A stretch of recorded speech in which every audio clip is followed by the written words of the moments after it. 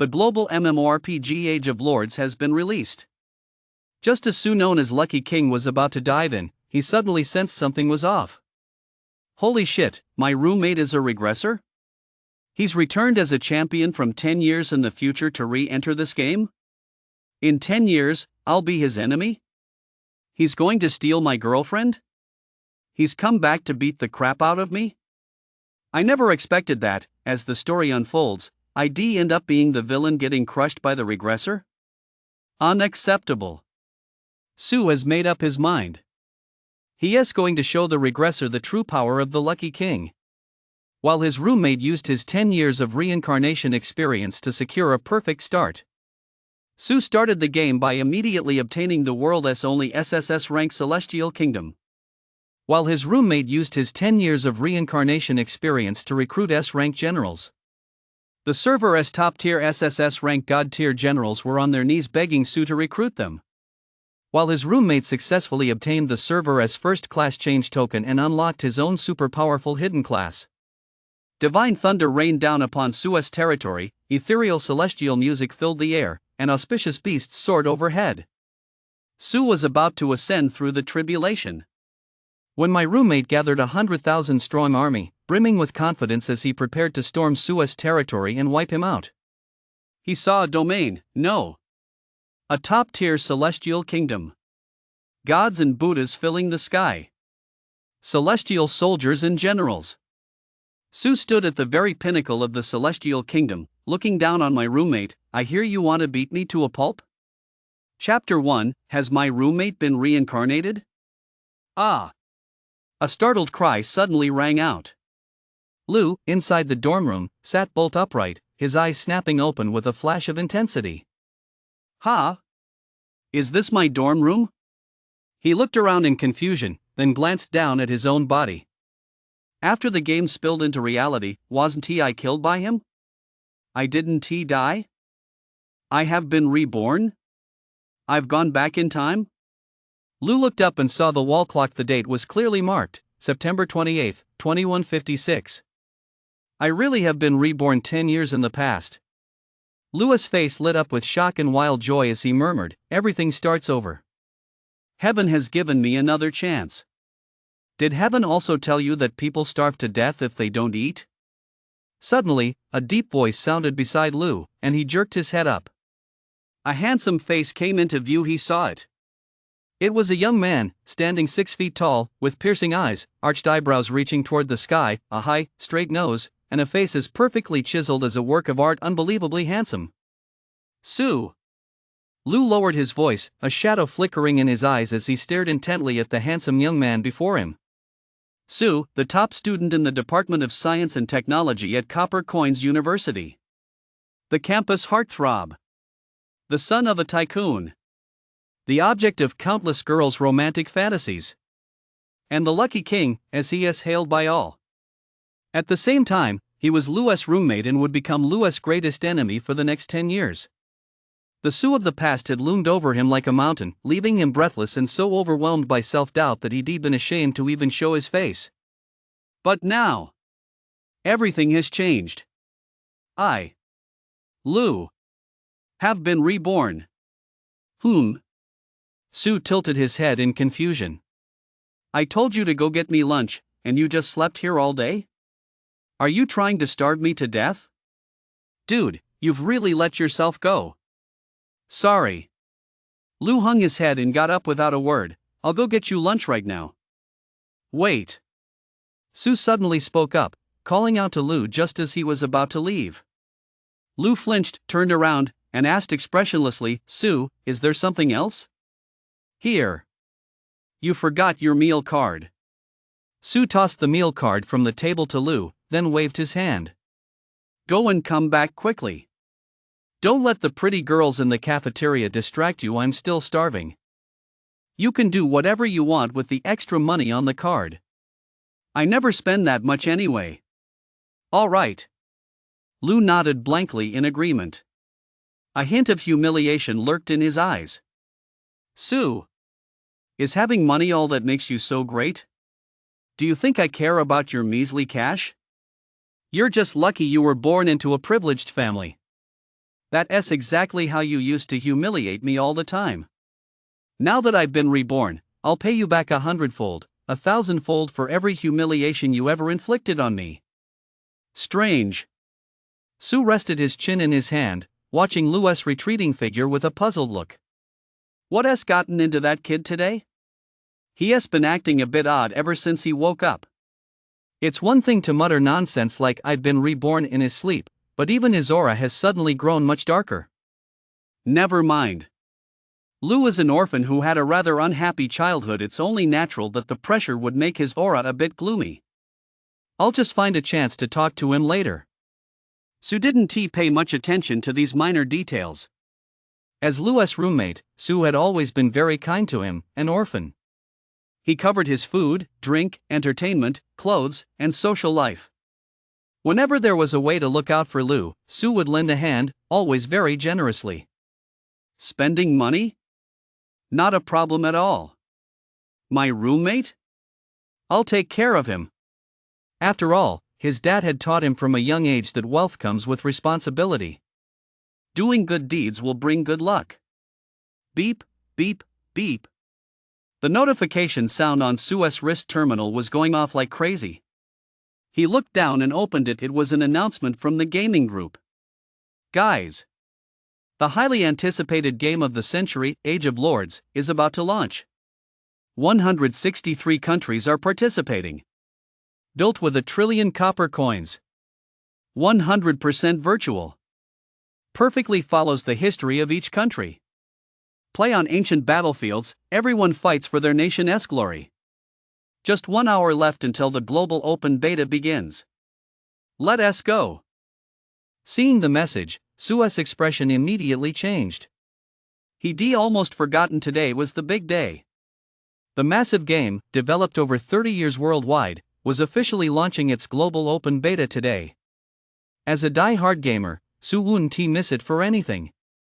Half an hour later, Lou returned to the dorm, carrying 2 bags of takeout.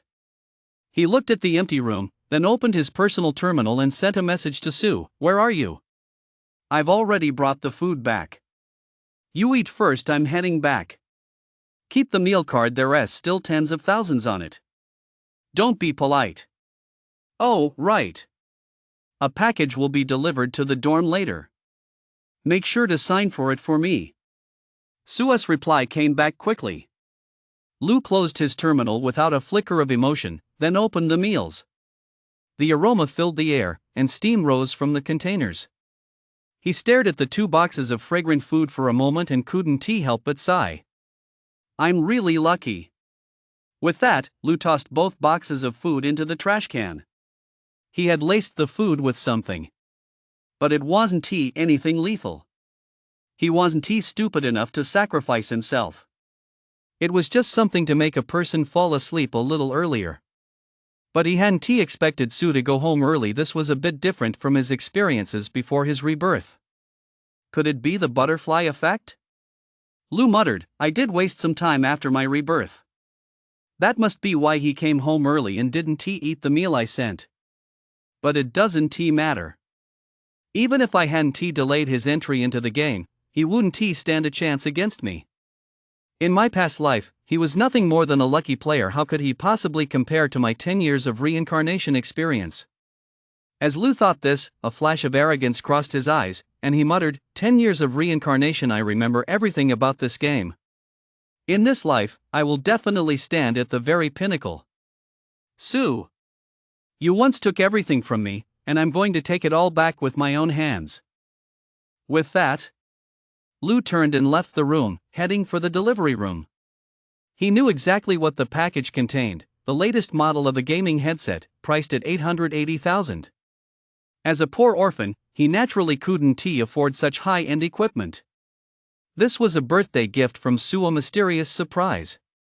Back then, when he received this birthday gift, he had indeed been overjoyed, feeling deeply grateful to Sue and willing to do anything for him. But now, thinking back on how he had once groveled before him, Lou couldn't help but feel a deep sense of disgust. Sue, I will never be fooled by your hypocrisy again. Your good luck won't stand a chance against my strength. In this life, I'll be the king. You'll be the outcast. Lou returned to his dorm, locked the doors and windows, and, his heart pounding, picked up the gaming helmet with a solemn expression. He had been reborn after 10 years. From this moment on, he would rise to power. Achoo! Back at home, Su couldn't stop sneezing. He rubbed his nose in puzzlement. Which little bastard is plotting against me behind my back? Don't they know I was born with the 5 blessings? The modern-day chosen one of destiny? This wasn't Su bragging, it was his father who had spent a fortune hiring a master of national fortune to personally read his fortune when he was a child. The old master had once said that Su possessed exceptionally strong fortune in his destiny, destined to enjoy the 5 blessings: fortune, rank, longevity, wealth, and joy. Destined to live a life free of worries and disasters, happy and healthy, with villains staying out of his way, and with incredible luck. In the Western world, this would be a super lucky guy who crawled up Lady Luck's skirt. Even God would be jealous. As an outstanding college student of the new era, Su naturally didn't believe in any of that. But he has indeed been in excellent health since childhood, never falling ill. He has never lacked money or women, and good luck follows him everywhere. He can even walk past a lottery store and casually win a second prize. Why not the first prize, you ask? Su wonders that himself. He once complained to his dad that the fortune teller was off the mark, making such exaggerated claims, when in reality his luck is only slightly better than that of the average person. But his old man said the master had also given a warning back then. The master said that in Su's life, when he wasn't facing calamities or trouble from schemers, he'd just have an ordinary life of wealth and comfort, nothing to write home about. But once he encountered a crisis, he'd hit rock bottom and bounce back. Su would trigger some truly astonishing luck. The 5 blessings in his destiny would then unleash their divine powers to help Su destroy the schemers. Su scoffed at this notion. With his philanthropic nature as a god of wealth, how could any fool be so blind as to cross him? He was of good character, generous, and loyal. A brother like Su was the kind of friend people begged for but could never get, so why would anyone act as a scheming villain behind his back? Young master, you're back. No sooner had Su entered his villa than he saw the young, beautiful maid kneeling in the living room, mopping the floor. She lifted her delicate head and looked at him with a radiant smile. Her beautiful eyes sparkled, her silky black hair cascaded down her shoulders, and her shapely legs were encased in white stockings, a blend of innocence and sensuality, charm and grace. Maid outfit? Su rolled his eyes. Trying something new again today? Yes, I am. The young maid stood up with a grin and wrapped her arms around Su. Let us go upstairs. I knew the game would launch today, so I knew you'd be coming home. I've got everything ready. This young girl's name was Wancho. She was a child bride adopted by the Su family. Wancho had received an excellent quality education from a young age. She was dignified and graceful, an amazing cook, exceptionally beautiful, had a fantastic figure, and was completely devoted to Su, adoring him with all her heart. There was just one downside. She was a die-hard anime fan who loved cosplaying as female anime characters. Especially after Su took up gaming, she would dress up every night in different ways as female NPCs from the games, going to great lengths to mimic their personalities and mannerisms. If you were to ask Su how he felt about this cosplay behavior? 2 words. Kidney pain. 3 words. My kidneys hurt so much. No matter how beautiful a woman was, Su had grown tired of them. No matter how extravagant the item, Su has already acquired it. Now, at such a young age, he has already lost his dreams and aspirations for life. Only by immersing himself in the game, in the thrill of the virtual world, can he experience a hint of the thrill of competition and cruelty. You did well, but I can't reward you tonight. Su tickled Wancho's delicate nose and said with a smile, today's a big day, the global open beta for the world's top-tier game. I can't miss it. I know. Wancho snuggled into Su's embrace and spoke softly, I'll be right there with you. Whatever you do, I'll do. Let us go. Let us get this show on the road. Su laughed heartily and, with his arm around the beauty, headed up to the 2nd floor of the villa. In the spacious esports gaming hall, the luxurious 2-person gaming pod was already open, and the nutrient solution had been infused. Next to the gaming pod was the lounge area, featuring a spacious, plush bed paired with a massive virtual projector. The cabinet beside it was filled with cigarettes, snacks, drinks, ashtrays, small umbrellas, plastic handcuffs, soft household ropes, dog leashes, gags. It looked like a bunch of weird stuff had snuck in there. Sue glanced down at the beauty in his arms. She stuck out her little tongue and gave a shy smile. That was close. Thank goodness today was the game's open beta, otherwise, it would have been another night of kidney pain. Time to log in and grind. Without a word, Sue slid right into the gaming pod. As the pod door slowly closed, Sue's heart raced with excitement. Age of Lords. Here I come. Age of Lords. Here I come. Back in the dorm, Lou took a deep breath and, filled with anticipation, slowly put on his helmet. His revenge begins now.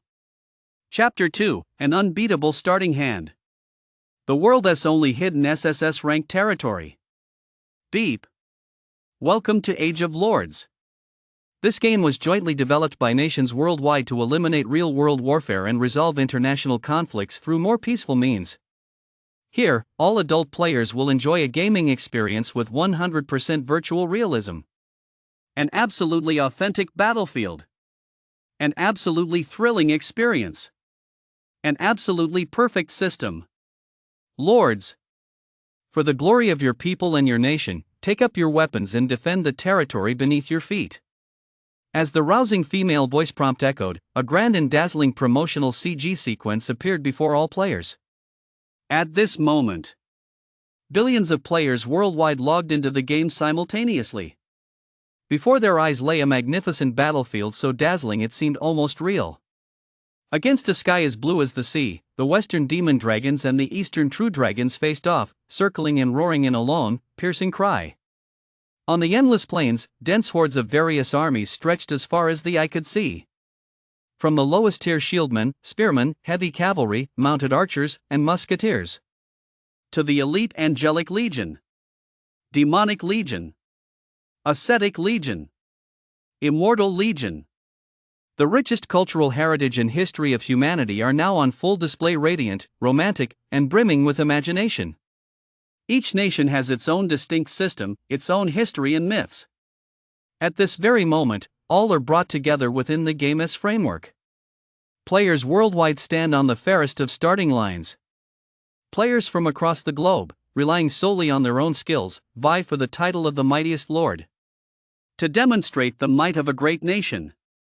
When the lengthy CG promotional animation concluded, most players worldwide remained immersed in the awe of what they had just witnessed, unable to pull themselves away for a long time.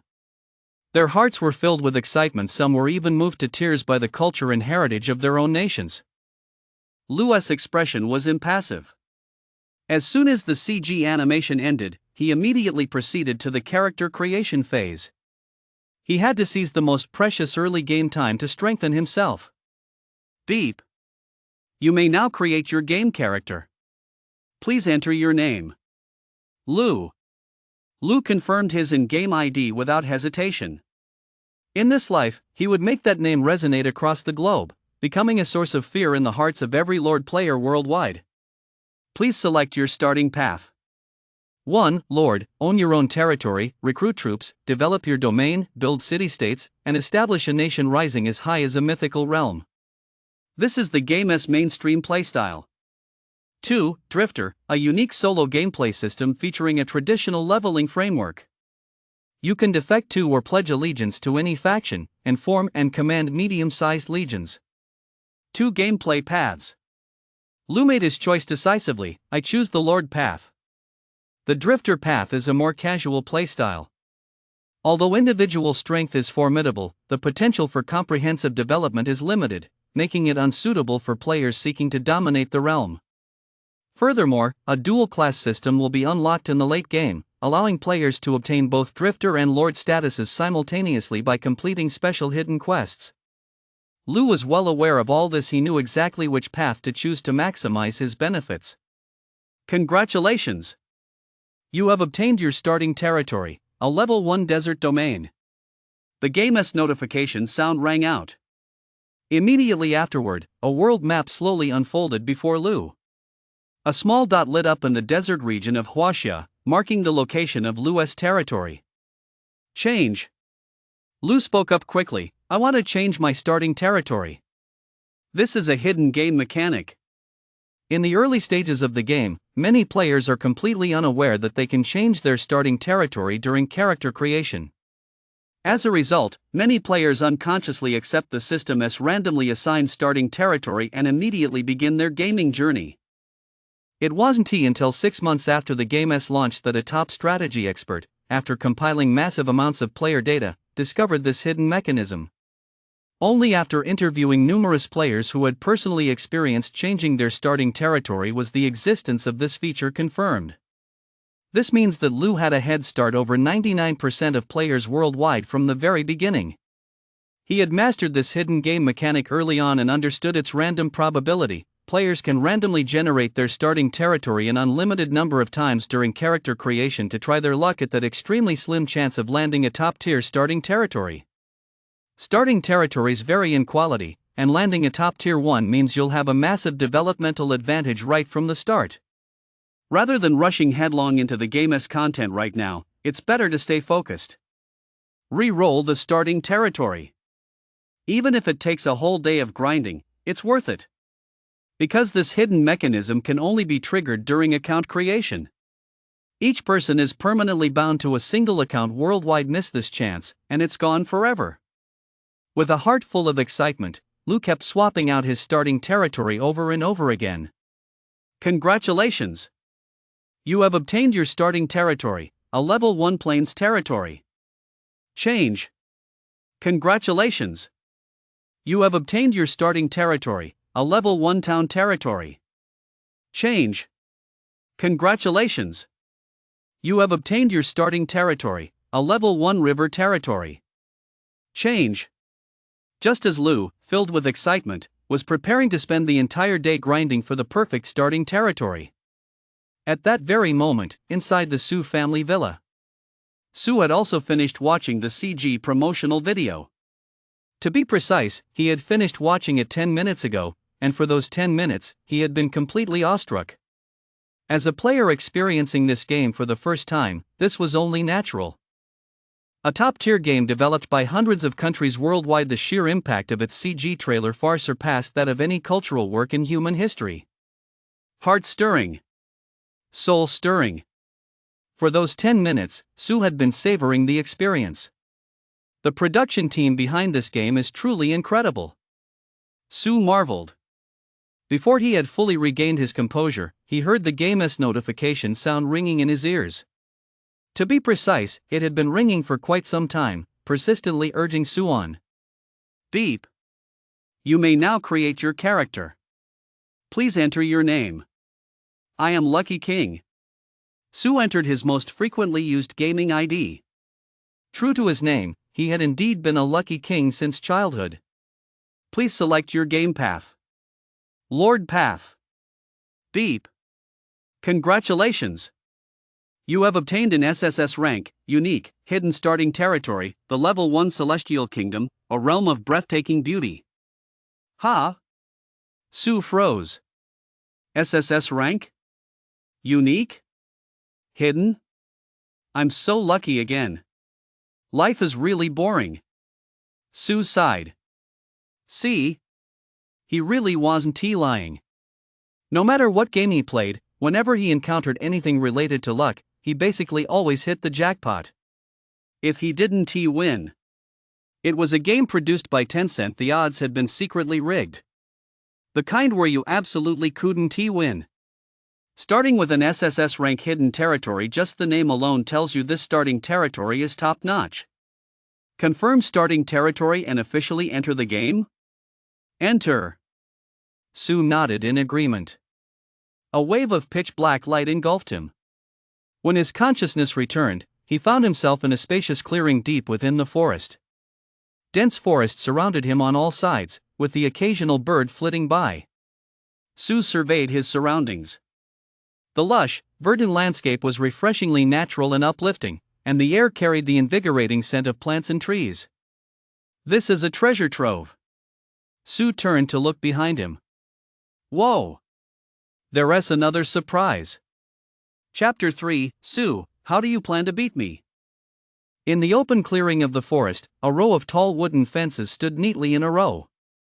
Inside the fence were 1 wooden lordess mansion, 10 wooden residential buildings, 10 wells, 1 blacksmith's shop, 1 basic barracks, 1 basic tavern, and 1 basic altar. Outside the fence, there are 20 acres of fertile farmland, 200 head of livestock, a small lumberyard, a small quarry, a medium-sized irrigation canal, a medium-sized training ground, and a command tent. These structures are arranged in a harmonious layout, occupying the spacious area within the forest and coming together to form a fledgling territory. Though small, it has everything it needs. You ask how Sue knows the names and quantities of these buildings?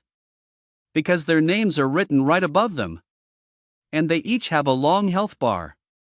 Without a doubt, this is Sue's SSS tier territory. It doesn't look like much, just a small village. Sue scanned the territory and let out a relieved sigh. It seems I'll still need to build and develop it step by step, starting from the very bottom. Thank goodness I'm not invincible right from the start. Otherwise, that would be so boring, no challenge at all. Sue was here to seek a challenge. He was tired of the smooth sailing, Lucky King lifestyle and wanted to experience a bit of hardship in the game. Judging by the current situation, everything seemed to be unfolding exactly as he anticipated. Besides the buildings, there were also some residents within the territory. It looked like there were over 100 of them. As Sue approached the territory's fence, the NPCs inside put down their work and rushed forward to greet him with warmth and respect. My lord, you've returned. We welcome your return, my lord. Led by an elderly NPC at the front, over 100 people knelt on the ground with the utmost reverence, bowing earnestly toward Sue with profound respect. As the NPCs chanted in unison, a territory information box popped up before Sue. Territory name: the Celestial Kingdom of Clouds and Mist's name can be changed for free. Territory owner: I am Lucky King. Territory level: level 1. Territory size: village. Territory potential: SSS-rank unique hidden territory. Territory area: 50 square kilometers. Territory population: 200 residents. Military: 1 medium-sized training ground, 1 command tent, 1 initial barracks. Agriculture: 20 mu of fertile farmland, 200 head of livestock. Industry: 1 small lumber mill, 1 small quarry, 1 medium-sized irrigation canal, 1 blacksmith shop. Infrastructure: 1 lordess manor, 10 wooden residential buildings, 10 wells. Special facilities: 1 initial tavern, 1 initial altar. Territory wealth: 1,000 copper coins, 3,000 silver, 50,000 copper. Territory prosperity: 100 points max. Territory morale: 100 points max. Territory security: 100 points max. Territory reputation: 0 points. Migrant inflow rate: 0 day. Population growth rate: 30 month. For additional territory information, click details to view. That's a lot of information. Sue paused, then examined the details with keen interest. There was a wealth of territory information beyond the basic overview. There were numerous details. For example, personal information for each resident, repair durability and output data for every building, and even the planting status of every acre of farmland. It was incredibly detailed, a godsend for players who enjoy development and management. Of course, players who aren't keen on development and construction can skip over these details or even hand over their territory to the system for automatic management. However, the system's auto-development mode certainly isn't as fun as building and developing things manually. Sue was the type of player with plenty of time on his hands. He loved studying these detailed in-game descriptions. And so, right after launching the game, most players are immersed in grinding levels, frantically completing quests, and hoarding resources to recruit troops. Sue, however, chose to take it easy, becoming completely engrossed in the game's intricate details and immersing himself in every aspect of his territory. Time slipped by unnoticed. 3 hours had already passed since the server launched. Sue was still in the Lordess mansion, engrossed in studying the basic information about his territory, completely absorbed, just like you guys when you stay up all night reading novels. And at that very moment, in the school dormitory, an excited shout rang out. I got it! I actually got it! Lou gazed at the in-game notification before him with overwhelming excitement. Beep! Congratulations! You have obtained an S-rank hidden starting territory, the level 1 historical Chao clan territory. The Chao clan territory. It's actually the Chao clan territory. A perfect start. This is absolutely a perfect start. Lou was trembling with excitement, his eyes wide with sheer elation. This was an S-rank hidden territory. And it was the Chao clan's territory from the Three Kingdoms era, a territory strong in both military and agriculture right from the start. He started with 30 initial population units, plus at least 3 territory buildings, and at least 10 copper coins in territory wealth. Not to mention enough basic resources to cover a month's worth of territory expenses. Keep in mind that the standard starting territory for an average player comes with only 10 initial population and a single, lowest tier lord's mansion. Other than that, there is nothing. Not even the most basic food supplies players have to manually assign peasant units to harvest them. In fact, many players complain that the game's starting conditions are too difficult. They feel the Lord's starting role isn't for them and end up abandoning their territory to become drifters instead. But for Lou, none of these difficulties are a problem. The starting conditions for the Chao clan's territory are simply perfect.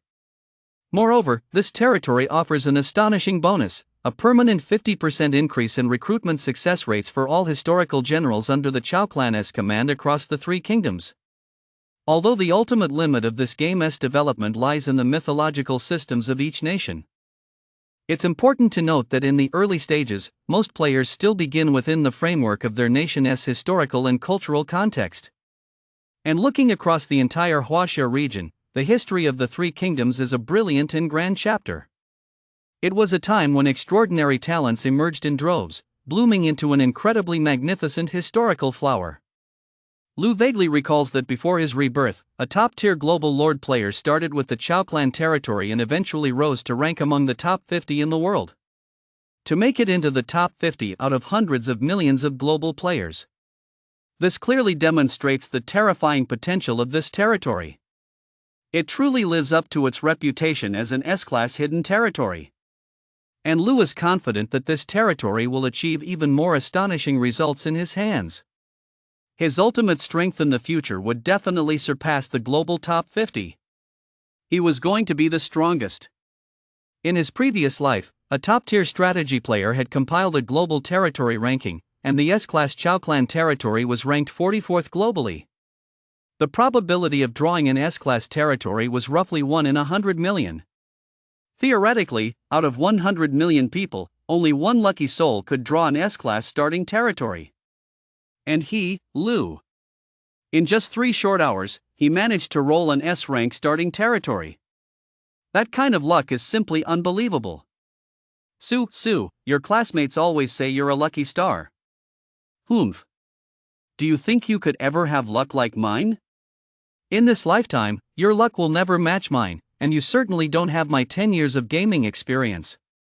Sue, how do you plan to beat me? Lou sneered inwardly, you're already doomed to lose. He remembered that in his previous life, Sue's starting territory was an A-rank fortress territory.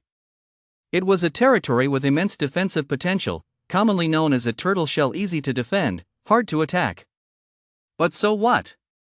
A mere Class A territory, no matter how formidable its defenses, could it really hold back the Chao clan's million-strong army? Could it withstand the Chao clan's countless top-tier strategists and generals? Could it resist the Chao clan's flawless development system? From that moment on, Lou suddenly felt the heavy burden in his heart vanish. That overwhelming sense of pressure from Sue seemed to have vanished. Sue's luck isn't all that great after all. Could Sue even draw an S-class starting territory? Enter the game. Lou quickly composed himself.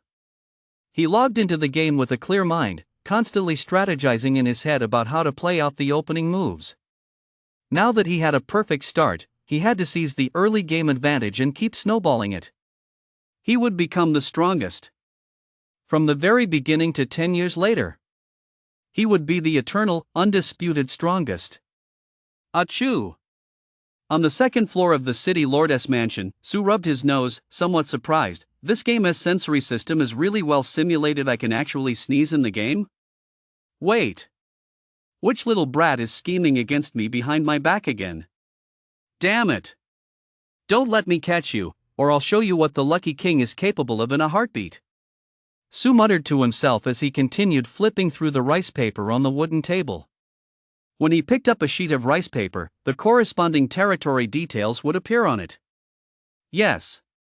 To maximize the realism of the player experience, this game specifically allows lords to manage every aspect of their territory by simulating how a real lord would handle governance. Of course. Players can also access in-game information to gain a clear understanding of everything within their territory, or directly consult customer service via voice chat to learn about the latest details and developments regarding their domain. But Su didn't want to do that. He is here to enjoy the game, not to grind levels like a madman or climb the leaderboards to become the strongest. Games are for entertainment, not for self-torture. Grinding just for the sake of grinding is just too boring. Are you saying Lucky King doesn't understand the hardships of the world? Fine, okay, just don't stab me with that black spear you're holding. Ha! Su picked up the rice paper in his hand. He was reviewing the demographic data of his subjects. But suddenly, he noticed something. This sheet of rice paper contained many unusual details. So this is another way to play the game? Su took a closer look, and some of the game content on the rice paper left him utterly stunned. Chapter 4, This game is way too realistic. Wang Damon, agricultural worker, 38 years old, single. Strong and healthy subject trait. He is in excellent physical condition, rarely gets sick, has twice the stamina of an average person, and gains a 1.5x bonus when performing physical tasks. Lu Tsuhua, agricultural worker, 29 years old, single. Flower of love, villager trait. She is quite attractive, easily pursued by single men, and has a 100% increased chance of conception, but she is extremely prone to cheating. Dongmen Shanpao, blacksmith, 40 years old, married. So what if I'm lazy, villager trait? He likes to slack off. Yes, that's right, it's that simple. His work efficiency is 80% of normal. This trait can be converted and altered. Shiman, village elder, 126 years old, widowed. The old immortal, villager trait. He is so old he is practically a monster. Every year, the villagers look forward to his funeral feast, but he just won't die. While this villager is alive, the territory's reputation increases by 10 points each month. What on earth is going on here? Su was stunned. He had already realized that every NPC in this game seemed to have its own unique quirks. Generals have skills, strategists have talents, and even ordinary peasant NPCs have their own villager traits. Each trait is unique to that NPC and can be seen as their most distinctive personality trait. Some traits are beneficial, bringing significant benefits to the domain's development. Others are detrimental, actually slowing down the domain's growth and affecting its social atmosphere. How to properly utilize and manage these subject traits is a major challenge for Lord players. Su can understand these game mechanics. But what he doesn't understand is what the heck traits like peach blossoms in full bloom. So what if I'm slacking off, and old fart are? So my good luck has run out, huh? These subject traits, are you all just giving me bad ones on purpose? You're telling me a lord can execute subjects whose traits they don't like? Are you kidding me? Never mind how precious population and resources are for a territory's development. Even if you did bring yourself to execute them, public sentiment and reputation would plummet. Public sentiment is essentially a territory's loyalty. A territory with too low public sentiment will suffer from rebellions, riots, and other severe negative states. One slip up, and the territory is gone, overthrown by a rebellion from your own people. Exactly. This game is all about being thrilling and realistic. So, unless it's absolutely unavoidable. Su doesn't want to be a tyrant who raises a blade against his own subjects. Bullying your own people isn't a sign of strength. Go take on outsiders if you've got the guts. You think Sue is afraid the subjects will rebel? Not a chance. The whole point is to be a benevolent ruler who loves his people like his own children. Besides, these subjects' traits aren't all that bad. You might call them negative traits, but if you think about it, they actually benefit the territory. Take Peach Blossoms, for example. Her conception rate is high. She can boost the natural birth rate in the domain. You say she is prone to cheating? What has that got to do with me, my lord?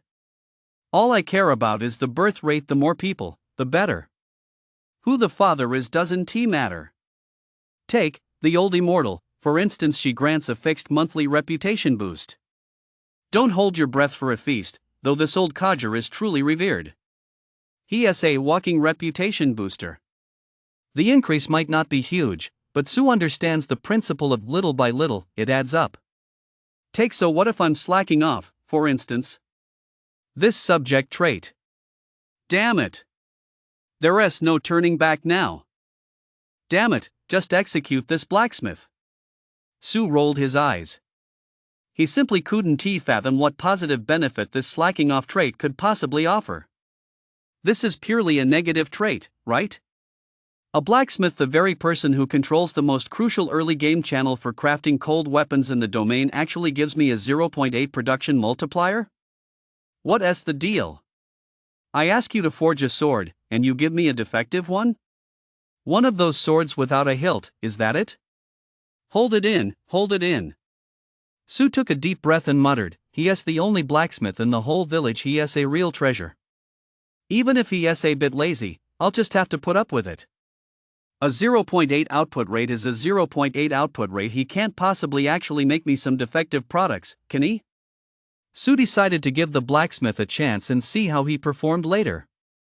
Next, Sue gave the situation within his domain another quick scan and checked some of his subjects' information.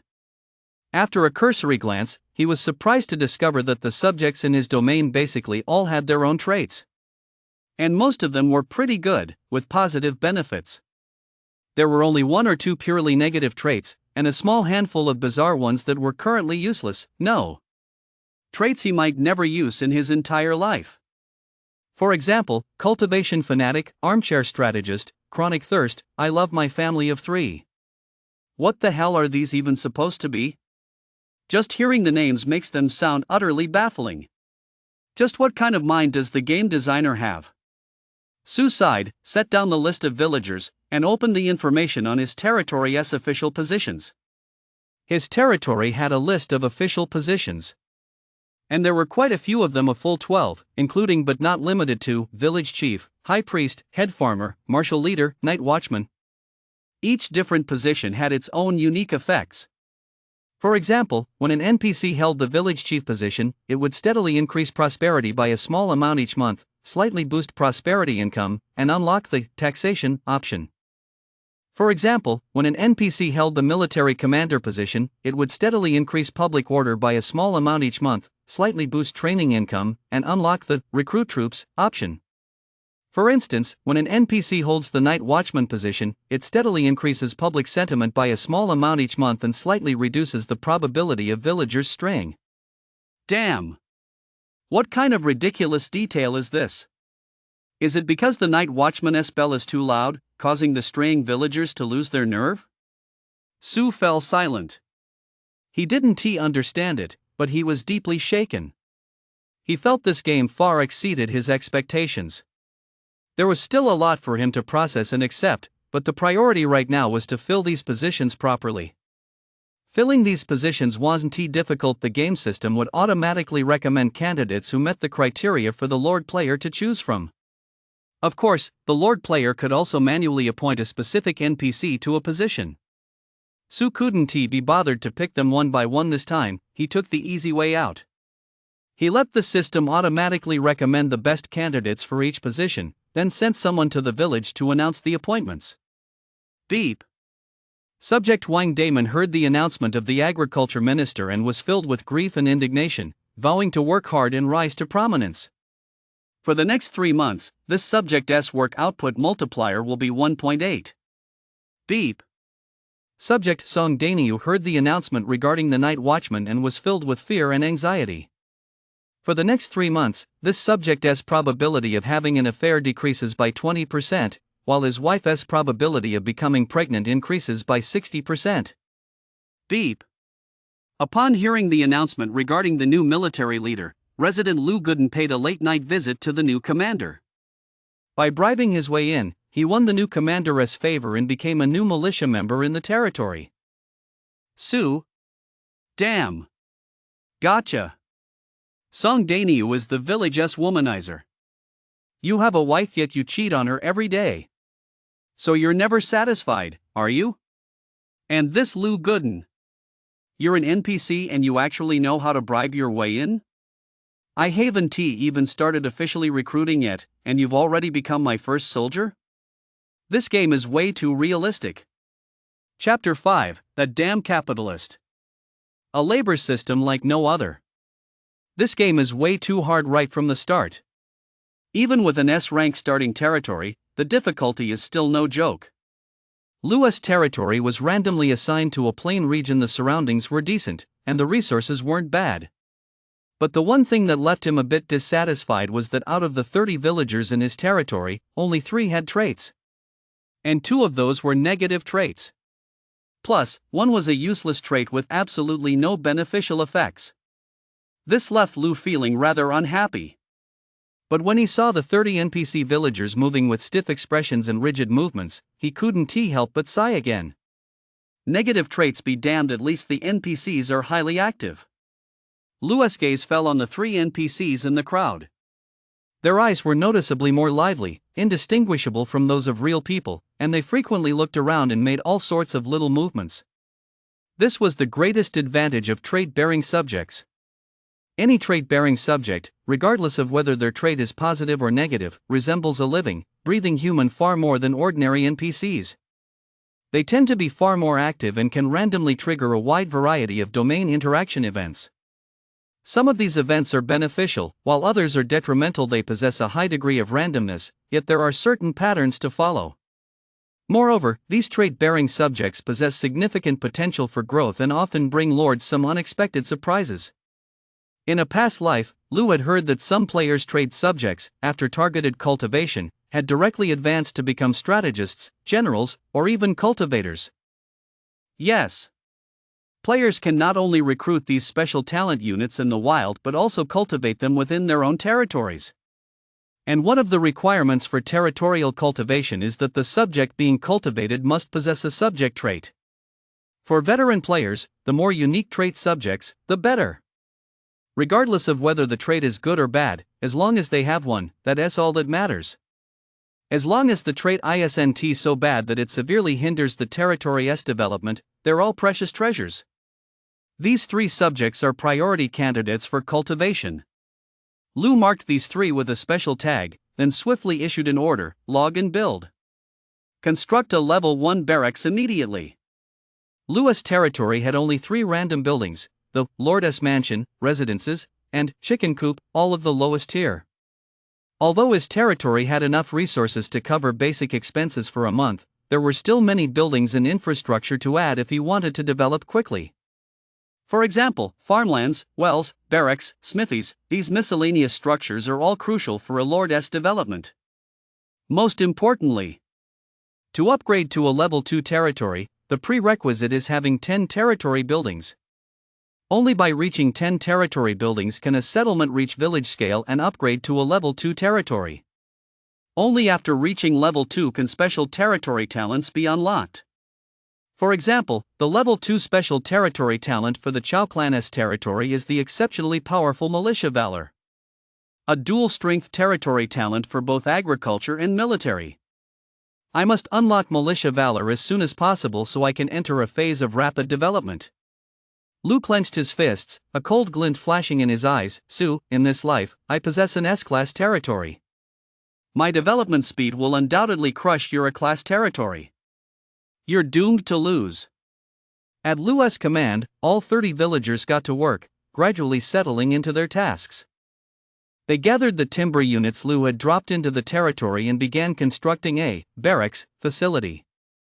The time that followed was spent waiting. Until the barracks were completed, Lu couldn't recruit troops or leave the territory. The area outside the territory was extremely dangerous, teeming with bandits and outlaws. If the Lord were to die outside, resources from within the territory would be randomly dropped. Resources are extremely precious in the early game. He absolutely cannot take unnecessary risks. A level 1 barracks, with 30 people working at full capacity, will take at least 3 hours to build. Just be patient. While supervising his subjects, Lu opened the world chat to check on other players' statuses. The moment he opened the world chat, a barrage of messages began popping up. I love a bundle of firewood, adding friends in a round. I'm streaming on Wolf as Fawn, look for me. Closed beta streamer personally leading the charge in this globally hyped new game. Totally legit. My name is Kunba, you're legit, my ass. This game never even had a closed beta launch as the global open beta. UF. Little s. FING streamer. Beep. World system notice, player, my name is Kunba, has been punished by the Heavenly Order for violating game rules and has been silenced for 24 hours. I love Shikisui, 6. Pluck your heart out, 6. No way in, guys. How do you start this game? I don't have any buildings, just 10 starting farmers. Am I supposed to start from scratch? Roy Little Cucumber, didn't you read the game promo or the official guide? This game is all about luck.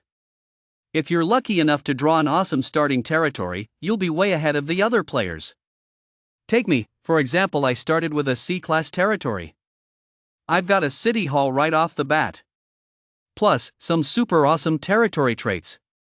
Lost in the depths of the flower path, what is so great about a C-class territory? Look at me, I've got an A-class fortress territory.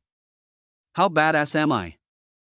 Dayaminjiwan, thanks, but I'm not looking. Strawberry flavored DDT, if you're starting from scratch, I suggest playing it safe by heading to the main city to complete quests. Save up some resources to build infrastructure first, otherwise, many territory features won't unlock properly. Damp winding path, this game is really hard, but pro players fear nothing, right? Let us fully implement the Grind King policy. Deeply develop surrounding resources. Diligently maintain public order and prosperity. Lead the people toward a new era for the territory. The global chat channel was filled with players' complaints about the game. Lu glanced at it indifferently, he wasn't surprised. In his previous life, players had also struggled to adapt to the difficulty during the game's early stages. But the developers never made any adjustments. After all, the very purpose of this game was far more than just being a game. The players' complaints were limited to the early stages. Once the game got on track, everyone would become obsessed with it. Lu saw plenty of show-offs in the global chat channel, most of them flaunting their hidden starting territories and racking up a following of admirers. In response, many players openly expressed their envy and jealousy, while also constantly complaining about the game's absurdly random luck mechanics. But Lu wasn't the least bit flustered, nor did he envy these players' luck. Only Lu knew that so-called Lucky King players could only maintain an early lead in this game. Without proper territory management and a mature, well-developed operational strategy, that fleeting early advantage will inevitably be overtaken. Unless, of course, a player can remain a Lucky King indefinitely and rely solely on luck to reach the top tier of the game. But does such a person even exist? Absolutely not. Lu took another close look at the world chat, mainly to check if anything unexpected had occurred since his respawn. The results were clear, everything in the game was unfolding exactly as he had anticipated. There were no newly emerged, unfamiliar powerhouses, nor any completely new special territories he hadn't seen before. Everything was proceeding according to plan. Only then did Lu close the world chat with a sense of relief and begin to focus on managing his own territory. Now, it's time to set the work schedules for my subjects. Lu mused. Before he could assign territorial positions, many of the territory's detailed tasks required him to personally coordinate the players. This was one of the reasons why players' initial exploration progress was slow, and why Lord players generally lagged behind Drifter players in development. For a Lord player to venture out to explore, the prerequisite was ensuring that their home base was well taken care of. After all, no one wants to return home from a farming expedition only to find their home in complete disarray. To ensure a stable rear base, many detailed tasks must be handled properly, and the most critical of these is adjusting the work schedules for the subjects. The NPCs in the game are just like real humans. They have basic needs for food, drink, rest, and recreation. For now, let us set it to an 8-hour workday. Lu set the territory's work hours, from 8 a.m. to 12 p.m., and from 2 p.m. to 6 p.m. 8 hours of work per day, with the rest of the time as free time for the subjects. But how could 8 hours a day possibly be enough for the territory's development? What if another player lord set their work hours to 10 hours? Wouldn't that mean his territory would fall far behind in development? Yes, such situations do exist. In my previous life, many Lord players opted for high-pressure work schedules, but the outcomes were often disastrous. A high-pressure work system leads to discontent among the subjects, a decline in public morale, and chaotic public order, eventually escalating into serious incidents like rebellions and mass desertions. According to research by top strategy experts from the previous game cycle, an 8-hour workday is the absolute limit that subjects can tolerate in this game. If you want to exceed the 8-hour limit, you must possess additional in-game benefits to make it work. For example, subject traits, territory talents, the management skills of NPC subjects like village officials, stress-relieving recreational facilities and a relaxing atmosphere within the territory, or the Lord's own prestige and skill talents, and so on. But in the early stages of the game, no player possesses these conditions. Everyone starts with nothing. So Lu doesn't plan to take any risks. He'll stick to the 8-hour workday system. He can't afford the consequences of his subjects betraying him or fleeing. It would severely undermine his early game foundation and could even lead to a total collapse. What? An 8-hour workday? Su's eyes widened as he stared in disbelief at the villager NPC before him. Shiman, that 126-year-old old fossil. Put. I mean, the venerable village elder. He is the special NPC who brings Su's territory a steady reputation bonus every month. In the system's position recommendations, this old man was the best fit for the role of village chief. So, to save himself the trouble, Su simply approved the system's recommendation and promoted the guy to village chief. And what happened? True to the saying, a new broom sweeps clean, the old man's first move was to submit a village management plan demanding sweeping reforms to the working hours of all villagers in the territory. He upgraded the default 6-hour workday to a 16-hour workday. What does this mean? So this old man's true nature isn't a old fart, but an evil capitalist? Or perhaps, an old fart capitalist? Is this it for Chapter 6? Is this it? Are we already starting with double rewards for everyone? Old fart, ugh, capitalist, ugh. Old man of Shiman village. Su sucked in a sharp breath and asked in a low voice, why did you set such an oppressive work schedule? Do you think everyone loves me too much? So you want me to lose all their support? To make them raise the banner of rebellion right here? 8 hours, that's 16 hours. A 16-hour workday? That's ridiculous. Even modern office drones couldn't handle such an intense workload. How could NPCs in an ancient-themed game possibly manage it? You might say they're just a bunch of data points, immune to hardship and fatigue? But Su was afraid they'd suffer from it. Game data is rigid.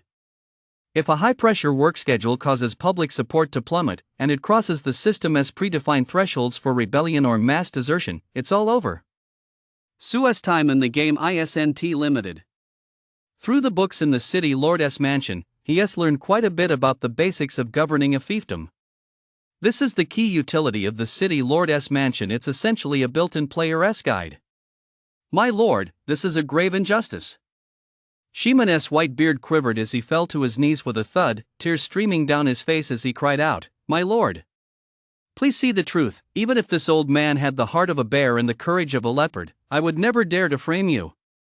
How could I possibly lead everyone in a rebellion? Then why did you set up a 16-hour work system?" Su glared at him and snapped, "You must give me a reasonable explanation. Otherwise, you're out as village chief." You old fool, how dare you cause trouble in my domain? My lord, please allow this old man to explain in detail. Shiman wiped away his tears and spoke with a look of grievance. My lord, you are unaware that our domain has already flourished. Established directly by the central kingdom, it possesses abundant fertile fields and thriving industries. Yet with such resources, there are only 200 people in the territory, not enough to fully cultivate the fertile fields or manage the enterprises. If we do not make proper use of manpower, would we not be squandering the grace bestowed by the motherland, and disregarding your interests as well? The people all possess a willingness to die for our Lord. Why does our Lord not grant this? It is the best of all possible solutions. Su understood. The territory's population was too small to manage all the current enterprises within it. To fully exploit the potential of these enterprises and generate profits that met the standards, it would be necessary to exploit the people and increase their working hours. But, wouldn't this inevitably lead to peasant rebellions or mass flight? This old fossil, could it be that his loyalty to me is actually quite low? Is he deliberately trying to sabotage me? Su frowned, secretly opening the subject interface to pull up Shiman's information for review. NPC name, Shiman. NPC age, 126 years old. NPC status, village elder, village chief position, sole heir of the Shiman family. NPC loyalty, 100 points, die-hard loyalist. NPC loyalty target, player, I am Lucky King. NPC marital status, widowed. NPC trait, old fossil. NPC skill, glorious tradition of unity. Su raised an eyebrow. How did the village chief suddenly gain a skill? I clearly remember that his previous stats didn't list any skills. Glorious tradition of unity, passive skill, temporary. This temporary skill appears because the skill holder's personal circumstances align perfectly with the position he holds. Skill description: the people of the Huaxia Nation are hardworking and resilient, possessing a remarkable endurance and extraordinary creative spirit that sets them apart from other ethnic groups. Skill effect: the subjects within the skill holder's territory will not lose morale due to labor. The original 8-hour labor limit will be adjusted to a 16-hour limit. Damn! That explains it. Who would thought this village elder was a natural fit for the village chief role and even unlocked a temporary skill because of it. As long as he remains village chief, this skill will remain active, doubling the maximum daily labor limit.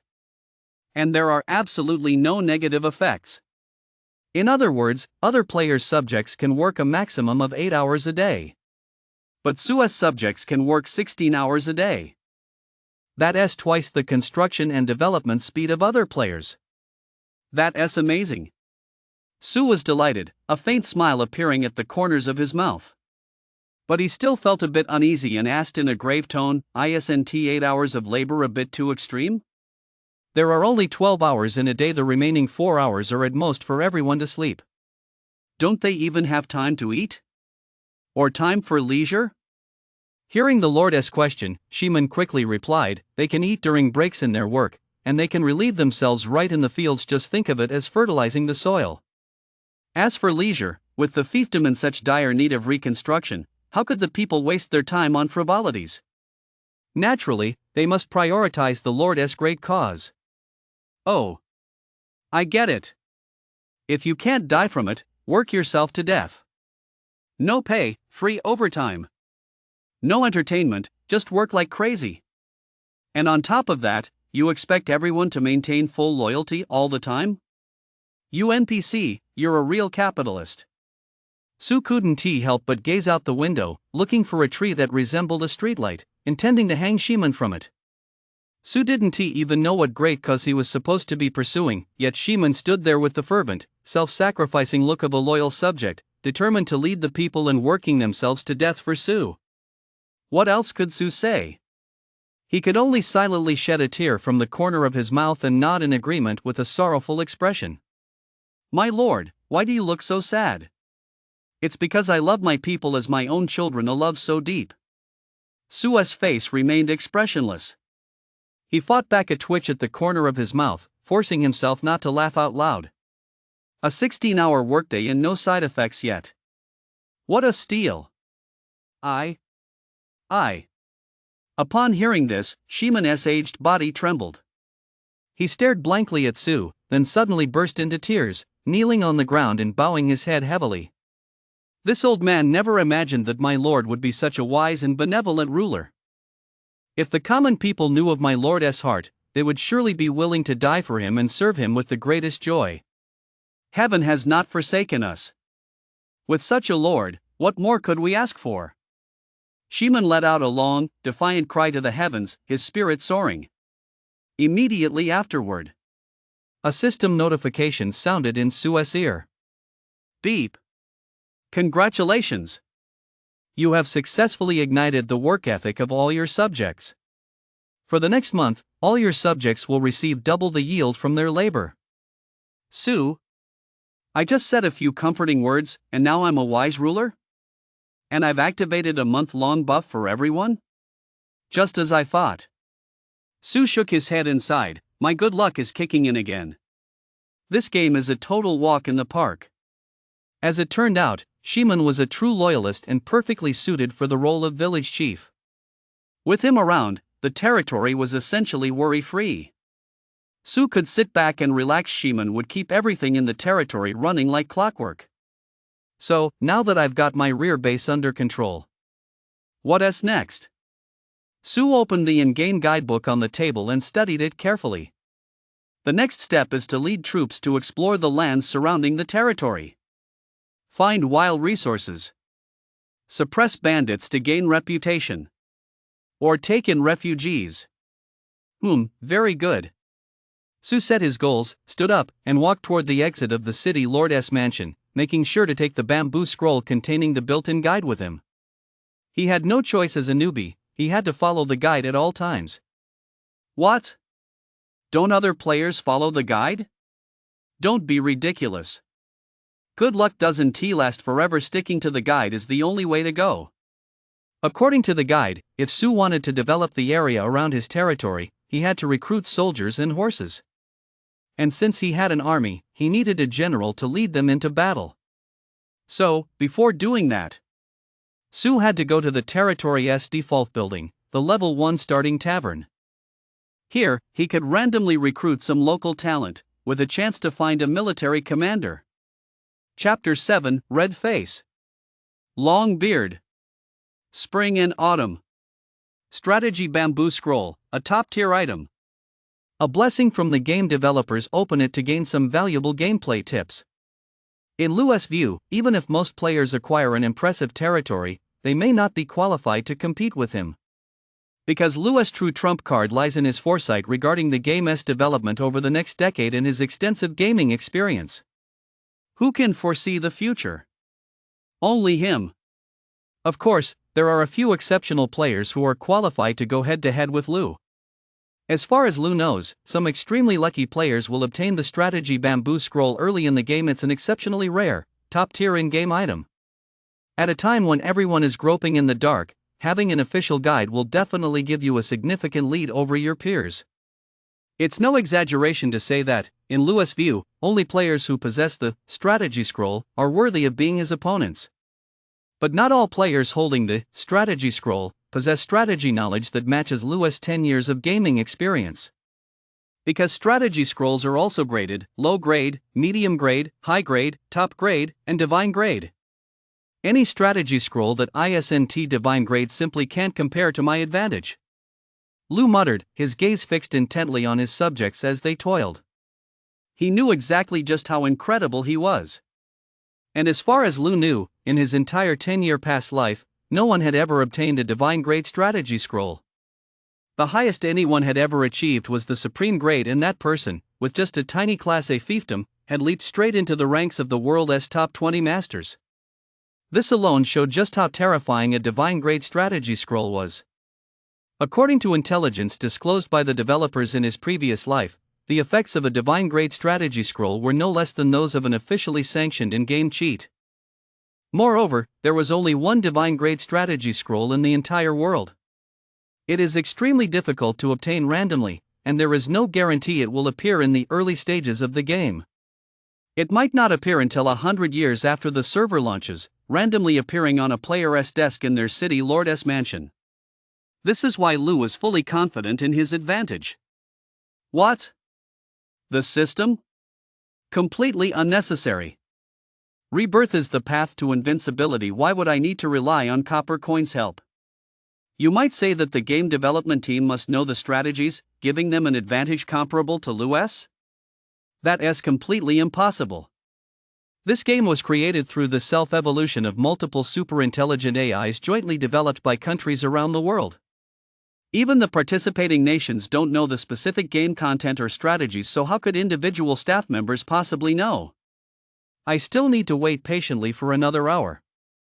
Lu scanned his surroundings, narrowing his eyes slightly. In an hour, I'll have my barracks built and be ready to recruit troops. You ask why he doesn't recruit a general? Are you kidding me? Time and resources are incredibly precious at the start of the game. He doesn't have the spare time or resources to build a tavern. Besides, recruiting a general is purely a matter of luck. Players with bad luck might not encounter a single commander-level talent at their territory's tavern for months on end. Even if they did, each commander has different recruitment requirements. Some require completing difficult quests, some demand vast amounts of resources, and some need equipment. With each commander having different preferences, it's impossible for most players to recruit such high-level talent in the early game. Absolutely impossible. So, Lu decided to recruit his own troops and lead them himself to explore and gather resources around his territory. Although Lord's own stats were a bit lacking, he wasn't as powerful as a professional general leading the charge. He knew a lot. He had plenty of gaming experience. With my past combat experience, perhaps I can make up for some of the gap in my in-game stats. Lu pondered. With my current stats and my past experience, I should be roughly equivalent to a guard-level general, right? Looking at all the players on the server, who could possibly obtain a guard-level general on the very first day? It's simply impossible. My advantage is immense. In the Huaxia region, general talent is clearly divided into tiers. Common general, guard general, good general, valiant general, fierce general, famous general, divine general. Corresponding to the NPC general classifications in other regions and countries, these are D, C, B, A, S, SS, SSS. Divine General is the top-tier SSS class existence. One of a kind. Only one player in the entire world can obtain a same-named Divine General. In Lu's previous life, 10 years after the game launched, even the most powerful player in the world had only an S-rank famous general under their command. No one had ever heard of anyone obtaining a Divine General. Although this game, under the evolution of Super Brain AI, relies heavily on luck, the probability of obtaining a Divine General is incredibly low. With hundreds of millions of players worldwide, not a single one has obtained a Divine General or a Divine Grade strategy scroll, proof enough that some of the game's most elite resources are simply beyond the reach of human luck. In this life, I will definitely recruit a Divine General. Lu narrowed his eyes. He was determined to recruit a Divine General. He had that confidence because, even before his rebirth, he had already obtained a clue leading to a Divine General. Is this the Domain Tavern? Su stepped inside the Domain Tavern and looked around with keen interest. From the outside, it appeared to be nothing more than a dilapidated inn, quite typical of Eastern-style taverns' inns. But once inside, one could see its true charm. Though the inn was dingy, dilapidated, and low-ceilinged, it had everything one could need. There was the innkeeper NPC, the bustling waitstaff, and scattered guests sitting at various tables, eating and drinking. The constant calls and shouts made the place very lively. The hubbub of voices didn't match the desolate appearance from the outside. The inn is divided into 2 floors. Su cannot see the guests in the upstairs private rooms, but he can see those in the main hall on the first floor. Their attire varies widely. Some are dressed as warriors, others in scholars' blue robes, and still others in luxurious garments. Their gestures, lively eyes, and distinct speech patterns make them indistinguishable from real people, which is quite fascinating. Su sat to the side, carefully observing the every move of these NPCs, not making a move lightly. According to the records on the strategy scroll, when a Lord player recruits in the tavern, only the first recruitment of the day has the highest success rate. Starting from the second recruitment, the success probability has excellent therapeutic effects, specifically for treating low blood pressure. The extremely low success rate can cause instant hypertension. It's a real rush. Although the success rate for the first recruitment is high, it's not a guaranteed 100%. If you pick the wrong person recruiting a useless general or failing altogether, you'll have to wait until tomorrow to try again. What? You say you're the chosen one? The lucky king? Then go ahead and recruit to your heart's content. Even the highest failure rate 1t be a problem for you. Su considers himself a lucky king, but he doesn't blindly trust his luck after all. It's best to keep both feet on the ground. The guide clearly states, once a recruitment fails, the resources invested are not refunded. This means that if you go all in on the gacha pool, not only will you not get an SSR, but you 1t even get an R. How would that make you feel? My low blood pressure has been cured. Su doesn't want to cure his low blood pressure, so he plans to follow the tips in the guide and carefully observe the traveler NPCs in these taverns. Loud laughter and banter doesn't necessarily mean a hero, it could just be a brute. One who sits with eyes closed may not be a strategist, but simply taking a nap. One armed with a sharp weapon may not be a general, but a criminal. Su scanned the surrounding NPCs while cross-referencing the guide. The art of judging character in the guide is a bit complicated. It seems recruiting commanders is a skill in itself. Before long, Su's gaze settled on one of the NPCs. It was a burly man over 9 feet tall, more than 2 meters. With a composed expression, he was stroking his long beard while sipping tea, occasionally lowering his eyes to glance at a scroll in his hand. Why does he look familiar? Su took a closer look. His face was as red as a ripe jujube, his beard as glossy as polished lacquer, with slanted eyes and arched eyebrows. The scroll he held bore 2 large characters, the spring in autumn annals. Whoa! Su immediately slapped his thigh, overjoyed. Lord Guan. He didn't need to consult the guide anymore. No need to study the art of reading people. This man was none other than Lord Guan. His appearance was unmistakable.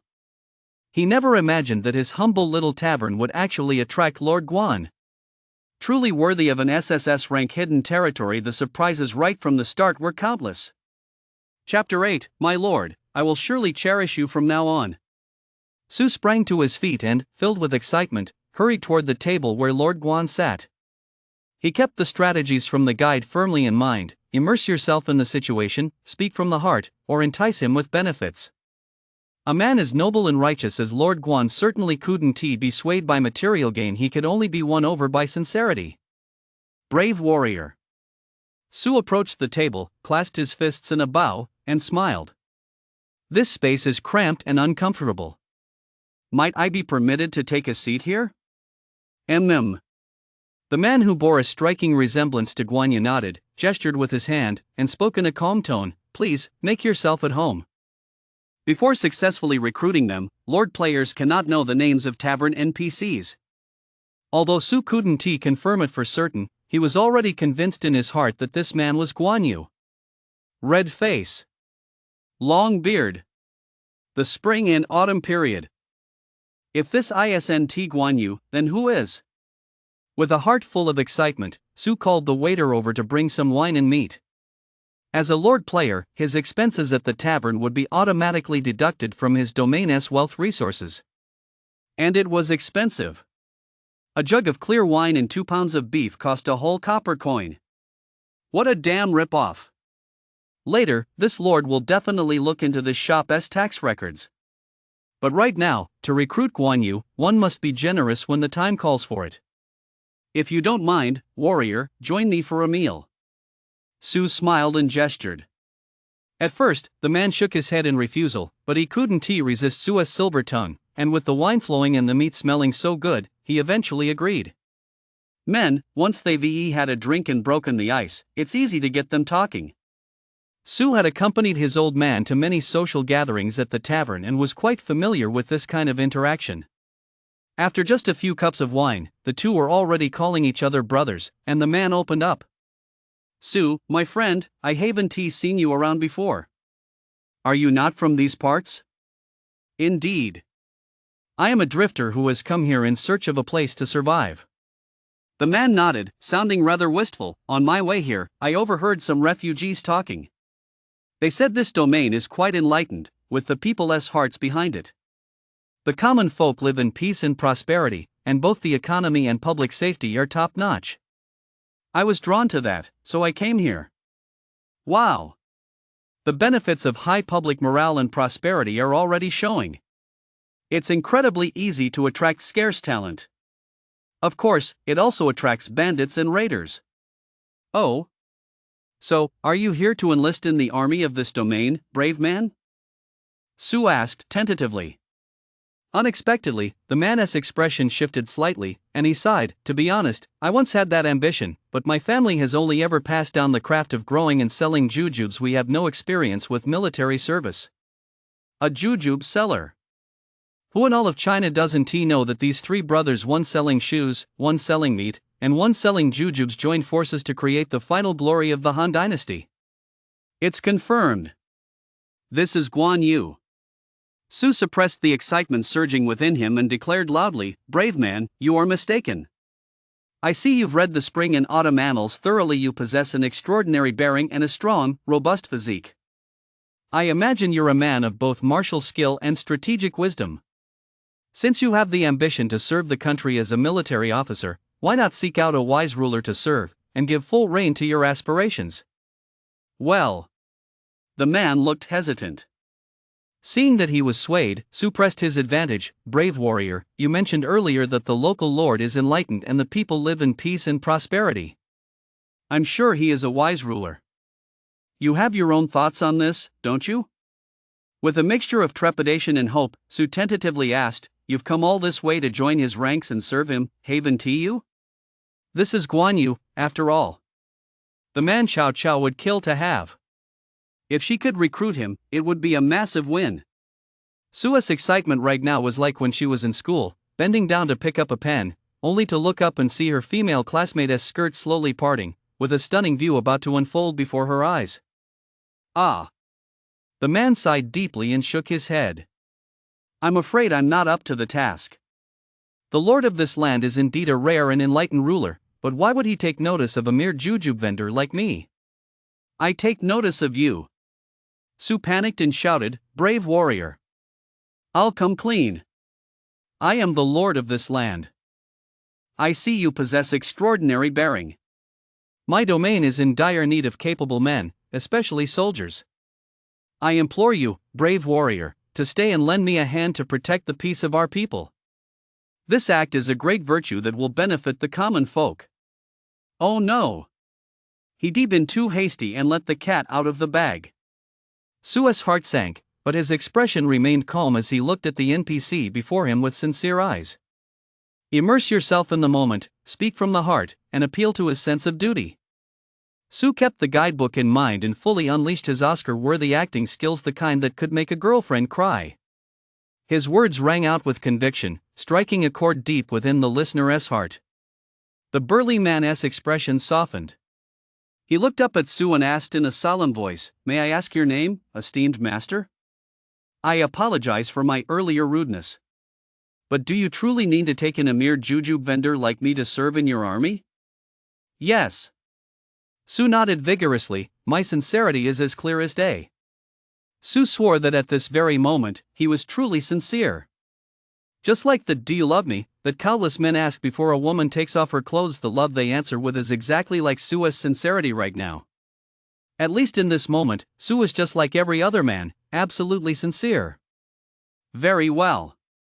The man spoke, his voice moved. "Since Lord shows me such great favor, I cannot continue to act like a timid maiden. I merely wish to serve under you, utilizing my skills, in exchange for a modest stipend. I ask for 1 copper coin per month, enough for food and drink, and 100 books to read. What do you think? Here it comes. The recruitment offer is here. My female classmate's skirt is about to be lifted. You have triggered the general recruitment interaction. Do you wish to recruit this mysterious general under the conditions of 1 copper coin per month and 100 books per month?" The system prompt has appeared. "Yes." With overwhelming excitement, Su nodded vigorously, "I agree. I completely agree. 1 copper coin a month, some books to read, and room and board included. Is that too much to ask? Not at all. Compared to Guan Yu's own worth, this recruitment stipend is practically a steal. Su was overjoyed, absolutely thrilled, so happy he felt like he could fly. Agreed. The man's face lit up with relief. He sprang to his feet, walked over to Su, knelt on both knees, and bowed his head, speaking in a solemn voice. I, Guan Mao. From this day forward, I pledge my service to my wise lord, and will never abandon you, come what may. Ha ha ha, good. Good. Good. Su burst into loud, excited laughter. So he really is Guan. Guan Mao? Ha? Mao. Why is it Mao? Su's eyes widened. Realizing what had happened, he stared at the Guan Mao before him in disbelief and asked in a trembling voice, You're not Guan Yu? Guan Yu? Guan Mao paused for a moment, then replied with a smile, My lord, that is my elder brother. I never expected you to have heard of him. My elder brother? You're Guan Yu's younger brother, Guan Mao? Guan Yu, Guan Mao, the Feather Brothers? Damn it! Su's face turned pale. As the lucky king, could there really be a day when I miscalculate? I failed to recruit the real Guan Yu, and instead recruited his younger brother. Oh my god! Why does Guan Yu's brother look exactly like Guan Yu? Su felt as if he were crouched under the desk, only to see his female classmate's legs part and then snap shut again. I didn't see a thing. Damn it, this sucks. The first recruitment was a success, and the very first attempt, which has the highest success rate, was actually spent on Guan Mao. Just as a look of despair began to creep onto Su's face, he suddenly heard the long-awaited system notification. Beep. Congratulations, player. You have successfully recruited the S-rank warrior, Guan Mao. Ha? An S-rank warrior? Su's eyes widened, and the sadness on his face vanished instantly, replaced by shock and joy. I knew it. Like brother, like sister. If the older brother is this amazing, how could the younger brother be any less? They've both studied the spring and autumn annals, they must be on the same level. However, Lucky King's surprises kept coming one after another. Just then, Guan Mao suddenly spoke up, My lord, are you perhaps looking to recruit my elder brother? If you're willing to have me, I could certainly lend you a hand. Ha? He can help me recruit Guan Yu. Su was even more delighted. Guan Mao, oh Guan Mao, you really are a good guy. My lord, I will definitely treat you well from now on.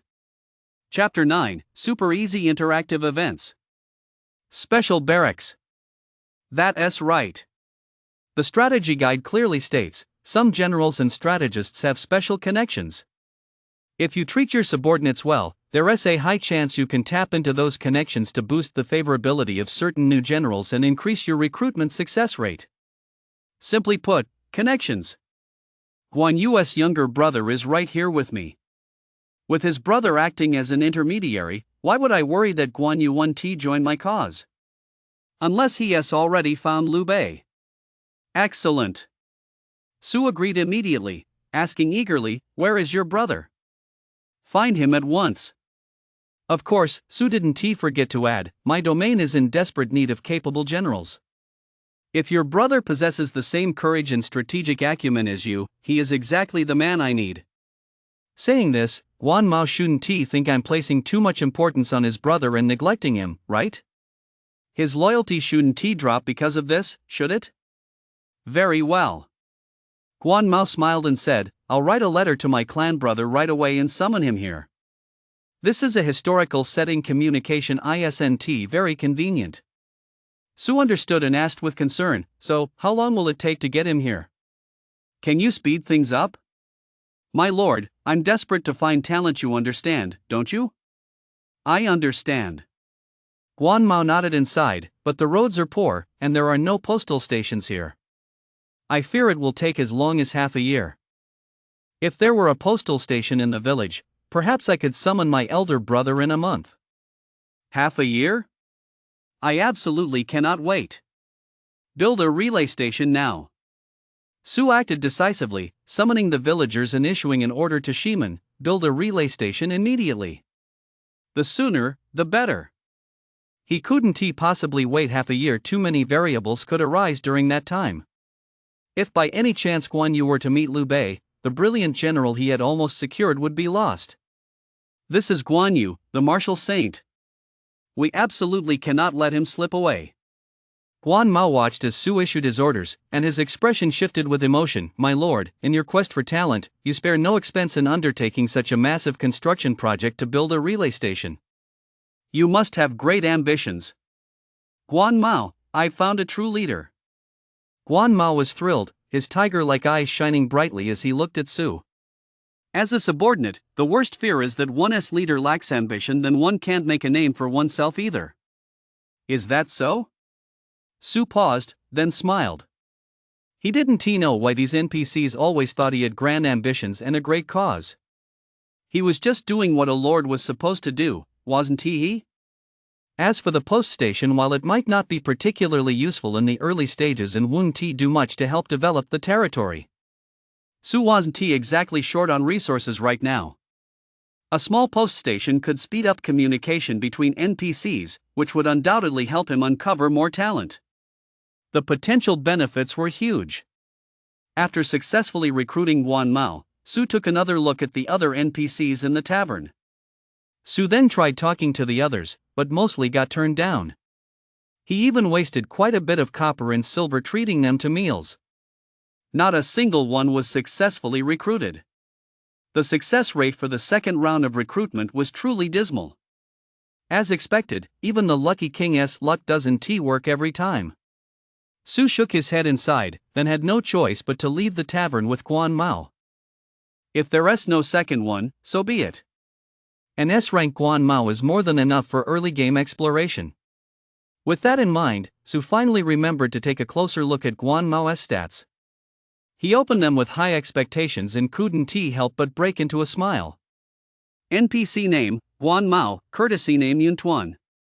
NPC age, 30. NPC status, Jujube merchant, military commander. NPC loyalty, 80 points loyal vassal. NPC allegiance, player, I am Lucky King. NPC marital status, unmarried. NPC level, level 1.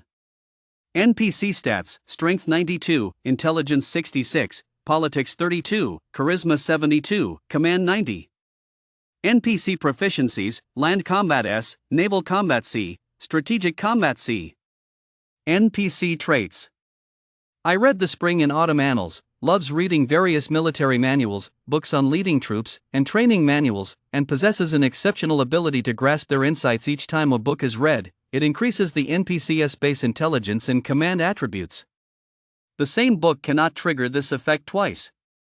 Inspire morale each time a victory is achieved. The NPC gains an additional 20% bonus to personal experience, and soldiers under their command gain an additional 10% bonus to experience. Additionally, the morale of soldiers under their command increases by 1. Bandit crush the NPC and soldiers under their command deal an additional 20% damage to bandit-type enemies when fighting bandit-type enemies. Overall combat power is increased by 10%. Morale increases by 1. NPC skills.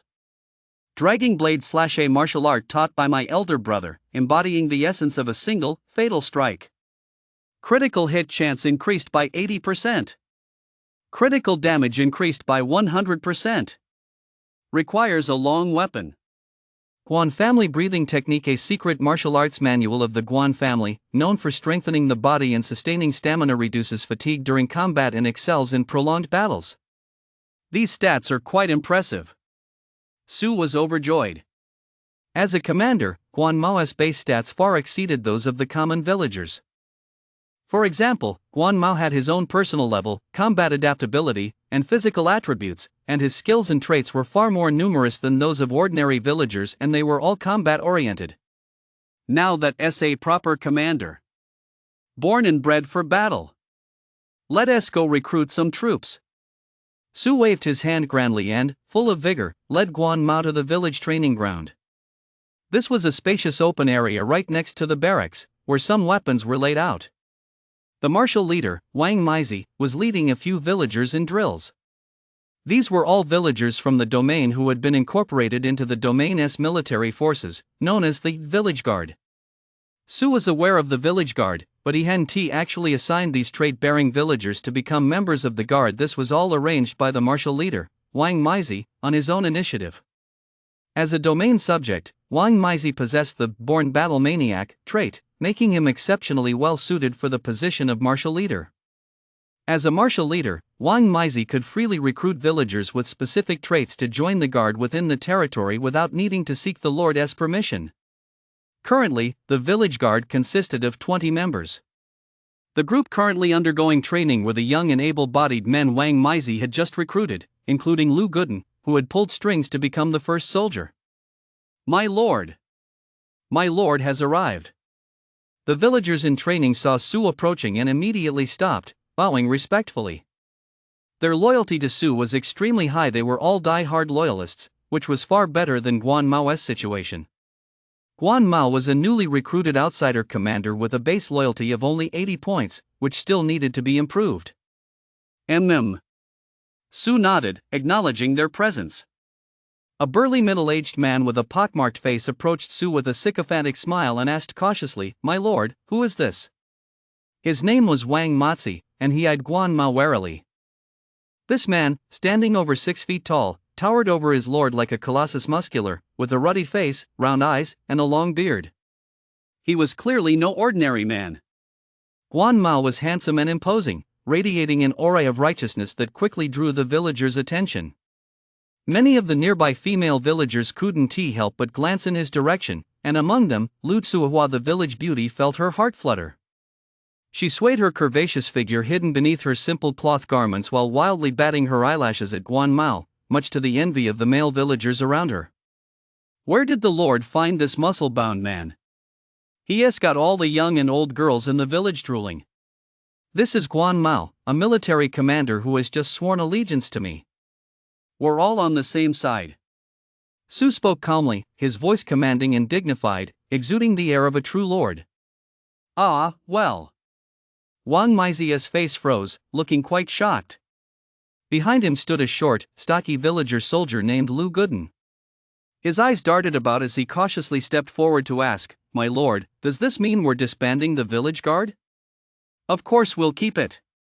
Su spoke in a deep, reassuring voice. "You are the force that protects the village, but he is the commander responsible for combat operations. Understand?" "Understood." The villagers nodded, seeming to grasp the concept only partially. It appeared they hadn't quite figured it out. Why, now that the village had a military leader, did the Lord still need to recruit new commanders from outside? Could it be, just as the village chief said, that the Lord harbors grand ambitions and cares for the world, so he must sharpen his troops and prepare for future battles? Thinking of this, everyone grew even more excited. The Lord has great ambitions. We who serve the Lord must help him achieve his goals, so that in the future we may be promoted and receive titles, bringing blessings to our descendants. Deep. Dear player, you have successfully boosted the morale of all village guard members. Their training effectiveness will be doubled for the next month. Su? What the heck? I just exchanged a few casual words with the villagers, and this triggered another positive interaction effect? Just as I thought. The strategy scroll was right. The more villagers with unique traits there are, the higher the probability of triggering interactive events. Su felt that just by walking around the village now, he could trigger random interactive events. Take just now, for example, he sensed many burning gazes, staring intently at him and Guan Mao. Some of the young women in the village are really too forward. Flirting with Guan Mao is one thing, but actually ogling this lord's good looks is another. This game is incredibly realistic. NPCs with traits act just like real people, exceptionally lifelike. Wait a minute? Why are there men's gazes too? Su noticed that while some young women were staring at him or Guan Mao with intense gazes, there was also a young, burly man carrying a hoe who was staring at him just as intently. He didn't even glance at Guan Mao, just kept staring straight at him, his eyes fixed intently. Su sensed something was off, checked this villager's profile, and saw his trait. Homosexual tendencies. Damn it.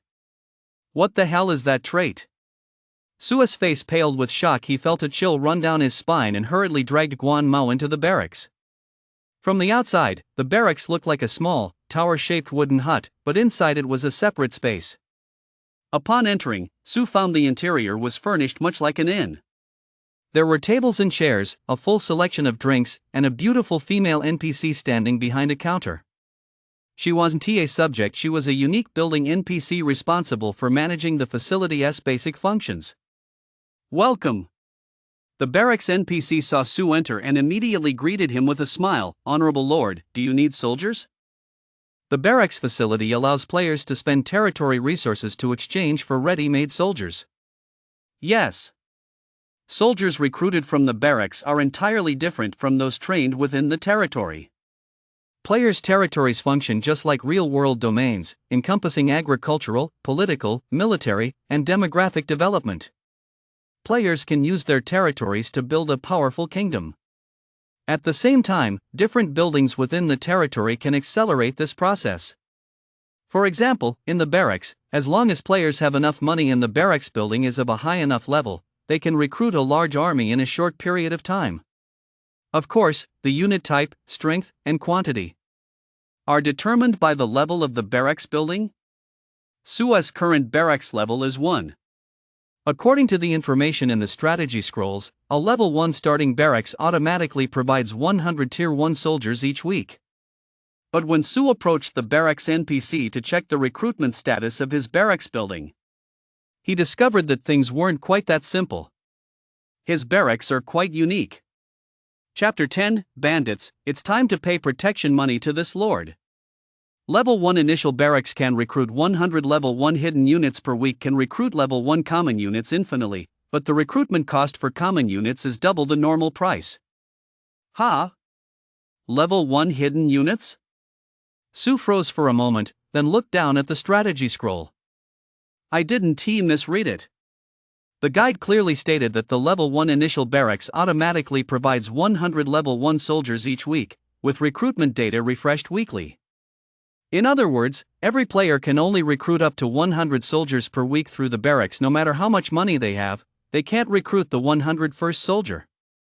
Unless they upgrade the barracks level, or it has some special effect. Wait a minute? Special effect? Could my SSS-rank hidden territory have a hidden special effect? No, that can't be right. Territory special effects are supposed to appear only after the territory reaches level 2. This is only a level 1 territory. Mine doesn't have any special effects at all. Su was baffled. In this world, the only thing scarier than the Lucky King is the Lucky King not even knowing how he suddenly got so lucky. Could this guide be wrong? Su flipped through it. He confirmed that what he held was a divine grade guide scroll according to the records, the very best guide item available. Even a divine grade item could be wrong? Then how chaotic must the other guides be? Never mind, if I can't figure it out, I won't dwell on it. It's just a game as long as I'm having fun. Su was completely at ease. Being able to recruit a tier 1 hidden unit was clearly awesome. Let me check the recruitment price. Su opened the specific unit recruitment shop to check, full of anticipation. Because the barracks automatically refresh the unit categories every week, offering different types of units each week completely at random. Hidden units available for recruitment this week. Tier 1 Sword and Shield Soldier, a hidden unit created by combining the Greatsword Soldier and Shield Soldier classes, offering both offense and defense. Initial unit stats: attack 100, defense 100, willpower 100, morale 3, max morale 10. Unit traits: upgradable, currently level 1. Recruitment price: 1 copper coin. Damn, that's so expensive. Su was speechless. Even as a newbie, he knew just how high prices were right after the server launched. Judging by what he overheard in the global chat channel earlier, most casual players still only had wealth measured in silver. 1 copper coin was beyond their wildest dreams. Meanwhile, some players claiming to have mastered the strategy guides had posted that during the game's early launch phase, grinding quests for an entire day would earn you at most 0.5 copper coins. And recruiting just one unit of this Tier 1 hidden unit, the Sword and Shield Warrior, required resources equivalent to 2 days' worth of grinding for an average player. Even though Su's starting territory came with a decent amount of initial wealth, he couldn't keep up with this kind of spending. Keep in mind, he doesn't yet have money-making territory positions or facilities like the market or peddler, so he relies entirely on basic taxes. And basic tax revenue only comes in once a month. In other words, his territory has no stable income this month. His copper coins and other resources are being depleted as fast as he spends them. Let us take a look at the other standard units first.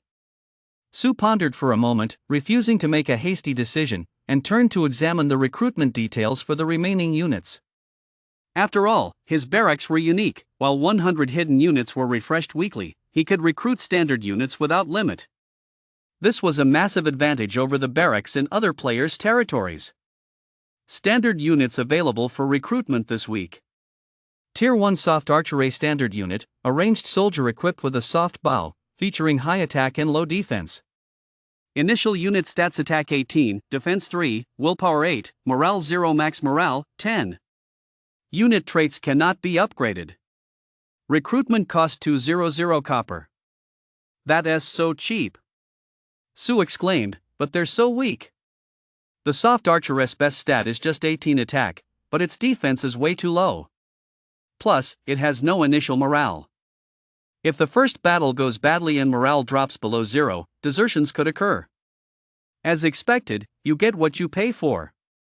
1,000 copper coins equals 1 silver, and 1,000 silver equals 1 copper coin. How can a unit costing 200 copper coins be compared to a hidden unit worth just 1 copper coin? Oh. Right, my standard units cost double to recruit, so the soft archer's true price is only 100 copper coins. Put. You piece of trash. Compared to the soft archer, the sword and shield soldier's stats are absolutely spectacular. And it can be upgraded. Huge potential. Damn it, it's decided. I've got the money, so why not spend it? All in on the dagger shieldman.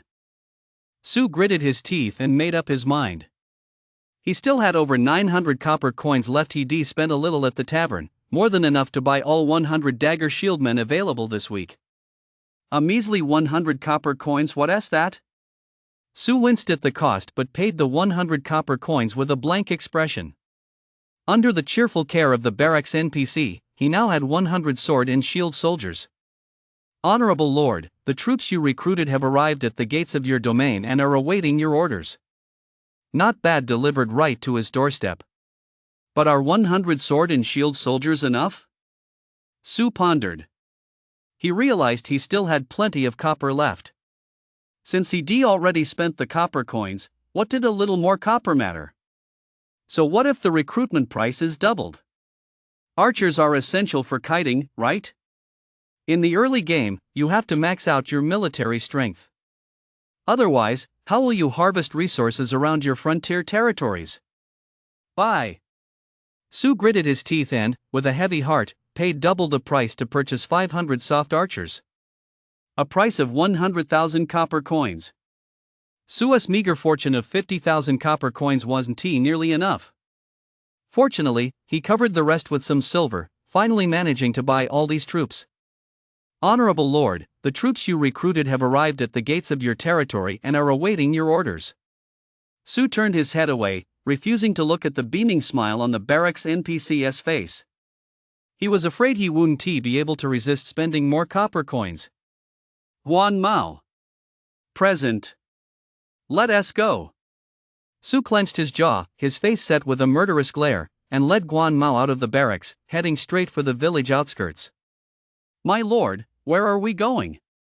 Guan Mao asked with concern. Su replied in a deep voice, follow me into battle.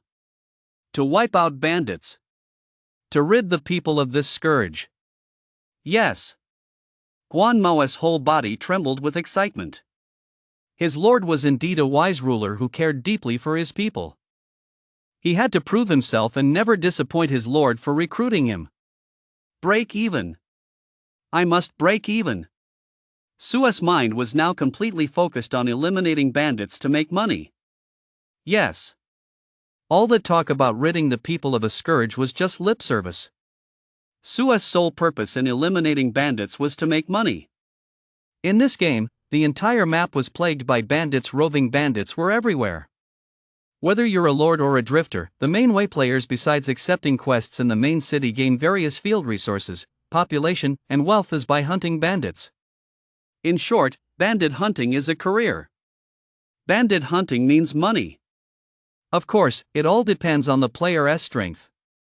For the strong, bandit hunting is pure extra income for the weak. It's a one-way ticket to death. Su doesn't consider himself weak. He is a man with a 600-strong army.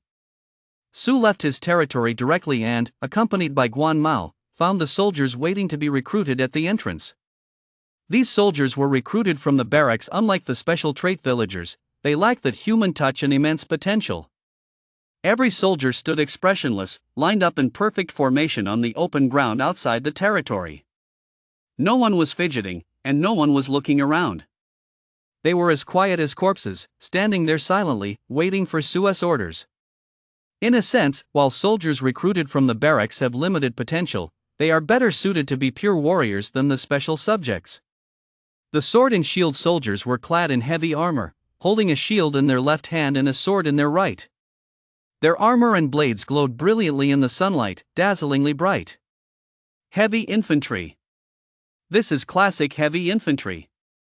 A torrent of steel from the age of cold weapons. Truly worthy of a hidden unit costing 1 copper coin. The equipment alone is worth the price. In contrast, the 500 soft bowmen standing behind the sword and shield warriors look far less impressive. Most of them are slender and frail, clad in thin leather armor, with a tattered dagger strapped to their waists. They hold wooden soft bows in their hands and carry quivers on their backs. Their quivers hold 50 arrows, meaning they can only perform 50 ranged attacks. After that, they would either have to recover arrows from the battlefield or return to the city to restock their ammunition. Otherwise, they would lose their ranged attack capability and become a liability to the team. This arrow mechanic is actually quite realistic. It's just easy to get tripped up by. Su keenly realized that if a player failed to notice this small mechanic, it could very likely lead to a sharp decline in the army's combat effectiveness. In addition to the arrow mechanics, Su discovered many easily overlooked details by studying the strategy scrolls. For example, every soldier under Lord's command consumes 1 unit of food reserves per day.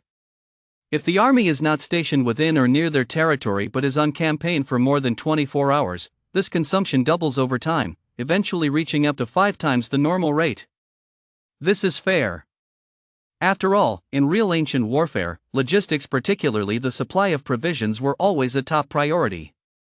While the game mechanics don't strictly require players to actually carry provisions into battle, there are certainly additional costs associated with being on the campaign trail.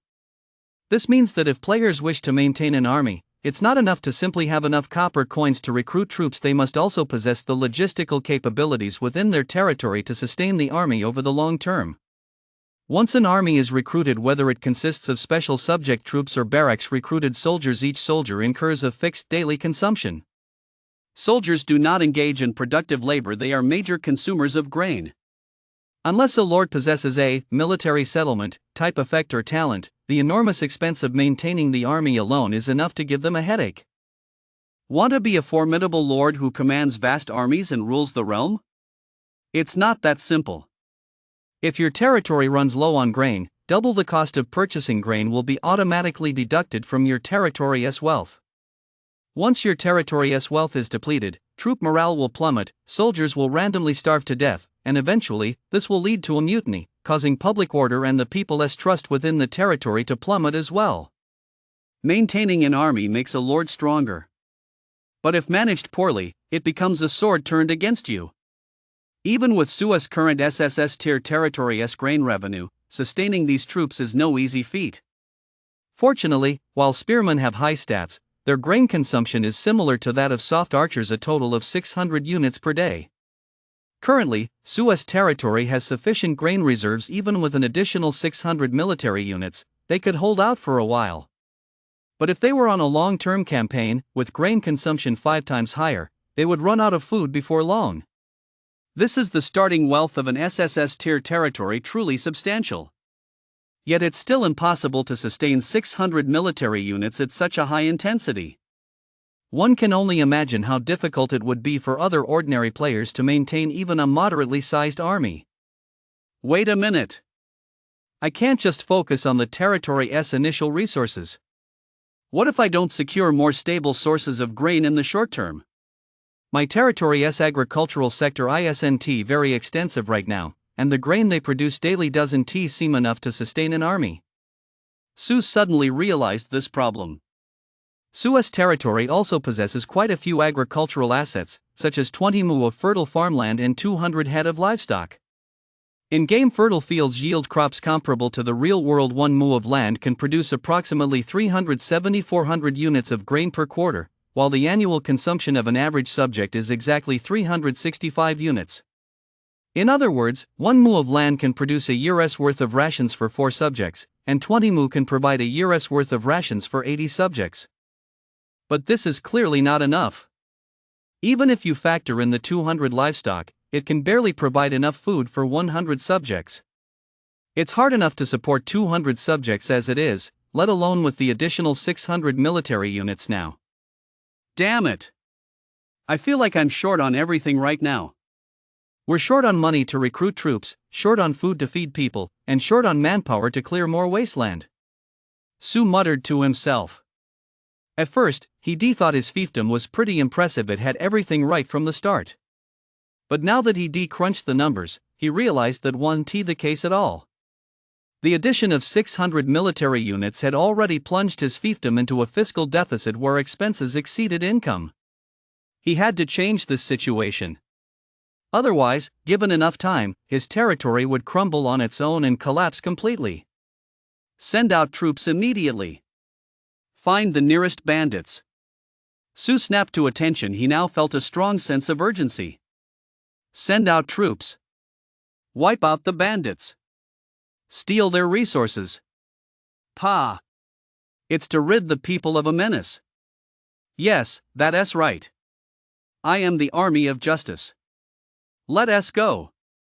Su hesitated no longer. With a sweeping gesture of his hand, he led 600 soldiers in a mighty procession toward the forest beyond his territory. Bandits!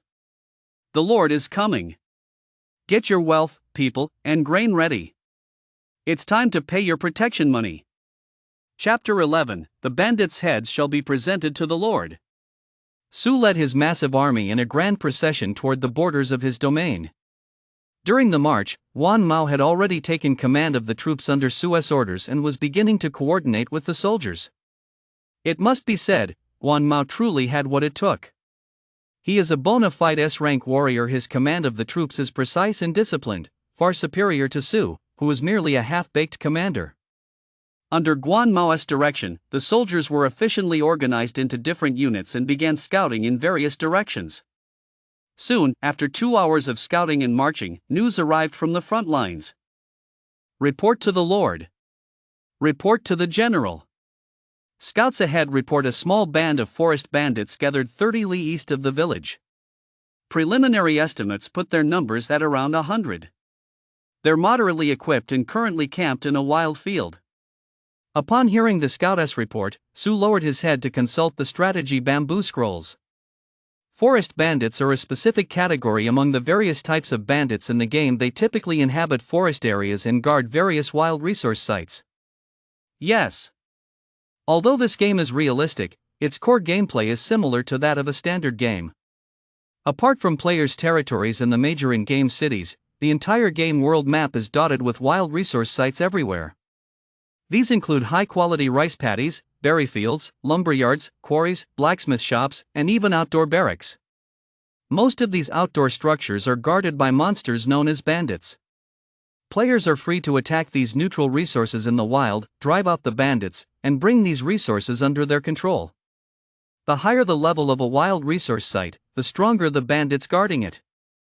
Whether players can successfully capture them depends entirely on their own skills. According to the strategy scrolls, it is not recommended to attempt battles where the odds of victory are low, as defeat will result in deserters, wounded soldiers, and casualties, severely depleting one's combat strength. Even if victorious, a battle is meaningless if the resulting resource gains fail to offset the losses incurred. Just as Su was reviewing the strategy scroll, Guan Mao, standing nearby, was carefully questioning the scouts to gather intelligence on the situation ahead, weighing his options. Then, Guan Mao turned, clasped his fists, and said to Su, "My lord, I volunteer to lead the troops in suppressing the bandits. I will secure this Yeda estate for you, ensuring absolute success without a single casualty." Ha! Absolute success. Not a single casualty. Although Su held the numerical advantage, they were the defending force. Defending forces naturally have the upper hand. Can you really guarantee victory without losing a single soldier? Is that so? Su looked at Guan Mao with surprise and delight. "You know, my lord has always loved his soldiers as if they were his own children. If possible, I hope not a single soldier will die in battle or even be wounded." Su spoke with genuine sincerity. He truly felt this way. Every soldier was bought with money. They were all precious treasures. If too many died, it would break his heart. My lord is truly the most enlightened ruler under heaven. Guan Mao was moved and spoke in a solemn voice. "I vow to sign a military pledge. I will capture this place without losing a single soldier." Immediately afterward, a system notification sounded. "Congratulations, player. You have successfully triggered an army interaction event. Your love for your soldiers has deeply moved your troops. All soldiers' morale is now at 1. Look at that. The power of the Lucky King has erupted once again." Su had almost gotten used to these constant positive buffs. Morale is incredibly beneficial in battle. High morale affects soldiers' overall combat effectiveness, their fighting spirit, and can even influence the probability of certain skills and talents being activated. In fact, as long as morale is high enough, defeating a stronger enemy isn't a miracle. It's standard procedure. What are we waiting for? Let us march. At Su's command, Guan Mao led the troops out swiftly. Su followed close behind. He wanted to see how Guan Mao would handle the battle. 1 hour later, Guan Mao led his troops to the vicinity of the target area. In the distance, they could faintly make out several wooden huts arranged in a picturesque pattern. The huts were surrounded by vast fields filled with crops, where men tended livestock and women gathered berries. The scene was teeming with life, with wisps of smoke rising from chimneys. It looked every bit like a village from a utopian paradise. But when Su crept closer for a better look, he discovered the reality was far from that idyllic picture. Hanging from the trees outside the fence of the frontmost cabin were the corpses of several naked men, swaying eerily as if they had been wind-dried. Below, a group of preteens were screaming and laughing, kicking a human skull back and forth. Further away, herders stood shivering. Among them stood a menacing man clad in leather armor and wielding a whip, supervising and guarding them. Meanwhile, from the nearby berry patch where women were picking berries, occasional screams could be heard, accompanied by the bandits' excited, boisterous laughter. This is a small village overrun by forest bandits. Su immediately realized what was happening. This game world had the ability to evolve on its own. Many NPC villages in neutral zones could also be targeted by bandits, leading to their capture and occupation, transforming them from neutral territories into open-world territories. And as far as he could tell, there were clearly numerous signs of the forest bandits' activities in this village. They were bullying men and women, acting with utter impunity. Bodies hung from the trees, women lay half-naked, and the corpses of the elderly were strewn about. The more closely he examined the scene, the more he realized just how horrific and bloody it was. Even though the game's sensory system automatically filtered out the gory images, Su still felt a chill run straight up his spine. As a righteous modern college student, how could he tolerate such a human tragedy? Those beasts. Su gritted his teeth. Guan Mao, kill them for me. Yes. Guan Mao's expression turned grim. The Guan family was known for their unwavering loyalty and integrity. He, too, could not bear to witness such scenes. Death in battle was a common occurrence, but what kind of skill was it to oppress innocent civilians? Guan Mao would no longer wait passively. Instead, he ordered 50 sword and shield soldiers to form ranks and march in perfect unison toward the fallen village ahead. Thud. Thud. Thud. The heavy infantry's footsteps were thunderous. The rhythmic stomping sounded like a caged beast breaking free, creating a profound sense of awe and a deafening commotion. Soon, the bandits in the village spotted this group of unwelcome guests. A contingent of well-equipped soldiers was not far from the village, advancing steadily toward them. Crap! The Imperial Court has sent troops to wipe us out. Quick! Sound the alarm. Notify the chief. Whereas the second in command? Is he still in that widow's bed? Hurry up and get him ready to lead the brothers in resistance. There aren't many soldiers coming. Brothers, we can fight them. The village echoed with the shouts of the bandits, rising and falling in a chaotic chorus, yet they quickly formed a defensive formation. Unlike the scouts' observations, there were over 200 bandits inside the village, and more were still gathering. Sua's preliminary estimate was that there were at least 300 bandits here. You're saying the scouts didn't observe properly, so they're taking the blame? No, it really isn't the scouts' fault. After all, Su currently has no professional scout unit under his command.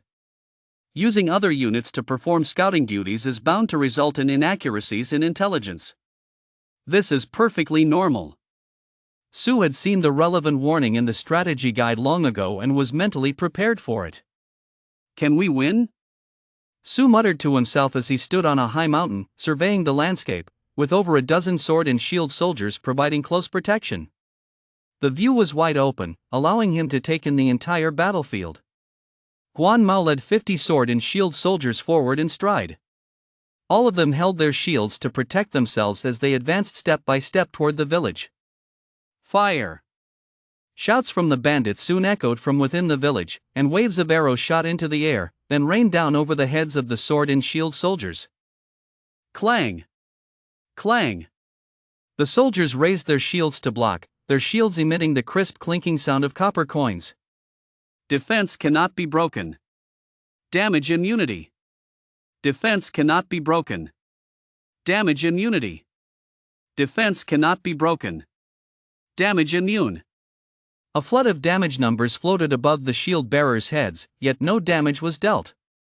Since their defense cannot be broken, their health bars remain untouched. Even if a few arrows slipped through the gaps in their shields and struck the shield bearers' bodies, the damage was absorbed by their copper coins attribute armor.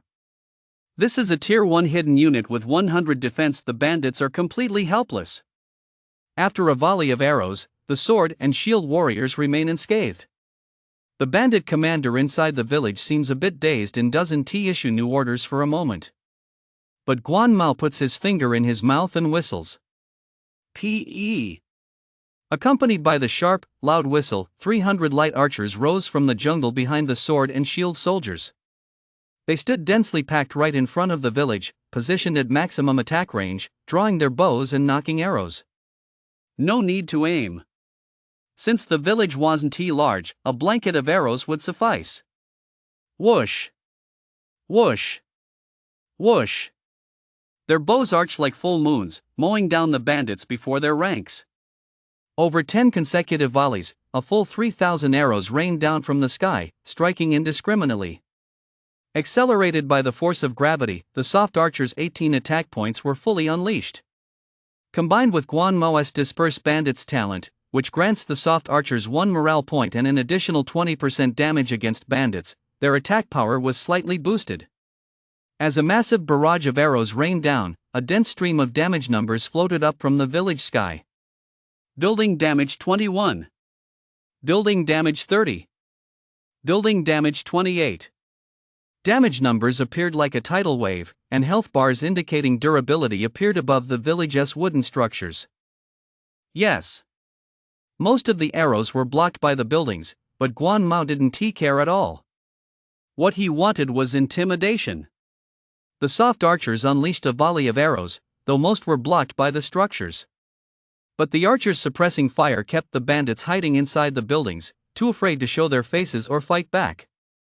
Even the few bandits bold enough to stand up and return fire were instantly killed by the rain of arrows falling from the sky. Critical damage 111, instant kill. An arrow pierced the top of a bandit's skull. Instant death. A mere 18 points of attack power, amplified by battlefield factors such as morale, commander's talents, S-rank land combat adaptation bonuses, and optimal attack range, managed to deal 111 points of critical damage. Unlike the sword and shield troops, the bandits don't wear full plate armor. Their flimsy leather armor is utterly incapable of withstanding a full power attack from a tier 1 ranged unit at maximum strength. And since the bandits generally have only around 100 HP, anyone who shows his head gets killed. Who dares to show their face? Good. No one is sticking their head out, huh? Then just watch helplessly as the sword and shield soldiers close in on the village. Once these heavy infantry enter the village and the battle turns into street fighting, it'll be a one-sided slaughter. Even 50 bandits combined couldn't beat a single sword and shield soldier. Run! Abandon this place, run! Deserters began to appear among the bandits, and cries of panic rang out. Chaos quickly spread through the village, and many bandits started running toward the rear of the battlefield. But just then, whip! A new, piercing whistle rang out. Guan Mao issued a second command that required no words. 20 sword and shield warriors emerged from the left and right flanks, each backed by 100 soft bow archers. An ambush. This was a carefully prepared rear ambush. Not a single one of them would escape. Think you can run? No way. Guan Mao's gaze was icy cold. This man, as sturdy as an iron tower, was filled with burning passion and ambition. You are my merit points. We shall cut off the bandits' heads and present them to our lord. This was his first battle, with his lord personally overseeing the operation. He had to fight brilliantly and secure a resounding victory. Chapter 12, A Windfall. Bandit suppression is the right path. Under the relentless barrage of arrows from the soft bowmen in the front and rear, the bandits within the village were completely routed, their morale utterly shattered.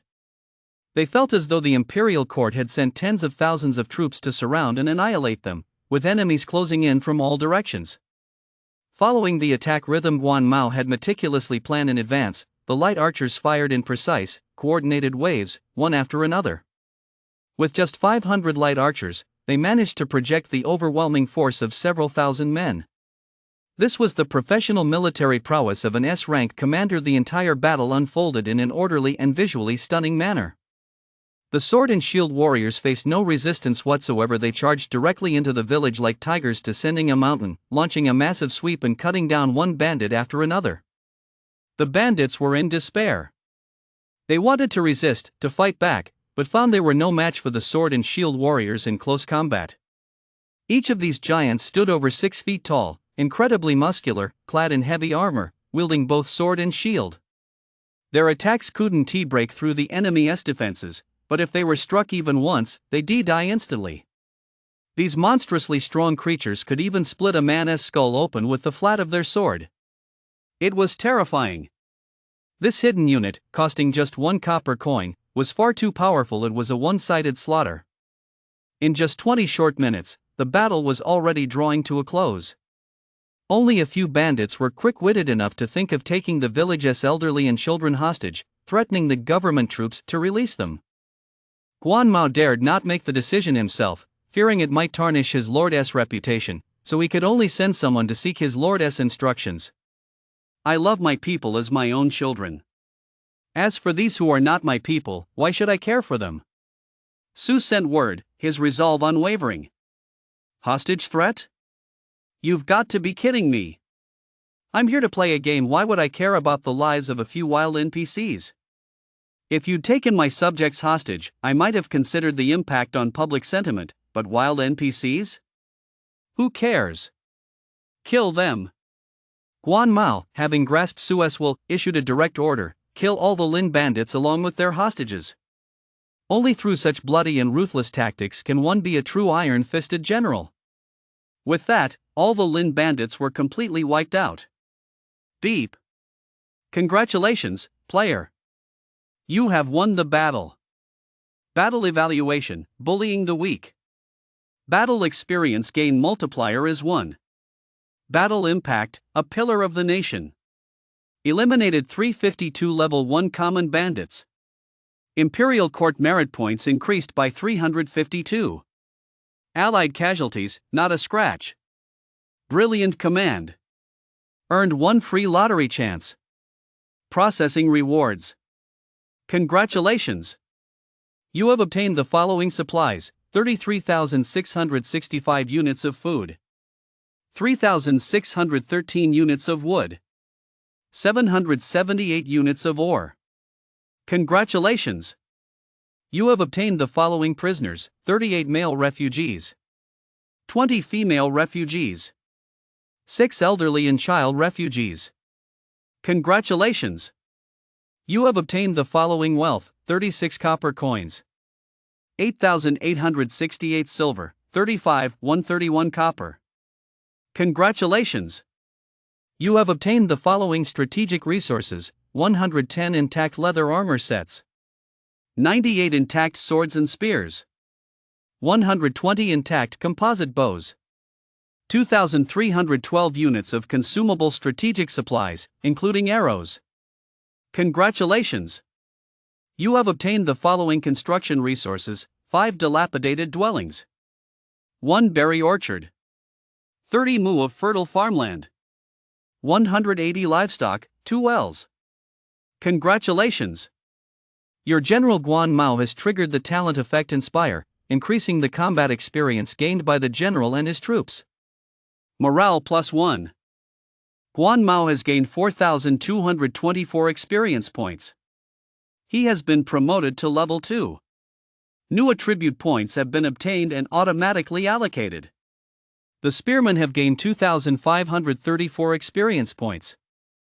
They have been upgraded to level 3. New attribute points have been obtained and automatically allocated. Thanks to your wise leadership, your General Guan Mao has a loyalty rating of 10. Whoa! What a huge windfall!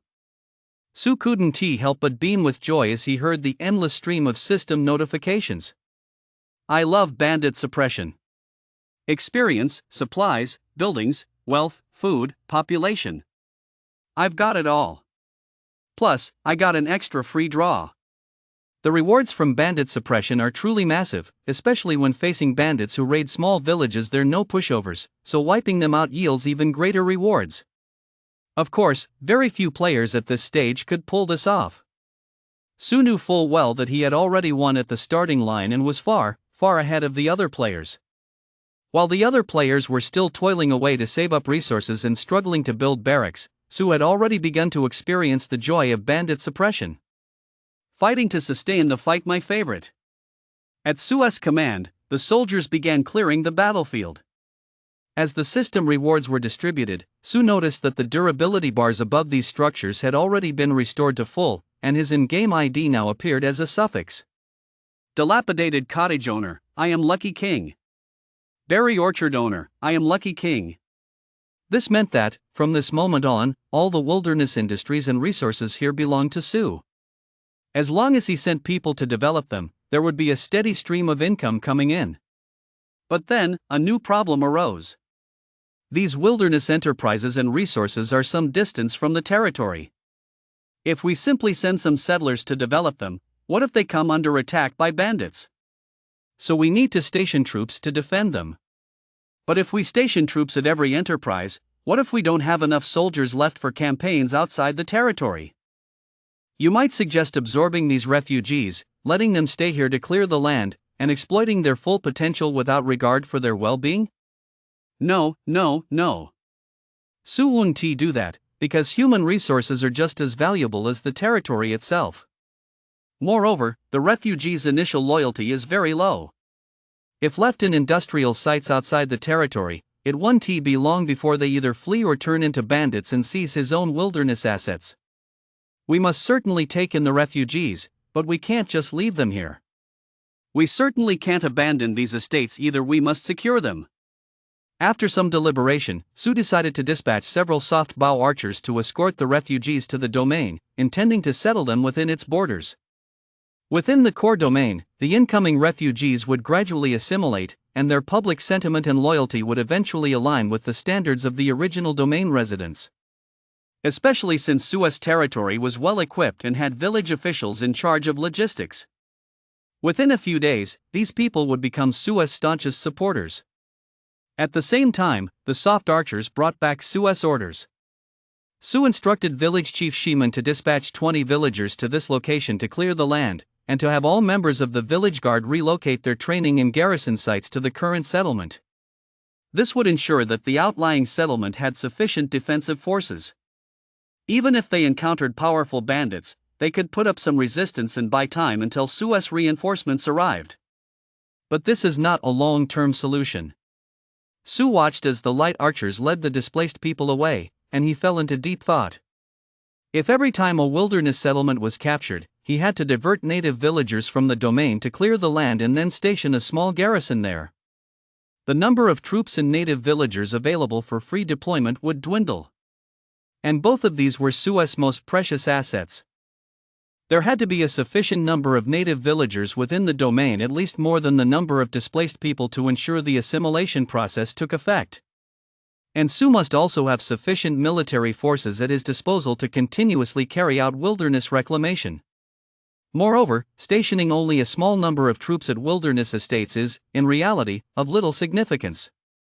If they were to encounter a large-scale bandit or rebel force, these military forces would be nothing more than cannon fodder, dying in a completely meaningless way.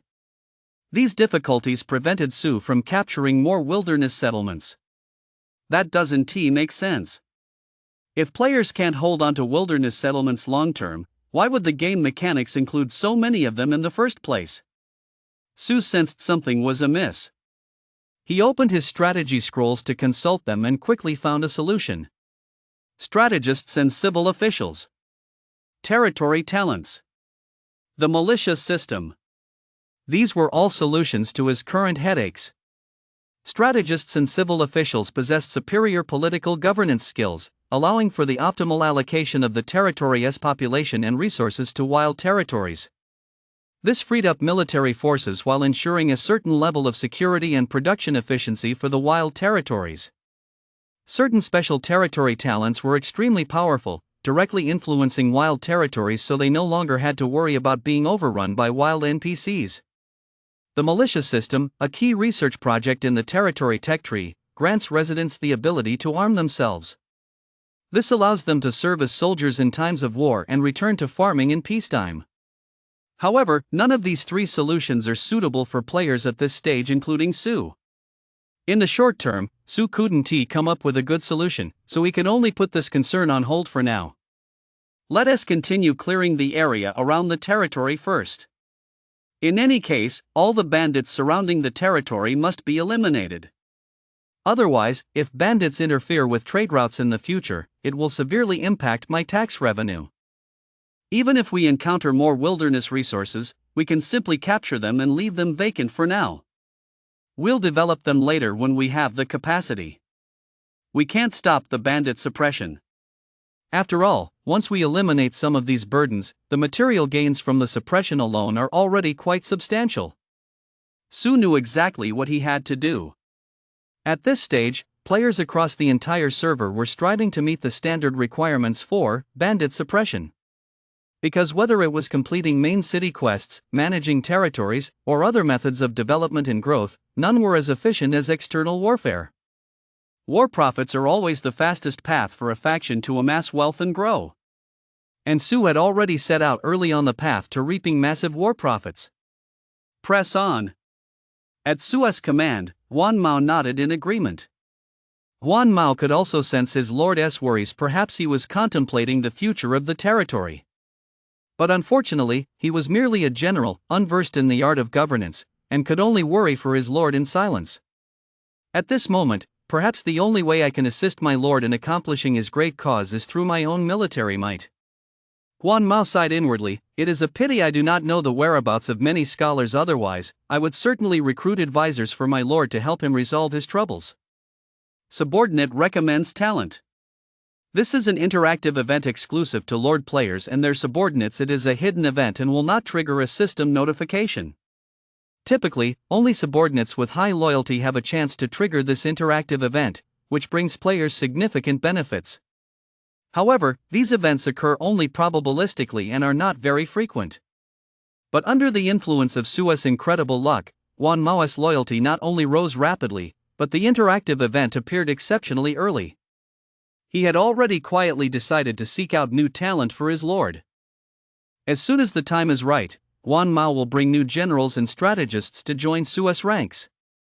At this moment, just as Su was preparing to embark on a new campaign against bandits, suddenly, a server-wide announcement exploded across the game world. Players throughout the entire Huaxia region received this system notification at that very moment and were stunned. Chapter 13, Su. Good luck is useless, hard power is the way to go. Beep. Attention all players. The player Drifter alias Brother, I Want More has earned exceptional merit points. The Imperial Court takes note. He has been granted the Imperial title of 9th rank envoy with Imperial mandate. The first player in the entire server to obtain an Imperial official position. This is hereby announced for all to take as an inspiration. Pursuant to the Imperial Court's proclamation, the official rankings are now open for all to view. The following leaderboards are now available: Imperial Official Rankings, Territory Level Rankings, Personal Level Rankings, Territory Reputation Rankings, Wealth Rankings, General Rankings. These leaderboards are limited to players in the Huaxia region. All players on the list may choose to hide their personal information. On the first of each month, rewards will be distributed based on the previous month's rankings. We urge you all to strive diligently, bring glory to the nation, and the Imperial Court will surely reward you. Following the resounding server-wide announcement, the entire server erupted in chaos. The world chat channel was instantly flooded with posts, filled with players' envy and jealousy. Your deoxyribose is sweet, wow, the first player in the entire server to receive an official title, and he has even unlocked all the server-wide leaderboards for everyone. Too big to handle, this is an official title bestowed by the Imperial Court. Rumor has it that each rank comes with unique perks, and you even get a fixed monthly salary. Life's good. Try the halberd. I checked the 9th rank envoy with Imperial mandate requires 1000 Imperial merit points. The server has only been up for 10 hours. How did he grind up that many merit points? My name is Kunba, what a piece of trash. Does scum like that even deserve to surpass me? If I hadn't wasted time paying to get my ban lifted just now, I could farmed a measly 1000 merit points in no time. No way in. Hey, isn't this Mr. Mute, weren't you banned for 24 hours? Can you really pay with copper coins to lift a ban in this game? Daoming Yuan, is it so hard to admit someone is strong? 1000 merit points is really impressive. I've been grinding all night, it's almost dawn and I've only managed to get 200 merit points. I'm nowhere near his level. Big bro, I've got more, thanks for the kind words, everyone. I'm a drifter player, it's normal to level up fast in the early game. If you want to know how I grinded, head over to the game forum. I've posted a detailed guide there, including my basic insights on the game. I love a stick of firewood, holy crap. The big shot showed up in person and even posted a guide. Everyone, hurry over to the game forum. Hearing this, everyone rushed to the game forum in droves. They found that there was indeed a guide posted by the pro in the strategy section, but it was a paid post. To open the thread, you had to pay 100 yuan. What a ripoff! And the post showed that 200,000 people had already paid for it and the number was still skyrocketing. 100 yuan isn't much for a lot of people. But being able to buy a guide from the server as top player for 100 yuan is absolutely worth it. You might say this expert is raking it in? Well, there is nothing to be done about it, knowledge is priceless. In just one short minute, he raked in a whopping 20 million copper coins.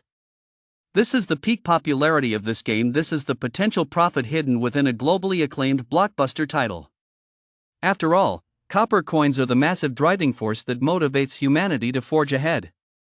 It's just like reading on tomato novel. If you tip the author a measly dime out of love, it'll give them a massive brain hemorrhage, and they'll stay up all night writing like crazy with all their buffs maxed out.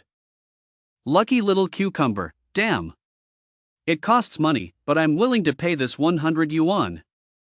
Daoming yuan, finished reading, totally worth it. But this is more suited for drifter players, it's of limited help to lord players.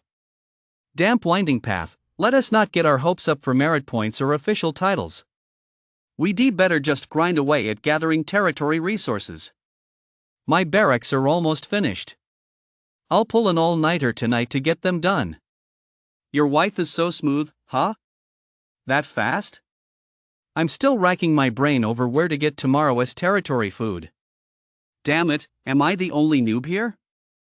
Daoming yuan, friendly reminder, never go out without troops. The place is swarming with bandits, you'll get killed. Dangwu, wow, this game is so hard. Why do I die the moment I step outside? Honey, are you there? Where do you go? Never mind, looking for a partner online. I'm pretty and have a sweet voice I can drop in any time. I'm open to all roles, including in-game interactions and using potions. Black stockings, white stockings, fishnet stockings, schoolgirl uniforms, air hostess outfits, teacher outfits. I can do anything. Please, big shot, take me under your wing. Shu He? Try the great spear, bro, lighten up. Just think of it as her going off to learn some skills, it's no big deal. Countless players flooded the forum, plunging the global chat channel back into an atmosphere of bragging and idle chatter. The exploits of the veteran player, Big Brother, I Want More, had already spread far and wide, deeply ingrained in the players' hearts, but the glorious deeds of such veterans were not something ordinary players could replicate. Many players were well aware of their own limitations. Steady, grounded progression was the way to go. Only a handful of top-tier players continued to follow the story closely.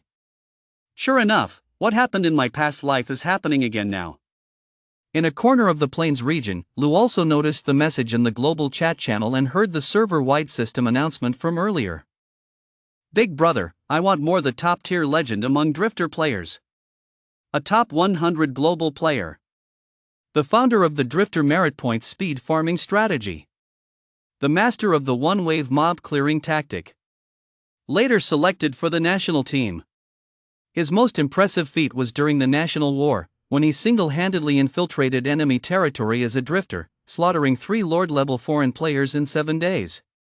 He withdrew unscathed, with no more than 30% of his forces lost. Lu's mind was filled with memories of this legendary player's exploits. In his 10-year gaming career in his previous life, this brother of mine was a server-wide top-tier master revered by countless Chinese players and national hero-level warrior in the Chinese region. But now, he was still just a newbie player, barely beginning to show his potential. He doesn't know much about this game yet, he is still figuring it out. And I have a full 10 years head start in gaming experience over these former top-tier players from my past life. Lu's expression remained calm, he wasn't the least bit surprised by the server-wide announcement, nor did he envy Brother Waheo's brief early lead. As for the 100 yuan paid guidepost Brother Waheo had published on the forum, Lu didn't even bother to look at it, because he already knew the strategies inside. If we were to really compare, Lu's current strength was on par with Brother I'm Still Here's, perhaps even stronger. My army has reached full strength. Now it's time to launch my campaign against the bandits. Lu turned to glance at the troops behind him. 20 militiamen, 10 musketeers, 5 shield bearers. All were common units, but the formation was exceptionally well balanced. Front line, damage dealers, flank support, it's all there. And in large numbers. Only 35 soldiers, and you call that a lot? What a joke. Looking across the entire server, it's only been 10 hours since launch. How many players even have an army right now? 99% of players don't even have a single ordinary, weak militia soldier, let alone a well-balanced military force like Lu's. The group we just encountered was a small band of 3 bandits on the plains. We got a no casualties rating and a small amount of resources.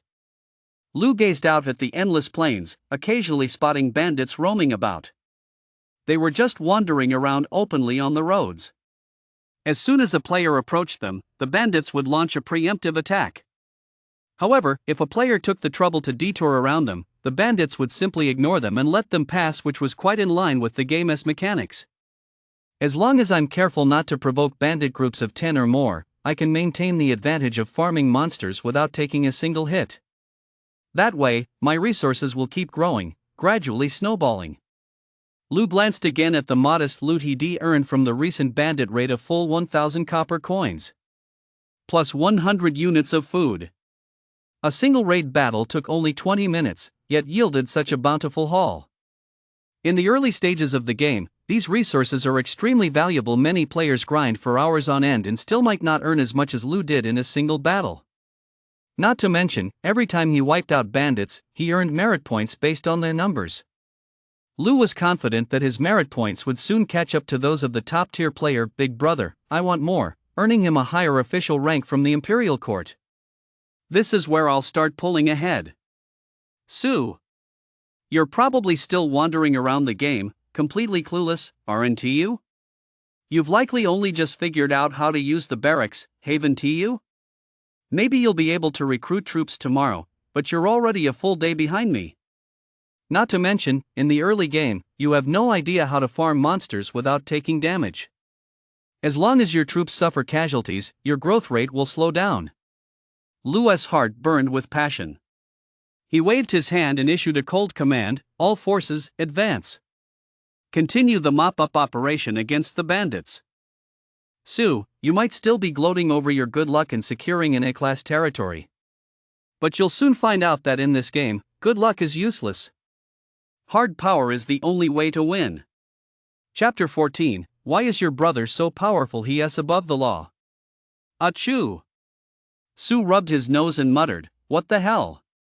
Have I really been cursed by some evil spirit lately? Never mind. Overthinking it won't help. The current situation is what is truly disheartening. Su looked up at the lottery interface in front of him. Congratulations! Using your free lottery chance, you've won it. Choose one treasure. Please select one of the following treasures to receive for free. 1. Tier 3 treasure, Blue Light Sword. 2. Tier 3 treasure, Talent Summoning Scroll Custom Type. 3. Tier 3 treasure, Random Tier 1 3 Special Troop Scroll 10 units. Just look at this. Isn't this just so agonizing? It feels like your classmate, a young-faced beauty, blushingly asks what birthday gift you'd like, then lets you choose one to give you from among her used white stockings, black stockings, and panties. It's so hard to choose. I don't even know where to start. An adult would want all of them. All three of these look amazing. Su was torn. He pondered for a long time before blurting out, damn it. My luck is too good, this is so boring. He is already a big winner in real life, so he came to the game to experience the hardships of life. But look at this now. A tiny little giveaway, and they've thrown 3 great items at him to choose from. They could just given him one outright, but they had to list 3, forcing him to pick only one. So tempting. So annoying. Just like a manipulative woman playing hard to get. I could just taken my time reading the walkthrough and won the game with my own skills. And what happened? Life insists on making me win the game with luck. Su sighed. It's so annoying, unlucky players just don't get it. Oh well, I still have to make this choice between 3 options. Though the choice is difficult, isn't life full of difficulties? The difficulty of Lucky King is just this: dull, tedious, and boring. I'll go with the Talent Summon Scroll. After much hesitation, Su gritted his teeth and chose the second reward.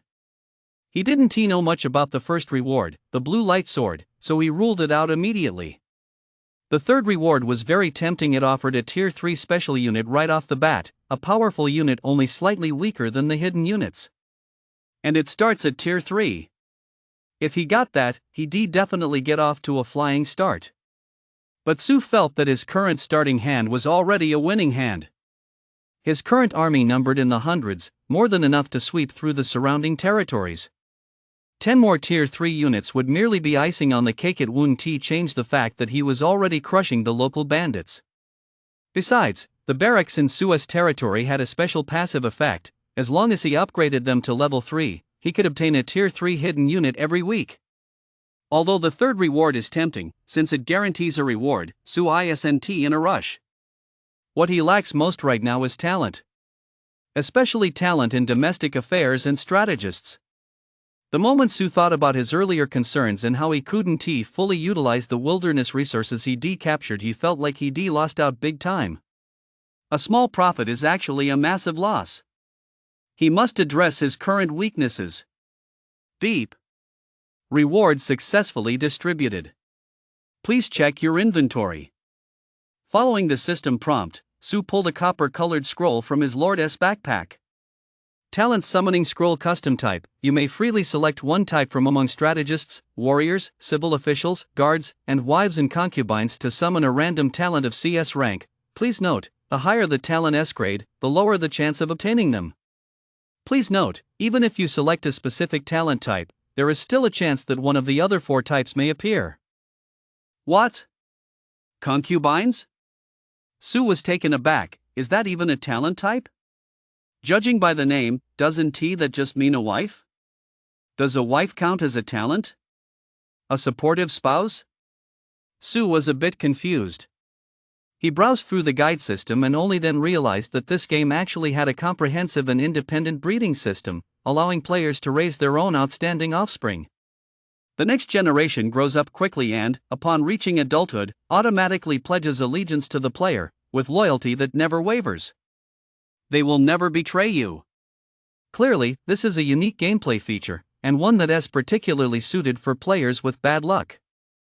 After all, even if you're unlucky, as long as you manage to snag an NPC wife or a real-life spouse in the game, you can have children. Having children is a guaranteed way to acquire talent, though the quality of the child's attributes is uncertain and depends on the analysis of both parents' personal attributes. Children with the highest potential are hailed as divine heirs. Therefore, having excellent wives and concubines is a key prerequisite for raising a divine heir. Moreover, good NPC wives and concubines can provide significant bonuses to your territory, though many may also have negative effects. In ancient times, there was the virtuous empress Liwa, as well as the seductive concubine Daji. This game is actually pretty interesting. Su studied the system for a while, whistling in amazement. He wasn't interested in wives and concubines. He was only interested in strategists and civil officials. He was determined to obtain S-rank strategists and civil officials. What? You say the random probability ranges from C to S rank? You ask Su why he is so confident he'll definitely get S-rank strategists and civil officials? Actually, Su didn't think he deserved S-rank talent either, but his good luck wouldn't let him be so unambitious. Some things are destined, there's really no changing them. RIP. Su tore open the copper coins-colored summoning scroll in his hand and activated the talent summoning scroll. Confirmed talent type, strategist. As Su confirmed his choice, a flash of copper coins-colored light erupted, and thunder rumbled across the sky. Boom! It was a bolt from the blue, startling Su. Immediately afterward, the game system's notification sounded. Beep. Congratulations, player. You have obtained an S-rank wife, Lady Me. Su. Holy crap. What the hell is going on? The more I don't want something, the more I get it? Has my luck really run out? I clearly chose a strategist, so why did I get a wife? A wife is nowhere near as awesome as a strategist. Am I really supposed to start a family in this game, carry on the family line, and have a bunch of kids who are all top-tier generals and strategists? Su was completely dumbfounded. I wasted a perfectly good summoning scroll on myself. And I actually summoned a woman. In this global battlefield where men dominate, no matter how strong a woman is, how much use could she possibly be? Even if I had her bear me a whole litter of kids, her own potential is at most S rank. That would limit the kids' abilities and potential. They'd be useful only in the early to mid game, and would definitely get phased out in the late game. Who is Lady Me? Liu Bei's main wife. What the hell? Did the system mistake me for Chow Chow? Assigning me a married woman as a concubine? Su was feeling pretty lousy right now. It was like when his female classmate promised to give him one of 3 birthday gifts. He chose his favorite white stockings only to discover they had a distinct original scent. Damn it! She didn't tea-wash them. He was completely dumbfounded. Just as Su was reeling in the wind, a sudden, delighted voice rang out from the bushes nearby. Husband? Husband? Is that you? That soft call was as crisp and pleasant as a wind chime, filled with the dignified allure of a mature woman, causing Su to involuntarily look up and glance over. He saw a beautiful young woman emerge from the bushes to his left rear. She was a young, beautiful woman in her 30s, dressed in an elegant, luxurious pale yellow robe. Her stunning face, as fair as frost and whiter than snow, was flawless. Her snow-white complexion was tinged with a faint blush, making her look delicate and charming. Husband, I've finally found you. The young beauty wept with joy. Her eyes, as clear as spring water, reflected Su's image. They were as pure as a mountain stream. The corners of her lips curved slightly, her smile tinged with tears. Beyond her serene demeanor, her entire being exuded a gentle, water-like aura. Beautiful. Stunning. The ultimate wife. That was Su's first thought. He had certainly seen his share of women, yet upon seeing this young beauty, he couldn't help but pause in astonishment. Her beauty was not merely simple, it held a uniquely alluring charm for men. Her jet black hair was swept back and elegantly pinned up in a high bun. Strands of her jade-adorned locks cascaded down both sides of her fragrant shoulders, while willow-like strands danced in the breeze. Her pale yellow cloud-patterned robe could barely contain her voluptuous figure, and her prominent, delicate curves exuded an irresistible allure. Her demeanor was dignified yet sensual, sensual yet alluring, and alluring yet tinged with the innocence of a newlywed. She was like a freshly bloomed flower, trembling in the breeze, shyly in full bloom. Lady Me. Su blurted out. He didn't recognize this young beauty, but he could see the bright ID floating above her head. I am Lucky King's concubine, Lady Me. Isn't this the S-rank concubine I just drew? Delivered right to my doorstep? And judging by the looks of it, it seems the game system has automatically populated the NPC storyline? Making her recognize me right away? And with an emotional foundation to boot? That's actually great, it saves me the trouble of slowly courting her. I can just jump right in and have some fun. Although I didn't summon a strategist, a concubine will do. At least she is useful, and I can use her to relieve stress when I'm bored. Su consoled himself inwardly. It's a done deal now, so there's no point in complaining. You have to learn to look forward. A concubine is a concubine, at least she SSS-rank. Just as Su was trying to calm himself, Lady Me drifted over to his side on a fragrant breeze. Without giving Su a chance to refuse, she threw herself into his arms, clinging to him like a little bird, her voice choked with sobs. My lord! I've been searching high and low, and I've finally found you. You left without a word all those years ago. I've waited faithfully for you all this time, remaining pure and chaste. I couldn't wait any longer, and I feared something might have happened to you. After asking around many times, I finally learned you had come here. My lord! Lady Me lifted her tear-blurred face, looking at Su with a mix of hurt and fear. You won't blame me for coming here so rashly, will you? I simply missed you so terribly. I don't blame you, I don't blame you. Su sighed and asked curiously, but how did you, a delicate young woman, manage to get here? Su was curious as to why the game system always managed to airdrop these NPCs. And how would these NPCs answer that question? Of course, I was escorted by my clan. My elder brother felt it unwise for me to come alone, so he sent men to guard me all the way. Having said that, Lady Me took Su's hand and motioned for him to follow her to a nearby spot. Let us rest there for a moment. I just heard people murmuring, so I came to investigate only to find you here, my husband. Truly, heaven has opened its eyes, allowing us to be reunited as husband and wife. Oh. Escorted by clan members?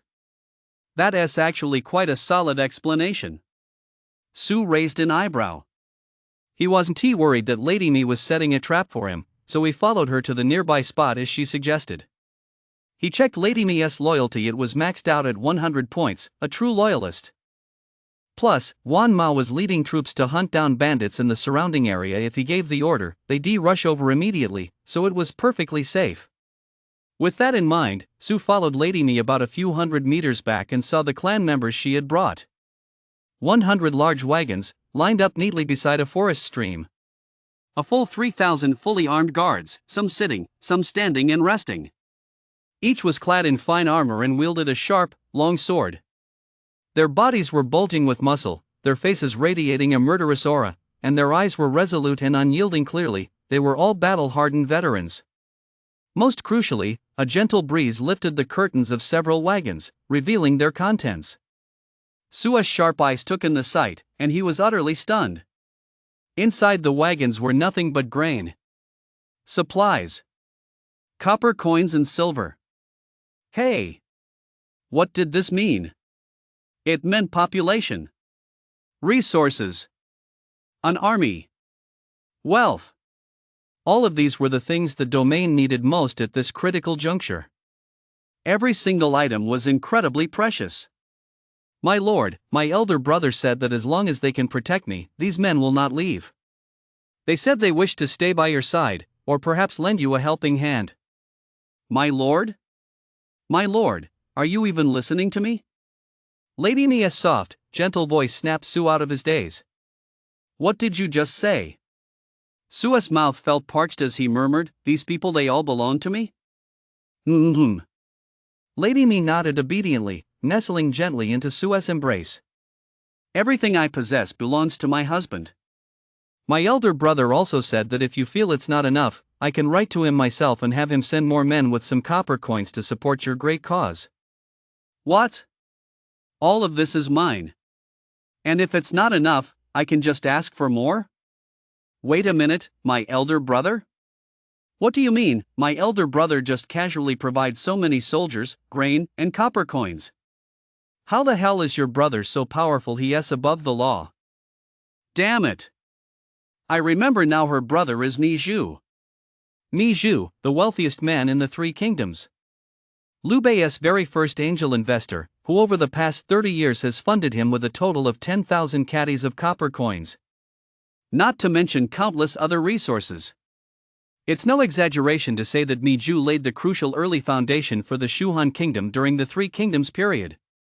And all of this, simply because Liu Bei was his brother-in-law. Damn it! Sua's whole body shook violently as he muttered, now I know why I got concubines instead of strategists. My luck has struck again. Lady Mi alone might not be much, but the entire Mi clan behind her is worth more than 1,000 troops. Chapter 15, This is what you call a lucky wife. What do you do when your luck is this good? I'll tell you, there's nothing you can do. Fate is a bandit, it loves to choke you and ask if you're enjoying it. Su feels great right now. He doesn't care much for beauties, but the dowry they bring is truly bountiful. My beloved wife, you're so wonderful. Su gently embraced Lady Mi with a tender expression, speaking softly and with deep affection, your husband has missed you terribly as well. All these years, I've lost my appetite and couldn't sleep a wink, my mind filled only with your image. Now that you're back by my side, you're like a lost treasure found again.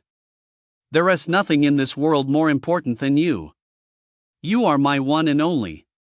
With that, Su took Lady Mia's soft little hand and pressed it tightly against his chest. Su could effortlessly reel off all the romantic lines modern men use to woo women. But for Lady Mi, born into an ancient world, Sua's words of love were absolutely devastating. Husband. Lady Mia's delicate frame trembled. She looked up in disbelief, her beautiful eyes brimming with tears as she gazed at Su. Do you truly feel this way about me? My heart is as true as the heavens and earth. Su swore to the heavens, every word sincere. Who wouldn't love such a wonderful wife? Damn! My beloved wife, your family's wealth is truly immense. My husband loves it so much. Sniffle. Husband. Lady Mi could no longer hold back. She threw herself into Sua's arms, sobbing and choking back tears, as if she were venting all the grievances she had endured over the years. Lady Nia's loyalty to Sue had always been at maximum, her heart filled with adoration, and she was utterly devoted to him. Now, hearing Sue's words of such deep affection and longing, Lady Ni felt that even if she were to die for Sue right now, it would be worth it. Beep. Congratulations, player. You have successfully triggered the emotions of your concubine, Lady Ni. Lady Ni loves her husband deeply. For the next 3 months, she will have a 70% increased chance of pregnancy. She will also have a 10% increased chance of producing a divine heir. Sue. Another NPC interaction event with positive benefits has been triggered. My luck really is working for me every single moment.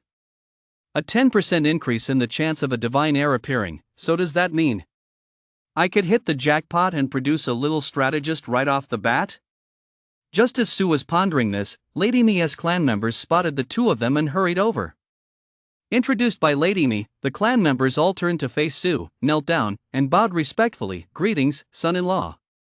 Rise, everyone, rise. Sue beamed as he addressed the crowd. From now on, we're all family, please don't be so formal. From now on, whenever I have a bite of meat to eat, you must all have a sip of soup to drink. I, Sue, will never let any of you down. Sue pounded his chest in assurance. Lady Nia's clan members looked taken aback, their hearts filled with gratitude. They had traveled this arduous journey with hearts full of anxiety, unsure if the son-in-law's temperament had changed after so many years apart. But to their surprise, the son-in-law turned out to be a truly kind-hearted man. He treats us servants as if we were family. Beep.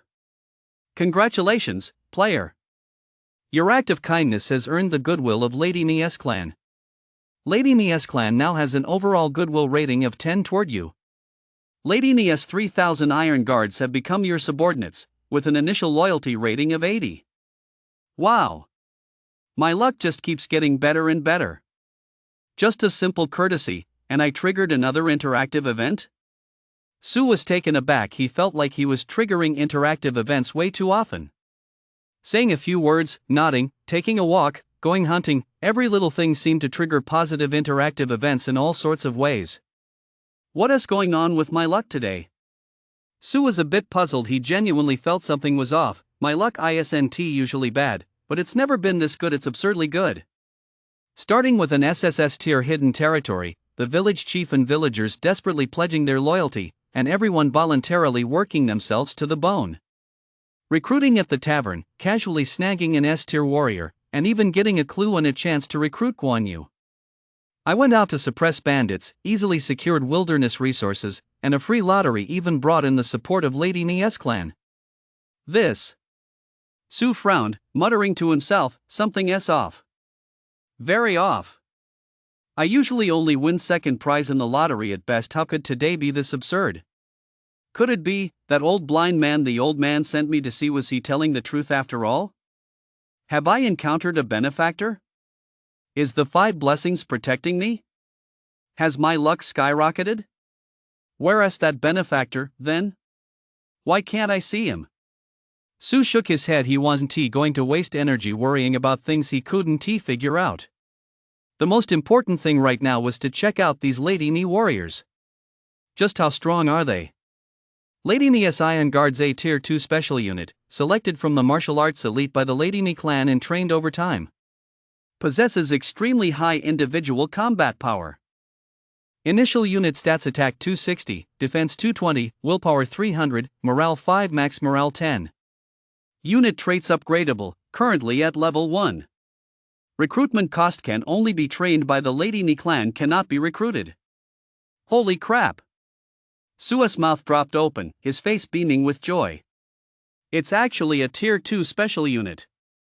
The Iron Guard's stats are even more impressive than those of the Sword and Shield soldiers. In this game's unit hierarchy, ranks are divided from lowest to highest as common units, special units, and hidden units. While most players across the server haven't even obtained common units yet, Sue has already secured a Tier 2 special unit. Although these Iron Guards are only at the initial level 1, they're still Tier 2 and they can be upgraded. Their potential is no worse than that of Tier 2 hidden units. That feels good. Sue let out a long sigh and quietly asked Lady Ni about the amount of resources brought by these wagons. Lady Ni summoned an elderly clan elder. The white-haired man respectfully handed Sue a list. "My son-in-law, these are gifts from the clan chief. Please accept them graciously." The list clearly detailed the resources Lady Ni had brought.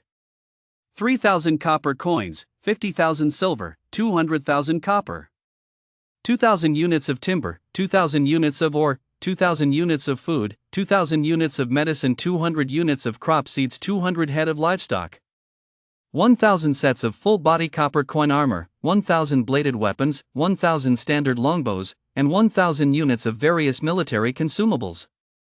Quite a bountiful haul. These resources are the most essential and fundamental resources for any territory. Sue took the list and glanced at the old man. NPC name, Mibu.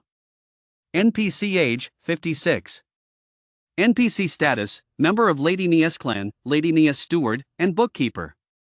NPC loyalty, 80 points. NPC loyalty target, player, I am Lucky King. NPC marital status, widowed. NPC traits, thrifty, never betray. NPC skills, frugal housekeeping, Lady Nia's money-making spirit. This is actually a trait-based NPC. And he has 2 traits and 2 skills. Sue paused for a moment, then carefully clicked to view the old man Mibu's traits and skills. Frugal management, NPC trait. If holding a position related to financial management, it reduces the rate of depletion of monetary resources in the position's area of responsibility reduction rate, 8%. Never betray, NPC trait. As a member of the Lady Ni clan, he will never betray the Lady Ni clan. His allegiance cannot be altered by any means, and he is completely immune to schemes such as persuasion, internal strife, and divide and conquer. Frugal housekeeping, NPC skill, passive skill. Within his faction's territory, monthly resource depletion is reduced by 8%. Lady Nia's financial spirit, NPC skill. Passive skill, within his faction's territory, monthly copper coin revenue is increased by 8%. Damn! A talent in wealth management. And one who can never be swayed by schemes. Plus, his skills are almost all passive skills and traits. As long as he is in the territory, they keep working. Sue's eyes lit up. With this bookkeeper around, how could the territory's wealth not accumulate fast enough? In Lord-style games, the goal is usually to dominate. And domination means war. And in war, it all comes down to logistics. Money. Resources. Population. Those are the most critical elements of logistics. The generous gift Lady Ni had bestowed upon him wasn't just a wealth of resources, but also a large number of people with the trait that Sue desperately needed. In addition to the bookkeeper Mibu, Sue spotted 4 or 5 other members of Lady Nia's clan who also possessed the trait. They weren't part of Lady Nia's Iron Guard, but rather stewards, maids, and servants within the Lady Ni household. Every single one of them, without exception, was a trait bearer, and all of them possessed positive traits. A wise and supportive wife. Marrying this woman will truly bring me good fortune. The more Sue took stock of the situation, the more excited he became. What does it mean to bring good fortune to one's husband? This, damn it, is exactly what it means. Sue couldn't hold back any longer. He pulled Lady Ni close and kissed her passionately. "Darling, I love you so much." Eek. Lady Nia's face flushed crimson instantly, and she burrowed into Sue's embrace, refusing to come out. My husband is truly shameless, getting intimate with me in broad daylight." The clan members around them tactfully dispersed, leaving the two plenty of space to be alone. And at that moment, just as Sue was whispering sweet nothings to the beauty in his arms, he suddenly remembered he hadn't checked Lady Nia's stats yet, so he instinctively tapped to take a look. It was one thing not to look, but once he did, Sue was completely taken aback. Holy crap! Those stats are insane. No way, I've got to get back to the territory and make a baby right away. Otherwise, it would be a huge disrespect to Lady Ni and a total waste. Chapter 16, number 1 on all 7 lists. I am the top dog of the entire server. NPC name, Lady Ni. NPC age, 28. NPC status, member of the Lady Ni clan, Lady Ni, S-rank concubine. NPC loyalty, 100 points. NPC loyalty target, player, I am Lucky King. NPC relationship status, married absolute fidelity. NPC traits. Unwavering loyalty, never doubt her loyalty to her husband. She is a true chaste and virtuous woman. The kind who would jump into a well for him. Budding blossom, she possesses exceptional fertility and is deeply devoted to serving her husband. The probability of a divine heir being born is permanently increased by 20%. 3 pearls of spring water, possesses the physique of one of the 10 famous vessels. 3 pearls are hidden within. When the vessel stirs, the flower blooms. Only the strongest can pluck it. The probability of conception is permanently increased by 20%. The first time she serves her husband each month, it increases his base stats by 10. NPC skills. Supporting her husband in raising children, she is a traditional woman with the aura of bringing good fortune to her husband and the ability to raise a son of the Chilan. Her husband's base stats are fixed at 50 across the board, and the child's innate talent level is fixed at 1. Not a burden. She does not wish to be a burden to her family, nor does she wish to hold her husband back, so she has taught herself some of the ways of the imperial court and has a basic understanding of politics. Her overall stats and governance effects are equivalent to those of a B-rank civil official, and upon assuming a civil official position, she will permanently gain the temporary skill blessing of the virtuous woman. Blessing of the virtuous woman, a temporary position skill. It applies a basic protective effect to field and domain industries, creating a temporary protective barrier with 10,000 durability points, allowing them to briefly resist attacks from any hostile units. The skill's effect is permanent until the position is relinquished. Once the durability of the barrier applied to a building is depleted, it will slowly recover to full within 1 week. Deep love for her husband. She absolutely adores her husband and wishes for his safety. Her husband's unit gains immunity to lethal damage once per month, and the healing speed for any injuries is increased by 100%. Amazing! This is definitely a god-tier wife. Never betrays. Boosts fertility. Stats increase, can serve as a civil official. Immune to death. Accelerated healing. Damn! This is absolutely invincible. She is the quintessential supportive wife in the harem. The strongest pillar of support behind any man. Su was completely dumbfounded when he saw Lady Nia's stats. At this moment, forget civil officials. Forget strategists. All of them can go to hell. Is any of that as good as my wife? This is a wife of the supportive spouse caliber, backed by her family's immense resources. Enough said. Su now feels that an S-rank rating doesn't even do Lady Ni justice. This is practically an SSS-rank stat template. At this moment, Su deeply understood why ancient lords would often sigh, 1,000 soldiers are easy to find, but a single general is hard to come by. A good general truly is worth 1,000 soldiers. What? You say Lady Ni is a woman, so she can't be compared to a general? Don't be ridiculous. Lady Ni alone is practically worth 1,000 troops. Don't doubt it. She really can give Su 1,000 troops. Beep. You have earned the top of the 7 lists achievement. A server-wide announcement is about to be made. Would you like to hide your personal information? System notifications are set to do not hide by default. Leaderboard information is set to hide by default. Ha? Who am I? Where am I? What did I do? I'm already number 1 on all 7 leaderboards? Su froze. He was still reeling from Lady Nia's god tier stats when he suddenly heard this system notification. I'm number 1 on all 7 leaderboards? Are you kidding me? Are all the other players useless? What happened to the gathering of the nation's top players? What are they even doing? Su was a bit surprised and opened the server-wide leaderboard to take a look. Territory grade leaderboard. First place, mysterious person, owner of the SSS grade, breathtakingly beautiful celestial kingdom territory. Second place, mysterious person, owner of the S-rank dragon coils, tiger crouches, Chao clan territory. Third place, big, owner of the S-rank unwavering faith, Taoist temple territory. Wealth rankings. First place, mysterious person, with 4,082 copper coins. Second place, mysterious person, with 36 copper coins. Third place, mysterious person, with 693 silver. Commander rankings. First place, mysterious person, with 1S rank commander. Second place, none. Wives and concubines rankings.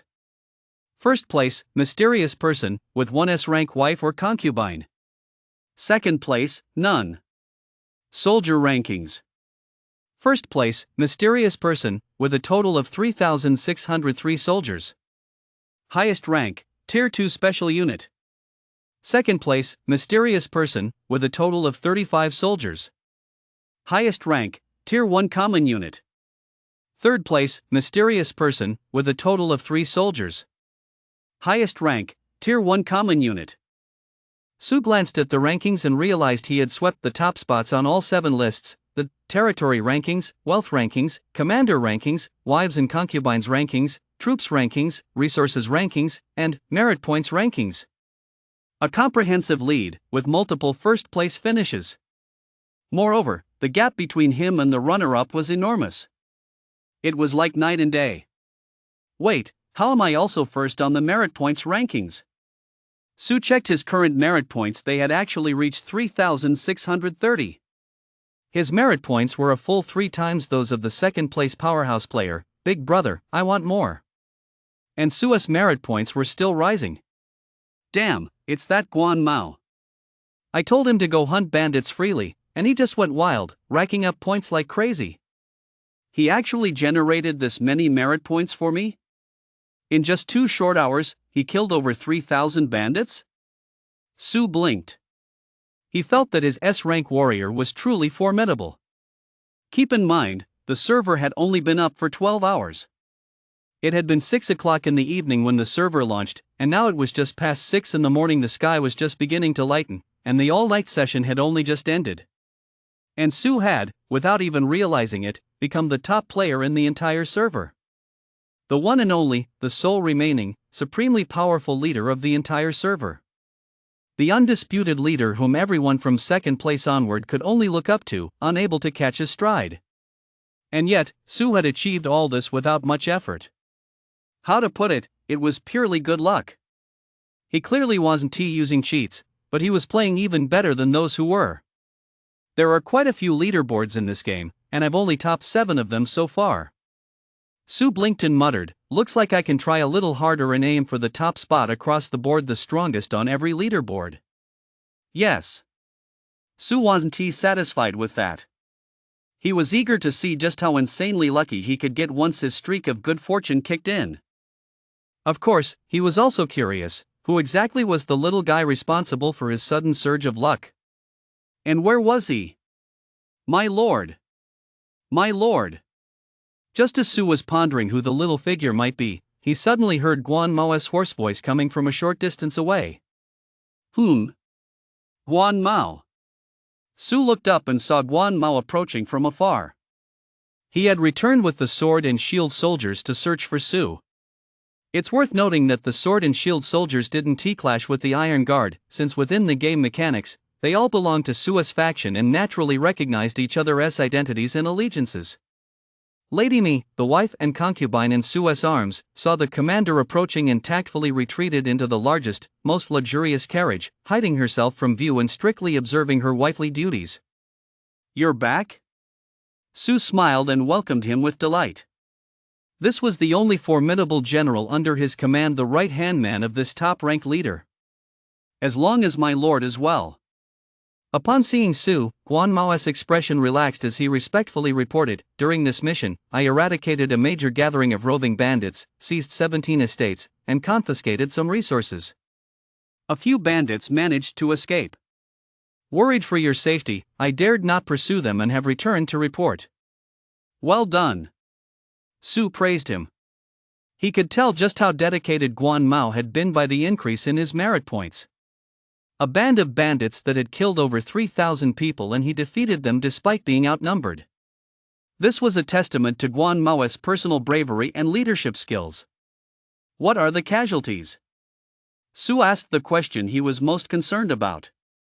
36 wounded, no serious injuries, and no combat deaths. Guan Mao's expression was solemn, showing no trace of pride, but Su's face lit up with joy. 0 casualties again. A few hundred men facing off against thousands, and yet still 0 casualties. This was largely due to the power of the Tier 1 hidden unit, but it was also inseparable from Guan Mao's exceptional ability to lead troops into battle. Truly the younger brother of Guan Yu, you do your long beard proud. Guan Mao, you are indeed my great general. My lord's kindness is deeply appreciated. I, Mao, will lay down my life to repay this favor. Guan Mao's composed demeanor, neither related nor dejected, earned Su's high praise. Truly an S-rank warrior, neither arrogant nor servile, steadfast in leading his troops, and diligent in suppressing bandits. Who could not love such a general? After a brief exchange, seeing that Su was safe and sound, protected by his elite guards, Guan Mao requested once more to continue his campaign against the bandits surrounding the territory. An S-rank general possesses the full capability to lead troops independently, allowing the Lord player to have no worries. Su naturally asked with concern, there is no rush to lead troops into battle. What if my fine general were to exhaust himself? We've been fighting for hours now. Shouldn't you go back and rest? But to his surprise, Guan Mao refused with righteous conviction. As the saying goes, a general dies in 100 battles, his body wrapped in horsehide upon his return. A mere 2 hours of fierce combat has only just begun to stir my blood. If my lord wills it, allow me to fight for another 8 hours, thoroughly purge the surrounding bandits, and rid the land of evil for the common folk. Only then will I withdraw my troops and return home. Very well. Su granted permission immediately. This is what you yourself insisted on, working an extra 16 hours. It's not as if I'm being inhumane. Go, and stay safe. Su watched Guan Mao depart with satisfaction, and as an added bonus, he assigned 2,900 Iron Guard soldiers to Guan Mao. The remaining 100 Iron Guard soldiers would be more than enough to defend the village in the early stages. This force was practically invincible. With a few hundred soldiers at his command, Guan Mao could easily crush a band of 3,000 bandits. Just how many merit points for bandit suppression would a Guan Mao commanding 3,000 soldiers bring him?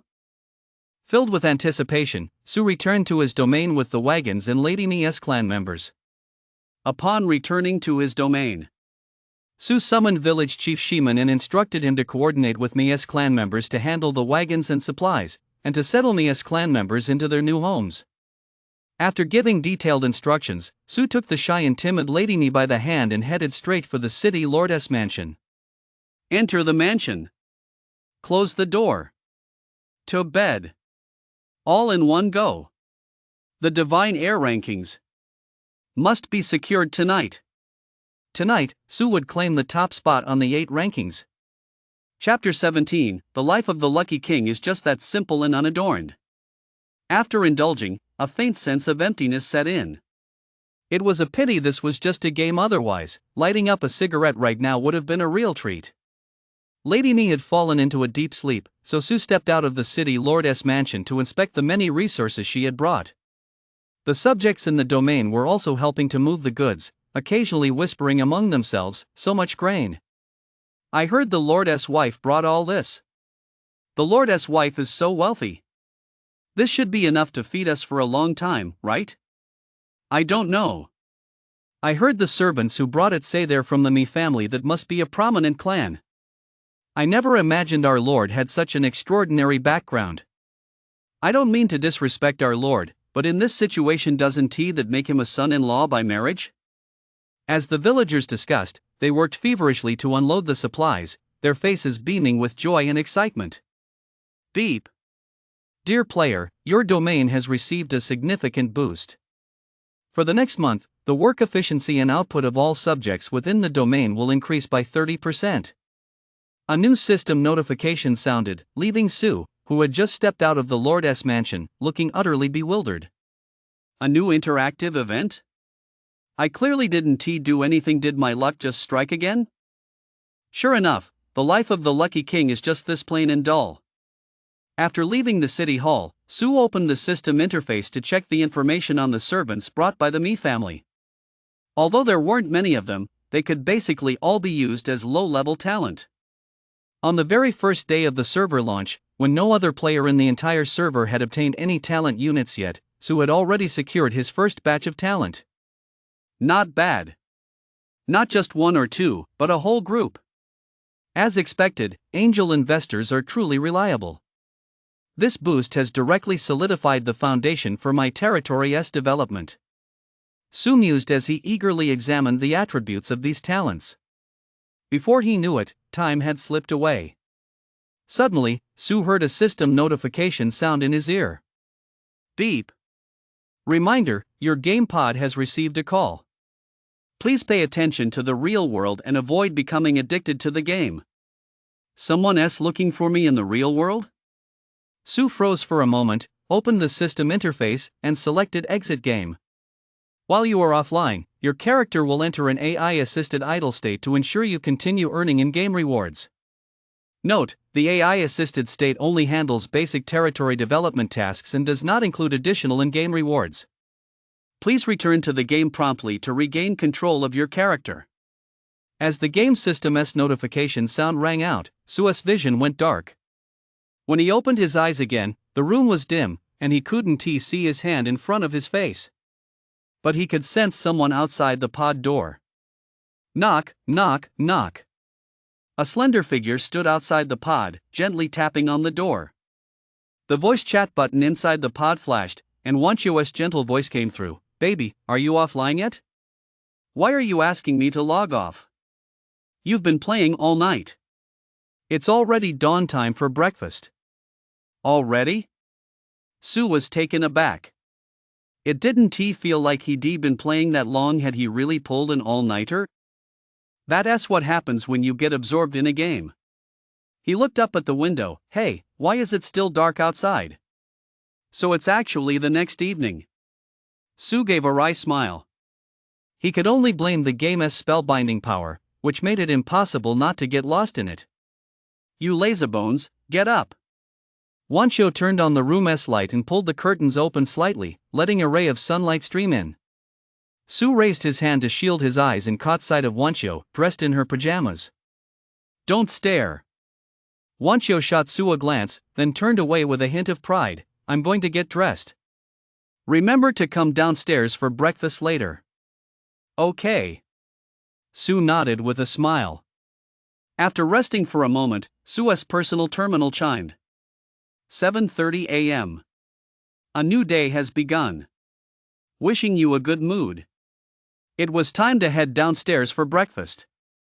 After eating, it was back to work. Daily physical exercise was also essential. Sue quickly tidied up, got dressed, and went downstairs.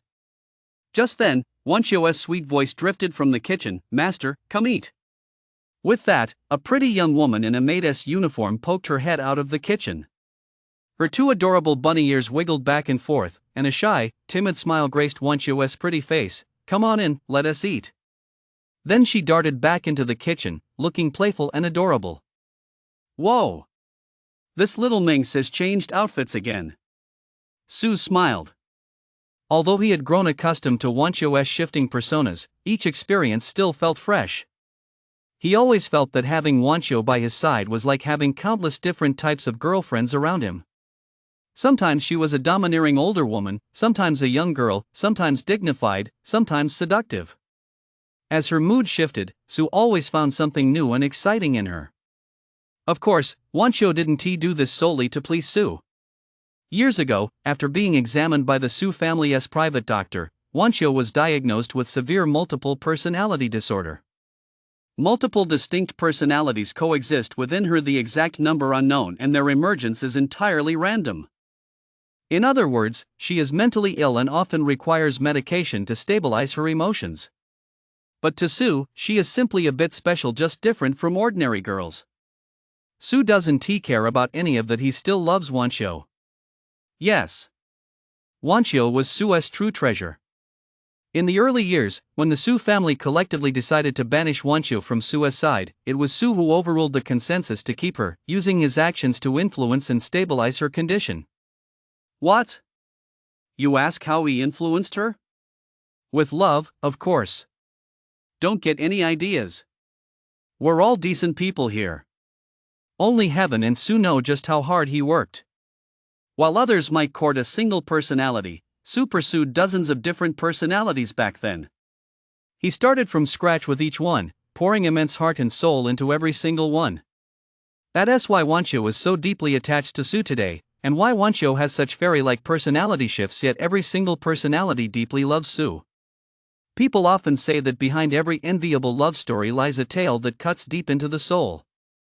If we apply that to Sue and Wancho, well, sorry to say, there are dozens of such love stories. Wancho's uniqueness is unmatched by any other woman. She holds a place of the highest regard in Sue's heart, and likewise, in Wancho's eyes, Sue is the most important and the one and only. Just as Sue was about to enter the kitchen to enjoy breakfast, suddenly, the doorbell rang. Ding dong! A guest had arrived. This early in the morning, there was only one person who would visit Sue's private villa. Sue raised an eyebrow, not at all surprised. Instead, she used her personal terminal to remotely open the villa's front gate and let the guest in. Chapter 18, Coach, I want to play a game, I really want to. Ding dong! As the electronic lock clicked open, a graceful figure stepped into the hall. It was a beautiful woman, looking to be about 40. Her long hair was neatly pinned up, and her charming face radiated calm. Her loose white work uniform could barely conceal her voluptuous figure, and every movement exuded the allure of a mature woman. Young master. The beautiful woman entered and saw Sue. She looked a little surprised but bowed respectfully. You're up so early. Didn't you sleep in a bit longer? I was gaming all night. Sue nodded. From this angle, he could easily see the view inside the beautiful woman's collar, skin so white and smooth it was dazzling. They were huge. These weren't the kind of breasts a young girl could compare to. Aunt May, mind your appearance. Sue whispered a reminder. Aunt May glanced down at her collar but made no attempt to cover up, merely offering a faint smile. It's fine. It doesn't matter at home, but I'll be more careful when we're out. She showed no embarrassment, remaining poised and composed as she gestured to Sue. I'm off to work. Just call me if you need anything, young master. All right. Sue nodded, watching Aunt May walk into the villa's utility room. Aunt May was a trusted confidant sent by the Sue family to care for Sue from childhood. She had served as Sue's wet nurse, maid, housekeeper, and even tutor. She was utterly loyal to the Sue family and especially devoted to Sue. Unmarried to this day, she had served Sue diligently for many years. She was one of the few women in Sue's inner circle who was absolutely trustworthy. Aunt May lived in a small courtyard next to the villa and came in at set times every day to clean. After all, a villa this large was simply too much for Wancho to manage on her own. Aunt May often pitched in to help and, in her spare time, took care of Sue's daily needs, fulfilling all of Sue's requests. As the saying goes, the morning sets the tone for the day. Sue strolled into the kitchen, where the obedient little bunny had already prepared a sumptuous breakfast and turned on the electronic screen on the wall, which was broadcasting Sue's favorite gaming and entertainment news. Last night, a globally renowned hit game launched its open beta. Representatives from various countries have joined the game, aiming to resolve conflicts through gameplay and handle international disputes in the new era in a more peaceful manner. This reminds me that since the announcement of virtual era technology many years ago, it has gradually become an indispensable part of human life worldwide. The new era is the era of virtual reality. The gaming industry has flourished to become a top-tier pillar of the global economy, gradually uniting the strengths of nations. Professional gamers, once criticized in the old era, have become a popular career path for graduates over the past decade, with top-tier players emerging in droves from gaming universities. Following the official open beta of the game, Global Lord, numerous top players from around the world have joined, intent on serving their nations. As everyone knows, according to official announcements, the game's primary focus in the future will be the struggle for supremacy among nations, in other words, national warfare. Top players from every country and region are sharpening their skills and quietly leveling up, eager to make a name for themselves during future national wars and seize immense wealth and glory. On the screen, a beautiful female host was enthusiastically discussing the Global Lord game, which had entered open beta yesterday. As the current center of global attention, the game Global Lord has already generated extraordinary buzz, becoming a super hit phenomenon that has captured the world's imagination. Meanwhile, Sue was eating breakfast while intently watching her discuss her views on the game and the latest news. Speaking of top players, we must mention last night's global hit game. As soon as the leaderboards were released, a host of elite players emerged. Based on aggregated data from leaderboards across various countries, it's clear that the Chinese region's leaderboard stands head and shoulders above the rest thanks to our top-ranked player, the owner of an SSS tier territory. As the female host delivered her impassioned introduction, leaderboard data from various countries slowly appeared on the massive electronic screen behind her. Among them, the Chinese region's leaderboard stood out exceptionally. Especially on the territory tier rankings, the mysterious top-ranked player SSS tier Celestial Kingdom territory was truly breathtaking. Many viewers were tuning into this nationally popular gaming news channel, and everyone saw the latest rankings from regions around the globe. Most of the territories listed were S tier, with only a single SS tier territory in the Eagle Nation region. Furthermore, out of nearly 10 billion players worldwide, the vast majority possessed ordinary, unranked territories. There was only one S rank, a mere few hundred S ranks, and at most tens of thousands of A ranks, yet the server's sole top-tier SSS rank hidden territory was located in the Huaxia region. Yes, Su's territory had now become the focal point of global attention. After the in-game rankings were released, the entire world learned of Su's territory. Countries across the globe, including major top-tier gaming guilds and world-class factions, were frantically trying to uncover the identity of this mysterious player. Whoa, I'm on TV. Sue was a bit surprised. As everyone knows, this game was jointly developed by the world's top AI supercomputers, and it contains a vast number of variables and probabilities. Players with good luck do indeed get a strong head start in this game, and this mysterious player is a prime example. According to current information, he is the only SSS tier territory owner since the server launched. Furthermore, based on our station's inside sources, he does not belong to any gaming guild nor is he affiliated with any national official forces. Our initial assessment is that he is a solo player. The female hostess voice was full of passion as she faced the camera with her beautiful face, gently appealing. As a fellow Chinese citizen, I hereby call upon this mysterious player. If you are watching this news, please step forward. Dedicate yourself to the motherland. Experts have pointed out that this game is trending toward becoming a global battlefield. Passionate young people should serve their country. Come forward, mysterious player. China needs you, the people need you. Domestic players need your leadership too. Bullshit. Sue rolled his eyes. It's only the first day since the server launched, and they're already hyping me up this much. Aren't they afraid they'll set me up for a fall? Sue didn't buy the female hostess nonsense. Was the country really so weak that it needed help from a solo player? What a joke. It's still the very early stages of the game. Many top players haven't even started showing their true strength yet. An SSS tier territory might have huge development potential, but it doesn't really mean anything, does it? What if his good luck runs out and he loses his edge later on? Can an SSS tier territory alone really lead China to victory in future national wars? No way. Sue was clear-headed. He had good luck, but he never relied on it too heavily. Luck is a crucial factor in helping someone get off the ground, but whether a person can truly stand at the pinnacle depends on their own strength. Sue has known this truth since childhood, which is why he never slacks off on his studies or self-cultivation. Aside from his good luck, Sue is also an exceptionally brilliant scholar, excelling in every aspect beyond the average person. As for this game, Sue's goal is simple: to play it steadily and diligently, without meddling in matters he shouldn't. If necessary in the future, he would do his part for the national war. But he is unwilling to be the flag bearer and leader for the Huaxia region, charging into battle. At least for now, he felt that such a role was far from simple. With the government yet to step in, why should he be the one jumping into the fray? After all, the one leading the charge is often the first to fall. Surviving, leveling up, and gradually growing stronger. That is the true path to victory. After breakfast, Sue sat pensively in a soft chair while Wancho began clearing the leftovers from the table. By the way, Warner, what kind of territory did you get in the game last night?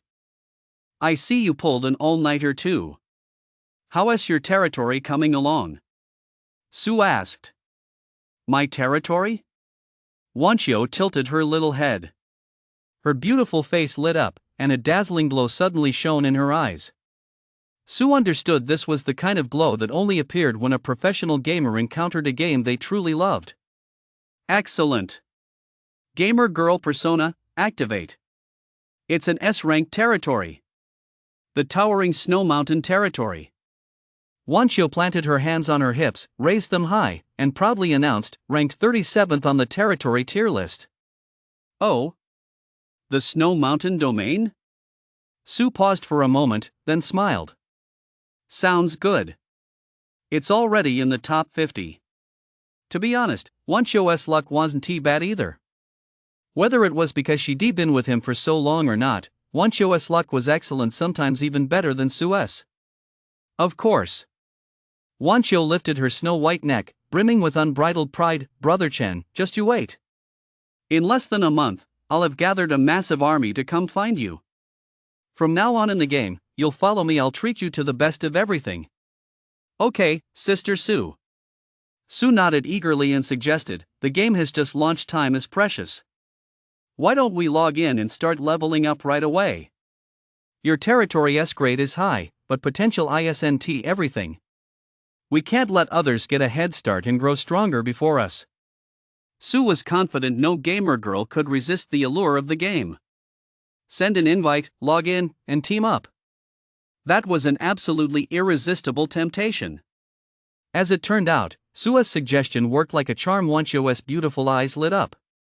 But before she could nod in agreement, Wancho's expression suddenly changed. She let her slender arms hang by her sides and gazed at Sue with eyes as gentle as water.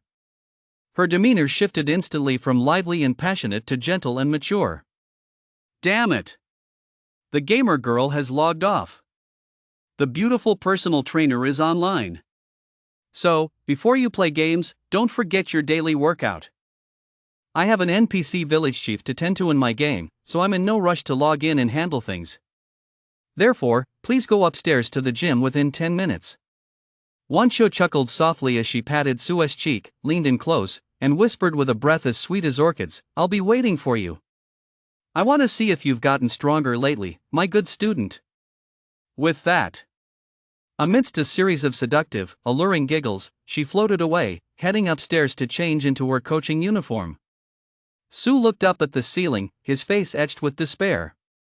Damn it, coach, I don't want to work out, I want to play games. I really want to. What could Sue do? He'd chosen this path himself, so he'd have to grit his teeth and endure it. What if she thought he didn't love her anymore, and that caused her condition to worsen? I'll sacrifice myself for love. A mere kidney, what's that worth? Sue sprang to his feet, his voice filled with passion, and strode toward the villa's staircase with the resolve of a man heading to his death. The wind howls, the waters of the river run cold. Once the hero departs, his kidneys are gone. History will remember this day. Just as Sue was climbing the stairs, in a distant corner of the city, an event closely tied to Sue was unfolding. Chapter 19, What are you doing? Her health bar is almost empty. An SSS-rank territory. Inside the school cafeteria, Lou sat alone at a table in the corner, looking up at the electronic screen. It was displaying the latest gaming news, featuring a female host announcing global rankings that left the students in the cafeteria utterly astonished and beaming with delight. Players from our Huaxia region actually have an SSS tier territory. We got this, guys. I told you, we're definitely going to win the global nation war. This is the only SSS tier territory in the whole world. I can't believe some lucky guy managed to get it, I'm so jealous. Rumor has it that the Paperclip Guild back home made a big announcement this morning, offering $3 million to track down this player. They want to recruit him to serve the nation. Are they really trying to recruit this big shot, a 3 million yuan bounty just for their info? Doesn't that mean their salary after joining would be in the tens of millions? Damn, I'm so jealous. Glory, wealth, and power all within reach. The students in the cafeteria were all discussing the news about the SSS tier territory released this morning, their hearts filled with envy and jealousy. Some players really have it made. Just by playing a game, they can completely change their lives. Oof. Lu, standing nearby, snorted coldly, thinking with disdain, a salary in the tens of millions? A bunch of noobs. Back in the day, even a top-tier S-rank territory player had a guild salary in the tens of millions, let alone the holder of an SSS-rank territory? Still, this whole thing is rather strange. Lu narrowed his eyes slightly as he stared at the screen, muttering to himself, the way things are unfolding seems to have some inconsistencies. I recall that in my previous life, no one ever obtained an SSS tier territory. The strongest territory in the world was the S tier 1 in the Eagle Nation. Could it be that my rebirth has triggered a slight butterfly effect? Lu was also curious about the identity of this SSS tier territory holder, but he was well aware that the situation surrounding them was extremely dangerous. Since the rankings were released, this single individual had captured the attention of major global factions and all players alike, making them the talk of the town. Undoubtedly, an SSS tier territory brings immense glory to this mysterious player, but it also invites dangerous scrutiny. Especially now, when players worldwide are just getting started in this game, the potential of an SSS tier territory is immense, but it does not guarantee invincibility. As this mysterious player develops, countless variables will undoubtedly arise. Once he reveals his identity, countless troubles will likely await him. In today's increasingly competitive international climate, there are naturally many schemers lurking in the shadows, eager to dig up information on this mysterious player and sell it at a high price to enemy nations. After all, in any era, there is no shortage of traitors. There are always those who believe the air is sweeter abroad. When that time comes, co-optation, assassination, incitement to treason, and every other means imaginable will emerge in endless succession. As far as Lu knew, the Paperclip Guild, which had offered a 3 million copper coin bounty, was a traitorous guild operating within the country. Don't be fooled by the Paperclip Guild's current display of patriotism during the upcoming national war. It was this very guild's sudden betrayal that dealt a devastating blow to all patriotic players in the Huaxia region. If this mysterious player succumbs to the temptation of copper coins, the future looks bleak. Sometimes, having too much luck isn't necessarily a good thing. Lu narrowed his eyes slightly, a faint smile curving his lips. S-rank territories are the best for development, not so powerful as to attract everyone's attention, yet not so weak as to lack any potential. I reckon it won't take more than 2 months before this mysterious player is unearthed by the combined forces of various nations. When that happens, it'll be up to him to see how he handles it. Will he be assassinated, betrayed by a traitor, or perhaps defect to a nation in time to seek protection only to lose control of his territory? Every path ahead is fraught with difficulty. It's a pity this lucky one doesn't realize that true strength doesn't lie in the rank of one's territory, but in one's understanding of the game and the explosive growth that comes in the mid to late game. Lu leisurely enjoyed his breakfast. He wasn't the least bit envious. In fact, he felt a sense of pity for this lucky player. I hope to see this player rank among the global top 100 during future national wars. Only then will he be worthy of being my opponent. Lu finished his meal, rose calmly, and prepared to leave the cafeteria. A student noticed Lu and couldn't help but ask with a smile, "Lu, where is your big brother Su? Why didn't he come eat with you? Aren't you just such a big eater that you've eaten your good big brother right out of town?" Faced with these teasing remarks and mockery, Lu's expression darkened. He shot the students a cold glance, then turned and walked out of the cafeteria without a word. Pfft, what's he so cocky about? From behind him, he could faintly hear the male students whispering, their voices full of contempt, "He's just some kid from a backwater. If it weren't for that unlucky roommate of his keeping him afloat, he'd still be scraping by on the school's poverty relief copper coins. You know what? Su really is good to him. I heard from the delivery guy. Su even bought him an 880,000 yuan gaming headset. The latest model. Damn it! Why isn't Sue my roommate? Lou really got off easy. I wish campus dad would spoil me too. Hearing the chatter behind him, the envy and jealousy of his classmates, Lou clenched his fists, his eyes gradually filling with bloodshot veins. Sue! Lou gritted his teeth in his heart, consumed by rage. It's all your fault. It's all your fault. Everyone says I'm your lapdog. Just because you've got a few stinking bucks, you've casually ruined my entire college life. Soon, very soon, everyone will know you're the scum who needs to look up to me just to survive. You're a good-for-nothing rich kid, a parasite on society. I'll step on you to climb to the top of the world. I'll make you see with your own eyes that you're just my supporting actor. I'll make you kneel and beg me, hand Wancho over to me with your own hands. I'll make you cry and beg me not to abandon you. Just like in our past life, this time, it's your turn to kneel and beg me not to kill you. Lou's heart grew dark, filled with hatred. He would never forget how he died. Sue had killed him with his own hands. Log in. Log in. After finishing his workout, Sue didn't hesitate for a second. He dove straight into the gaming pod and immediately began logging in. Just like most players around the world, he began grinding the game with all his might. What? Studying? Sorry, I already got my diploma early. What? Making money? Sue's relatives sent him an 8-figure allowance every month. The wealth of the Sue family was enough for him to live it up for several lifetimes. Right now, Sue could only play games. Beep. Welcome back to the Lord world. While you were away, your domain developed normally. With the system's notification sound, Sue slowly awoke on the wooden bed in the Lord's mansion. After briefly checking his physical condition, Sue turned and walked out of the Lord's mansion. It's worth noting that after players log off and leave the game world, their in-game characters still exist. They're simply handed over to an AI system to manage. But rest assured, the AI will not assist players with additional in-game activities, such as breeding divine heirs. It will only operate players' characters according to the modes of self-defense, counterattack, and normal territory management. In short, this is an AFK idle offline gameplay mode, where players still earn territory income and maintain development even while offline.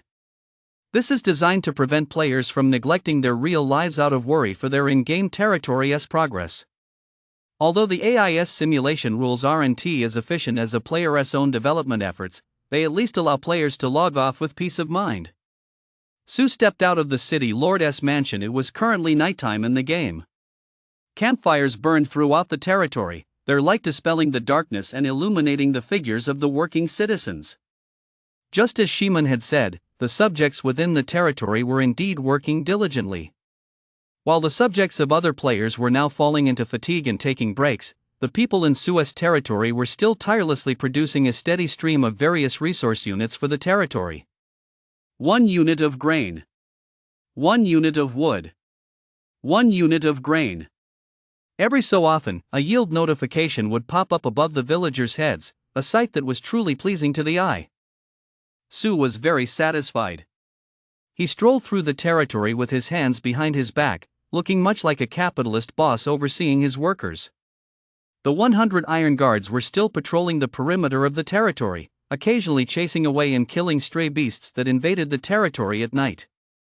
The sound of hammering could be heard from the blacksmith's shop even at this late hour. They were still repairing and constructing equipment for the domain. Even that old man Sheeman was helping the newly arrived refugees get accustomed to life in the domain, constantly preaching loudly. Proclaiming the greatness and generosity of Lord Sue. And Lady Nishi was leading a few maidservants, applying the skill effect, blessing of the lustful maiden, to the estate's buildings. Has she already taken on the role of the domain's civil official? Sue was a bit surprised. He remembered that Lady Nia's temporary skill required holding the position of civil official to be activated, didn't he it? But he logged off in such a hurry that he hadn't had time to make those arrangements. Sue opened the domain status screen to take a look, paying particular attention to the changes in the domain log since he logged off. It turned out that after he logged off, the AI had taken over his character and, following that optimal territory management and development model, automatically appointed Lady Me as the territory's civil official. It had also issued commands to apply the blessing of the sensual woman effect to all major territory buildings and outdoor industries. Everyone has been working hard. Su nodded with satisfaction. His subjects and his wives and concubines were all working tirelessly to ensure the prosperity of his domain.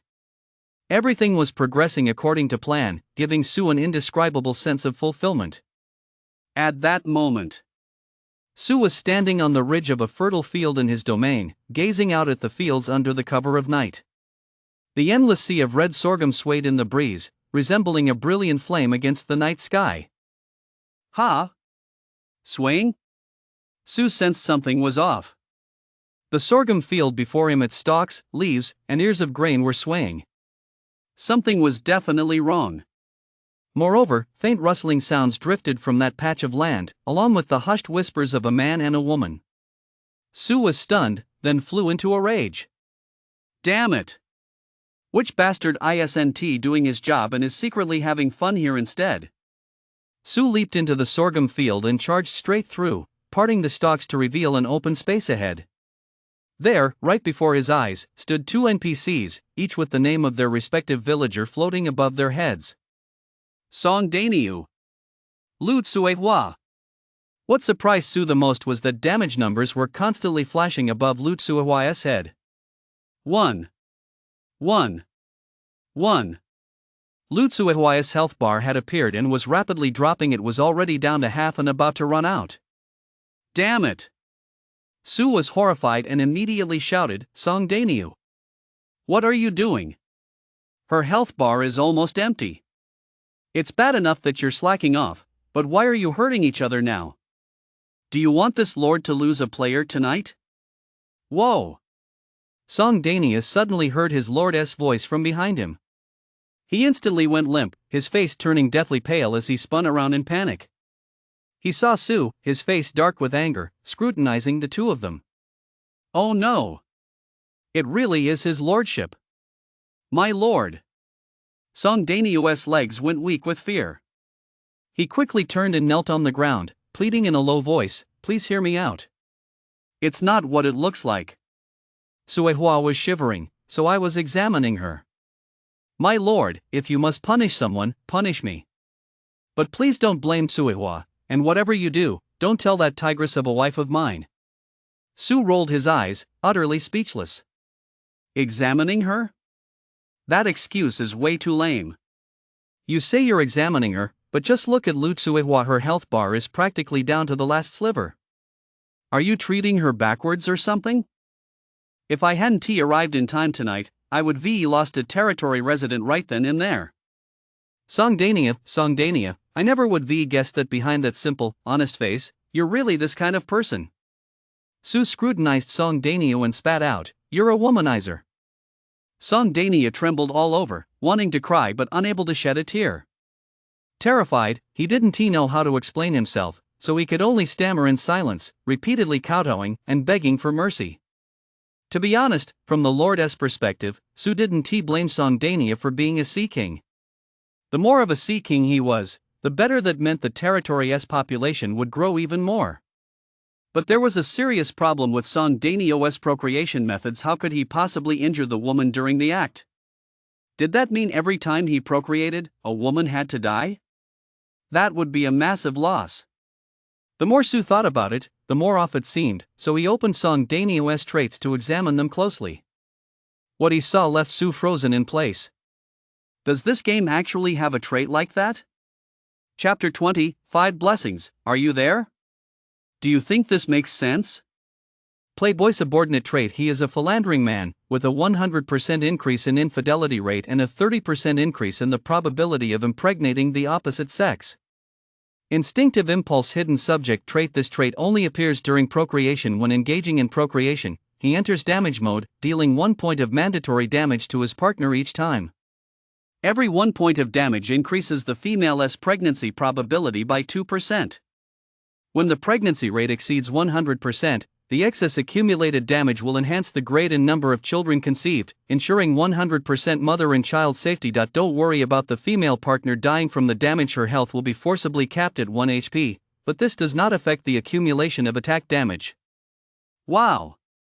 Su was astonished. He never expected that Song Dania, the village SC king, would have a hidden trait. And this trait is incredibly useful. To Song Danio's wife, he might just be a faithless scoundrel. But to Su, the lord, Song Danio was practically a walking population boosting machine, a factory for producing elite soldiers. What's more, Song Danio's ability was fantastic. It didn't depend on the woman's personal conditions or attributes at all. Any woman would do. Because once the pregnancy probability reaches 100%, the grade of the unborn child is determined by the total damage Song Danio deals from the moment conception occurs until birth. In other words, the more forced damage he inflicts on the woman during that period, the higher the child's grade. And the more multiples there will be. Even if you give him a trash female NPC with the lowest stats across the board, Song Danio can still work miracles. One man, sowing an entire legion. It's absolutely no problem. It really is possible. A genius. An absolute genius. Su made a quick judgment in his heart, but he still had to go through the motions. Especially when Su's gaze fell upon Lu Tsuhuai's snow-white body. This woman, immersed in pleasure yet filled with fear, was keeping her eyes tightly shut, afraid to look at Su. But Su saw a pink heart appearing above her head, rapidly coalescing before merging into her forehead with a ding and vanishing. That's the pregnancy indicator. Sure enough, when Su checked Lu Tsuhuai's stats, he saw she was already pregnant. Song Danio, you're one hell of a player. You nailed it on the first try. Ahem, Danio. Su spoke calmly, her expression impassive. Song Danio shuddered and stammered, "My lord, I am willing to accept my punishment." Oh. He is actually quite self-aware and takes responsibility. Su said coolly, "You have indeed done wrong, and I must reward and punish accordingly. While everyone else toils, you've been out seeking pleasure. You have a family, yet you've been fooling around with others. You've even tarnished the reputation of that fine young woman, Suehua. How is she supposed to get married now?" Hearing Su's words, Song Danio wanted to argue back, but dared not speak. "Suehua is a fine young woman? My lord! You have no idea that woman is a real slut. She has no shortage of lovers in her bed. She has seduced half the village's young men, and she even had improper intentions toward you." Song Danio dared only to grumble these thoughts to himself. He dared not speak them aloud. Whatever Su said now, he nodded in agreement, dared not contradict him, and waited in fear and trepidation for his punishment. Will it be exile? Or drowning in a pig's cage? Or perhaps beheading in public? Sigh. Poor wife of mine, she hasn't even given me an heir yet. If I die, what will become of her? Just as Song Danio was overcome with despair, Su spoke slowly. "In consideration of your past merits, I shall spare you the death penalty, but you cannot escape punishment. Since you have defiled Lu Tsuehua, I hereby bestow this girl upon you as a concubine. From now on, you must not lead a dissolute life. Instead, settle down, work hard, and provide for your family." Ha! Song Danio froze in shock. The sudden good news left him unable to believe his ears. Lu Tsuehua, the village's most beautiful girl. Although she was a bit of a wild child, her looks and figure were stunning, leaving many young men spellbound. A girl of such exceptional beauty, and the Lord was actually bestowing her upon him. What's the matter? Are you dissatisfied? Su glared at him. If it weren't for your exceptional skills, I would have ordered 300 lashes to set an example. No, no, no. Thank you, Lord. Thank you, Lord. Song Danio wept with joy, kowtowing repeatedly with a thudding sound, his sincerity evident. Oomph, don't think this matter is over yet. Su snorted coldly. Now that you've married Lu Tsuehua, you must treat her with respect and not continue your reckless ways. Song Danio, I'll never misbehave again. My lord, rest assured, I'll treat her with the utmost sincerity and devotion. Su, I don't believe you. Therefore, you must father 300 children with Lutsuihua. Otherwise, your crimes will be compounded, and you'll be drowned in a pig's cage. Song Dainyu. My lord is so ruthless. Lutsuihua, lying nearby, turned deathly pale at the words, her beautiful eyes filled with terror. It's over, it's over. I thought I'd live a life of unparalleled splendor, but now I'm to be reduced to a breeding machine. I have to bear 300 children just to atone for my sins. 300 children. How on earth am I supposed to bear that many? My lord, you might as well just kill me. Song Dainyu secretly rejoiced and nodded in agreement, while Lutsuihua's face darkened, feeling that her beautiful, carefree life was about to come to an end. Beep. Congratulations, player. Your wise decision has made the villager Song Dainyu, who narrowly escaped death, deeply grateful. His work enthusiasm and trait effects will be boosted by 100% for the next month. Beep. Congratulations, player. Your authoritative actions have earned the deep admiration of your subject, Lutsuihua. For the next month, her negative trait effects will be reduced by 50%, and her pregnancy probability will increase by 80%. Whoa! I've actually triggered 2 consecutive territory interaction events. And the effects are both excellent. The bonus values are incredibly high. No big deal. I'm used to my good luck by now.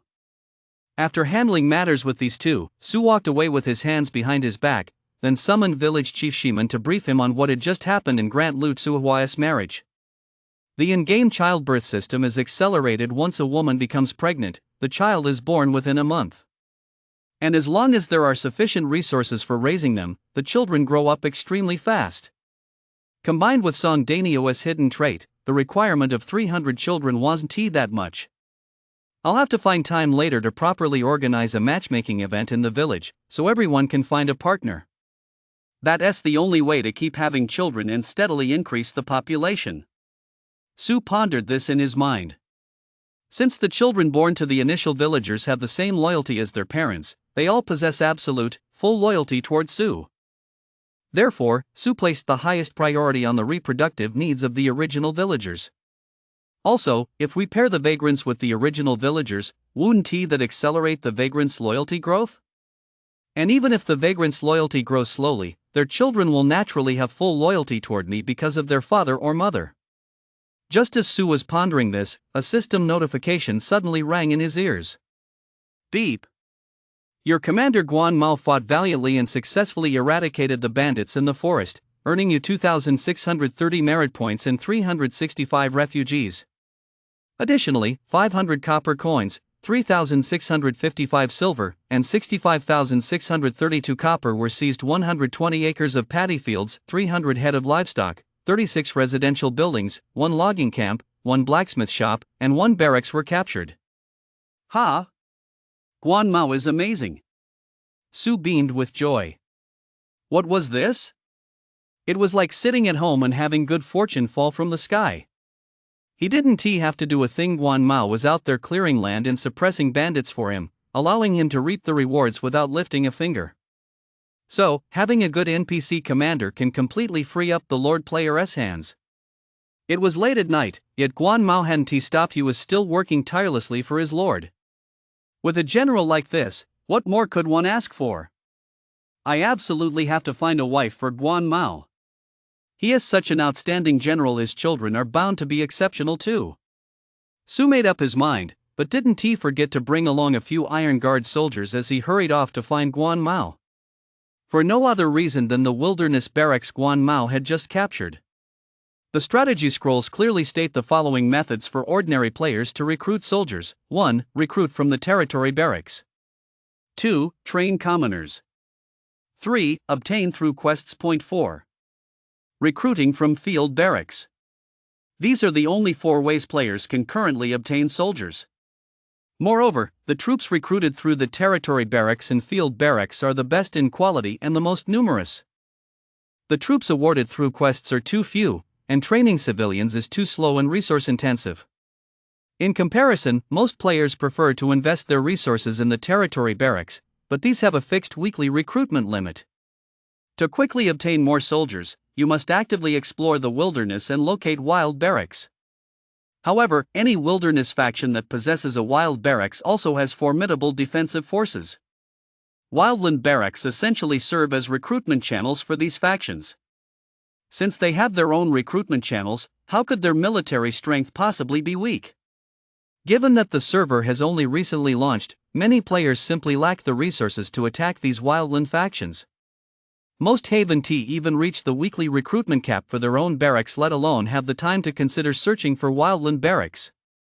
But for Sue, it's a different story. He is currently far ahead of the other players in his progress. While everyone else is still figuring out how to quickly accumulate resources and successfully recruit soldiers at their territory barracks, Sue has already begun his first foray into the wild barracks. I've heard that the troops in wild barracks are quite strong, and there is a chance of encountering special units. Even if I don't encounter any special units, coming across a higher level wild barracks would still be great. I could recruit high level standard troops. Sue was full of anticipation, and he hurried along. Escorted by the Iron Guard, Sue used the in-game map to track down Guan Mao's coordinates, catching up to him after 2 hours. My lord!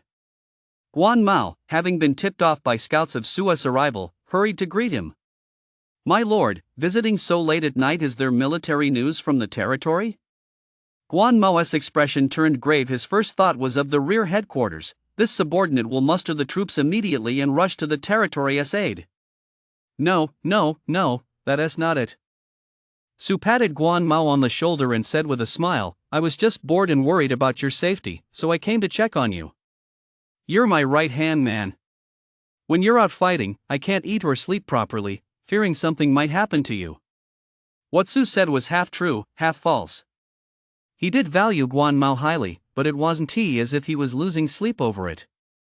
But having spent so much time with the old man of the Sue family, Sue had picked up these smooth, diplomatic ways of speaking, the kind that always left people feeling as though they'd been bathed in a spring breeze. How does the saying go?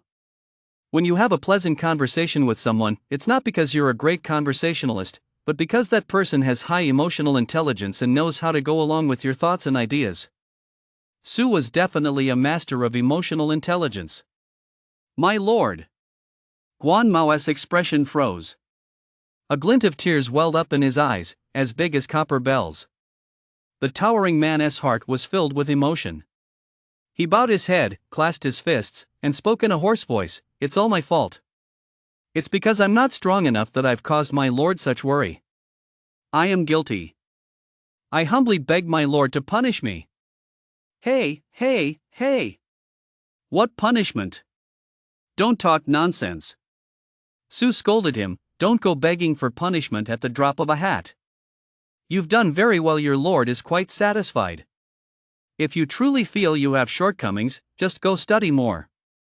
You love reading the spring and autumn annals, don't you? Yes.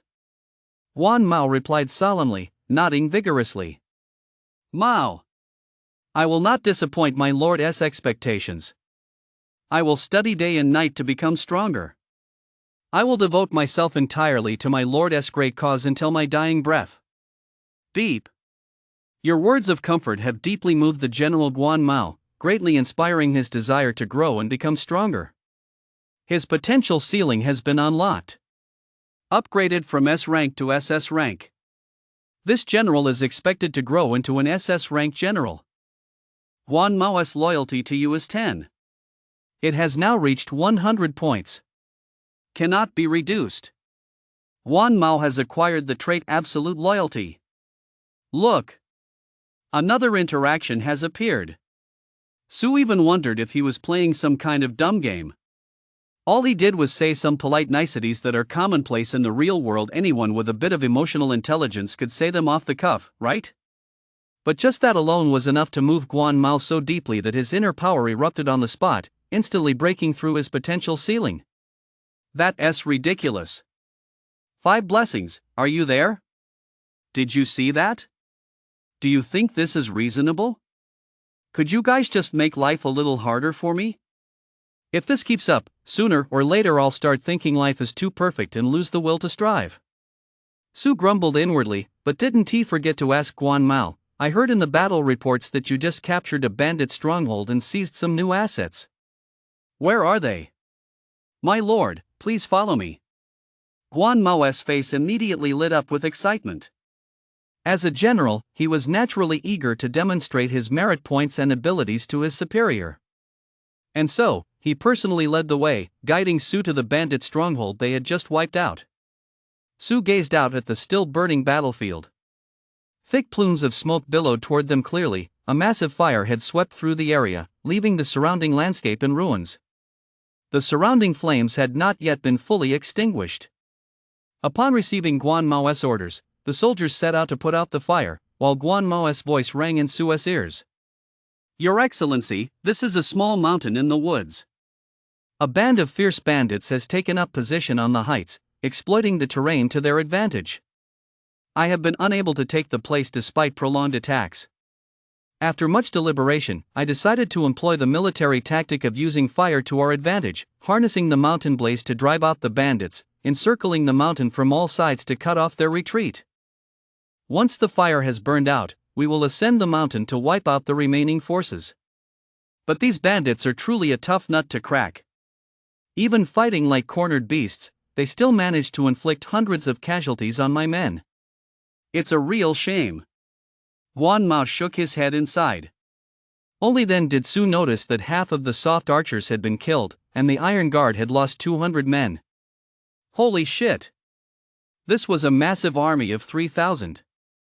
Most of them were second-tier special units from the Iron Guard.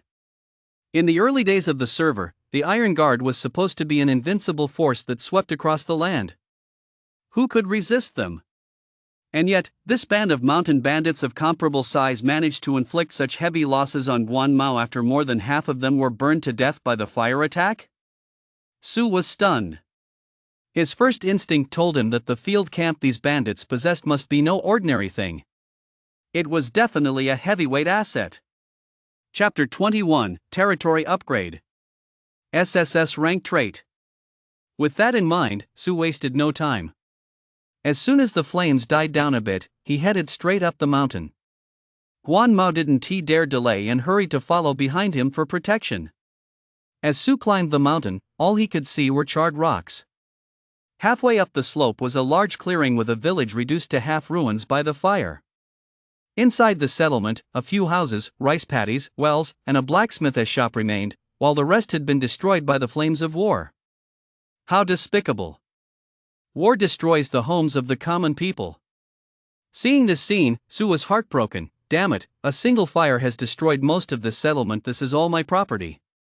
But as painful as it was, Su couldn't very well turn around and blame Guan Mao. Guan Mao led the troops into battle naturally. His only responsibility was to win.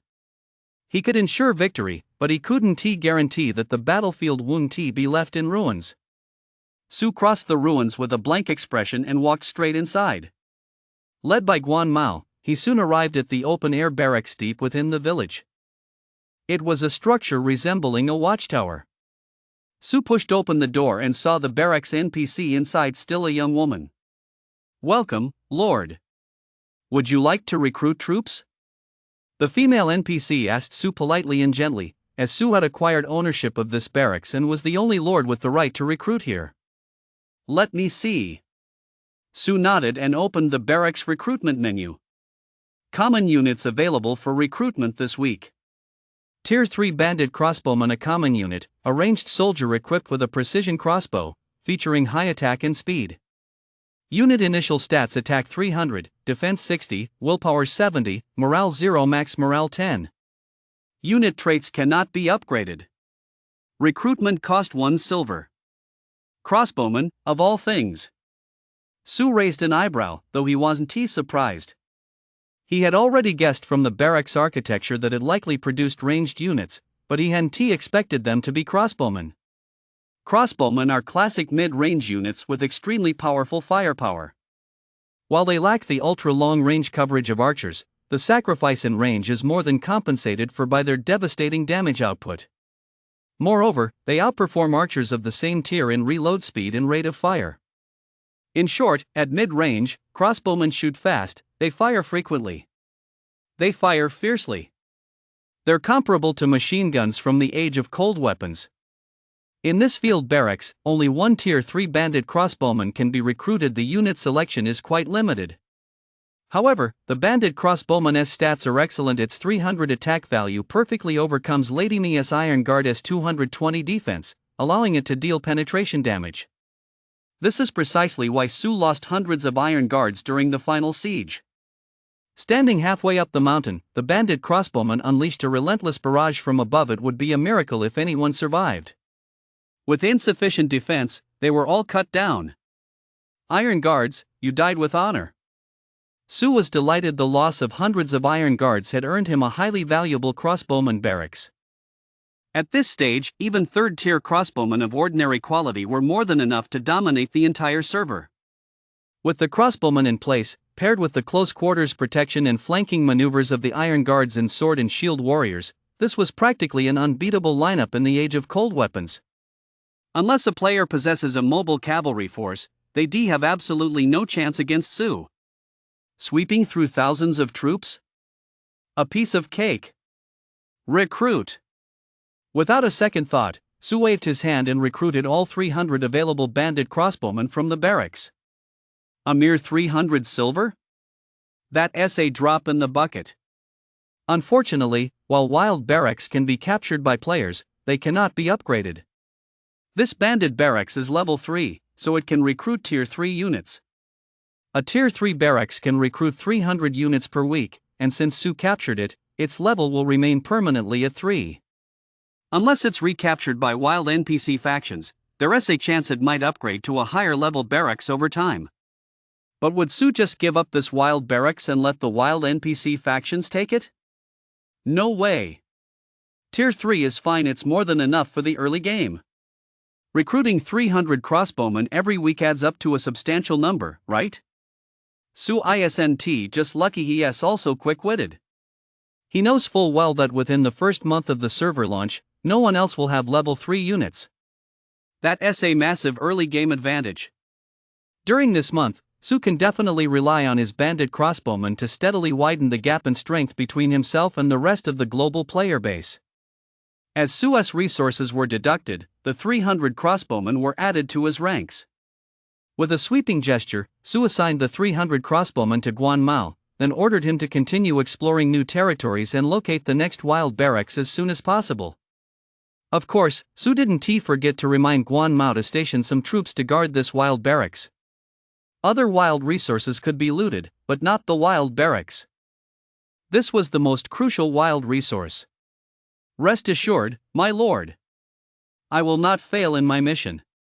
Guan Mao pounded his chest in assurance, then, covered in dust from the journey, led his troops back into battle to continue clearing the land. What a fine general. He really works his butt off. Su smiled faintly and quickly returned to his territory with the Iron Guard. He had another very important task to attend to. Upgrade the territory's barracks. Upgrading the barracks increases the rank of soldiers that can be recruited and the number of soldiers available. A level 1 barracks can recruit 100 Tier 1 soldiers per week, a level 2 barracks can recruit 200 Tier 2 soldiers per week, and so on. To rapidly mass troops, the barracks level must keep up.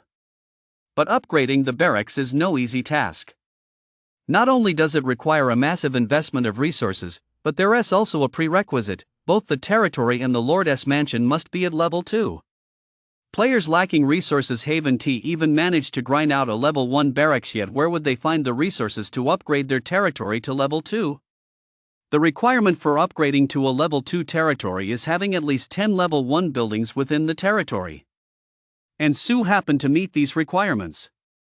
This was all thanks to Guan Mao's relentless raiding, which had amassed enough war loot for him. An hour later, Su returned to his territory and rushed straight into the Lord's mansion. Upgrade. Start upgrading. Su opened his territory information. Excluding farmland and wells, he now owned exactly 11 territory buildings, not one more, not one less. Requirements met. Upgrade. Beep. Please confirm, do you wish to consume 1,000 copper coins, 1,000 silver, 1,000 copper, 1,000 wood, and 1,000, or to upgrade your territory to level 2? 1,000 of each of the 5 resources. Su glanced at his resource reserves, they were plentiful. With Guan Mao's ongoing land reclamation and the generous gifts from Lady Mia's clan, these resources were a drop in the bucket. Confirm. Su waved his hand, and the 5 resources were deducted accordingly. Immediately, a flash of copper coins light descended from the sky, striking Su's territory directly. The copper coins light exploded instantly, transforming into a dazzling shower of radiance that blanketed the entire territory. It illuminated the night as bright as day. The subjects who witnessed this scene were utterly stunned. Overwhelmed by awe, they believed it to be a divine blessing from the heavens. They knelt on the ground, bowing their heads in prayer, begging for the protection of the gods. At that moment, all subjects bathed in the copper coins colored light had their old injuries healed, their health restored to full, and their health bars filled to the brim. Even the crops in the fields glowed brightly and grew rapidly, while the health bars of the Domain S buildings thickened, doubling their durability. Ping. Due to your domain upgrade, all subjects' injuries have healed. Loyalty has increased. Public morale has increased. Public order has increased. Prosperity has increased. Due to your territory upgrade, the durability of all buildings has doubled. Wear and tear has been fully repaired. Due to your territory upgrade, the subjects feel a divine blessing has descended, and everyone's work efficiency will double for the next 24 hours. This is a true blessing. The effects of the upgrade surprised Su. However, according to the guide scroll, these are the standard territory upgrade effects every player receives. Every time you upgrade your territory, these positive buffs will appear. The territory is upgraded. Next up is upgrading the Lord's mansion, then immediately upgrading the level 2 barracks. As long as the barracks level stays high, we'll remain invincible. Su grinned as he prepared to upgrade the Lord's mansion. He had already calculated the resource requirements, it was just enough for this splurge.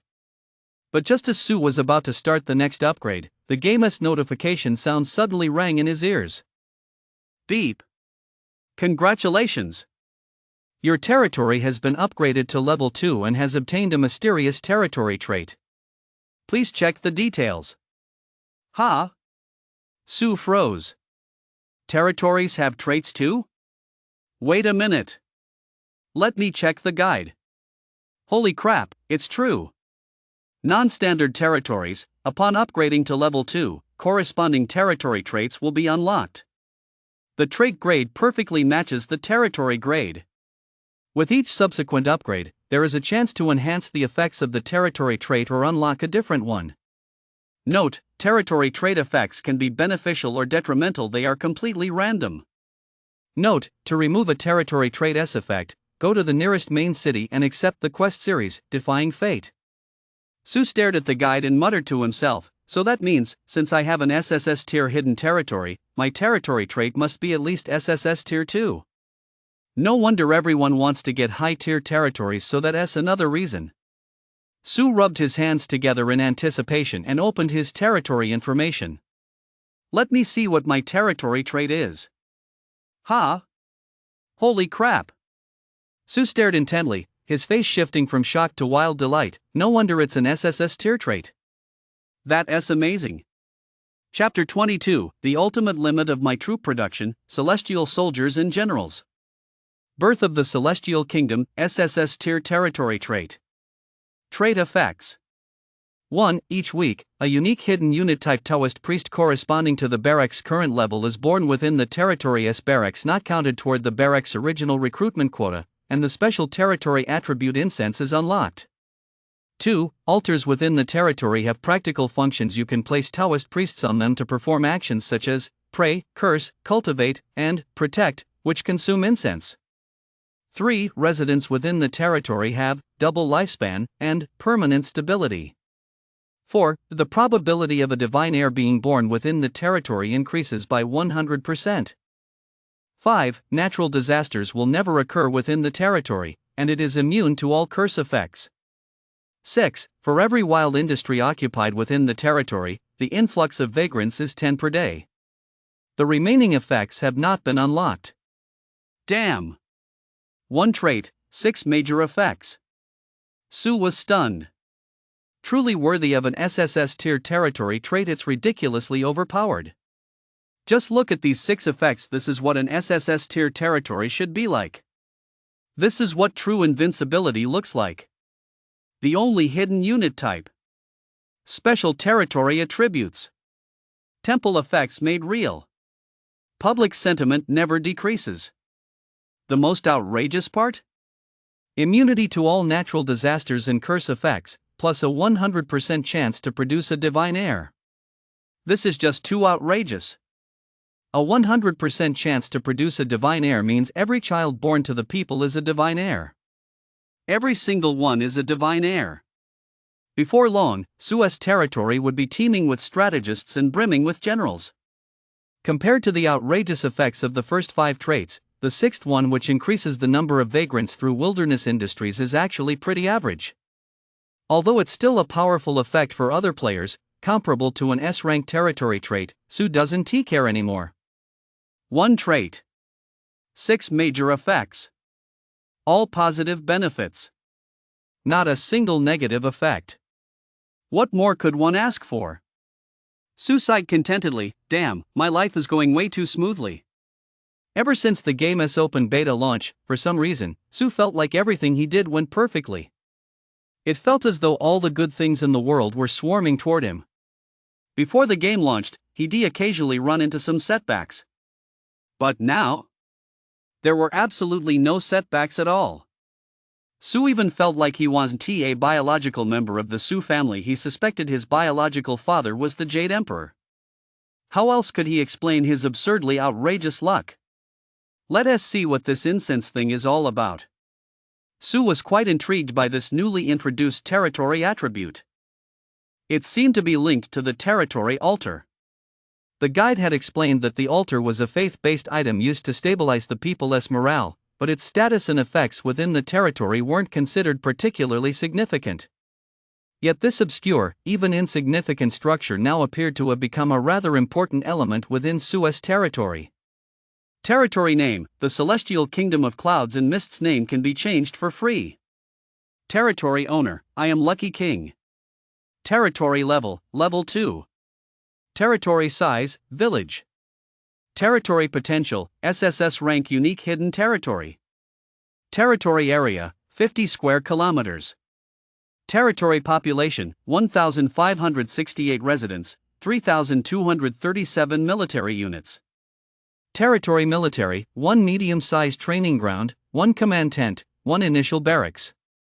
Territory agriculture: 26 mu of fertile farmland, 200 livestock. Territory industry: 1 small lumber mill, 1 small quarry, 1 medium-sized irrigation canal, 1 blacksmith shop. Infrastructure: 1 lord's mansion, 10 wooden residential buildings, 10 wells. Special facilities: 1 initial tavern, 1 initial altar. Territory wealth: 6,550 copper coins, over 70,000 silver, over 600,000 copper. Territory prosperity: 100 points max. Territory popularity: 100 points max. Territory security: 100 points max. Territory reputation: 136 points. Earned from bandit suppression. Refugee inflow rate: 2 day. Attracted by reputation, not plundered population. Population growth rate: 60 month. Territory special attribute worship: 300 points initial value. Monthly increment of devotion: 0 points. Day altar not installed. Devotion currently available through Celestial Strategies, Celestial Punishment Strategy, Blessing Strategy. For additional territory information, click Details to view. Suez current territory information shows little change in buildings and industries, as the server has only been live for a little over a day. Suez industrial revenue primarily comes from wilderness industries. Wildland industries are not included in the territory's summary information. They have a separate statistics interface. Within the territory itself, the data shows that the citizens have cleared an additional 6 mu of fertile farmland. Thanks to Guan Mao's bandit suppression efforts and Lady Mia's dowry, the territory's wealth remains at over 6,000 copper coins, and Su still holds the top spot on the wealth rankings. In addition, the most noteworthy development is the newly introduced incense feature. Based on the detailed description within the territory, Sue has basically figured out the function of incense. Incense is a byproduct of high public morale among the residents. It can be understood as the result of faith and prayer. By stationing a Taoist priest at the territory's altar to hold daily lectures and spread Taoist philosophy, you can increase the daily inflow of incense and accumulate incense points. Incense points currently serve two specific purposes. 1. They can be used to train the special unit Taoist priest. Recruiting, upgrading, and enhancing Taoist priests requires only incense points. 2. Consume incense points to activate divine strategies. Taoist priests stationed at the altar can execute divine strategies based on the number of Taoist priests present. There are two types of divine strategies that can be activated. Divine punishment strategies, the punishment of the Supreme Tao, which can inflict debuffs such as plague, disaster, and curse on any territory. The specific amount of incense points consumed depends on the target's strength and level. 2. Divine blessing, governed by the grace of the heavenly way. It can cast beneficial effects such as bountiful harvest, fertility, and wisdom. These can be applied to any territory, and the specific consumption of incense depends on the target's strength and level. Simply put, heavenly strategies are enhanced versions of the strategist's schemes and plots. However, the effects of heavenly strategies originate from the heavenly way, making them impossible to defend against once cast. They are guaranteed to succeed. The only difference lies in the strength of the divine strategy's effects, but it will never fail.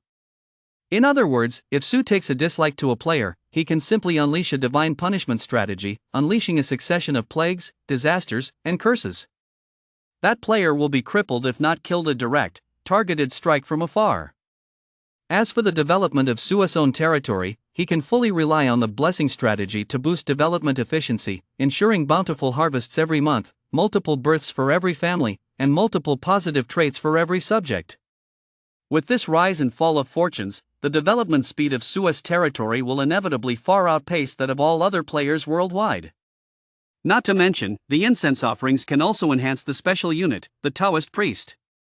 According to the strategy scrolls, the Taoist priest is the only SSS tier hidden unit in the entire server. Maximizing the Taoist priestess potential transforms them into the widely known immortal cultivators. Sue could already envision a not too distant future where other lords might be gloating over acquiring high tier units, while he would already command a legion of immortal cultivators. What the hell are you guys even doing? Sue couldn't stop grinning from ear to ear. While you lot are still struggling in the age of cold weapons, I've already embarked on the path of cultivation. Soon, my ranks will be filled with celestial soldiers and generals, riding on auspicious clouds to subdue all who dare defy the world.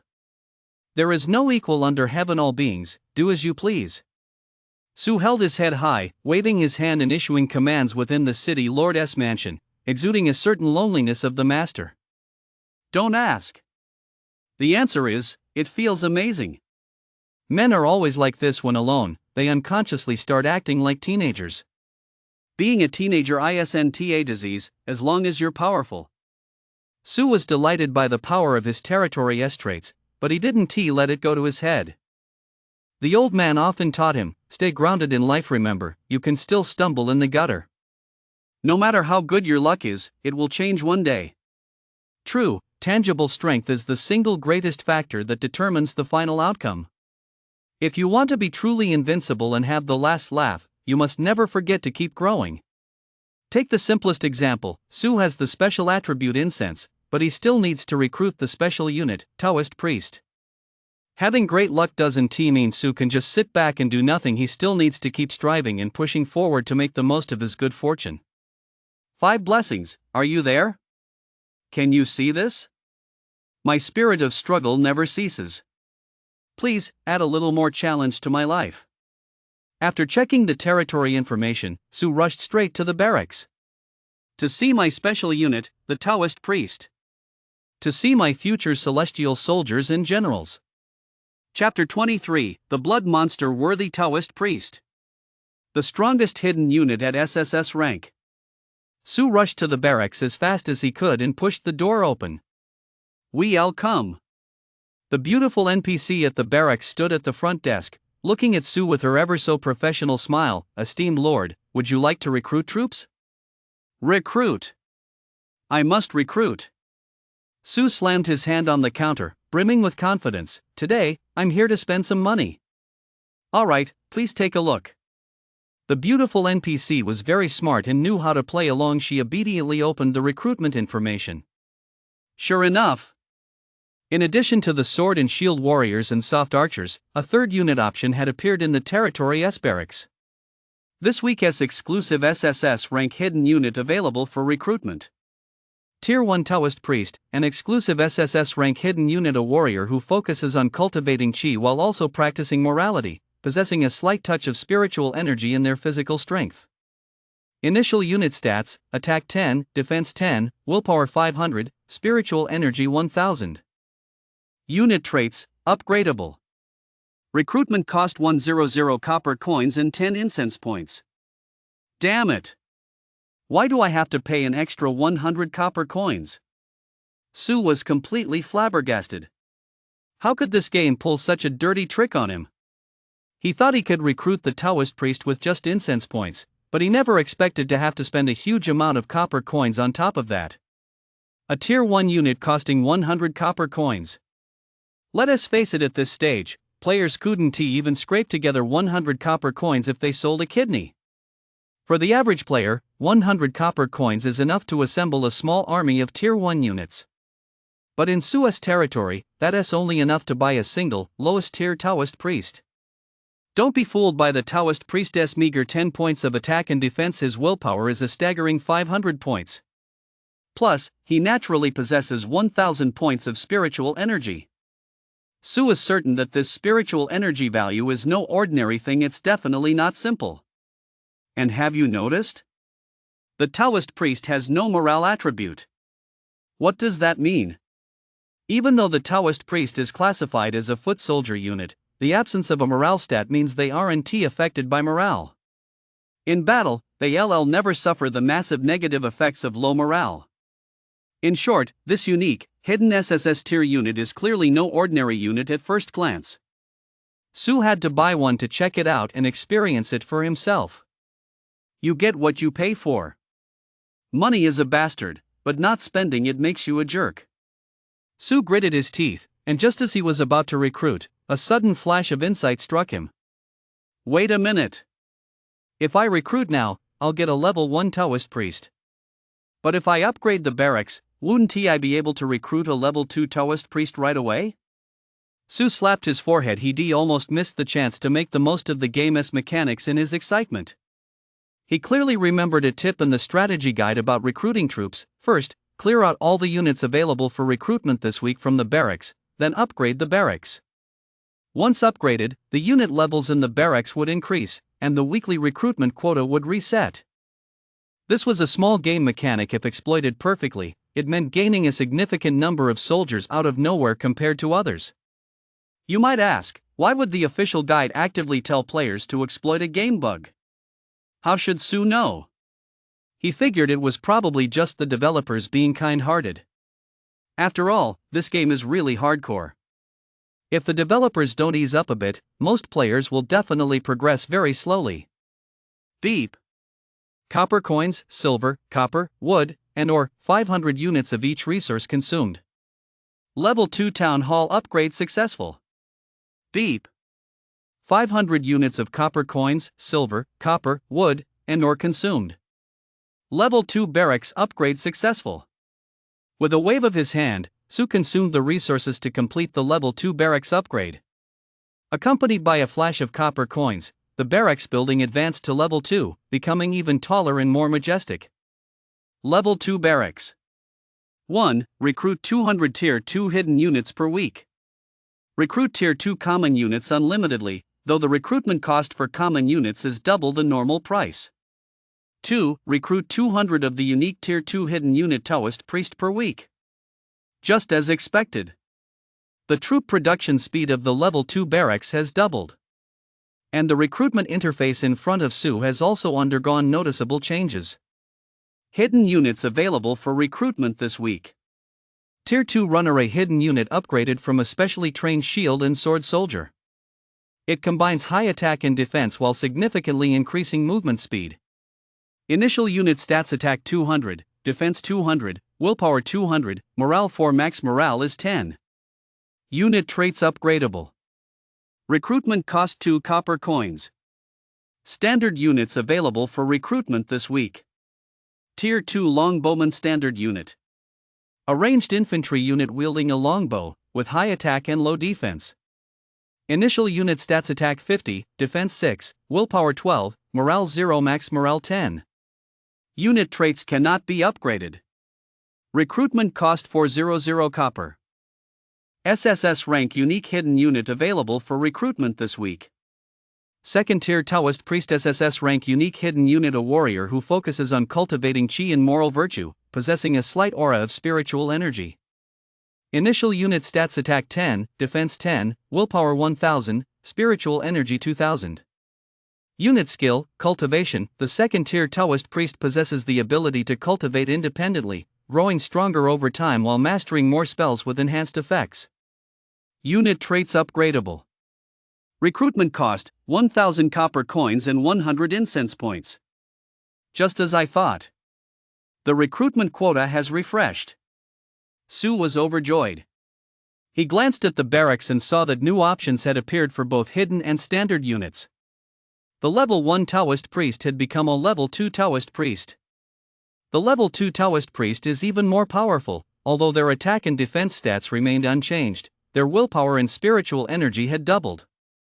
Most crucially, they gained an additional cultivation skill, which revealed that the Taoist priests had mastered spells. These are spells, after all.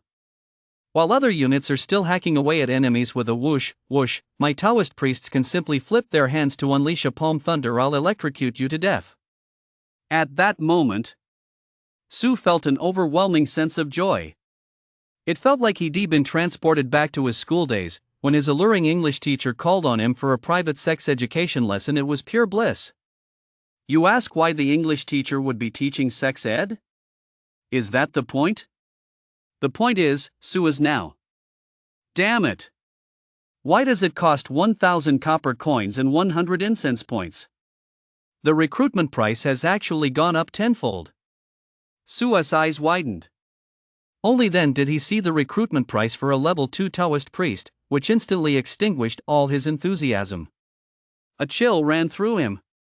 It felt like the English teacher's husband suddenly showing up to pick her up after school, leaving him powerless to stop that bald old man from taking her away and losing the private sex ed lesson he'd been looking forward to the most.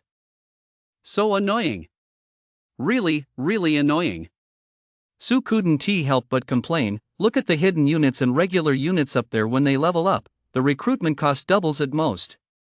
But you just multiplied it by 10. What's the deal? Just because you have an SSS tier unique hidden prefix, you think you can rip people off, huh? Su pressed his hand to his forehead. Though it's done, he gritted his teeth and paid 3000 copper coins and 300 incense to recruit 3 level 2 Taoist priests. Empty.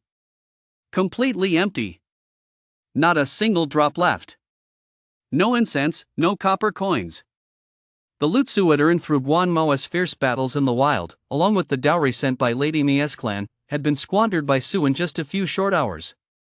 Originally, Su could have covered the recruitment cost difference and converted and upgraded low-tier sword and shield fighters and soft archers from the same faction into high-tier runners and longbowmen. But now, he had no money. A broke-ass like him didn't deserve to have level 2 troops. So this is what it feels like to be rich? With tears welling in his eyes, Su watched as 3 copper coin-colored orbs took human form before him, and 3 level 2 Taoist priests stepped out of the orbs.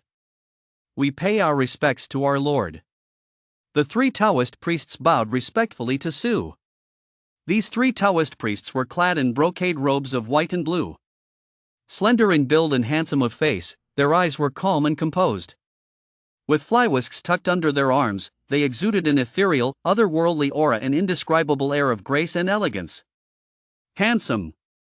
Truly worthy of an SSS tier unit, their looks are top-notch. They clearly have the air of immortals. They're just a bit too young, though. If they were even a little older, they could hang up a banner proclaiming divine strategy and insight through the ages and go recruit customers in the player's main city. But looks aren't everything, what really matters is their strength. Su wanted to see if his 3,000 copper coins were well spent, so he took the 3 Taoist priests straight to the village's training ground. See that? Su pointed to the wooden dummy targets 50 meters away and nodded at one of his Taoist priests. Attack it. Let me see what you've got. This wasn't some makeshift training ground players had carved out of thin air. It was a proper, official building within the territory, the training ground. The wooden dummy targets here were crafted from special solid wood, each boasting a durability of 2,000 points. To put it bluntly, this was a target unit with 2,000 HP. In terms of combat strength, it was at least on par with a Tier 3 defensive unit, extremely durable. Even if ordinary soldiers practiced day and night without rest, they would struggle to damage this target. Yes. The Taoist priest nodded, flicked his flywisk, formed a spell seal with his fingers, and shouted urgently, "Heaven and earth are boundless, I borrow the power of the cosmos. Hear my command. Fire, come."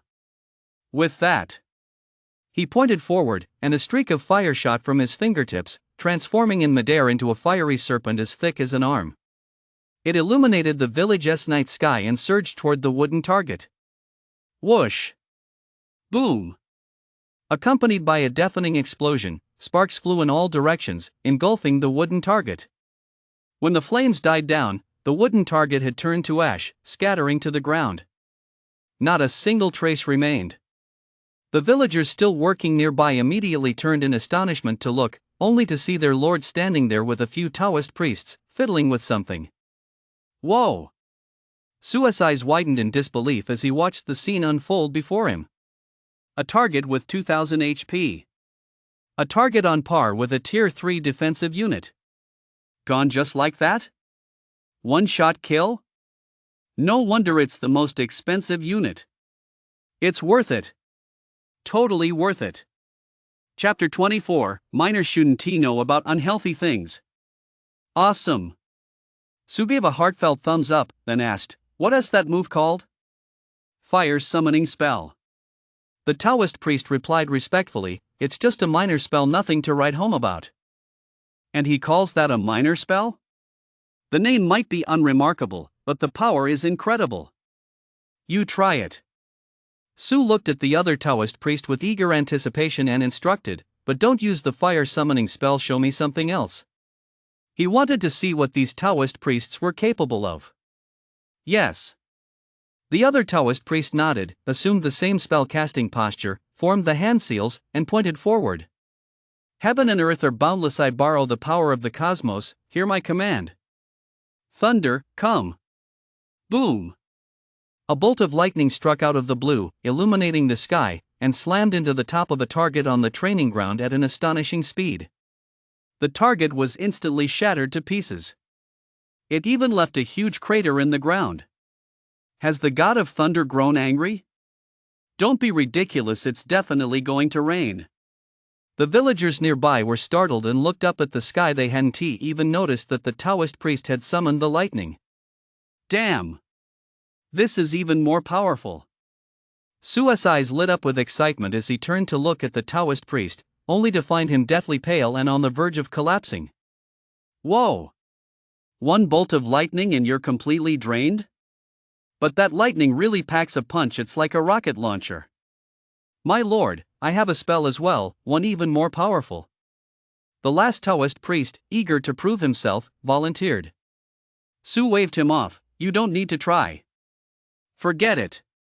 If you cast an even stronger spell, I'm afraid you'll drop dead right on the spot. There is no need to show off or risk your life at a time like this, I just need to get a sense of your capabilities.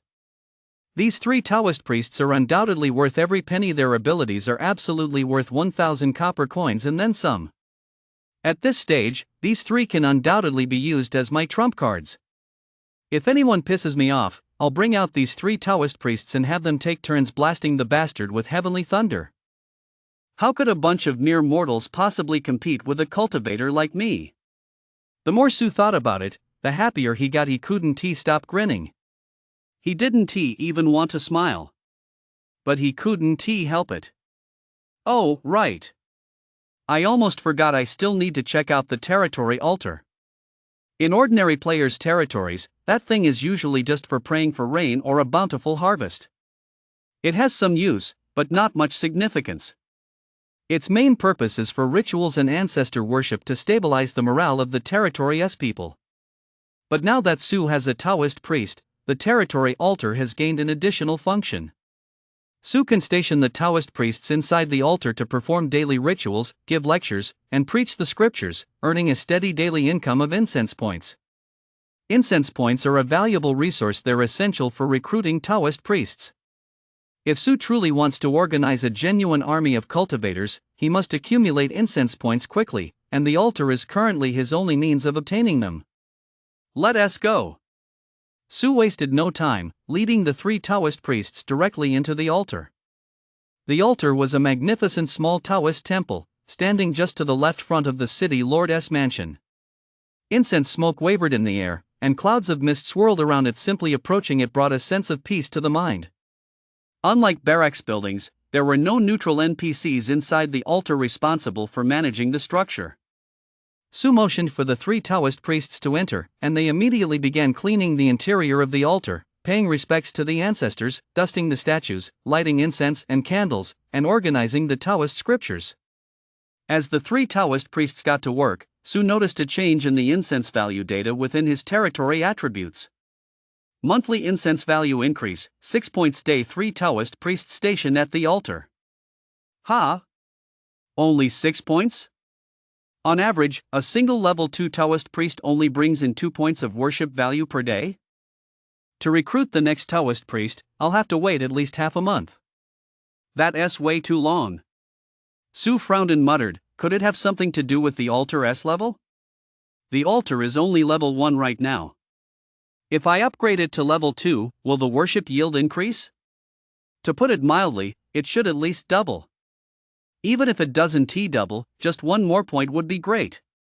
My entire army of cultivators depends on this incense. Su acted on his thought immediately, opening the territory interface to prepare for the upgrade. Beep. You do not have enough resources to upgrade. Please work hard to accumulate resources. Dang. I've run out of resources. Su sighed helplessly. You don't know how expensive the daily necessities are until you're running the household. He only just upgraded the territory and barracks, recruited 3 Taoist priests, and hadn't even used the newly refreshed barracks quota yet. Many territory buildings still needed upgrading. There were still plenty of urgent expenses within the territory. This territory is a real copper coin guzzling beast. Everything costs money. Su gritted his teeth. Guan Mao is going to farm, so I'm going too.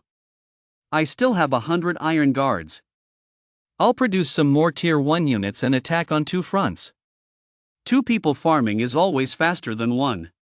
But just as Su was about to assemble his troops and head out into the wilderness to make a big splash, suddenly, a notification sounded. Beep. The system has detected an external call to your gamepod. The caller is 38D165 FNBH counselor. Would you like to answer? Huh, a call? Su paused slightly, quite taken aback. It was so late, and yet a woman was calling him and she was a school counselor? What? You ask why Su had labeled his counselor's contact with a string of meaningless numbers and letters? Don't ask. Minor readers shouldn't know about these unsavory aspects of the adult world. Answer. Su chose to answer the call within the game. High-end gaming pods all offer similar service features and powerful data transmission capabilities. Hello? While dispatching men to gather the iron guards, Su listened intently. The voice on the phone played through a system notification in Su's ear. Before long, he clearly heard a gentle, seductive female voice. Chen, aren't you asleep yet? Teacher, don't call me that. Su's expression turned serious. I'm at home. If you keep this up, my fiancé will get the wrong idea. You know I've always been a good man. Oh? On the other end of the line, the woman chuckled softly and teased, well then, my good man, is your fiancé with you? Is it convenient for you to take this call right now? It's very convenient. I'm in the middle of a game. Sue replied distractedly, "Is something up? If not, I'm hanging up. If it is, we'll talk when I get back to school." How could he possibly get distracted chatting with a woman while gaming? That would be a huge disrespect to the game. Nothing major, just wondering why you haven't shown up at school today yet. Is it because your fiancé has you worn out? Don't be ridiculous, I'm grinding through the early game. Sue said with a straight face, you know, it's a global smash hit. A multinational co-production. How could I possibly miss it? As a Chinese citizen, I must bring glory to my country. I'm going to shine brightly in future national wars. I, Sue, will definitely live up to the red scarf fluttering on my chest. Sue's voice was impassioned. He had never forgotten his glorious mission as a young pioneer. Ha ha ha. The woman laughed, her clear, pleasant voice warm and friendly. All right then, I won't disturb your fun gaming time. By the way, did you give your meal card to that roommate of yours? And did you give him a birthday present too? Yeah, why? This morning, he found someone in the cafeteria to cash out all the money on it, sold the gaming headset you gave him for a high price, then moved out of the dorm and came to me to process a temporary leave of absence. The woman paused for a moment before whispering, that kid isn't exactly a model student. He has intentionally wandered into the women's restrooms several times before, causing quite a stir. You'd better not get too close to him, lest it tarnish your own reputation. Oh? Sue raised an eyebrow and agreed, all right, I know. I was just helping a classmate out. Lou was just one of Sue's many friends. Perhaps in Lou's world, Sue was his only benefactor. But in Sue's world, Lou was merely a vulnerable person in need of help. Giving a hand to a roommate struggling financially, doing a good deed, it was no big deal to Sue. As for reputation? Could doing good deeds actually lead to a bad reputation? Sue didn't believe it, and even if it did, he wasn't afraid. The Sue family acts with a clear conscience, not for appearances. Their main focus is having sound values. I heard he plays this game too, and he has even connected with some people at school. They're pretty close. The woman hesitated. I know it's not nice to speak ill of a student behind their back, but I just have a feeling he is up to something. You'd better cut ties with him sooner rather than later. Sure, I will. Sue nodded absently. He had already summoned the Iron Guard and was ready to set out on a new adventure. Sigh. The woman sighed, then gave a soft chuckle. I'll come see you tonight. Is that okay? No way. I'm gaming. Sue refused without hesitation. Are you kidding me? He had a special treat lined up for tonight. He didn't even know yet if it would be the female prisoner event or the ghostly night raid. If another woman showed up on top of that, would his kidneys even survive? All right then. The woman sounded a bit disappointed. She gave a few more instructions before reluctantly hanging up. Lou, you've moved out of the dorm and are actually reaching out to people? Moving around suspiciously, plotting something? After the woman hung up, Sue dropped his casual smile, his expression turning serious. Lou, you're in such a rush. What exactly are you trying to do? Sue's intuition told him this matter wasn't straightforward. Chapter 25. Hello, stranger. The Iron Guard is here to pay a visit. Based on Sue's understanding of Lou, his roommate had always preferred solitude and had a rather reclusive nature since starting school. Sue was the only one who could barely be called a friend. It was only after Sue had repeatedly lent a helping hand, mentored, and assisted Lou that he had earned his recognition and acceptance. Even so, Sue felt there was an inexplicable barrier between him and Lou. He always sensed that his roommate was on guard against him and didn't fully accept him. However, Sue hadn't really let it bother him. His help for Lou stemmed purely from a desire to do good. He wanted to support Lou as much as he could, help him get on the right track, and lead a good life. So Sue spared no expense, bringing Lou along to numerous social events and even setting him up on dates. But the guy just wasn't very popular with girls. Even Sue's aggressive matchmaking couldn't get him a girlfriend, and he even caused a scandal by accidentally wandering into the women's restroom at night. Now, the counselor has relayed some news to him, informing Sue of Lou's actions today, and Sue is quite displeased. I gave you a meal card so you could eat your fill, not so you could cash out the money and spend it. I gave you a gift so you wouldn't miss out on this once-in-a-lifetime game, not so you could turn my goodwill into cash. If you're really short on cash, just ask me. I'd give you 100,000 yuan without batting an eye, and I wouldn't expect you to pay me back. As your roommate, have I, Su, ever been stingy with you over the years? Sneaking money off the meal card and selling birthday gifts for a high price, these two actions really upset Su. This is clearly an attempt to spend my money while keeping me in the dark. Dude, why are you doing this? To be honest, Su feels really upset. People had warned him before that Lu has a dark side, is insecure, acts in extremes, and isn't a good friend. Su knew this, but he still hoped to do what he could to save this unfortunate young man. But now it seems, even though he has good intentions, the other guy isn't buying it. What exactly is he planning? A socially awkward person actively reaching out to strangers, teachers and students alike on campus multiple times in a single day? Something is definitely up. This is definitely suspicious. Su narrowed his eyes and dialed a number. Hello? Young master, I'm here. A hoarse, deep male voice came from the other end of the line. Look into Lu, my roommate. See what he has been up to lately. Su paused, then added, while you're at it, check his recent bills. See where he has been spending my money. Yes, sir. A steady reply came from the other end. After a brief pause, the man asked, Young master, should we take care of him? What nonsense! Su rolled his eyes. I'm just checking in on a classmate. If he really has something he can't talk about, I'll help him out. Don't go stirring up trouble for no reason. Understood. The man acknowledged the order and hung up. As one of China's top families, the Su clan had extensive influence, with connections in politics, business, and both the legitimate and underworld spheres. Investigating a college student was no difficult task. After giving the orders, Su didn't dwell on this minor matter and refocused his attention on the game. No one can stop me from taking down these bandits now. Not even female prisoners, female ghosts, or REM cosplayers can stop me. Su made up his mind. He raised his head high and set out to battle with 100 elite guards. Don't ask him why he didn't recruit more troops. He was simply broke. As the son of a wealthy family, he'd been spoiled since childhood and had never known the hardship of lacking money or resources. And now, here he was, forced to fend for himself and work hard. But that's exactly where the fun of the game lies. Beep. Congratulations! You have successfully wiped out a band of forest bandits, earning a total of 653 merit points. Congratulations!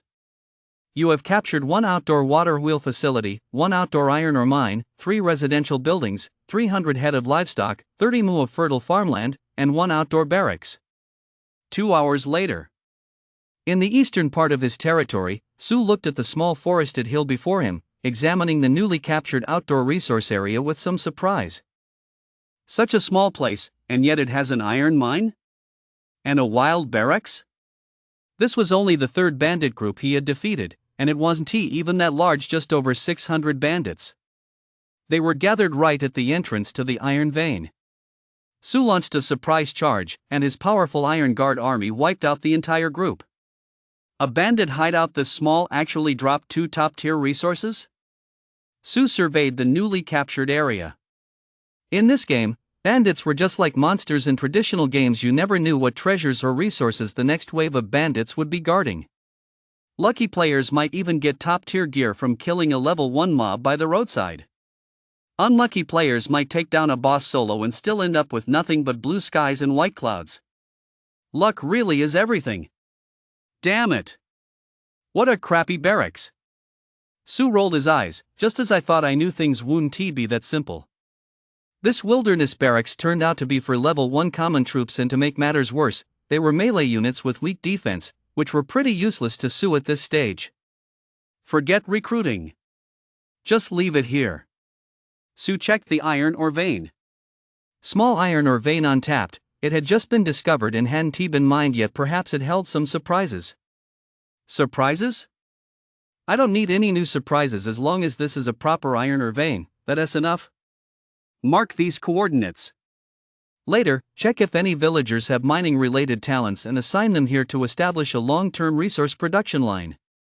Su pondered for a moment before circling the area on the map. The importance of iron ore goes without saying.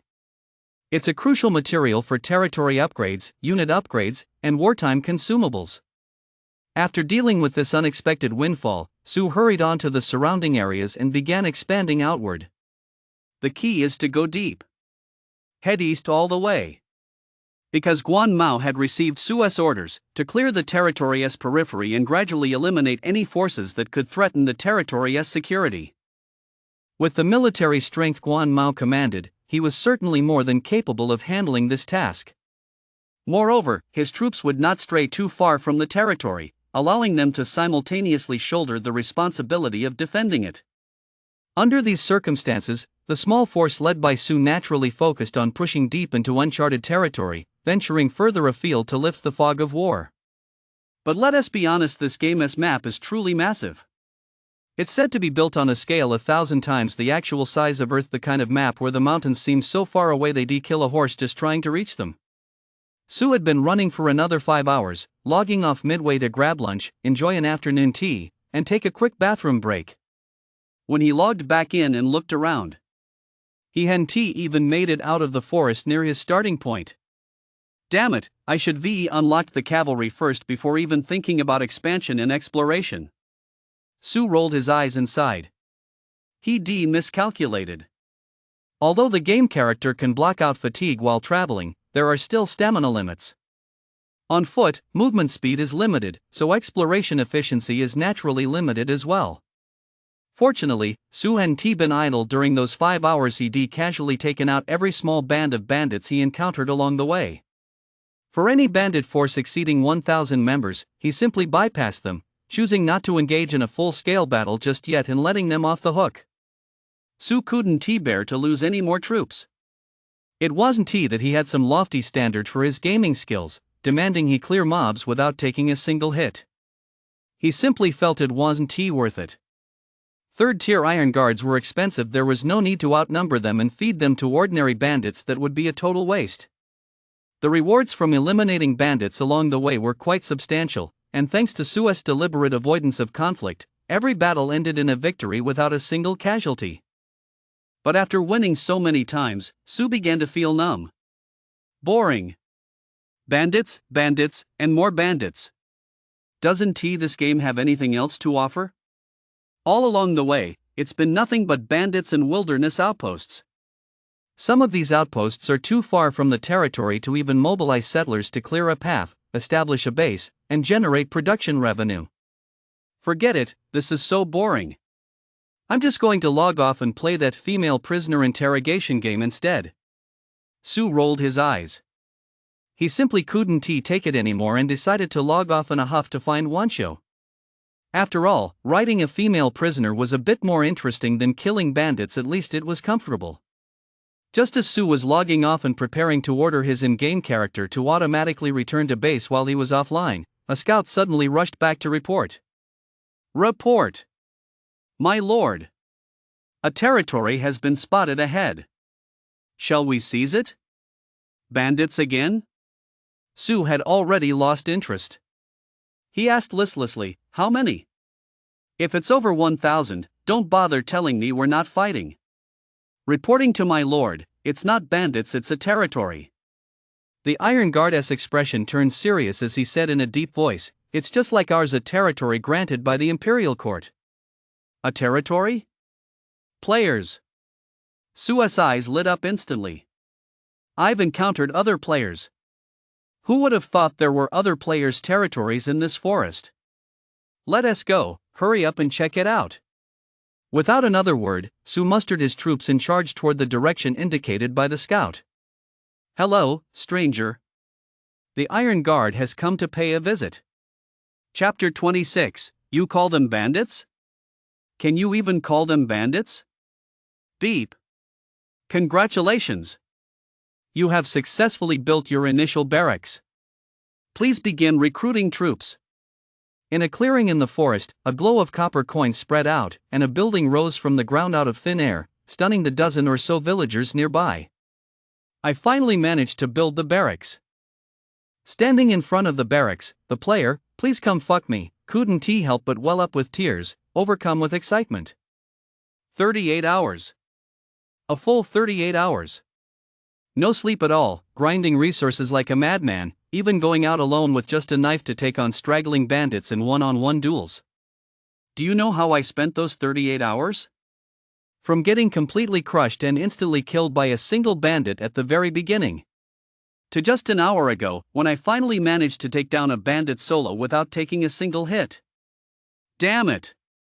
God only knows why this game is so hardcore. Even a low-level bandit moves as nimbly as a real person. They're impossible to kill. What?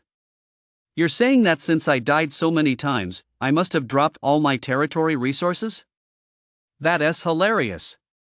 What new player starts out with a pile of resources? I'm so broke I'd almost pawn my underwear. Do you think I'm afraid of dying? But now, I've finally made it. All that suffering was worth it.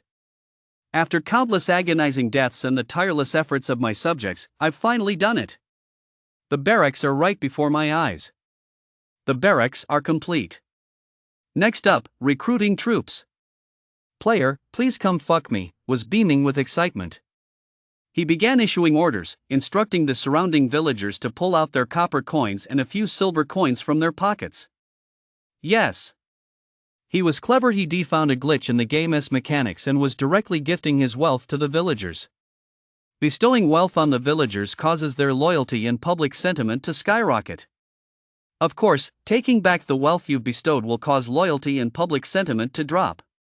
Doing this back and forth is definitely not worth it, because the increase in loyalty doesn't make up for the decrease. But for new players, this is the warehouse mechanism they can exploit. It ensures that if you die in the wild, you won't drop your precious resources. What's a little loyalty anyway? It's just a dozen or so subjects. Do you really think they dare rebel? Once I've organized my army, I'll crush all dissent in the world. Please, come and take Meshist. Puffed out, he strode into the barracks, carrying the wealth he confiscated from his subjects. A little over 10 minutes later, he emerged from the barracks, bringing with him 5 level 1 common soldiers, spearmen. What great luck! This week's soldier unit is actually a hybrid melee ranged class. He was thrilled. Although spearmen were just tier 1 common units, they possessed 2 combat styles. Among all tier 1 common units, spearmen were top tier. I didn't have the luck to get a high tier territory at the start, but now my luck has turned. Heaven is finally smiling on me. Everything is turning out for the best. Now, time to wipe out the bandits. As a professional gamer, please come and take me. Knew full well that the mainstream strategy in the early game was to wipe out bandits. He had already deeply experienced the massive efficiency and rewards of bandit hunting during his first 38 hours of constant deaths. Forget about farming and leveling up. Fighting is the way to go. What? You think I'm delusional for trying to hunt bandits with just 5 soldiers? Don't be ridiculous. I'm not going to mess with large groups of bandits. I only go after the stragglers. 5 against 1. How could I possibly lose? How could I get one shot? Please, come and take me on. Brimming with confidence, he prepared to leave his territory. He already had plenty of experience in tracking down lone bandits. If he could just take out 50 more, no, 100 more lone bandits, he'd be able to buy another batch of soldiers. What's the meaning of snowballing? This is what snowballing looks like. That's how an advantage is built. Let all the players in the server see what a pro player's skills look like. Full of vigor, he waved his arm and roared his command, "Soldiers, follow me." Report. My lord, something terrible has happened. A villager scrambled into the village, his face etched with fear and panic as he looked at, "Please come fuck me, my lord, it's a disaster. Our lumber mill has been taken over by bandits." What? Bandits have arrived. The pro player's massive frame trembled slightly. His gaze remained calm as he asked in a deep voice, "How many bandits?" This was a vacant wilderness property he managed to snag just a few hours ago thanks to a stroke of incredible luck, his only lumber mill. A stable source of timber revenue. Why was it a stroke of incredible luck? Because this wilderness property had no bandits guarding it. It was completely unoccupied. He'd taken it over without a scratch. This was a wilderness property, an additional structure, a resource industry capable of bringing massive developmental momentum to his territory. He absolutely couldn't lose it. 2 or 3. The villager looked completely bewildered and stammered, "I was running so fast, I didn't get a good look, but there shouldn't be many of them." 2 or 3 bandits? Hearing this, the veteran player felt a wave of relief wash over him. Even if the villager was completely blind, the number could only be in the single digits. There definitely weren't many bandits. Besides, a mere lumber mill has no reason to attract bandits. Bandits don't sell off resource units, no food, no women, no copper coins or silver. What would bandits come here for? To chew on wood? What about the rest of the people? A pro player is a pro player. He pressed the matter cautiously. "I clearly sent 3 people to run the lumber mill. Why did only you come back?" "The other 2 were kidnapped by bandits. They said they wanted me to come back and ask you for a ransom in copper coins." "How dare they?" The pro player's imposing frame trembled, and an air of dominance instantly radiated from him, causing the villagers to glance his way. No doubt about it. These must be a few small-time bandits, former vagrants with no proper weapons or gear, surviving purely by robbing passers-by. Bandits like this aren't vicious, they're weak and rarely dare to kill, seeking only food or money. Just look. Having died countless times, the pro player had become highly observant of bandit types and could now instantly assess exactly what kind he was facing. This will be a breeze. I have 5 regular troops, 6 of us in total, including me. Taking on 3 unarmed, under-equipped bandits? It'll be a total rout. If I'm lucky, I might even be able to recruit them, boosting my territory's population by 3. Chances of victory are practically 100%. And if things go south, I can pull out at any moment. With that in mind, please come and take me. Hesitated no longer. Fully embracing the adventurous spirit of a pro gamer, he waved his hand dramatically and roared the order, "Full force, advance. Let us teach these bandits a lesson. How dare they mess with the big boss." With that, the villagers looked up at their lord with admiration as they marched off, heads held high. 20 minutes later. "It's right here, my lord, right in front of us." The fleeing villager volunteered to lead the way. Parting the thick foliage of the thicket, he guided the professional gamer and 5 soldiers to the edge of the lumberyard. "Please come." Fuck me emerged from the thicket and had barely steadied himself. Whoosh! A steel blade was suddenly pressed against his neck. The blade was heavy, and a tremendous force pressed against him, causing his legs to buckle. He barely managed to keep from dropping to his knees on the spot. Damn it! An ambush! The professional player, "Please come." Fuck me was startled. He quickly looked up to see the area swarming with burly men clad in heavy armor, wielding sharp military swords, and carrying massive shields. Each of them stood nearly 2 meters tall, like iron towers. Their armor was stained with thick blood, giving off a pungent, metallic stench. Sunlight filtered through the gaps in the leaves, falling on the warrior's armor and reflecting a blinding glare that pierced "Please come." Fuck me's eyes, forcing him to squint. Tears streamed down his face. He couldn't tell if it was the glare of the sun or the deep sorrow in his heart. Oh! This damnable sense of reality. Gulp! "Please come." Fuck me swallowed hard, forcing his head up. Tears streaked his face as he managed a strained smile. "I don't know what you guys think, but I feel like this might be a misunderstanding. You call this a band of bandits? You call this a band of bandits? Just look for yourself. Over 100 fully armed elite warriors have surrounded the lumberyard. Every single one of them is armed with swords. Every single one has a shield. Every single one is brimming with murderous intent. If they're bandits, then what am I, this lord? A beggar? You villager, are you blind? Can't you tell the difference between 2 or 3 people and 100? You. Damn it. How did you just walk right into the bandits' midst so brazenly? Damn it. You're actually taking money from the bandit leader. The professional gamer stared ahead in utter despair as the villager who had led him there approached a man dressed in luxurious robes. The man was grinning obsequiously as he caught the few coins tossed his way, then bowed repeatedly in gratitude, his humility reaching its peak. Thank you, sir. Thank you, sir. Immediately afterward, the game system's notification sound rang in the pro gamer's ears. Beep. Due to your abusive treatment, Subject Chen Gooden has triggered the betrayal interaction event due to excessively low public support and loyalty. He has betrayed you. You have permanently lost this subject. Damn it. The pro gamer felt like crying but had no tears left. How did I treat him abusively? I just took back the money ID rewarded you with. I was just exploiting a game mechanic bug. How is that rough treatment? You traitor, this lord is going to cast a spell on you right here. Rebellious subject. Rebellious subject. This game is driving me crazy.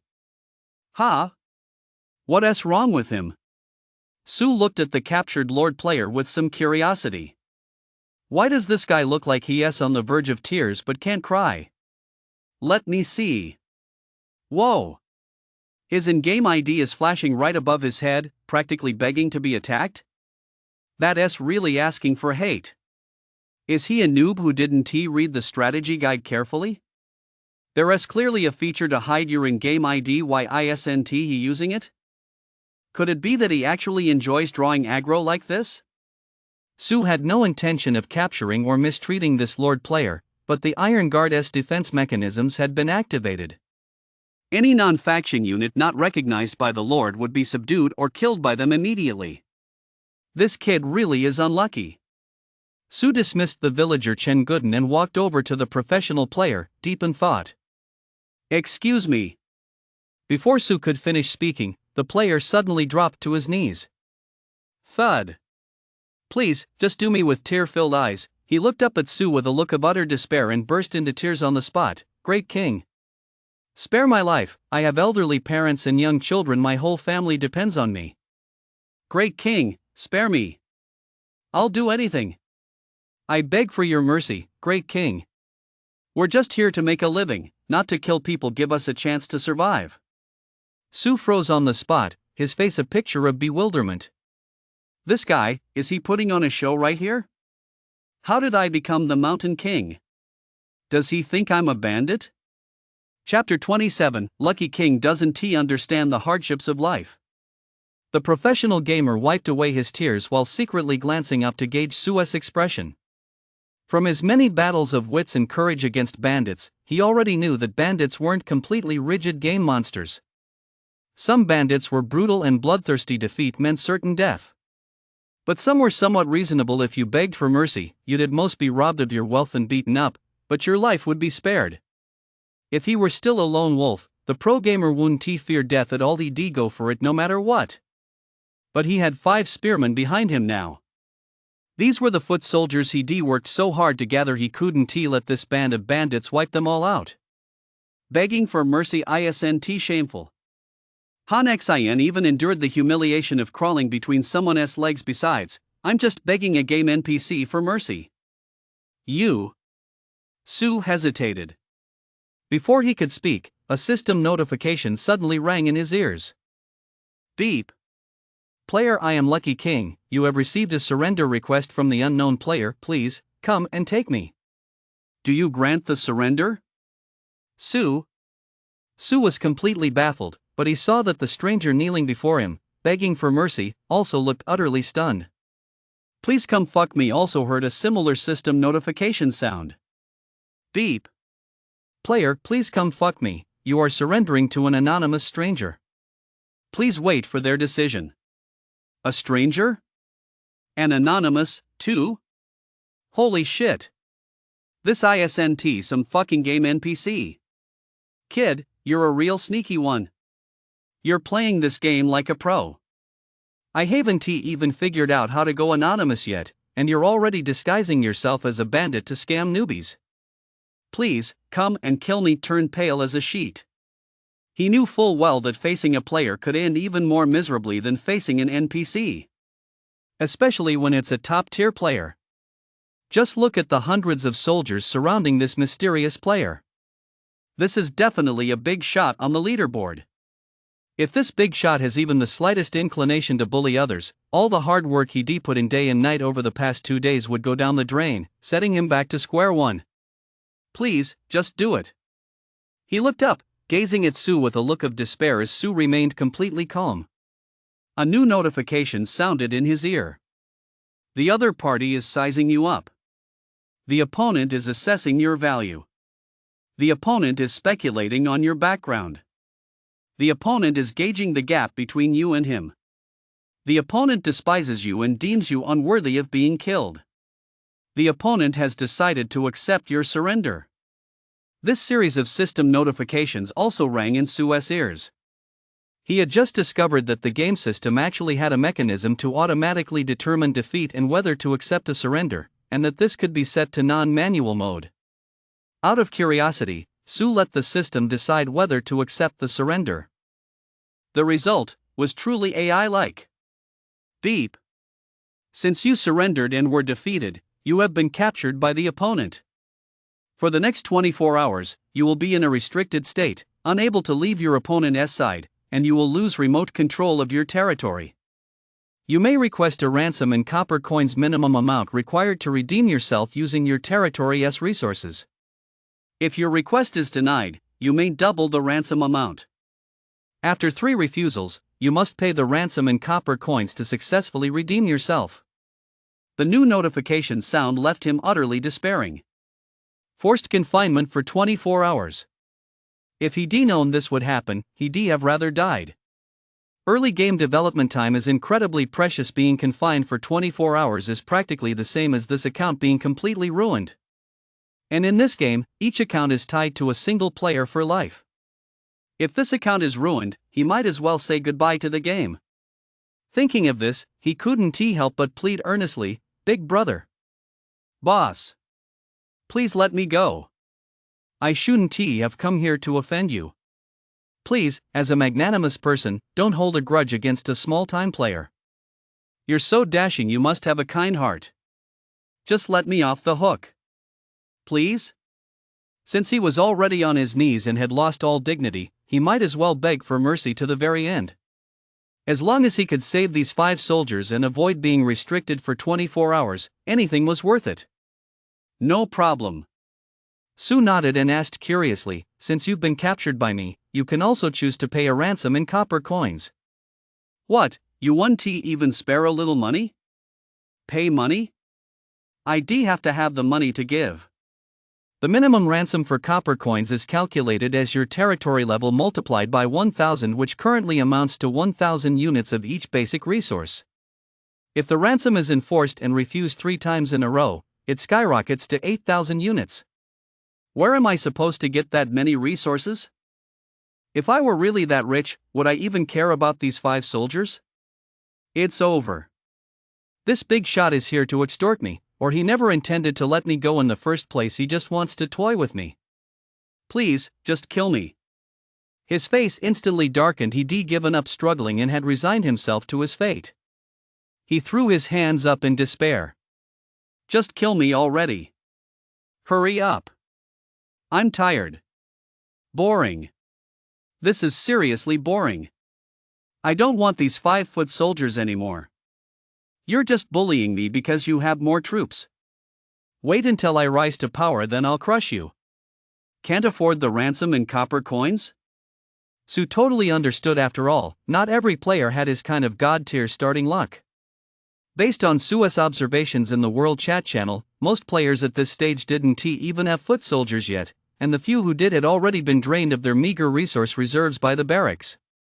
It's fine. Take me to see your territory. I'll take a look around, then let you go. Sue paused and reassured him, "Don't worry, I have no designs on your territory. The 1-month newbie protection period hasn't ended yet. Every new player's territory is granted a 1-month newbie protection period after claiming it. During this period, the territory is immune to attacks and captures by other players, though this protection does not apply to NPC units. The purpose of this protection period is to allow all players on the server to focus on leveling up, rather than rushing headlong into massive battles. A month is enough time for ordinary players to develop some self-defense capabilities, ensuring they aren't completely helpless when facing Lucky King players, professional players, or those who spend real money on copper coins. Are you serious? Please, just do me a favor. My eyes lit up as I stared at this stranger in disbelief. Could it be? I've actually met a good person? Just because I wanted to show you my territory, you're willing to let me go? Bro, I have to let you check it out. You're so skilled you must be a top-tier player on the leaderboard. My crappy territory wouldn't even catch your eye. But if you're in a good mood and just give me a few pointers, I'll skyrocket to the top right here and now. You have to understand strategy guides for this game are super scarce and super expensive. As a broke player, I've been figuring everything out on my own. It's like a blind man feeling an elephant, I'm just winging it. Bro, this way, please. Please, come fuck me. I hurriedly stood up and led the way with the utmost respect. Please, fuck me, what the hell is that name? Sue hesitated, he simply couldn't find a suitable way to address the player in front of him. What kind of crappy name is that? Bro, just call me Xiaogan. Xiaogan was quick-witted and smooth, taking the initiative to say, that's what my friends call me. Alright then, Xiaogan. Sue nodded and asked, Xiaogan, what grade is your territory? Sir, it has no grade. Xiaogan spoke respectfully, he dared not show Sue the slightest disrespect right now, for he was terrified Sue might change his mind and kill him. Getting killed would be one thing, but what if Sue killed his soldiers too, or forced him into confinement for 24 hours? That would be the absolute end of him. No rank? You started with only 10 subjects? Yes, that's right. You're pretty strong. Sue was somewhat surprised and praised him. It's only the second day since the server launched, and you started from scratch yet managed to recruit a few soldiers. This was a complete no-resource start. Starting with no territory, just 10 subjects, not a single extra resource. Under such extremely difficult conditions, to still manage to build a Lord's mansion and a barracks on the second day of the game, that truly showed exceptional gaming skill. You flatter me, bro. Xiaogan gave a sheepish grin, his expression tinged with pride and satisfaction. He thought he was pretty strong, too. He was just a freelance pro gamer with no organization or guild to rely on, making his way entirely on his own by grinding for copper coins in various MMOs. It was precisely because of his years of solo experience, struggling through thick and thin, that his understanding of various game genres surpassed that of ordinary players and even some professional gamers. His unique insight and understanding of games often gave him a head start over others. But unfortunately, his luck was just too terrible. Whenever it came to in-game lotteries, random events, or probability-based mechanics, Xiaogan was always left out in the cold, forced to rely solely on his skills to make a living. During the 20 minutes they chatted, Sue had already arrived at the village of Please Come and Do Me. That is, if a combination of a Lord's mansion, a single dwelling, and a barracks could even be called a village. Sue looked up at the rather desolate open space before him.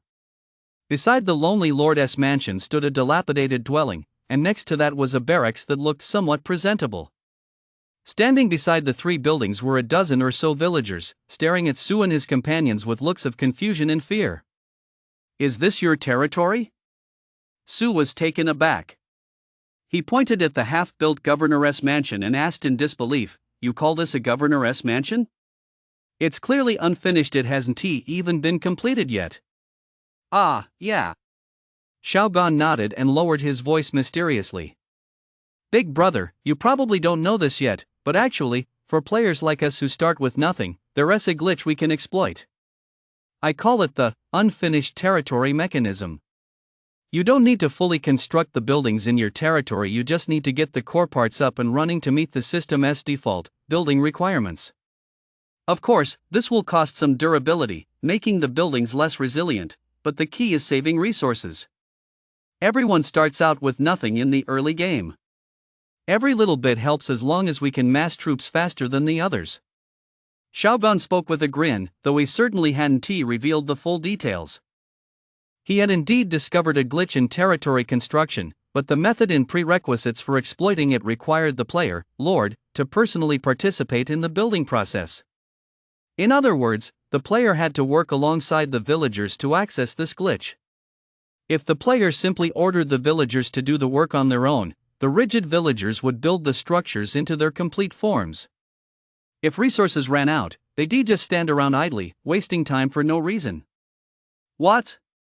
You're asking why Xiaogan got personally involved in the territory-esque construction? It's simply because his starting conditions were so poor he didn't have enough subjects and he wanted to speed up his development, so naturally he had to roll up his sleeves and do it himself. Plus, Xiaogan likes to tinker around when he works, and that's how he stumbled upon this glitch. This game has bugs? Spell it out for me, I'm all ears. Su blinked. He never really delved into that area before. His luck had been too good, everything had gone smoothly for him so far. Su found it hard to fathom what kind of agonizing start ordinary players, or rather, those with bad luck like, please, just do me, had to endure. After all, Lucky King knew nothing of the hardships of the world. Chapter 28, What to Do When You Meet a Benefactor. A single day. A turnaround. Bro, you're out of the loop here. Every game has bugs. As long as you put your mind to it and look hard enough, you're bound to find them. And as long as you keep a low profile, you usually won't get sanctioned by the devs. Xiaogan patted his chest and declared with absolute certainty, let me put it this way, as long as you trust me, whenever I discover a new bug, I'll definitely let you know in advance. We'll reap the benefits together. Even small fry have their own ways of surviving. If they don't master a few cheating tricks, how are they supposed to scrape by in this massive tidal wave of the times? Interesting. Not bad. Su nodded. He could tell that, please come fuck me, was deliberately trying to curry favor with him. After all, the future of his domain was in Su's hands. If Su had any ill intentions, this guy would be finished, his career in this game would be ruined. Su really had no plans to do anything to him. After all, this was the first stranger he encountered, and the other guy's attitude was actually pretty decent. He already knelt, begged, and groveled. Why would Su want to ruin his life? Anyone who do that must have a seriously twisted mind. Su knew full well that the gap between him and Xiaogan was enormous, a world of difference. Destroying Xiaogan's future wouldn't benefit Su in the slightest, it would just create a clever, cunning enemy for no good reason. Yes. This kid is smart, and he is cunning. All he lacks is just a bit of good luck. Su was a shrewd judge of character, a trait he inherited from his family. What? You're saying that all rich kids are wastrels, so why does Su have such good judgment and a kind heart? Shouldn't he be the type who is best at being arrogant and domineering, bullying men and women? See, that's just a stereotype. Rich kids come from privileged backgrounds naturally, the upbringing they receive from childhood is exceptional. As long as they aren't born with physical disabilities, how could they not be outstanding? Especially in a long-established traditional family like the Su clan, the rigorous upbringing Su received from childhood is beyond what ordinary people can imagine.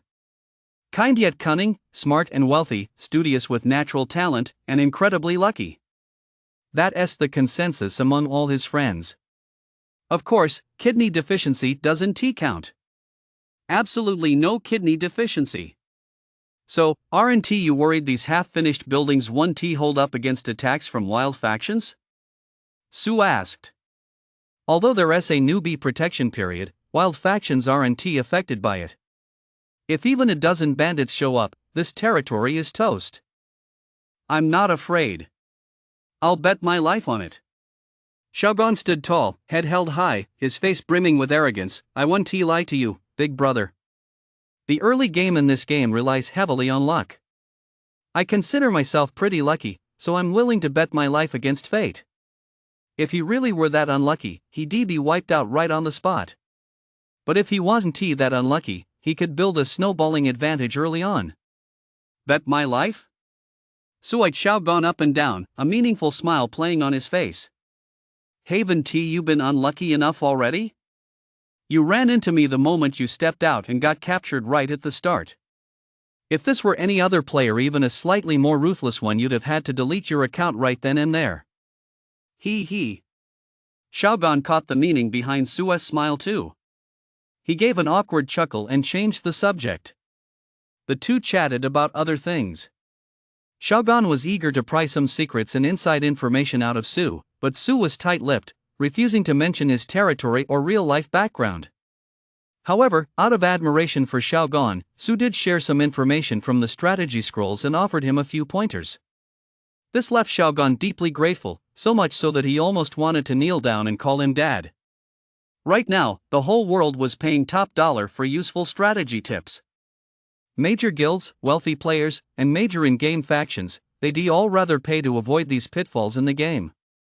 No one wanted to take the long way around. In this type of mass battle game, taking the long way around meant falling behind, and falling behind meant getting crushed.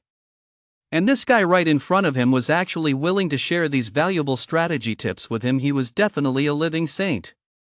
A real-life Lei Feng. No matter what his motives were, at least he was coming out ahead. Xiaogan was quick to pick up on the situation. He knew that meeting Su today was a stroke of luck. He'd found a benefactor. Through his conversation with Xiaogan, Su also realized something crucial. Not every player has a strategy scroll. This top-tier strategy scroll I have in my hands is probably a rare item I got thanks to a burst of good luck.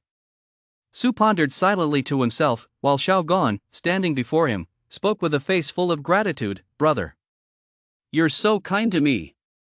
If you don't mind, could I ask to be your friend? I'm not much of a help myself, but if you ever need a hand in the future, just give me a shout. I'll definitely do my best.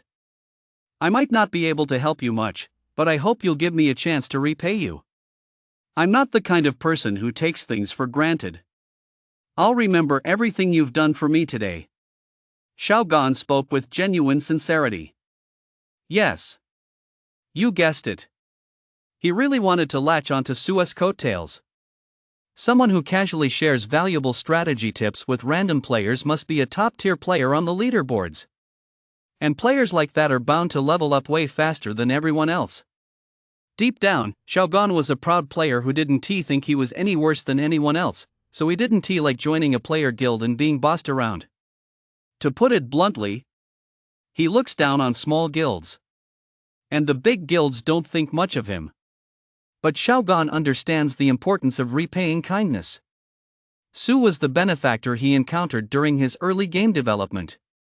As a professional player with such incredible potential, he has to make sure his benefactor knows that today's investment was worth it and that it will yield massive returns in the future. At that moment, visions of the future began to involuntarily play out in Xiaogan's mind. In the future, his benefactor faces danger, and he leads an army of thousands. Racing across thousands of miles to the rescue. Repelling powerful enemies. Receiving his benefactor's look of relief and excitement. Awesome. Damn, that's awesome. What do you think of this proposal? Ha? Xiaogan. Xiaogan? Su's words snapped Xiaogan out of his reverie. He looked up, confused, and asked, Huh? What did you say, big brother? What were you thinking about just now? Su looked a bit puzzled. You were drooling. Was I? Xiaogan wiped the drool from the corner of his mouth and replied earnestly, I was just processing the strategy guide you gave me. I wasn't daydreaming, I swear. Su nodded, not seeming to mind, and continued to repeat his earlier suggestion. I just said I actually see a lot of potential in you, and this game has an alliance system too. If you're open to it, I can form an alliance with you, sponsor a few troops for you, and help you level up faster. Huh? What? Xiaogan froze for a moment, his eyes lighting up as he jumped 3 feet in the air. Big brother, are you serious? Xiaogan's voice was trembling. He clutched Su's arm tightly and asked, his voice quivering, you want to form an alliance with me? And give me a few soldiers? Holy shit! These are the big brother's soldiers. Anyone with eyes can see how powerful these troops are. 2-meter-tall giants, fully armed. Even a single soldier-esque gear is worth a fortune. I bet it could buy this whole crappy territory of mine. A big shot like this, someone way up there in the clouds. And he's actually going to sponsor me? Holy shit. Big brother, you're a living saint. Don't you want to? Sue seemed a bit surprised. I really do think highly of you. There aren't many players like you who are so dedicated to mastering the game. You just had a bit of bad luck at the start. I just want to help you out. After all, we got quite a connection. Sue was very straightforward. This game has an alliance system where player territories can form alliances, but the main alliance territory imposes a lot of control and restrictions on its vassal territories. If you don't mind becoming my vassal territory, I'll do my best to mentor you. Sue really liked investing. This stemmed from a core philosophy of the wealthy: earning money by working for others is naturally slower than making money through investments. The difference was that Sue's elders preferred investing in businesses, while Sue preferred investing in people. From a young age, he believed that people had limitless potential. If you had a keen eye and found a promising prospect, investing in them would surely yield massive returns in the future. After all, Sue lacked nothing. He used what he had in abundance to secure returns from promising prospects, doing a good deed while ensuring future profits. Having others work for him with gratitude, earning returns for him, he could enjoy the benefits while doing nothing. Why not? Over the years, Sue has invested in quite a few people. This includes Sue's roommate Lou, who is also one of Sue's investment targets, though Lou seems quite resistant to Sue's support. I'm in. I'm a million times in. Xiaogan nodded frantically, with such ferocity that it seemed he might snap his neck. He was more than willing.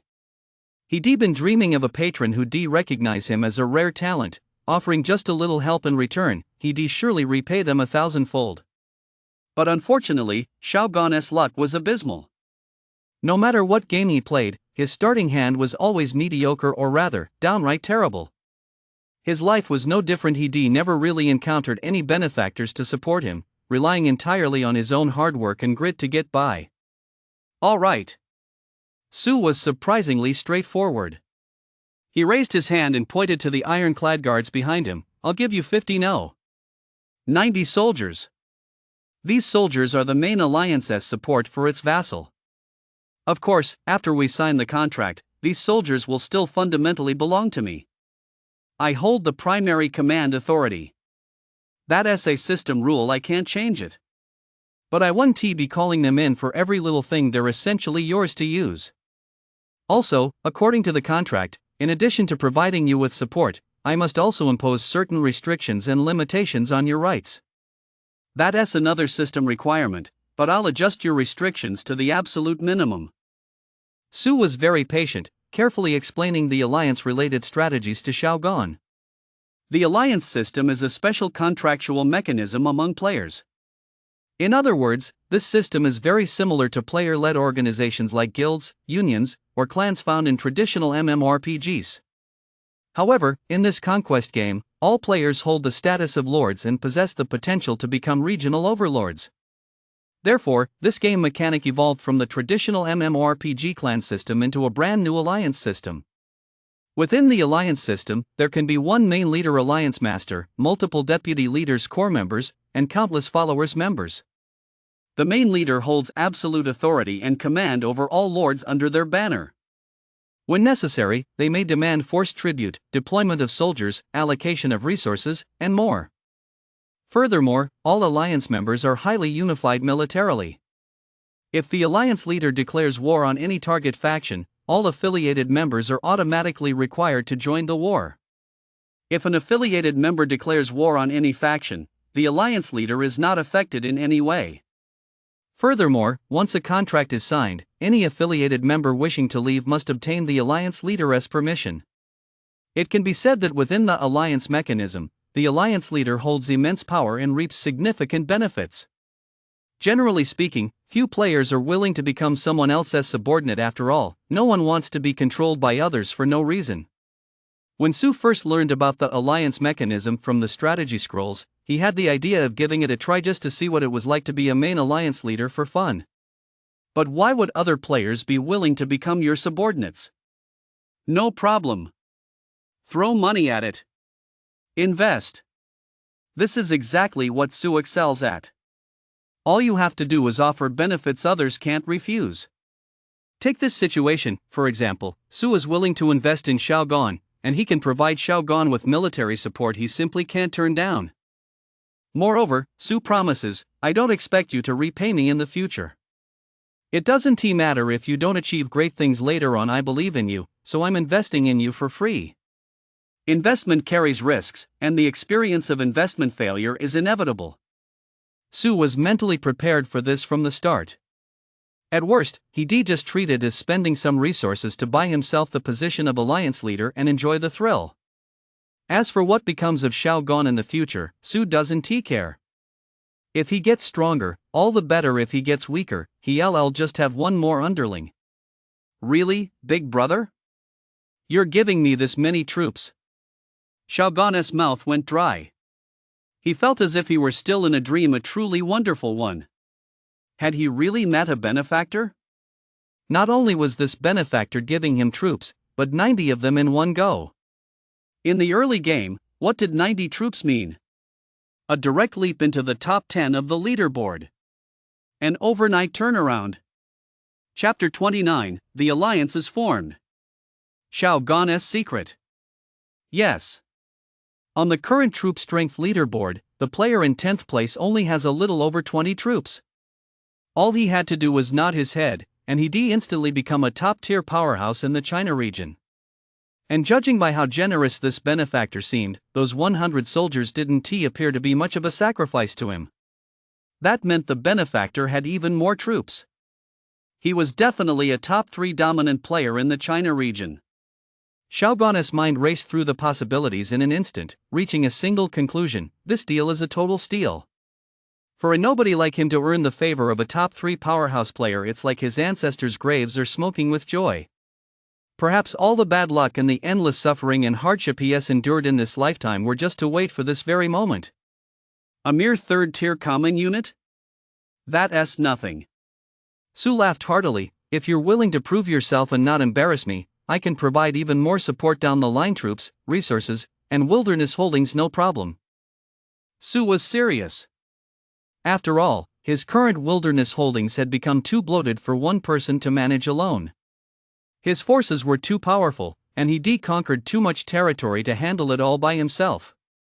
Excessive holdings would also slow down the territory's development and lead to an imbalance in population distribution. Holy shit! Shao Gan's eyes widened, his voice trembling to the extreme. 3rd-tier units. 3rd tier. They're level 3 troops.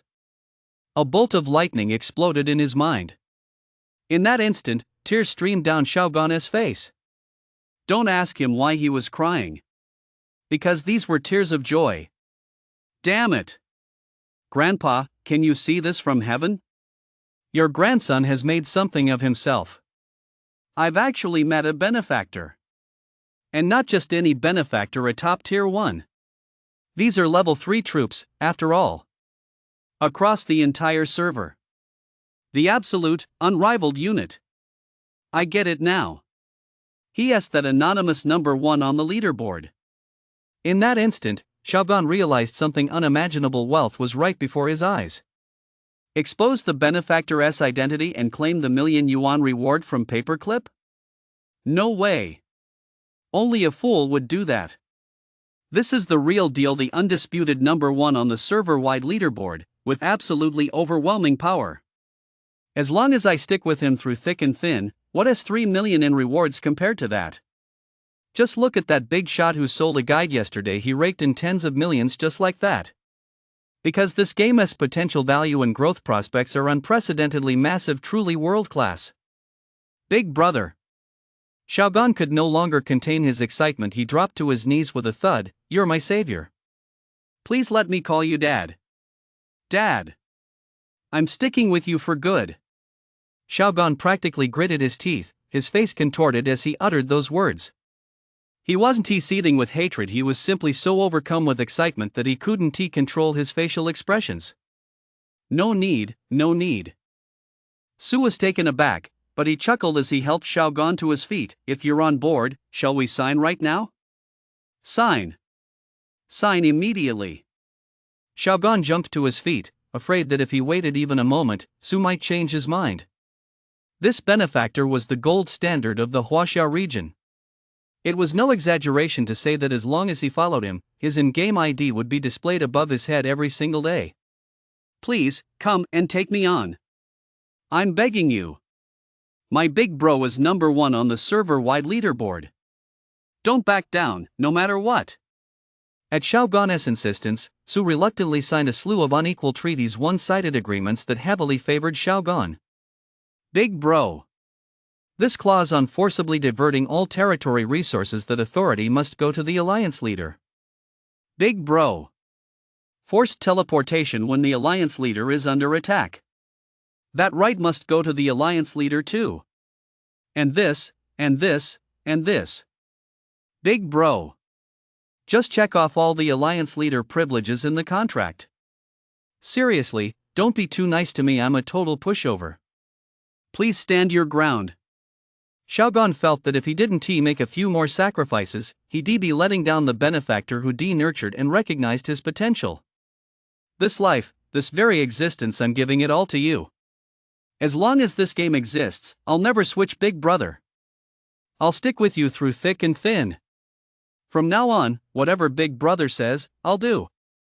Even through fire and brimstone, just one word from you. Xiaogan saw it clearly. With his lousy character and terrible luck, no matter how hard he tried, he'd never even make it to the bottom of this game's leaderboard. But with this benefactor by his side, not only could he become a top-tier player on the leaderboard, he could even live better than most. All of this, my benefactor could provide for me. Since he has lifted me up, what is wrong with giving him back what I've gained through his support? I'll give my life. It's not just about gratitude. It's also to show my benefactor clearly, I'm sensible, and I'm worth your greater investment. You actually have a request like that? Su was at a loss for words. Under Xiaogan's strong insistence, he had no choice but to check all the boxes for the main alliance privileges. Don't worry, I won't interfere with your development unless it's absolutely necessary. I trust you completely. Su patted Xiaogan on the shoulder, his tone full of encouragement. Su was sincere. He really wouldn't interfere with Xiaogan. Why? Because Su was lazy. If someone else can handle it themselves, why should I get involved? Call it what you will, trust. For many talented individuals with their own capabilities and independent thinking, this trust is an extremely precious thing. What do most ventures fear most? They fear amateurs giving advice to professionals. Big brother. Xiaogan looked at Su with deep emotion and called out, Godfather. Don't call me that, I'm afraid you'll turn into Lubu. Su cracked a joke, and amidst the laughter, they signed the alliance contract. Beep. Congratulations to players, I am Lucky King, and please come and take me on forming an alliance. The mountains and rivers bear witness. The sun and moon stand as witnesses. From this day forward, brothers will stand united, overcoming all obstacles. You have become the first alliance players in the entire server. Amid the system's notification sounds, Su noticed a vivid green marker had appeared on his in-game map Xiaogan's territory, along with his troop deployment details.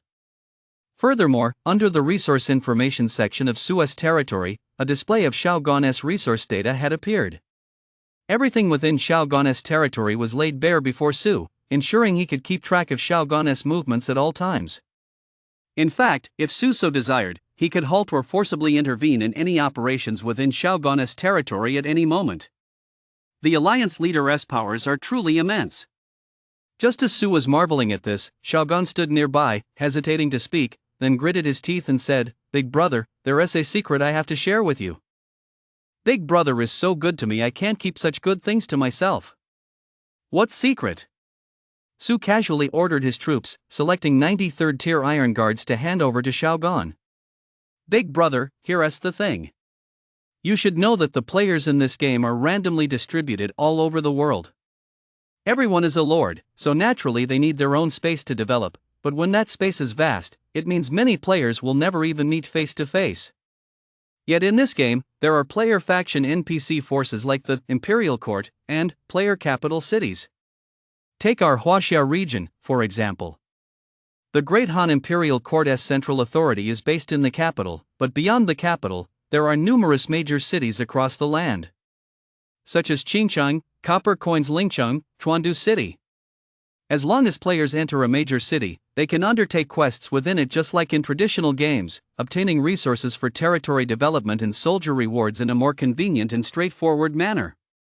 To cut a long story short, Su interrupted Xiaogan and asked, "I already know all that. What exactly are you trying to say?" "Big brother, what I mean is..."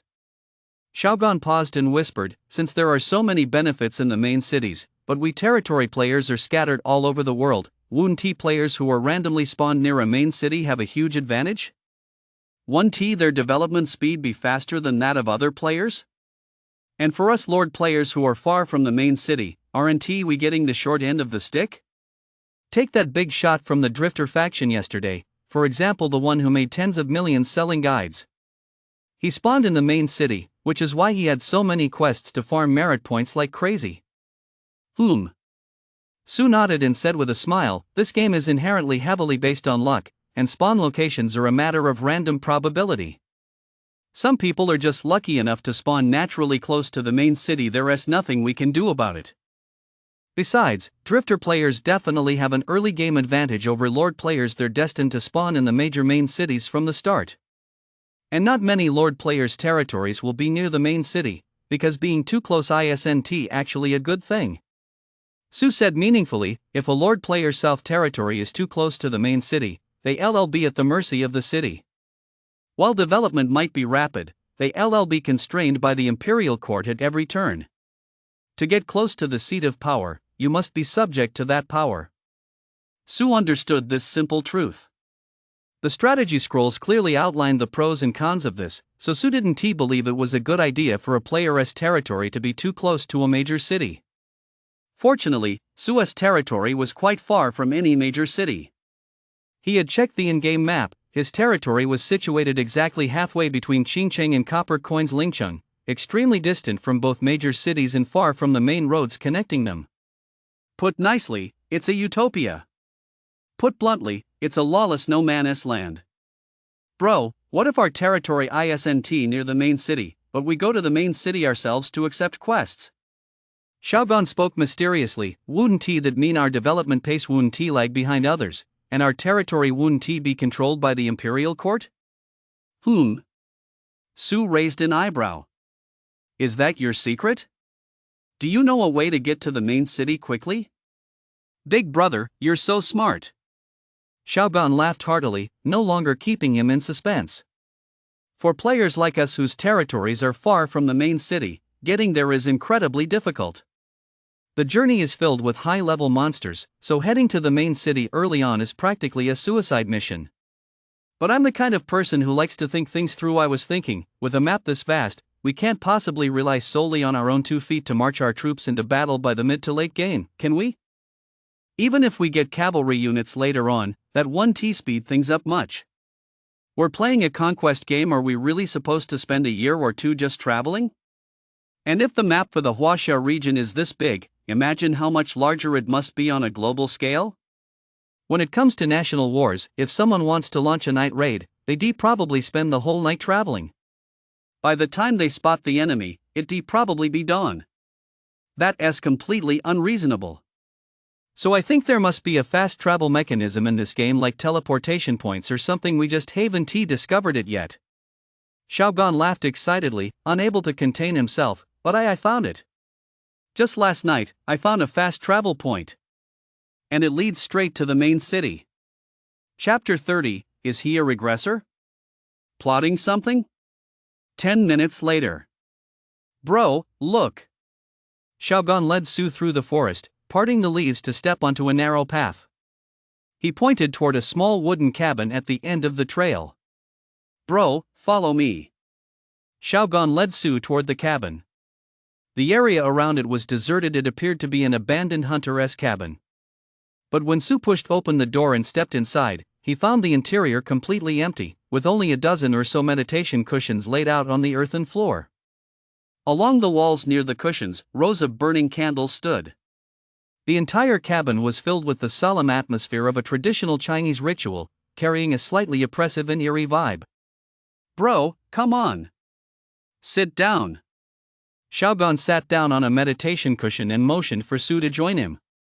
Just as Su plopped down onto a cushion, the game system's notification sound rang in his ears. Beep. "Congratulations, player. You have discovered a hidden immortal formation, the Five Ghosts Transport Formation." As the system notification sounded, Su's eyes lit up. "So this is the secret you found? The Five Ghosts Transport Formation."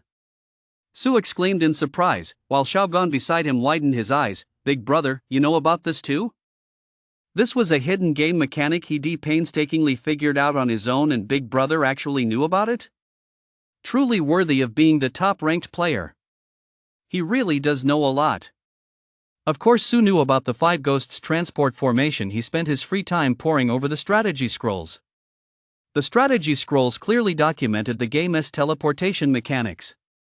For Lord players wishing to quickly travel to a specific location or rush to the main city, there were roughly three methods. 1. The relay stations built by the Han Imperial Court along the official roads. Imperial relay stations are indestructible structures. Any person or faction can use them for fast travel, but must pay a certain amount of toll. 2. Post stations built by players within their own territories possess the same long-distance teleportation capability, requiring only a certain amount of territory resources to activate. As the post station's level increases, the teleportation range expands. However, the drawback is that players or their troops can only teleport to locations they have previously visited, and the destination must contain a neutral faction or a post station building belonging to the player. 3,000 Mile Divine Steed. This is not a warhorse, but a category of treasure. Players possessing this type of treasure can quickly travel to any station area, though they cannot carry an army exceeding 100 soldiers, even to stations that have not yet been unlocked. These are the three main methods of fast travel. However, in addition to these three methods, there are many other potential teleportation mechanisms within the game, one of which is the Five Ghosts Transport Formation. The Five Ghosts Transport Formation is a mysterious legacy left behind by the immortals in the game. It is ownerless, cannot be claimed, and is available to anyone, though it is difficult to discover and is randomly scattered across the world. Once this formation is discovered, players can consume resources to randomly teleport to any player's main city within their region, even if they have never visited that city before. The advantages of this formation are that it requires few resources to use, has no usage limit, and imposes no distance restrictions within the same nation. The downsides are that it can only be used to travel to main cities within one's own nation. The formations are extremely rare, and they are incredibly difficult to find. Esteemed player, would you like to use 1 unit of any resource? Copper coins cannot be used to teleport to any main city region? As the system prompt sounded, Su nodded and said, "It really is the Five Ghosts Transport Formation. You're quite lucky." "Ah, well." Xiaogan opened his mouth, looking somewhat deflated. Damn it. He originally planned to surprise Big Brother and show him off his skills at uncovering the game's hidden mechanics. But he never expected that Big Brother already knew everything. Big Brother understood everything. Big Brother has more life experience than I have. There's absolutely no sense of accomplishment here. His first attempt to show off in front of Big Bro had ended in failure. Xiaogan looked bored and deeply disappointed. This place can actually help me. Su patted Xiaogan on the shoulder and smiled. Seriously, it'll be a huge help. Su had long planned to head to the game's main city, but he hadn't been able to figure out how to get there. According to Su's original plan, he intended to quickly accumulate resources and upgrade his territory station simultaneously. While leading troops to clear new lands, he would locate the nearest official road station to establish a teleportation chain: territory station, official road station, player capital. This was also the mainstream player teleportation method mentioned in the strategy scrolls. Before this system was established, Su had no way of reaching the main city. He couldn't very well run there on foot, could he? So Su had no choice but to grit his teeth and give up on the massive early game support advantages the main city offered players.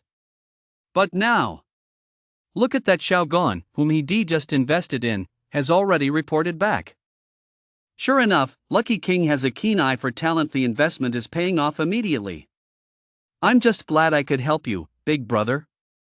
Xiaogan scratched his head sheepishly and asked, Big brother, are you heading to the main city now? Of course. Su smiled. With Guanmao clearing land and providing protection within the territory, and since he could remotely manage its development, he certainly wouldn't miss this golden opportunity to visit the main city. He also wanted to see for himself what the main city in this game actually looked like, and check out how the other players were progressing. What about you? Want to come along? Su extended the invitation, but Xiaogan shook his head in refusal. Big brother, I'm way behind everyone else in leveling up, and I don't have enough resources to make it to the main city. Since you've given me so many level 3 troops, it's more beneficial for me to stay here and clear the wilderness. The main city quests aren't suitable for me anymore. I need to level up quickly to live up to your high expectations. Xiaogan had it all figured out. As a professional gamer with strong initiative and decision-making skills, he had a clear vision for his gameplay strategy. He wanted to visit the main city too, but he knew he had to endure the solitude now if he was to make a spectacular breakthrough in the future. All right then. Su nodded, not pressing the matter.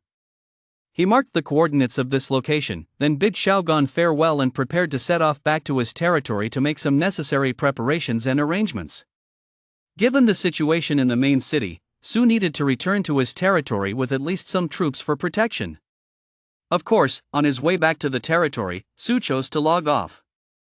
He let the system AI handle the tedious journey on its own. When he logged back in, it would be time to set off for the main city. By the time Su logged off again, it was already 3 p.m. The sun was setting outside the window, and warm sunlight streamed through the villa's floor-to-ceiling windows, flooding the gaming room and making Su feel exceptionally comfortable. He couldn't help but squint slightly as he rose from the gaming pod. 2 gaming pods stood side by side in the spacious gaming room. Wanqiu, beside Su, was still lying in her pod, battling her way through her own snow-capped domain. This girl's other personalities weren't particularly fond of virtual games, but because she loved Su so deeply, she was willing to understand and learn everything he loved. That's why, years ago, she accidentally awakened her gamer girl personality, and it's been unstoppable ever since. Since Wanqiu was still asleep in her pod, who had opened the curtains in the room, which had been tightly closed. Su looked around and saw Aunt May cleaning the room. Young master, are you awake? I just logged off. Thank you for your hard work, Aunt May. I'm getting old, and I'm not much use anymore. I want to be able to serve you for many more years. You're not old, Aunt May. You're just as wonderful as ever.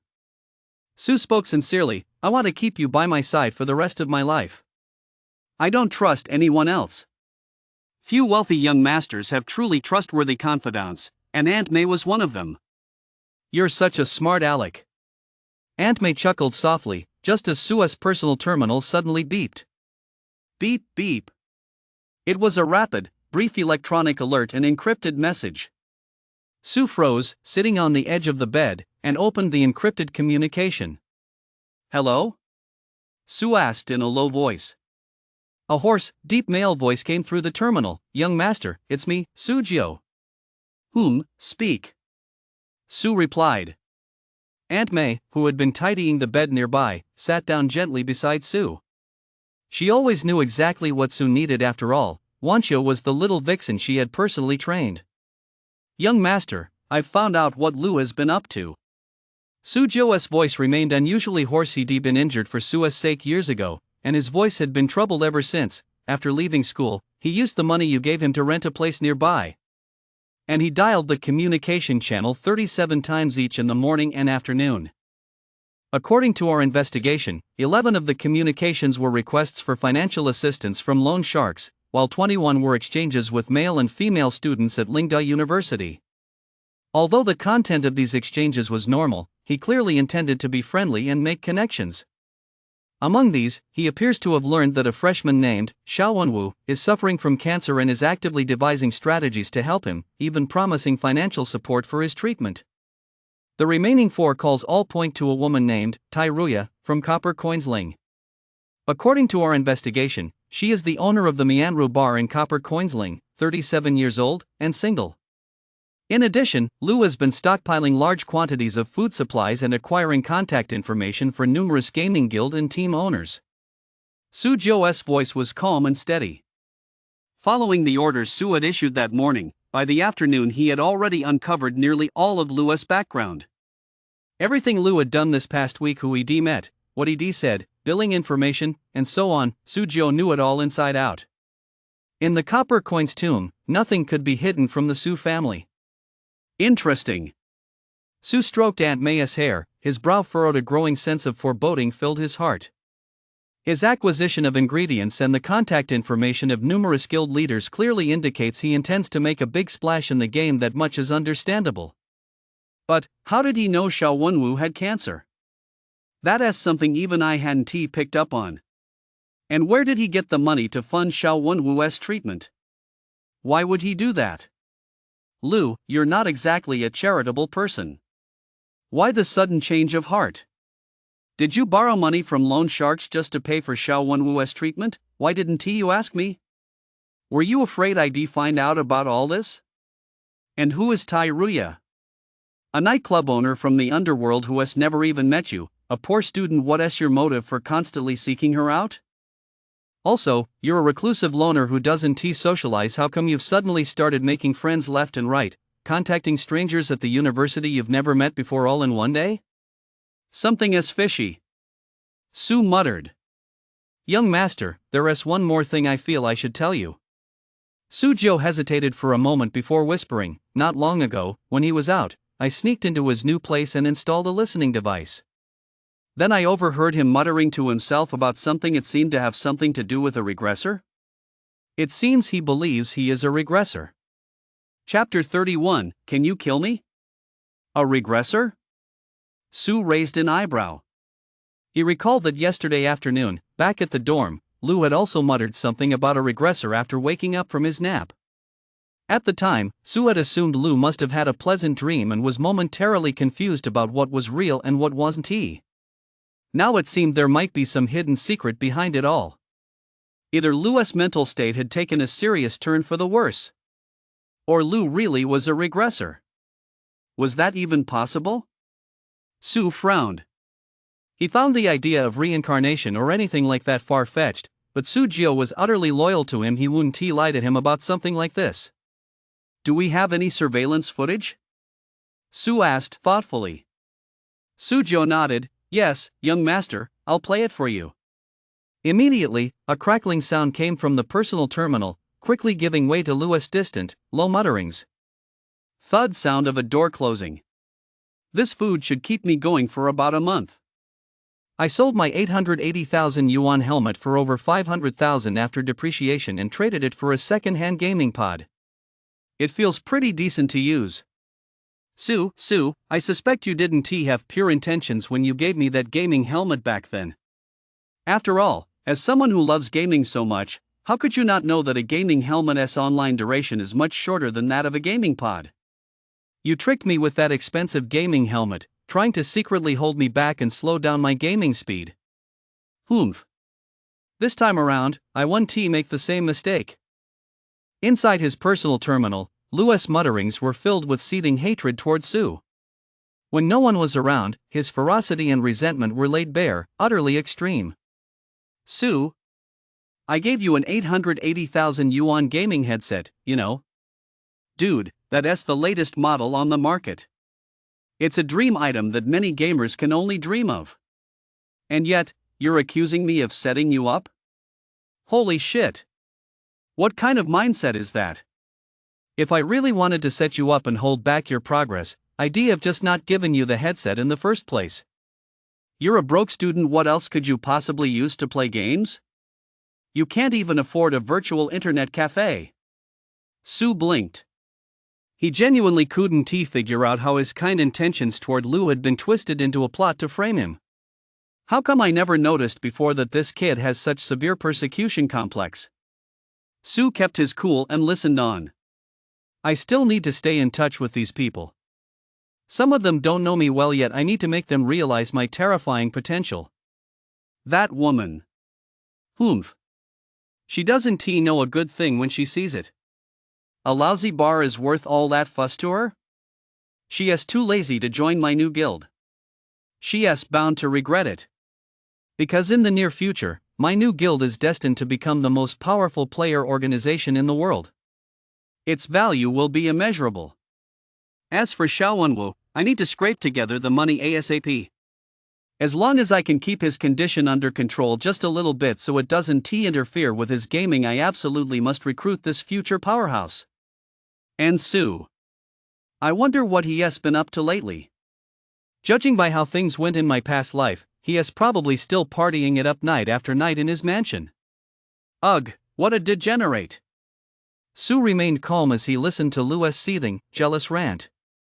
Sue, oh Sue, I'm afraid you'll never understand in your lifetime that regressors truly exist in this world, and I am the lucky one. The secrets I possess and the future I foresee are priceless, far surpassing everything you currently own. I swear, in less than 3 years, I will take everything from you, everything that rightfully belongs to me. You, a mere rich kid, how could you possibly compare to me, who is destined for greatness? How dare you even be my enemy? You're nothing but a minor obstacle on my path to glory. Sue. Kneel. Weep. Tremble. Beg for mercy, and I might spare your life. Lu's voice grew increasingly frenzied, as if he had fallen into some indescribable, extreme mental state. Even without seeing it with his own eyes, Sue could guess that as Lu spoke these words, he was likely experiencing some kind of mental ecstasy, perhaps lost in fantasies that brought him pleasure. What followed was just Lu muttering to himself, hardly worth listening to. Su Jiao paused the recording, and his hoarse voice rang out again. Young master, I've listened to the rest of this several times. There isn't much of value.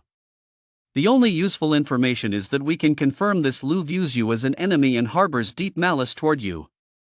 Furthermore, he seems convinced that he is a regressor who holds the secrets of the future. And this secret appears to be related to this new game. He is convinced it will be his ticket to a comeback. Su nodded and asked, Sujio, what do you think? Do you think he is mentally unstable, or is he really a regressor? Su wasn't joking, he was genuinely pondering the question and asking Sujio in earnest. This was just too outlandish. Su didn't make a hasty judgment. He needed to know Sujio's opinion, since Sujio was the one closely monitoring Lu and would surely have a deeper understanding and insight than he did. I don't know. Sujio shook his head and said softly, he seems very much like a mental patient, but the problem is he does seem to be able to foresee certain things. Su, like what? Sujio, for example, he bought lottery tickets 3 times on the street today. I checked them in advance at the Copper Coins Lottery Center, and all 3 numbers are winners. The results will be announced tomorrow, and the Copper Coins jackpot will exceed 3 million. Oh? Su raised an eyebrow. Predicting lottery numbers? These weren't randomly generated numbers, they were predetermined in advance. How could a poor student possibly know them beforehand? Even if there was an insider leak, wouldn't the leaker avoid contacting a poor student? But no matter how unlikely it was, Su couldn't completely rule it out. Change the winning numbers. Su pondered for a moment before speaking calmly, then send someone to the lottery center to investigate whether there has been a leak. All right. Sujio nodded. After a brief pause, he whispered a possibility. What if the investigation turns up no evidence of a leak? No leak? Su raised an eyebrow and smiled. Then I'll believe him that he is a genuine regressor. Once all wrong answers are ruled out, the final answer, no matter how outlandish, is the truth. Are there really regressors in this world? Sujio was a bit dazed, but he knew his duty. Young master, should I take care of him first? I promise it'll be clean. No need. Su had already realized a problem. If Lu really was a regressor and harbored hostility toward him, Then, could he be the fateful villain the old blind man spoke of? Was it Lu's presence that caused his luck to surge in an unbelievable way? If that were the case, why eliminate him?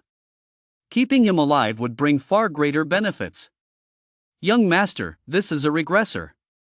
Sujio whispered a warning. From what I've read in novels, regressors are incredibly powerful. They can foresee the future. Young master, please don't take this lightly. Strike first. That was Sujio's usual approach. He firmly believed that the dead were the safest. Oh? Su smiled and asked in return, Sujio, let us look at this from a different angle. Do you still remember everything that has happened over the past 10 years? I mean everything. Sujio paused, then answered honestly, no, I don't. I only remember the major events. Very good. So do you think that if you went back 10 years, you'd be better off than you are now? Sujio nodded. Yes, if I had the chance to start over, I'd definitely be better off than I am now. What if, when you went back, you became my enemy? Su narrowed his eyes slightly and asked a question that sent a chill down Sujio's spine. If you were to become my enemy and kill me, could you do it? I couldn't. Sujio answered decisively.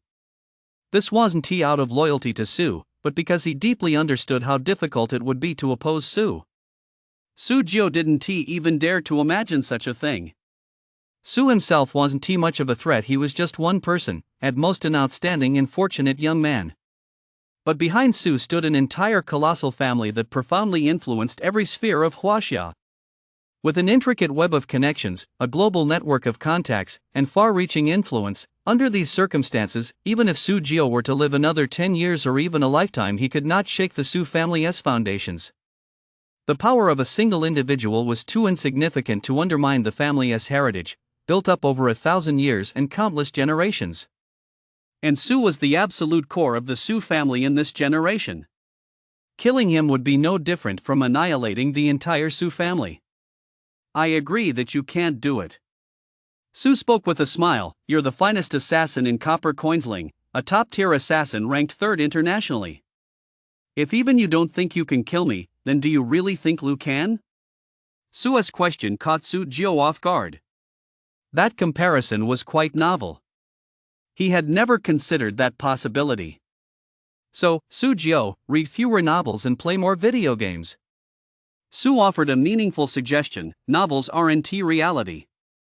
Even if regressors really exist, they aren't as terrifying as you imagine. A person's perspective, knowledge, learning ability, and natural talent all influence their achievements and potential. Even if an ordinary college student were to live 10 more lifetimes, his limit would be at most becoming a local tycoon or a political figure, but he could never transcend his class to become a true power holder. Take me, for example. Today I can alter the winning numbers at the lottery center, but does Lu know that? Su smiled. He doesn't, because in his worldview, lottery numbers are truly random. There is no such thing as backroom dealings. I see. Sujio nodded. He suddenly understood why the young master was held in such high regard by the family elders. His intellectual scope and cognitive abilities were worlds apart from those of ordinary young people. At that moment, Su also suddenly recalled something his father had once mused to him. Some things are destined for you, you possess them from the moment you're born. Some things are not destined for you. No matter how hard you strive in this lifetime, you will never possess them. Many things are decided the moment you're born. Fate is that cruel. Just when Lu thought he had everything under control. Little did he know. Su had been watching him the whole time, keeping a close eye on him. Fate's scrutiny had never left him for a single moment. Chapter 32, the server's #1 player has arrived. But young master, I really don't like playing games. Sujio suddenly spoke up, his tone sincere. I only have one hobby in my daily life, reading novels. This guy. I was just saying that off the cuff, and he actually took it seriously. Su rolled his eyes in exasperation. Fine, go ahead and read. Just remember to tip an author named, it's Adam, I love his books. Yes, young master. Keep observing Lu. Let me know immediately if you hear anything. Su paused, narrowed his eyes slightly, and smiled. If you feel his behavior is getting out of hand, you can kill him. No need to ask me. Su was keeping Lu around simply because he wanted to continue observing him. After all, this was the first time in his life he'd encountered a regressor. If Lu wasn't a threat to him, Su could have some fun with him. But if he truly posed a threat, Su wouldn't hesitate to act. I'll keep that in mind. Sujo nodded and said in a deep voice, I promise, he has no secrets from me. Yes, I trust you. Su smiled as he hung up the phone. He truly believed Sujo could handle this. But Su would still dispatch others more personnel to monitor and infiltrate Lu's inner circle. It wasn't that he didn't trust Sujo. He simply had to ensure there were no loopholes. Aunt May. Su gazed at the black silk thread running through the fabric of his gloves and spoke softly. Aunt May looked up. The mature, sensual beauty narrowed her almond-shaped eyes slightly and asked with a smile, Young master, what are your instructions? Record what I just said in our conversation in the family archives. Su smiled helplessly and patted Aunt May on the head. Then, have 8th Master come to Copper Coin's mausoleum to keep an eye on my roommate for me. 8th Master? A hint of surprise flashed across Aunt May's pretty face. Young Master, your earlier assessment was correct. He is just an ordinary student. Is he really worth 8th Master coming in person? I have no desire to be the villain in a novel, underestimating my opponent only to end up as someone else's experience farm. Su blinked, speaking with a playful tone. He certainly isn't worth 8th Master's attention, but 8th Master is quite interested in the occult and such. I imagine 8th Master and his disciples would be quite interested in a ready-made test subject. Also, let us notify the brothers in the Soul Division and have them come over to do some work. Sister Chiman Division can be deployed as well. Have them make contact with Lu. Su's constant instructions made Aunt May's expression grow increasingly astonished, eventually turning to confusion. Young Master, what are you planning to do? Direct a movie. Su spread his hands and laughed heartily. I'm going to film the Truman Show. Ah, no. It should be called My Roommate's New World After Rebirth.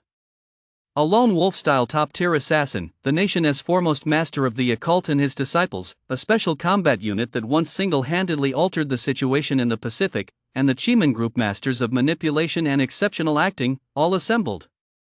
The young master of the Su family's grand production is officially in production. The entire film has only one male lead. Welcome our future Academy Award-winning regressor, Lu.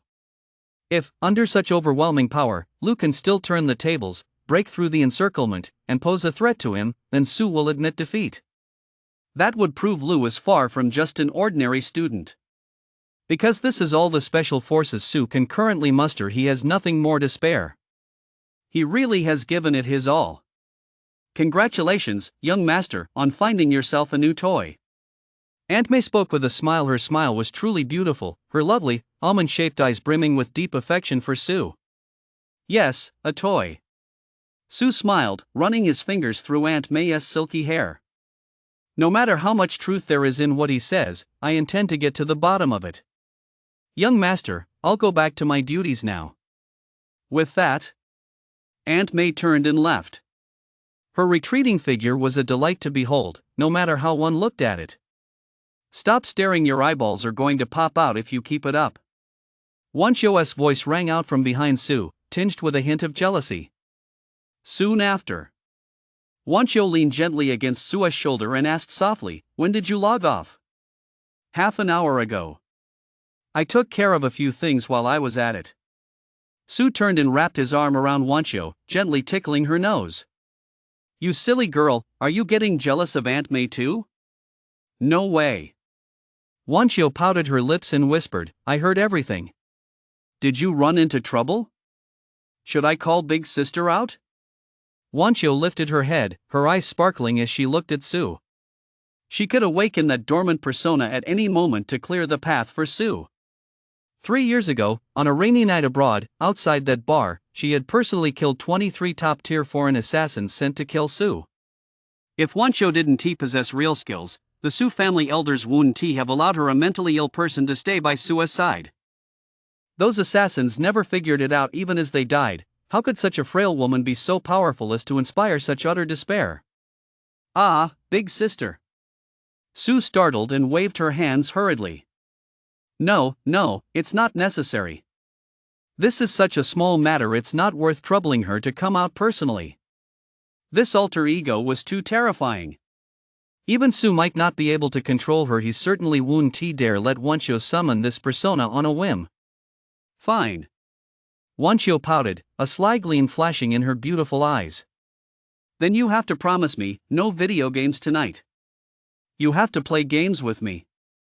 Otherwise, I'll call Big Sister out to help you kill people. Sue's eyes widened as he stared at Wancho in disbelief. You little brat, you're actually bargaining with me now. Just say yes.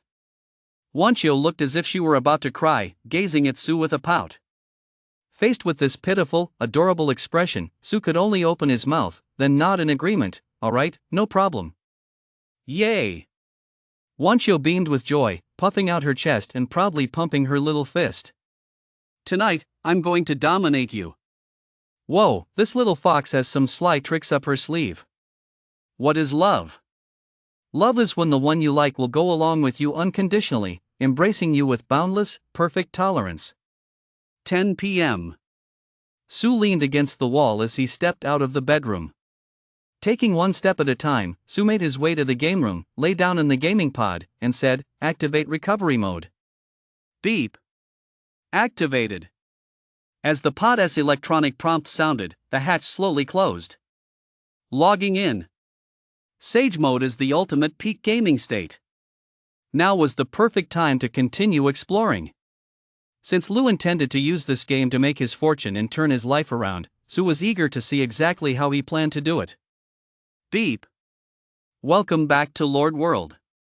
While you were away, your domain developed normally. As the game system's notification sounded in her ears, Sue looked around. He was standing in front of the wooden hut of the Five Ghosts transport formation, flanked by 200 iron guards, 100 soft archers, and 20 subjects, Lady Me among them. Clearly, while Sue was offline, the AI had automatically completed the sequence: return to domain, muster troops, return to hut. Leaving these tedious travel tasks to the AI was the best choice. However, Sue couldn't figure out why Lady Me was in the group. He had clearly issued the following AI command before logging off: return to the domain, select no more than 300 troops, as well as no more than 5 retainers suitable for long-distance travel, and return to the front of the wooden hut. This was Sue's basic preparation before heading to the main city. Aside from the 300 soldiers, the 20 retainers were intended to handle any random situations that might arise in the main city. He could understand why subjects like the accountant, the steward, and farmers were included. But why were his wives and concubines among them? Could it be that the AI was reminding him to make the most of the game's procreation features? I'm heading to the main city to find quests and speed up my progression. Bringing my wives and concubines along might not be the best idea. I don't have time to have children. Sue pondered this, his gaze falling on Lady Me. Lady Me noticed Sue's gaze as well. Blushing, she walked up to him and whispered, "My lord, I never expected you to care for me so deeply that you'd be willing to take me to Copper Coins Lynching for a visit. There happens to be a shortage of resources in the domain, and the Me family owns some properties in Copper Coins Lynching. I hope my husband will allow me to return home for a visit. I intend to explain to the clan the difficulties my husband is currently facing, and strive to secure more support for him from the family." Ha! More support? Lady Me has business interests in Copper Coins Tomb City too? Are you going to ask for more dowry on my behalf? What a wonderful wife! Sue's eyes lit up instantly. He wrapped his arm around Lady Me's delicate shoulders and pulled her into his embrace. "Darling, you're so kind." Sue gazed at Lady Me with deep affection. Lady Me blushed deeply, lowering her head in shyness as she spoke softly, "In life, I am my husband's, in death, I am his spirit. Naturally, I consider everything for my husband's sake. That is exactly how a husband and wife should be." Lady Me gazed at Sue with love-filled eyes, her heart brimming with inexpressible tenderness and affection. Well said. What a virtuous wife. Su gave her a thumbs up and waved his hand with great enthusiasm. Let us go. Soldiers, follow me to Copper Coin's Lingchang. To extort, to pay a visit to my in-laws, the Mi tribe. Copper Coin's Ling City, are you ready? The server's #1 player has arrived. Chapter 33, There's actually a bootlicker in the ancient capital of the 6 dynasties. Jiangnan, a land of beauty. Copper Coin's Ling, a realm of emperors. As the ancient capital of the 6 dynasties, Copper Coin's Ling City possesses a cultural heritage unmatched throughout all of China. It exists within poetry and was revered by the ancients. It lives on in its romantic allure, possessing a unique beauty. Throughout China's 5,000 years of history, the ancient city of Copper Coin's Ling not only embodies the delicacy and grace of Wuyu culture but has also fully absorbed the ruggedness and grandeur of the Central Plains. Whether in reality or within this game, Copper Coin's Ling is a uniquely important city. As clearly visible on the game map, the vast Copper Coin's Ling city is surrounded by a network of well-connected official roads. It occupies a central position within the Huaxia game region, effectively connecting every player's main city across the nation. In the official promotional materials on the game forum, Copper Coin's Ling City is home to a full 30 million resident NPCs and neutral factions, with over 20 million units of various Wuyu ethnic minority forces inhabiting the surrounding areas. Furthermore, the city is home to numerous historic aristocratic clans and harbors a vast number of hidden quests offering incredibly generous rewards. After expending several hundred units of timber resources, Su successfully navigated the 5 Ghosts transport formation and arrived at the troop station near Copper Coin's Ling City. The troop depot is a location where players can temporarily store their troops. The system provides the bare minimum of necessities such as troop maintenance, training, supply management, and horse feeding free of charge, while players are only required to pay a certain amount of copper coins on a regular basis. You can think of it as a parking lot in the real world. Why did Su choose to store his troops here? He had no choice. Copper Coin's Lingching does not allow players to enter with troops. Doing so is considered treason. Each player may carry a maximum of 10 units of troops for protection and deployment. Military units exceeding 10 members require prior approval from Copper Coin's Lingching officials, or the player must hold a special official position within Copper Coin's Lingching. Otherwise, whoever comes in will be wiped out. No matter how strong Su's troops might be, he couldn't ignore the rules because the guards at the city gates were Tier 7 units, Huaxia Dragon Guards. These are Tier 7 units. And they're Tier 7 units at level 100. Who in their right mind would provoke a conflict with them? After Su had stowed away most of his troops, he led his subjects and a small contingent of soldiers to the city gates. Before the tall, spacious city gates hung a drawbridge. The bridge was teeming with people, both NPCs and players, shoulder to shoulder, creating a bustling scene. Cunning and resourceful players exchanged glances or chatted animatedly. The literati of Jiangnan strolled about, their eyes meeting in mutual admiration, dashing and full of vigor. There were also ancient beauties emerging from the city in horse-drawn carriages, heading to the temple to pay their respects to the Buddha. Su followed the flow of people into the city. After clearly stating his identity and having his entourage inspected, the dragon guards allowed him entry. Good heavens, these soldiers really look powerful. Su turned to look at the stern-faced dragon guards. Clad in leather armor and wielding spears, they appeared no different from ordinary men. But their gaze during their earlier exchange had sent a chill down Su's spine. He had only ever sensed such an aura in elite veterans of the real world, the predatory stare of a tiger lying in wait, fierce yet composed. Compared to these dragon guards, Su felt that his own iron guard was as frail as a group of kindergarten children. There was simply no comparison. I envy them. I want them. 5 blessings, are you there? Can you hear my thoughts? I want this. I want the dragon guards. They entered the city. Only then did Su realize just how vast and bustling Copper Coin's Lingchang was. The streets were incredibly noisy, filled with the shouts of street vendors, and every now and then, fully armed patrol soldiers would march by. Damn! Even the patrol soldiers inside the city are level 100, Tier 6 units. This isn't an economic and cultural city, it's clearly a military fortress, packed with badass units everywhere. Once Su entered the city, He felt like Grandma Lou visiting the Grand View Garden. Everything was new to him, and the sheer realism left him speechless. He wasn't the only one. Most of the players around him wore expressions of shock, followed by looks of pride. Damn it, if all the capital cities in the country had the same troop standards as Copper Coin's Lingcheng, during the National War, we'd be guaranteed to win, right? Give me 3,000 dragon guards, and I'll lead the vanguard of Huaxia. That's ridiculous. I only need 300. I'll march straight to Seoul. Guys, can you stop bragging? This game was developed by a coalition of nations. If our NPC units are this strong, do you really think the enemies will be weak? With the Yanks' shameless nature, they definitely secretly tweaked their own historical and unit data. Didn't you see in the game's promotional CG those Western lizards actually dared to go head-to-head with our Eastern true dragons? Amidst the constant chatter of players all around him, Su made his way into the city. In the crowd, it was actually quite easy to tell players apart from NPCs. Those with ID names floating above their heads were players. Those without an ID name above their heads were most likely NPCs. At this stage, most players hadn't yet mastered the trick of hiding their IDs. Players like Su were extremely rare. In fact, when Su walked past other players, some couldn't help but stare. Holy shit, which NPC is this? He's out and about with a wife and all these bodyguards? This guy must have a hidden quest. Let us go, guys. Don't be reckless. The city has its own rules. He is clearly a noble's son. Aren't you afraid of getting beaten up if you go up to him? We players all start as commoners. You need to earn some merit points first, otherwise, even the NPCs won't give you the time of day. Many players were buzzing about Su.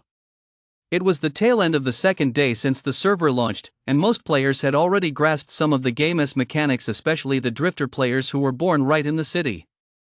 Want to interact with NPCs in the city and accept quests? Well, that depends on your own status.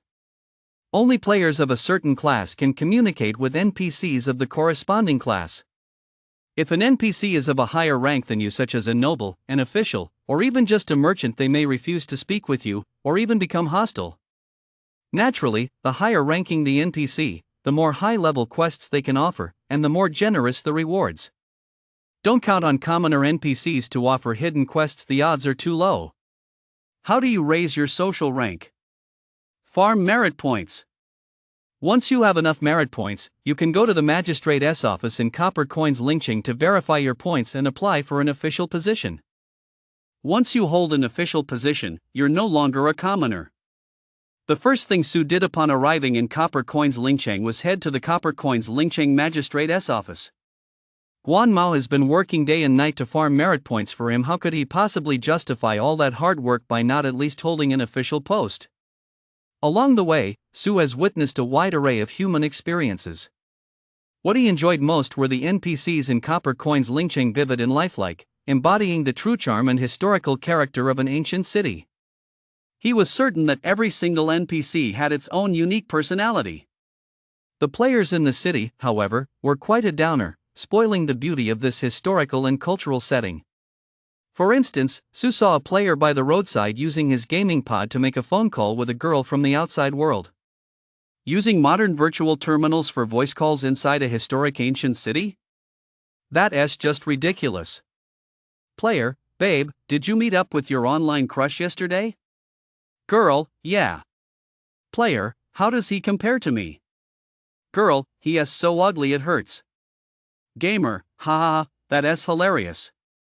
I'm way better looking, right? I told you not to go, no one is as handsome as me. Girl: I want talking about your face. Gamer: Su: ha ha ha ha. The gamer suddenly turned around to look at Su, who had already resumed walking forward with a calm expression. Did the NPC hear that? The player turned back, puzzled. An NPC actually mocked me? No way. Serves you right for ruining the ancient city's cultural heritage. Look. The goddess got slept with, didn't she? Serves you right. Serves you right for being a bootlicker. But who would have thought that as Su walked past the street corner, He see another player making a phone call right in the middle of the street, trying to pick up a girl. Player, baby, have you eaten yet? I waited up for you all night yesterday, but you didn't log in, so I lost my appetite. Girl, why didn't you eat? You'll ruin your health if you keep this up. Girl, I'm punishing you by making you transfer 520 to me. That LL teach you a lesson. Let us see if you dare do it again next time. The player, beaming with happiness, I'll transfer it right now. You're so sweet. I'm truly happy to have your care. Damn. This one's even more of a suck up. Sue turned his head away, unable to bear the sight. Lady Me, standing nearby, couldn't help but ask curiously, my lord, why the look on your face? Nothing. Just saw a suck up. My lord, what is a suck up? The backbone of the Jokers, the highest stakes player in the card game, the big boss of Gotham City, the McDonald's mascot, and Batman's longtime client. Ha! Lady Me blinked her beautiful eyes and looked at Sue with admiration. Although I don't understand a word of it, I still think you're very eloquent, my husband. I think so too. Sue nodded in agreement. What about this one? Lady Me pointed to a player not far away and asked humbly, husband, is he a lapdog too? Lady Me was quick-witted and naturally understood that her husband's earlier remarks referred to these newly appointed lords from the imperial court scattered across the regions. Perhaps because her husband was of similar status to these men and in competition with them, it was only natural for him to harbor some hostility. Sue looked up and saw a player with the ID, Daeminjuan. He was chatting with a female player, but their conversation was much more normal. Female player, you have to apologize to me today, or it's over between us. Daeminjuan, no way am I apologizing. I'm a man, and a man should stand his ground. I won't put up with your rotten habits. Sue gave him a thumbs up. Now that's a real man. Immediately after. Female player, apologize and show me your black stockings. Daeminjuan knelt down right there on the street. I'm sorry, baby, I was wrong. Let us go, let us go. Sue quickly pulled Lady Me forward. Stay away from this guy. Husband, is he a bootlicker? He isn't. Then what is he? He's a dirty old pervert. Ha! Daeminjuan suddenly turned his head, looking puzzled at the crowd on the street. He muttered to himself while touching his cheek, why did I hear someone cursing at me? Do I look that old? Sue hurriedly led Lady Me and the others to the front of the Copper Coins Lingyamen. To their surprise, quite a few players had gathered here, all clustered around a bulletin board at the Copper Coins Lingyamen. It was a sea of people, a truly eye-catching and spectacular sight. Chapter 34, Master, do you even understand the true meaning of loyalty to the nation? The bulletin board was plastered with all kinds of quest information. There were quests to till fields for the common folk, quests to find lost cats and dogs, blacksmith shops recruiting apprentices, and even wanted posters for hideous-looking bandits. This was the main quest hub for the capital city. There are many similar bulletin boards throughout the city. Many drifter players and lord players who have come seeking fame gather here to accept quests and work hard to farm merit points. What? You ask why everyone doesn't just go out and hunt bandits to farm merit points? Do you think everyone in the world is a lucky king, with powerful soldiers at their side? We common folk, without troops or resources, can only work steadily and steadily. Earning merit points not only grants you official ranks but also allows you to buy soldiers from the steward. This is one of the key sources of troops in the early game. As long as you're willing to grind, a day's worth of merit points is definitely enough to buy a few low-level soldiers. Especially for players in the drifter faction without a territory, how else can you recruit troops? It all comes down to main city quests. If you save up for a few days, you can head out of town to suppress bandits. Sue was also interested in the quests on the bulletin board, but with so many players crowding around, he couldn't squeeze in, so he had to give up. Sue turned around and led the group all the way to the magistrate's office, where they politely asked an NPC for directions, then turned right into a small hall within the office. Here, there was an NPC clerk specifically tasked with verifying players' merit points. The data published by the system is absolutely error-free, no one can falsify it. The NPC can see at a glance exactly how many merit points each player has.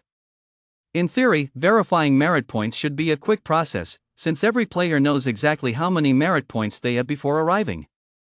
They come here primarily to buy troops or obtain official positions. Under normal circumstances, there wouldn't be too many players coming to the hall to verify their merit points, but the main city is just so crowded. Plus, with a constant stream of players rushing into the main city, the queue in the hall has become incredibly long. This game is really not user-friendly. Can't they assign a few more clerks and set up more places to verify merit points? You know what? Lingcheng in Copper Coins actually has quite a few similar service points, but every single one is packed with people. The magistrate's office here is actually the least crowded.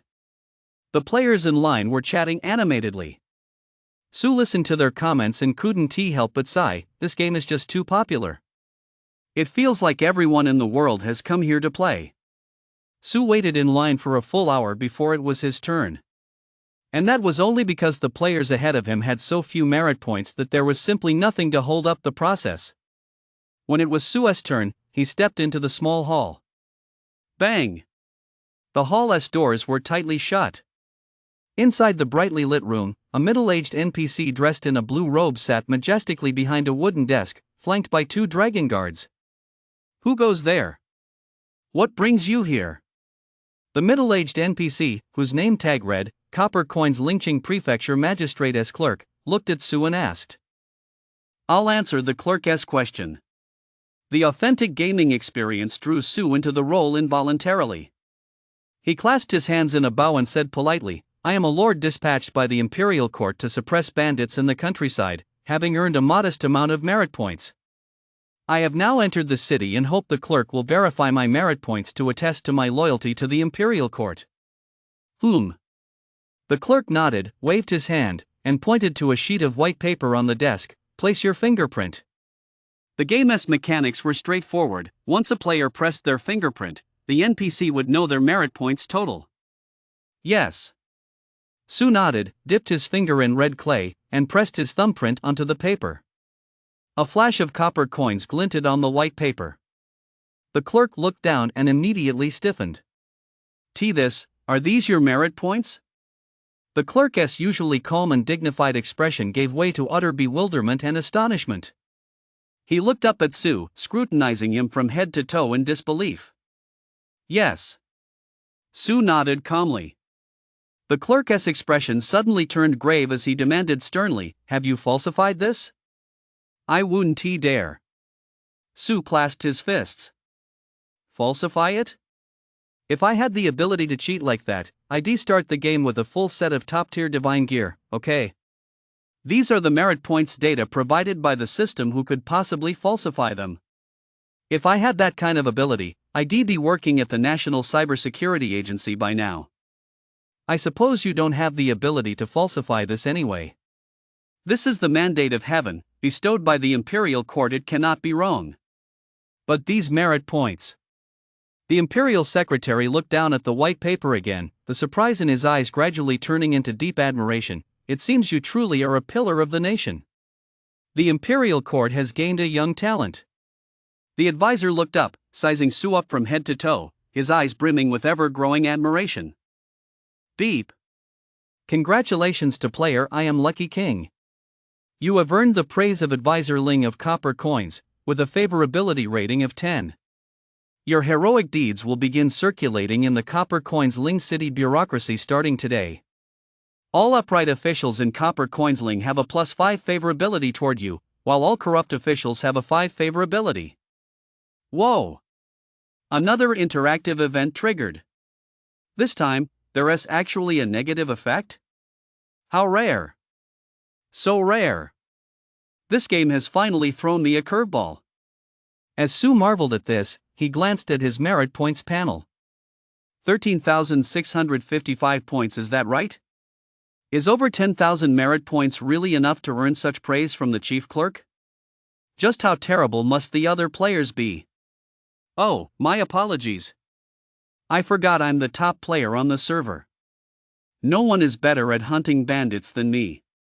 1 merit point represents at least 1 low-level bandit. With the help of the bandit hunting maniac Guan Mao, Su's merit points have skyrocketed to a terrifying level. There is nothing to be done about it. Guan Mao really is too diligent. Truly the younger brother of Lord Guan, a man of unparalleled loyalty and righteousness. Sir, what can I gain from this? Su asked cautiously. On my way into the city, I heard that the imperial court has a new policy: official positions are determined by merit points. Is this true? Indeed. The secretary nodded cheerfully. Anyone with a high number of merit points may use them to claim an official post, or to receive soldiers, provisions, and other resources. The court's aim in this is to find more brave and resourceful men like you for the nation. Young man, what do you wish to exchange your merit points for on this visit? As the advisor asked, a massive system merit points store popped up before Su. It was filled with a dazzling array of items, all clearly priced in merit points. Official posts, money and provisions, soldiers. Even the Huaxia Dragon Guard soldiers Su wanted to recruit could be exchanged for merit points. A level 1, tier 7 Huaxia Dragon Guard soldier had a minimum price of 10,000 merit points and 10,000 copper coins. And the player needed to hold at least a 3rd rank official position. Damn! The price is outrageous. Your Majesty, aren't you worried about causing an economic imbalance? Oh, right, this is just a game. Sorry, I got too caught up in it. Su rolled his eyes. It seemed he had no chance of recruiting a Huaxia Dragon Guard. No one can get their hands on such high-tier units in the early game. Everything in the merit points store is clearly priced. The court's stance is crystal clear: the more badass you are, the higher your rank. It's even more blatant than the military merit system of the Qin dynasty. The strong rise, the weak fall. If you want to climb the ranks, ask yourself if you're willing to fight tooth and nail. Su really liked this system. It was fair. He weighed his options carefully. Although he was currently short on resources for territory development, with Lady Ni as his capable partner, this problem didn't seem too urgent. What about the soldiers? He had more Iron Guard troops than he could use, so he wasn't in short supply in the short term. What about the rest: equipment, supplies, and such? Su was quite envious, especially of the various lords' treasures. Their effects all looked quite impressive. But who could say for sure whether these items would become obsolete by the mid-game? Were these treasures even essential items for this game version? Setting aside all external factors, what is the most important thing in a conquest game? It's the various territory resources, generals and soldiers, and military equipment. And Su isn't exactly lacking in ways to obtain these. After all, he has the Mi family backing him up. But aside from that, what is the second most important thing? Its status. Its power. Its official rank. Especially in a conquest game set in ancient times, an official position means privilege. The ability to lead troops into the city. The ability to audience with the emperor. The ability to defend the frontiers. The ability to command other players. And even if one is sufficiently formidable and defies the heavens, donning the imperial robe is not out of the question. In this game, anything is possible. Its main selling points are realism and excitement. I need an official post. After a moment's thought, Su spoke softly but firmly, Master Advisor. I wish to use my merit points to secure a position, so I may serve the imperial court more fully. Oh? The Master Advisor replied with a smile, have you thought this through? Once merit points are spent, there is no turning back. I have. Su stood tall, chest out, gazing straight ahead with neither humility nor arrogance, his voice ringing out clearly. My father taught me from childhood that a true man should sacrifice himself for his country. To lay down one's life and shed one's blood. My mother once wept as she tattooed the words loyalty to the nation on my back, so that I might always remember my duty to serve the country. If I cannot serve as an official in the imperial court, if I cannot alleviate the emperor's burdens, it will be the greatest regret of my life. I will surely die in despair. The land of China is my homeland. It should be stained with my blood. It should be the resting place of my bones.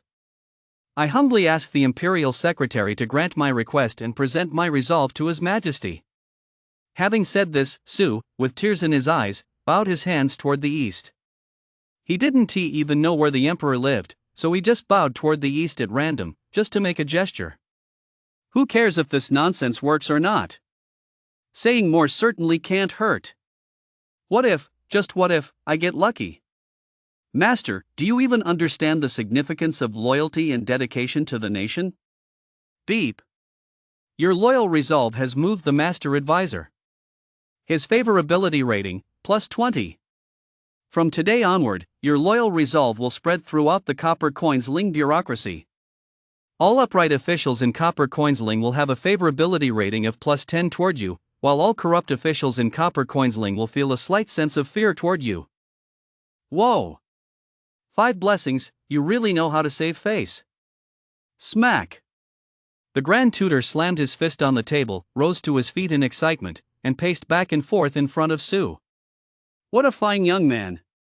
Though lowly in rank, you dare not forget your duty to the nation even after the matter is settled. You must wait until the coffin is closed. You actually possess such a spirit of devotion to the nation. The advisor's eyes sparkled, a smile spreading across his face as he repeatedly patted Su on the shoulder. Excellent. Excellent indeed. With such a young man in the country, how could the realm not prosper? Beep. You've moved the tutor. Enjoy a 20% discount on your first purchase of an official post. Huh? You can actually get a discount on this stuff? Su was completely dumbfounded. Tutor, it seems you really do understand what it means to be loyal to the country. Su had just been bragging a bit. He'd simply been swept up in the game's realism and gotten carried away. There's actually a perk like this? Looks like I'll have to act more often from now on. The tutor was a man of letters, the kind who spoke with great eloquence. He praised Su at length, and some of his words left Su's head spinning, making him feel as if he'd been transported back to his childhood, when the Confucian teacher hired by his family elders would lecture him on grand principles. Just as Su was struggling to process it all, the scholar suddenly changed the subject and asked, "Young man, you mentioned your mother's tattoo. Is that true? Might I have the honor of seeing it?" Such a display of loyalty would surely be a great tale for Coppercoin's mausoleum. The scholar really wanted to see it. Even officials need merit points, right? If word of this got out, the stewards of Coppercoin's mausoleum would at the very least be credited with effective governance, and the sacred mountain would surely be delighted. Su, however, was on high alert. Huh? Can I really show you this? Then I won't give myself away. Su's expression turned solemn, and he reacted with lightning speed, clasping his fists and saying, "My mother once said that until one has served the country, one must not boast. I have yet to fulfill my life's ambition. How could a mere few words make the world aware of it? Wouldn't that make me no better than a fame seeker? Only when I have rendered meritorious service to the nation shall the world judge me." Su spoke with unwavering conviction. The advisor, though impressed, could only shake his head and sigh in resignation. That was close. I almost missed out on my 20% discount. Su dared not brag to the advisor anymore. These NPCs were too realistic, and he'd nearly been tricked into revealing too much. Hurry up and choose an official post. Use the 20% discount first. The benefits you actually get your hands on are the most practical. Su hurriedly browsed through the options. Before long, his eyes lit up. Pointing at the price of an official post right in front of him, he exclaimed, "Master Advisor, I've made my choice." Chapter 35, The Richest Man in the Three Kingdoms. What a status! Coppercoinsling Prefecture Office, Right Chief Clerk 7th rank, requires 15,000 merit points. Reports to the Governor of Ling Prefecture in Jili. Salary, 200 copper coins and 600 units of grain per month. Effect 1, the player holding this position gains +2 to personal charisma, +2 to intelligence, and +2 to politics. Effect 2, the player holding this position gains a 2% increase in recruitment rate for any independent talents, and a 0.2% chance to attract higher ranking talents to voluntarily join their service. Officials in this city will show increased respect toward them depending on the other party's rank. Have you thought this through? The advisor stroked his goatee, looking somewhat puzzled. Young man, your ambition seems to be to fight on the battlefield and serve the country. Why would you want to become a civil official? Advisor, I am but a soldier with no official title or merit to my name. I fear I would be unable to recruit outstanding soldiers for the court. Moreover, I am unversed in military strategy, know only the art of combat. I am not fit to be a general in the future. Only those skilled in both military and civil affairs can be truly valued by the court. Su clasped his fists in a bow. A military post might allow me to command more soldiers, but an army's strength lies in its quality, not its numbers. I wish to train an elite force for the court, and to do so, I need the experience of a civil post to hone my skills and to attract capable soldiers to serve. Su had finally figured out how this game worked. There was no harm in chatting with the NPCs a bit more. Most players would take their official posts and run, never bothering to exchange a word with the advisor, so naturally, they never triggered any interactive events. Occasionally, a player would try to talk to the advisor, but they were usually driven by a strong sense of self-interest, hoping to uncover hidden quests. Without Su's good luck, they naturally came away empty-handed. In the early stages of the game, few players pay much attention to the immersive experience, trying to step into the game as setting like Su does and truly act like an ancient lord. But Su understood that it didn't matter if he spent a little time chatting as long as the NPC was satisfied. He'd take a chance. What if his luck struck again? I see. The advisor nodded in sudden realization and praised, excellent. Thoughtful and insightful, recognizing your shortcomings and working to improve them. You truly are a pillar of the future. Ha? That's it? Stop just praising me, give me some actual benefits. Su and the advisor stared at each other in silence. The advisor asked, young man, is there anything else? Oh, the Grand Secretary is about to shoo me away. 5 blessings must have clocked out that exchange didn't trigger any interactive events. Su felt a bit disappointed and bowed, saying, that's all for now. I'll be on my way. Wait a moment. The Grand Secretary called Su back, pulled a set of ancient civil official robes, an appointment document, and an official jade pendant from under the desk, and handed them to Su. Young man, keep these safe. As a lord specially appointed by the Imperial Court, you need not report for duty at the Copper Coinsling Prefectural Office every day. However, you must remember that you hail from Copper Coinsling. Do not bring dishonor to the prefect. The clerk reminded him, and Su nodded in agreement. He took the civil official's attire, tossed it into his backpack, and turned to leave with a flourish. I've already secured the benefits, no need to be greedy. 15,000 civil official merit points, with a 20% discount, comes to just 12,000. I've saved 3,000 merit points for nothing, and gained a connection with the clerk to boot. From now on, in Coppercoin City, I'll be an official of some standing, no longer a commoner. Why did Su choose the position of Right Chancellor, a civil post? Could it be that he genuinely wanted to hone his skills through a civil role? That was just lip service to fool the advisor. Of course, Su also wanted a military post. After all, the command bonuses and combat power boosts from military roles are incredibly appealing, and the government even provides players with troops to command. In terms of practical benefits, military posts outweigh civil ones. Military posts offer tangible perks, while civil posts offer nothing, mostly just ceremonial roles with status but no real power. But Su doesn't care. What he wants is the effect of the Right Chancellor position.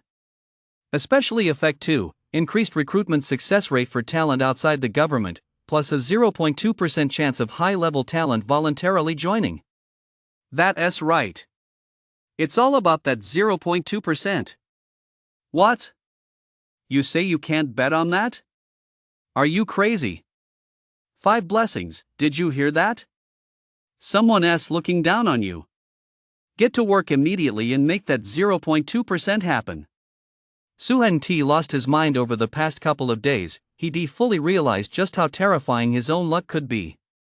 Especially after Su had clearly identified Lu as the villain lurking in his inner circle, and after repeated verification, he reached a conclusion. Master Ba, the master of esoteric arts, was right, the villain could indeed stimulate his own fortune. pause for 2 seconds, and repeat after me, praise the great Chinese esoteric system.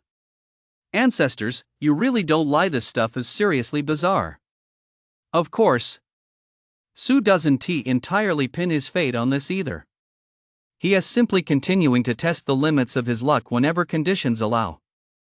For instance, right now, since he doesn't have any pressing needs, choosing a clerical position falls within the scope of what his in-game circumstances permit. After all, with the regressor having appeared, even something as seemingly outlandish as a sudden surge in fortune doesn't seem so far-fetched anymore. With these thoughts in mind, Su naturally decided to take a small gamble on his luck once more. Guess why Su kept Lu around, allowing this little scoundrel to exist? That's right. To keep boosting his own luck. Su wants to see Lu's limits, just how much luck he can actually bring him. Everyone says regressors are powerful, especially those with systems they're even more formidable. Regardless of whether Lu, this regressor, has a system or not, Su will first turn Lu into his very own copper coins finger. Little scoundrel, just do your job and work hard to make the 5 blessings work overtime. See?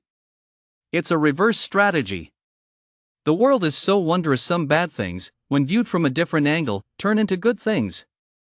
Having a villain hinder you is obviously a bad thing, but if that villain can stimulate the growth of your own fortune, is he still a villain? No.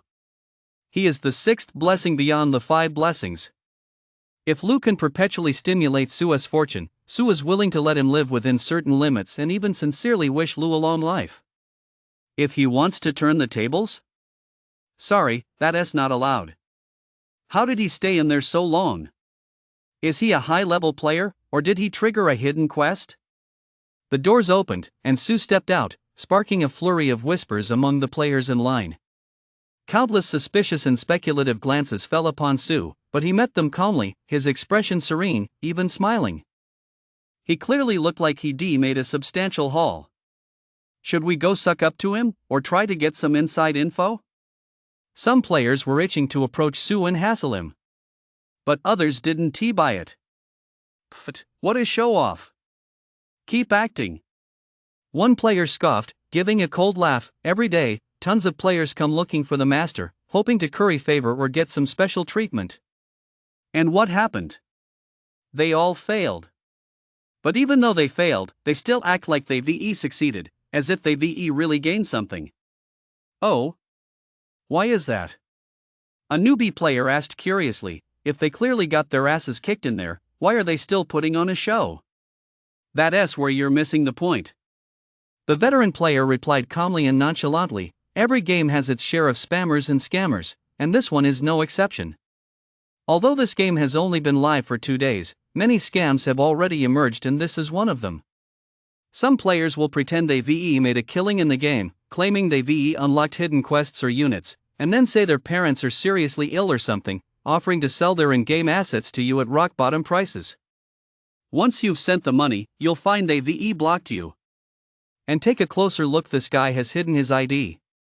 What kind of person do you think would hide their ID in this game? It's got to be someone with something to hide. Under the veteran player's gentle guidance, everyone had an epiphany and began to avoid Su like the plague. The once crowded queue parted wherever Su walked, with everyone scrambling to get out of his way. They didn't even dare to make eye contact with Su, afraid of being hassled by a scammer that would be so embarrassing.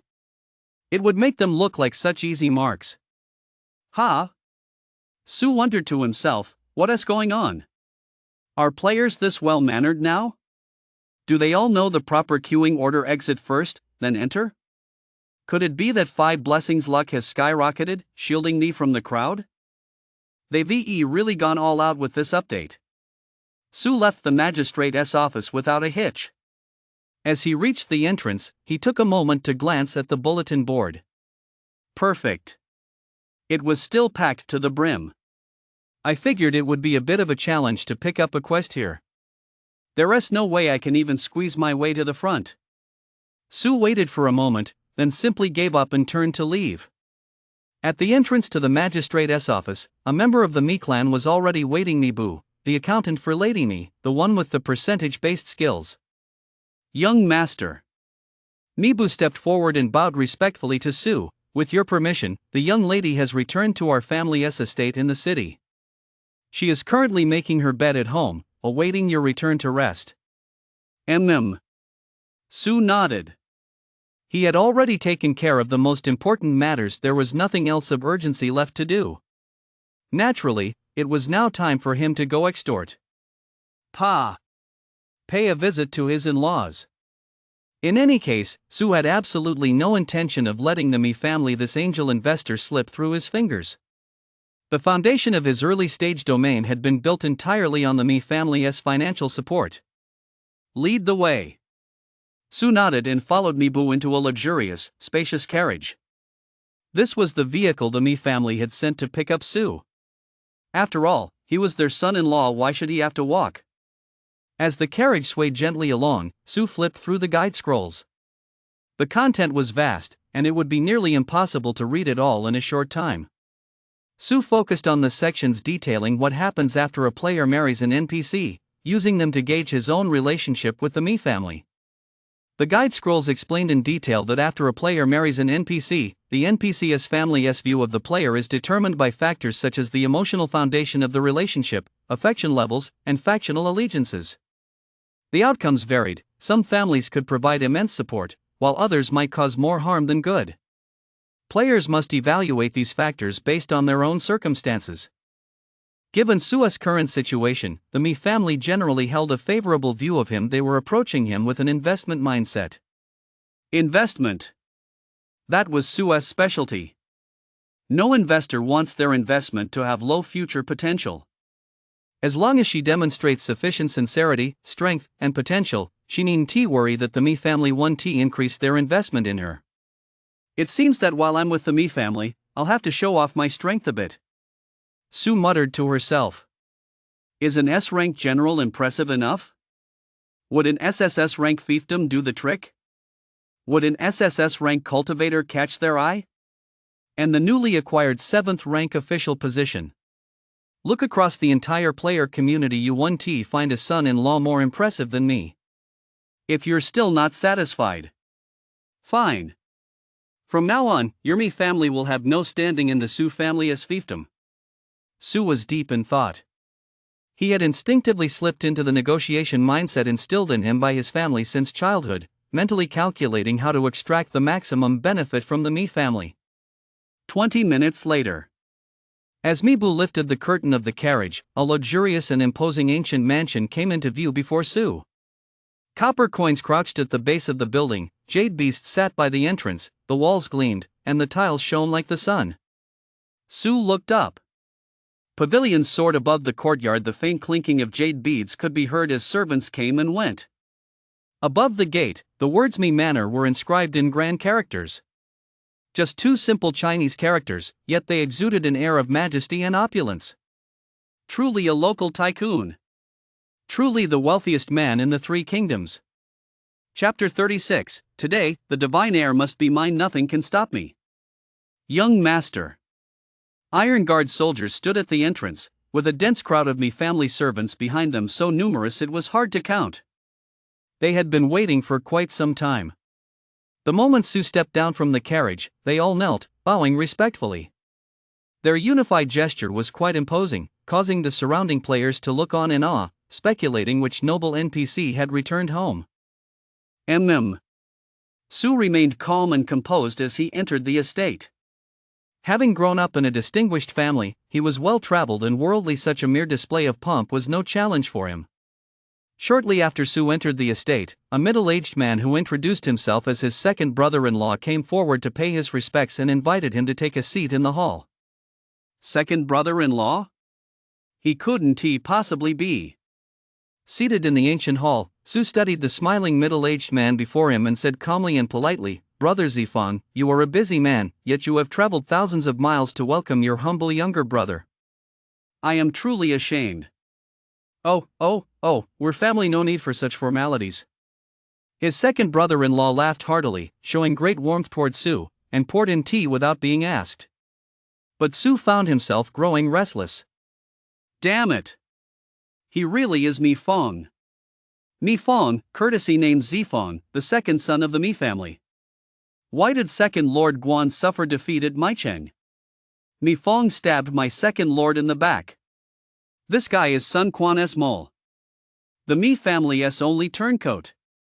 Su's heart skipped a beat. Never mind how the NPC was portrayed in the game, Mi Fong was a thorn in Su's side. Think about it, Su was determined to use Guan Mao as a conduit to recruit Guan Yu to his side. If, by then, these two older brothers from the Mi family were also to join his ranks, then wouldn't I become Lord Lu himself? Wouldn't my second master have to retreat from Maicheng all over again? History repeating itself. Young master? Young master? Mi Fong's call snapped Su back to reality. What is it? Are you feeling unwell from the journey, sir? Mi Fong smiled gently and suggested, why not rest for a few days before attending to the city's affairs? I have no pressing matters of my own at the moment, so I can accompany you to explore Copper Coin's Lingcheng. Ha! Thank you for your warm hospitality, brother-in-law. Coming back here feels just like coming home. Su laughed heartily, giving no hint of the unease in his heart. Although, from their brief time together, Mi Fong's NPC persona didn't seem like that of a two-faced schemer, who could say for certain that he wasn't the same traitor from history? You can never truly know what's in someone's heart. In real life, Su would keep his guard up even around real people, let alone an NPC in a game. But then again, historically speaking, Mi Fong had served Lord Lu faithfully for decades.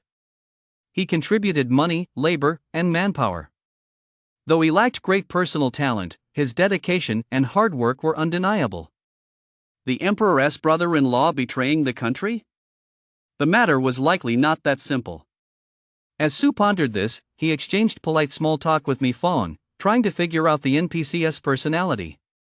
I have to admit, this game is really addictive. Who would thought I'd one day be sitting here, trying to figure out an NPC's personality? When Su realized what he was doing, he couldn't help but chuckle to himself, what the hell am I afraid of? It's just a game. At worst, I'll just not recruit Mi Fong, I'll stick with my second master no matter what.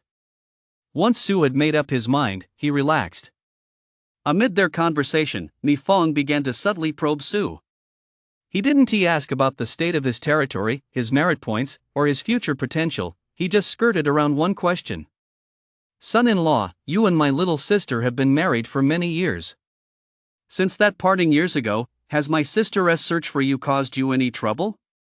Not at all. We've been reunited as husband and wife and are deeply in love. That's good, that's good. Mi Fong spoke with a cheerful smile, asking casually, by the way, son-in-law, the elders at home asked me to pass along a message. They want to know when you and my younger sister will have a son?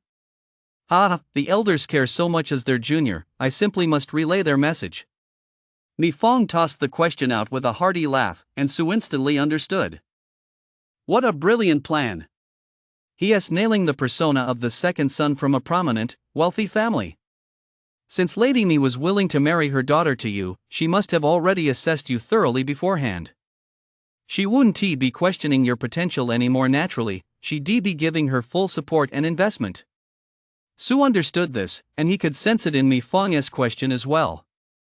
What do investors care about most? It's not whether you'll succeed, but whether they'll have status and influence with you once you do. When a prominent family invests in Lord, they naturally can't expect to control Lord themselves. Just like when the Mi family funded Lord Lu back in the day, they certainly weren't thinking of becoming emperor themselves. But they could help Liu Bei's son become emperor. So, whether Lady Mi can have children with Su, especially whether they can have a son, is crucial for the Mi family. Ideally, it would be the eldest son. In ancient times, the eldest son of a leader had the highest probability of inheriting everything from that leader. The Mi family is essentially pressuring me. They want more influence, and that influence lies within Lady Mi's womb. Su narrowed his eyes slightly and smiled, we're working on it. Oh?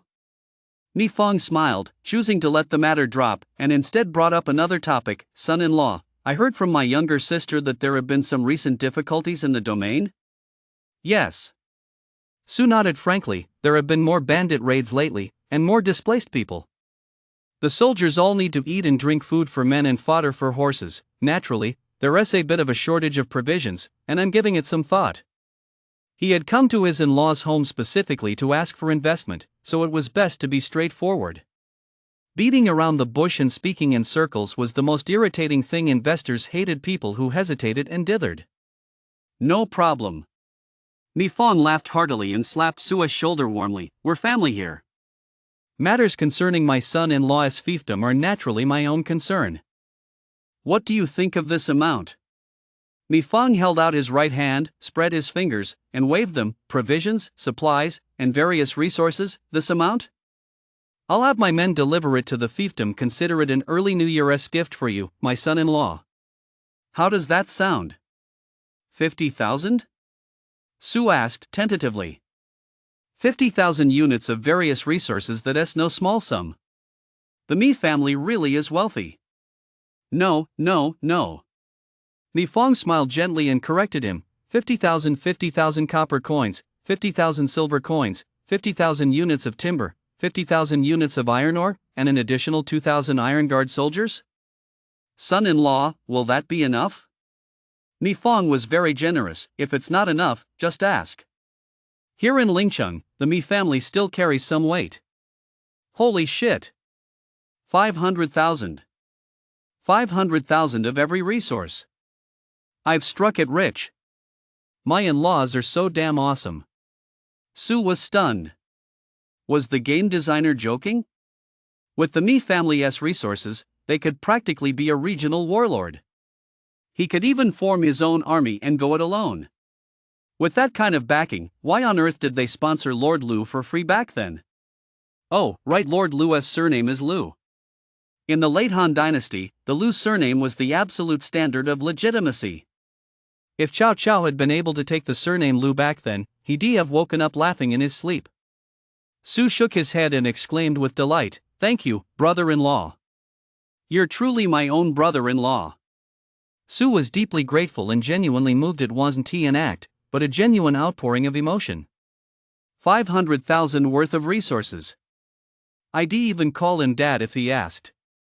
Oh my, son-in-law, what are you doing? Mi Fong frowned and scolded playfully. We're family, there's no need for all these formalities. But this is all the support I can offer you. Mi Fong sighed again and shook his head. You know, as your second older brother, I'm not the head of the household. I can't make major decisions on my own. But if you ever face any difficulties again, you might have to ask your eldest brother or the elders in the family. They'll be able to provide you with more assistance. Got it. The implication in Mi Fong's words was all too clear. Have a child, and I'll give you more money. Have a firstborn son, and you'll have endless wealth. This is the terrifying depth of a family's resources. It all depends on whether you can grasp the implication behind these words. Su, as the eldest son of the Su family and a man of noble birth, was well versed in the ways of the world. How could he not understand? No way. He caught the hint instantly. Thud. Su sprang to his feet, startling Mi Fong. Young master, what's the matter? I'm tired. I want to sleep. Please wait, brother-in-law. I'll take my leave. Su turned and headed for the door, but just as he stepped outside, he turned back and asked. Brother-in-law, which wing is my wife in? Ha? Ha ha ha ha. Mi Fong burst into hearty laughter. The East Wing, you silly son-in-law. Of course it's the East Wing. Guests stay in the West, daughters in the East. As for one's own son-in-law, naturally he stays in the East Wing. Got it. Su kept his head down and walked straight for the East Wing. Divine heir, you must be born today. I'm telling you.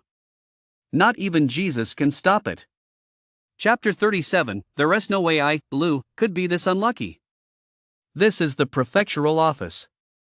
Liu looked up at the copper coins. Lingcheng prefectural office before him, told the NPC attendant behind him to wait there for a moment, and climbed the steps to enter.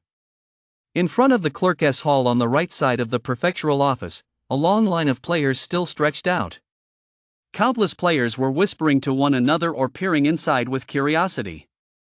Liu joined the line with a calm expression, but as he looked at the long queue, his mind was already calculating. Most of these players in line are probably drifters, or a small number of players whose natural territories are close to the main city. I'm probably the only one in the entire server who has found the 5 Ghosts transport array after all. No one can match my rebirth advantage. I remember that in my previous life, the player who first discovered the 5 Ghosts transport array had the ID, "Please come fuck me." He was indeed a top-tier powerhouse, the ultimate example of a common player from a common territory who built his empire from scratch, but by the time he made it to the main city via the hidden teleportation point, a whole month had already passed. And I've a head start of at least a month over that top-tier player when it comes to developing in the main city. Lou felt a surge of pride, yet his expression remained impassive. As he watched the players around him chatting and discussing quests and gameplay strategies, a hint of contempt flashed in his eyes. To him, these players looked like nothing more than a bunch of naive newbies. At least half of the mainstream guides out there right now are wrong. As for the other half, most of it is just non-mainstream information.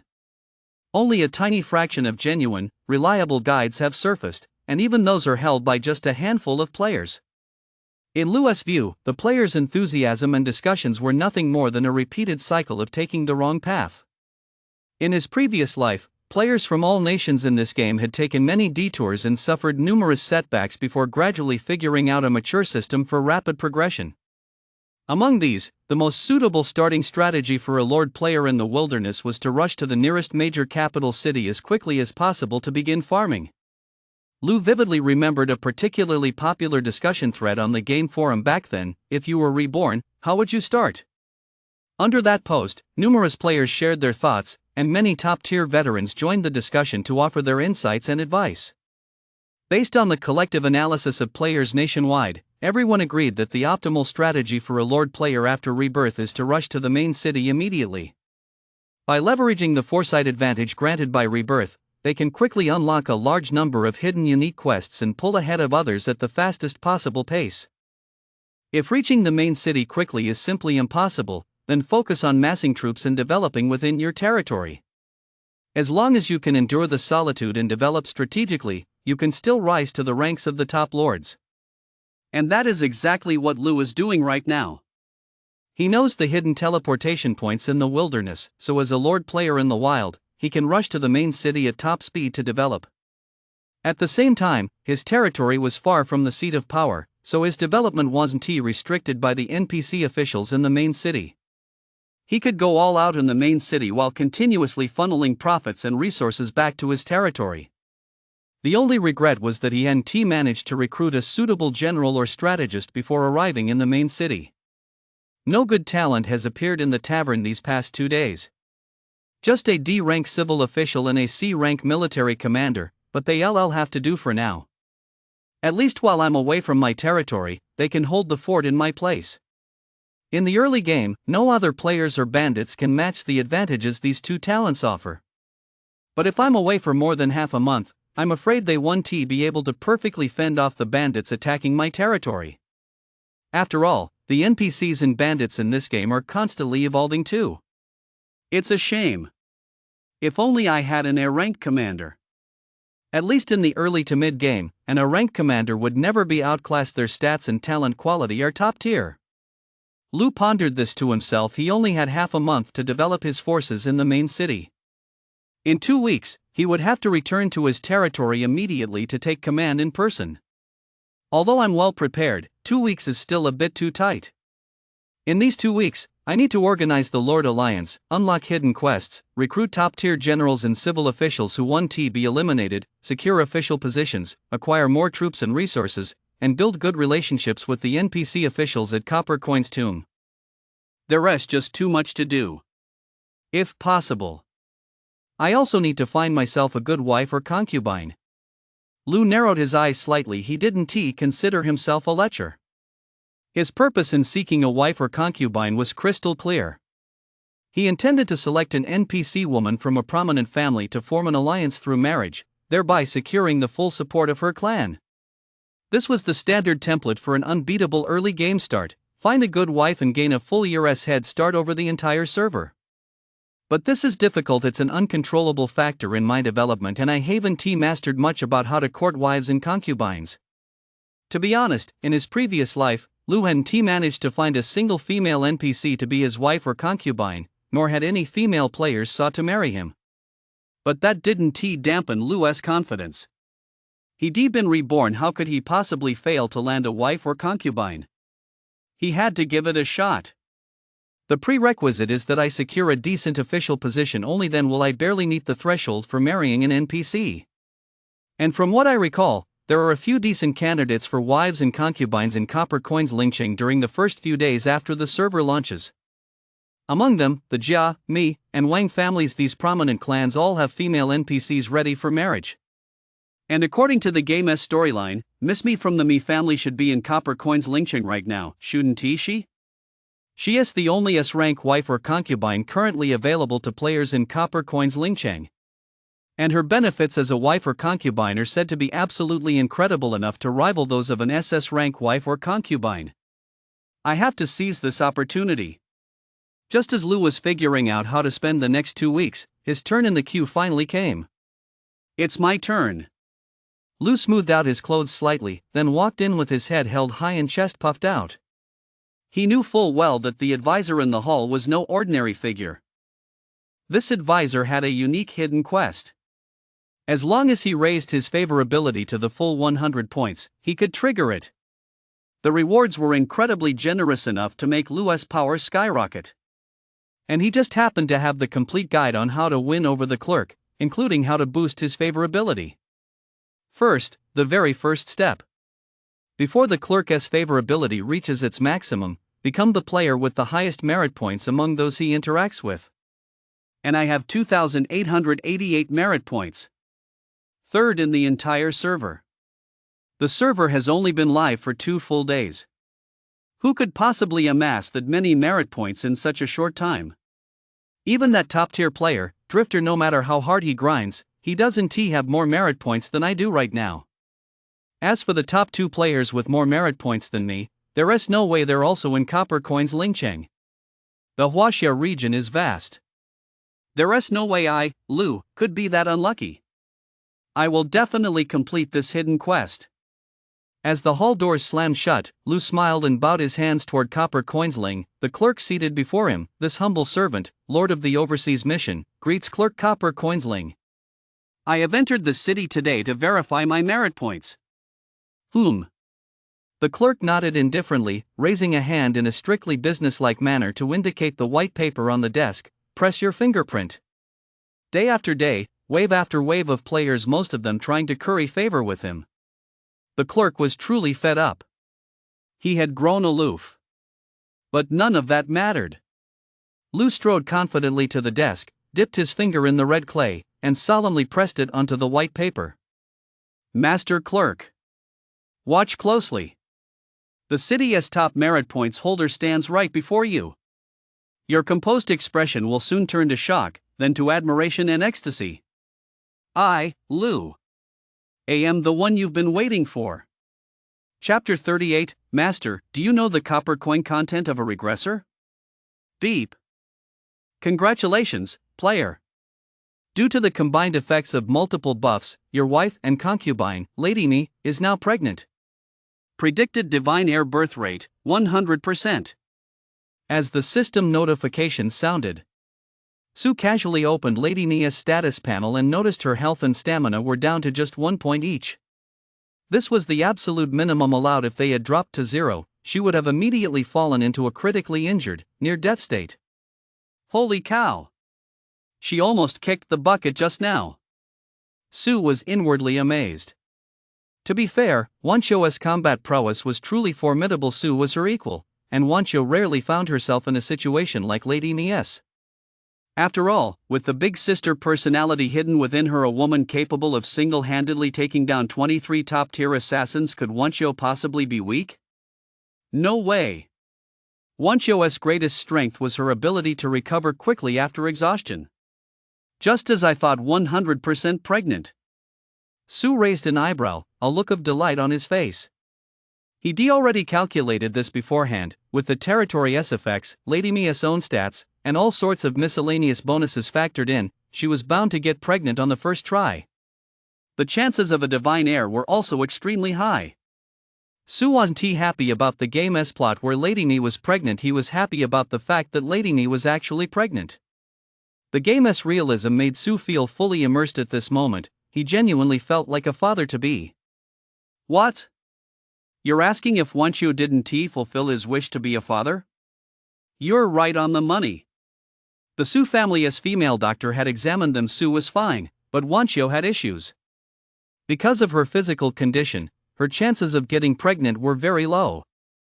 It was precisely because of this, combined with her status as a mental patient, that the Su family elders had never given their approval for Su to marry Wancho. Their minimum requirement and bottom line was that Wancho conceive a healthy child. For most people, this isn't a difficult requirement. But for Wancho, it's a bit of a challenge, which is why she is fighting tooth and nail to seize every opportunity, making the most of every moment to get close to Su. Every time Su is with her, it's a tiny glimmer of hope.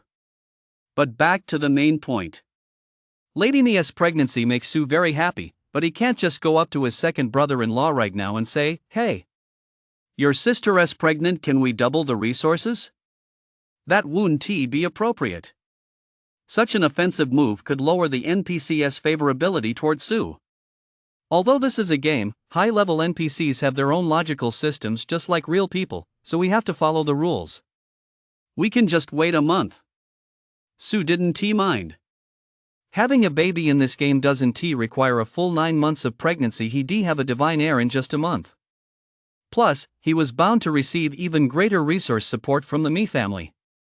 Even if Lady Ni ended up giving birth to a daughter, the Mi family wouldn't be stingy. After all, Su had made his stance clear, he was willing to cooperate with them. Given that attitude, how could the Mi family be stingy? Wouldn't they have to provide 1,000,000 units of various resources so Su could buy some ginseng, oysters, goji berries, and the like to help her recover? Giving birth is exhausting, after all. Su returned to the private chamber. Husband. Lady Ni had regained her composure slightly. Her voice was soft and weak as she gazed at Su with wide, dreamy eyes. Though she said nothing, Su could sense her reluctance in her gaze. She didn't want Su to leave at this moment. For a split second, Su felt a bit dazed. He felt as though he had truly met a woman who deeply loved him, a living, breathing presence, not just game data. What am I thinking? Su patted his head and sat down on the bedside with a smile. What's wrong? My lord, are you off to work? Yes. I came to Copper Coin's tomb with a specific purpose, to contribute to the development of our domain and ensure the well-being of our people. My lord bears such a heavy responsibility, I would never dare to be a burden. Lady Mi buried her head in Su's arm and said in a muffled voice, I only ask for a stick of incense. No, half a stick will do. My lord, are you all right? I'm fine. Su nodded and stroked Lady Nia's silky hair. Su didn't know what had come over him. How could he let an NPC slow down his progress in clearing new areas? Have I gone mad? Getting attached to a game character? Su raised an eyebrow and sighed inwardly. I suppose it's because your family is so wealthy. Perhaps the reason Su liked Guan Yu so much was because he, too, was a man who valued loyalty and friendship. Still, being so loyal could sometimes hold him back a little. But what does it matter? As long as my conscience is clear. If anything really happens? 5 blessings. Come work overtime immediately. Strange, really strange. Lu rubbed his head, stepping out of the side room in a daze. Where exactly did things go wrong? He had clearly followed the guide step by step, proceeding cautiously, so why was the advisor so unmoved by him? What about the legendary hints and small rewards that come before a hidden quest unlocks the 20% off coupon? What about the legendary Scholar's shock and ecstasy, and the collective favor boost from the Copper Coins officials? Where did it all go? How could that scholar be so unmoved by my massive merit points? That's 2,888 points. Have you ever seen that many merit points? Do you even know how many copper coins a regressor holds? Don't think I don't know. The players queuing up and out are all discussing their merit points. Some players with over 100 merit points even draw gasps of admiration from those around them. How can these newbies even be compared to me, the mighty regressor? Did I go to the wrong person? Is this not the right advisor? But my memory hasn't failed me. Lou rubbed his head as he stepped out of the magistrate's office. Frowning in deep thought, he replayed the events over and over in his mind, convinced that he must have misremembered some detail in the guide. He needed to carefully review the situation and give it some serious thought. Copper Coin's Lingcheng is a major hub city. While it harbors numerous hidden quests, the series of hidden quests tied to the advisor is the most valuable early-game hidden quest in all of Copper Coin's Lingcheng. Its value is immeasurable. If converted into copper coins, it's worth at least 10 billion to start with. With hidden quests of such astronomical value, Lou couldn't possibly let them slip away. Could it be that the scholar has a hidden minimum merit points threshold? I remember that in my previous life, the player who triggered the quest had over 8,000 merit points at the time. Could it be that I need 8,000 merit points too? Or am I really that unlucky? Has someone already beaten me to it? That can't be possible. It's only the second day since the server launched. Who could be faster than me? Never mind. I'll go back and try talking to the mentor later. I can't waste too much time on this.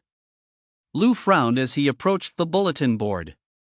The area was packed with people.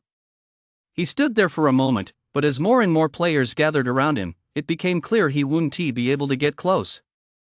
Copper coins. There are many quests in Lingcheng, but the most reliable, efficient, and immediately accessible places to accept them are undoubtedly the bulletin boards scattered throughout the city. Otherwise, players looking to farm quests have no choice but to seek out NPCs and hope for the best. Quests from commoner NPCs are clearly of little value, yielding less reward than even the lowest tier quests on the bulletin boards. Meanwhile, high-level NPCs are currently out of reach for ordinary players. As a result, the bulletin boards are always packed with people every day. Lou waited for a while before finally giving up. Forget it. I've already secured a 9th rank official position. Although it's the lowest tier, it still grants me access to high-level NPCs, giving me one more way to get quests than these newbies. It's not worth fighting with them over these low-level quests here. It's beneath me. Lou dismissed the idea with disdain. But before he left, he still stationed a vassal NPC in front of the bulletin board. What? You say he is being hypocritical? No. Lou believed he was teaching the newbies a lesson. Vassal NPCs have many unexpected uses and benefits. Players don't necessarily have to come to the bulletin board in person to claim quests, they just need to station a subordinate there. When the subordinate claims the quest, it's as if the player has obtained it. This is a little trick known only to regressors. Lou cast a cold glance around at the surrounding players. Just as he turned to leave, a commotion suddenly erupted inside the magistrate's office. The office is closing. The office is closing. Come back early tomorrow, everyone. Or head to the hall on East Street, there are still people on duty there. The magistrate's guards marched out, beating gongs and drums, shouting to drive the players away. Every government office has set working hours, and every NPC here follows a fixed schedule. Isn't that crazy? NPCs have set start and end times for work too. The various departments of the magistrate's office have different closing times. It was already time for the hall where the clerk worked, and the NPCs were heading home. The players couldn't stay here to verify anything anymore, so they could only mutter curses under their breath as they turned and left, heading elsewhere to verify. What a waste of my time. This game is ridiculous. NPCs actually have set work hours? Can you believe it? I told you not to come here. Do you know why there are so few players queuing at the magistrate's office? Because everyone already knew yesterday that the NPCs here clock in and out on a schedule. They never work overtime. Wow. These NPCs have it better than I do. I work like a corporate drone every day, doing unpaid overtime, and these NPCs don't even work overtime? I have to protest. That's going to be tough to protest, though. After all, the developers did set up a 24-hour workstation, and there are NPCs on duty there too. They're just a bit more rigid. They don't seem as lively as the clerk, so I doubt they're hiding any quests. I'll come back tomorrow to stand in line. I'm not doing this to verify merit points, my gut tells me the clerk must have a hidden quest. The players turned and left, chattering among themselves. Lou wasn't surprised. He'd known all along that the prefectural guards had set working hours. But he didn't leave either. Instead, his gaze fell upon some of the guards. Lou was waiting for an answer. That answer would only be revealed just before the magistrate's clerk left. The magistrate's guards emerged from the hall, flanking the clerk as they made their way to the bulletin board. The guards pushed the players aside, and the clerk stepped forward to post a new notice at the very top of the board. Copper coins Ling Lord's top merit points leaderboard. Let me see. Lou narrowed his eyes, looked up, and muttered, could someone really have beaten me to it and earned even more merit points than I have? Chapter 39, look closely. This man is the top player. He has shocked the world. After the clerk turned and left, a massive crowd of players swarmed forward, eager to catch a glimpse of the city's top player. This was a small in-game mechanic. Every main city area had various leaderboards, limited to players within that specific city. They didn't count toward the server-wide or global rankings. The purpose was to motivate players within the area, while also letting them know who to look up to so they could avoid taking unnecessary detours. Wow, old ox. I saw you. You're ranked 168th. Congratulations. That's 2 spots higher than yesterday. Ha, congratulations to you too. Just a little bit closer every day. Ha. I'm a professional player, and I've actually dropped out of the top 10? I can't even make it into the top 10 today? Forget the top 10, look at yesterday's number 1, they're already down to 5th place today. The competition is too fierce. Let me see who's number 1. Ha! I don't recognize them. Next to each ranking on the list were black and white sketches drawn by the constables, resembling the rough sketches of notorious bandits. However, the constables' drawing skills were rather mediocre, and the players' portraits bore little resemblance to their actual in-game characters. Unless someone stepped forward to claim their identity, it was hard to tell who was who. Take now, for example. Everyone was looking at the portrait of the number 1 player, then glancing at their merit points total. Holy shit! 15,000. My god, do we even have a player that good in our Copper Coins Lynching Guild? 15,000 merit points. Holy crap, I grind quests non-stop for 12 hours a day. I consider myself the most efficient quest grinder around, and I barely scrape together 200 merit points a day. It'd take me 2 months of grinding to get his 15,000. Guys, I'm asking, do we just go through the motions, or do we lose our minds? Guys, check the leaderboard, look at the top spot. I'm looking right now. What's the fuss about? Who's this guy at the top? Does anyone know him? No, wait. I want you to look at the China region merit points leaderboard, not the district leaderboard the admin posted. Thanks to a sharp-eyed player's reminder, someone quickly spotted the issue. The system's real-time merit points leaderboard, anonymous player, 15,360 merit points. Ha! It just updated again. 15,363 merit points. It's still going up. His merit points are still rising. Why? Is this guy a bot? Doesn't he ever rest? Are his merit points increasing every single second? Damn! It's him! The mysterious number 1 on the leaderboard. The merit points numbers match. It's really him, it has to be him. He is the only one in the entire server with over 10,000 merit points. It has to be him. A media bigwig analyzed it. This mysterious anonymous player might be number 1 on multiple leaderboards. He might be the legendary SSS tier territory owner. After all, SSS tier territory owners are highly likely to lead in multiple stats. I'm fucking bowing down right here. Me. A player from Copper Coins Tomb. A noble player from the top-ranked Big Brother's home city. I never would guess that the top-ranked player in the Huaxia region is actually a player from our Copper Coins Tomb main city. The surrounding players gasped in unison, utterly stunned. Countless players were shouting, "Number 1, are you there?" Where are you? Come out so we can pay our respects. But unfortunately, there was no response. Everyone looked at each other, clueless as to where the number one player was. No one dared to impersonate him either. Because impersonating the number one player was simply too difficult. The players demanded he reveal his territory level to prove his identity. It would be easy to expose the real number one big brother. Since the number one big brother hadn't come forward himself, it was extremely difficult for everyone to identify him from the constable's sketches. Did this constable graduate from Qingmei Academy? How could he draw our number one big brother so abstractly? Is there a chance our big brother really is that abstract?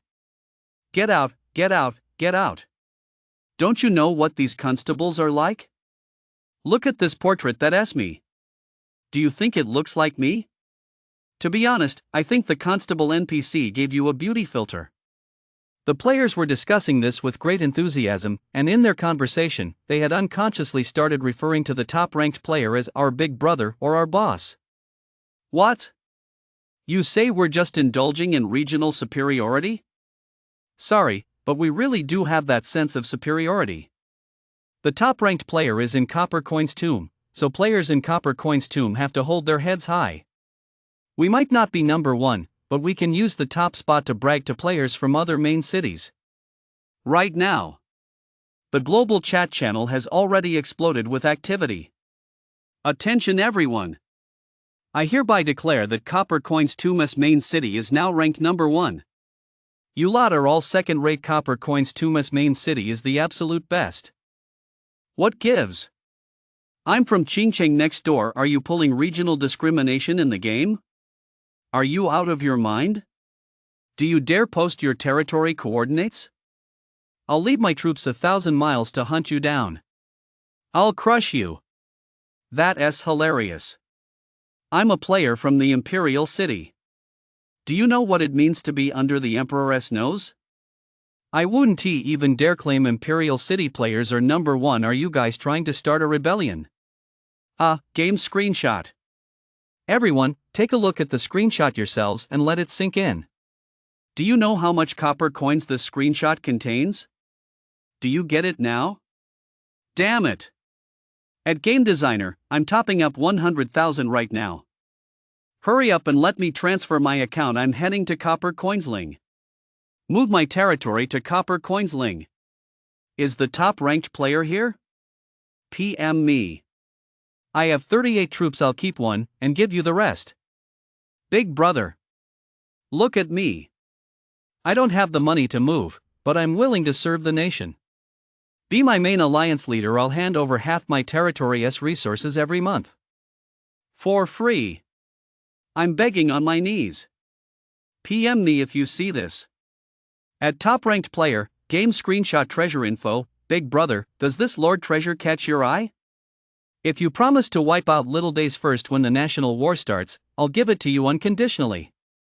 The entire global chat channel was in an uproar. All players stood up as one. Everyone was tagging at top big brother, speaking with one voice, united in their plea. At that moment, everyone was united. Yes. Even though no one has ever met the number one leader, and no one knows who he really is. But that doesn't stop players from having already carved out a deeply impressive place for him in their hearts, whether it's his status as an SSS tier territory holder, the speculation that he tops the 7 lists, or his current position as the server's number one in merit points. All of this proves that the top ranker is truly amazing and has real power. With just one word from the top ranker, a single wave of his arm, 10,000 respond. This is the charisma of a player leader. People, after all, admire strength. When you become amazing, countless players will naturally want to play with you and be at your beck and call. Especially now that everyone understands the political interests and status at stake behind this game, no one can sit still. The entire internet is going crazy, calling out, "Number one, show yourself." But some players just shrug it off. Is this really necessary? Have you all lost your minds? He is just an SSS tier territory owner.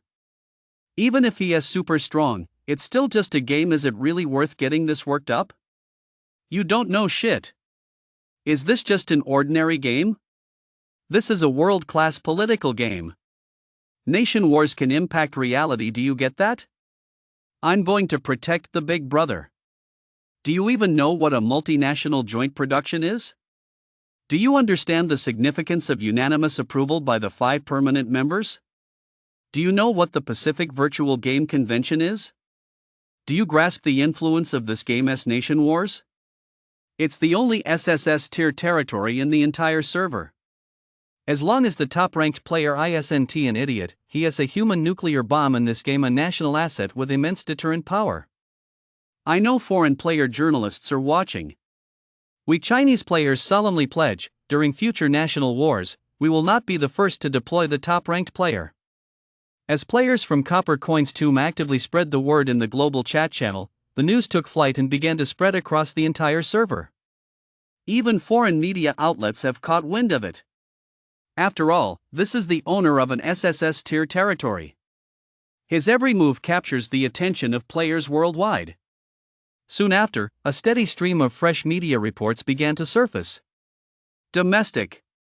Shocking, the server's most mysterious top-ranked player has appeared in Copper Coins Tomb's main city. He is actually a player near Copper Coins Tomb's main city. Terrifying.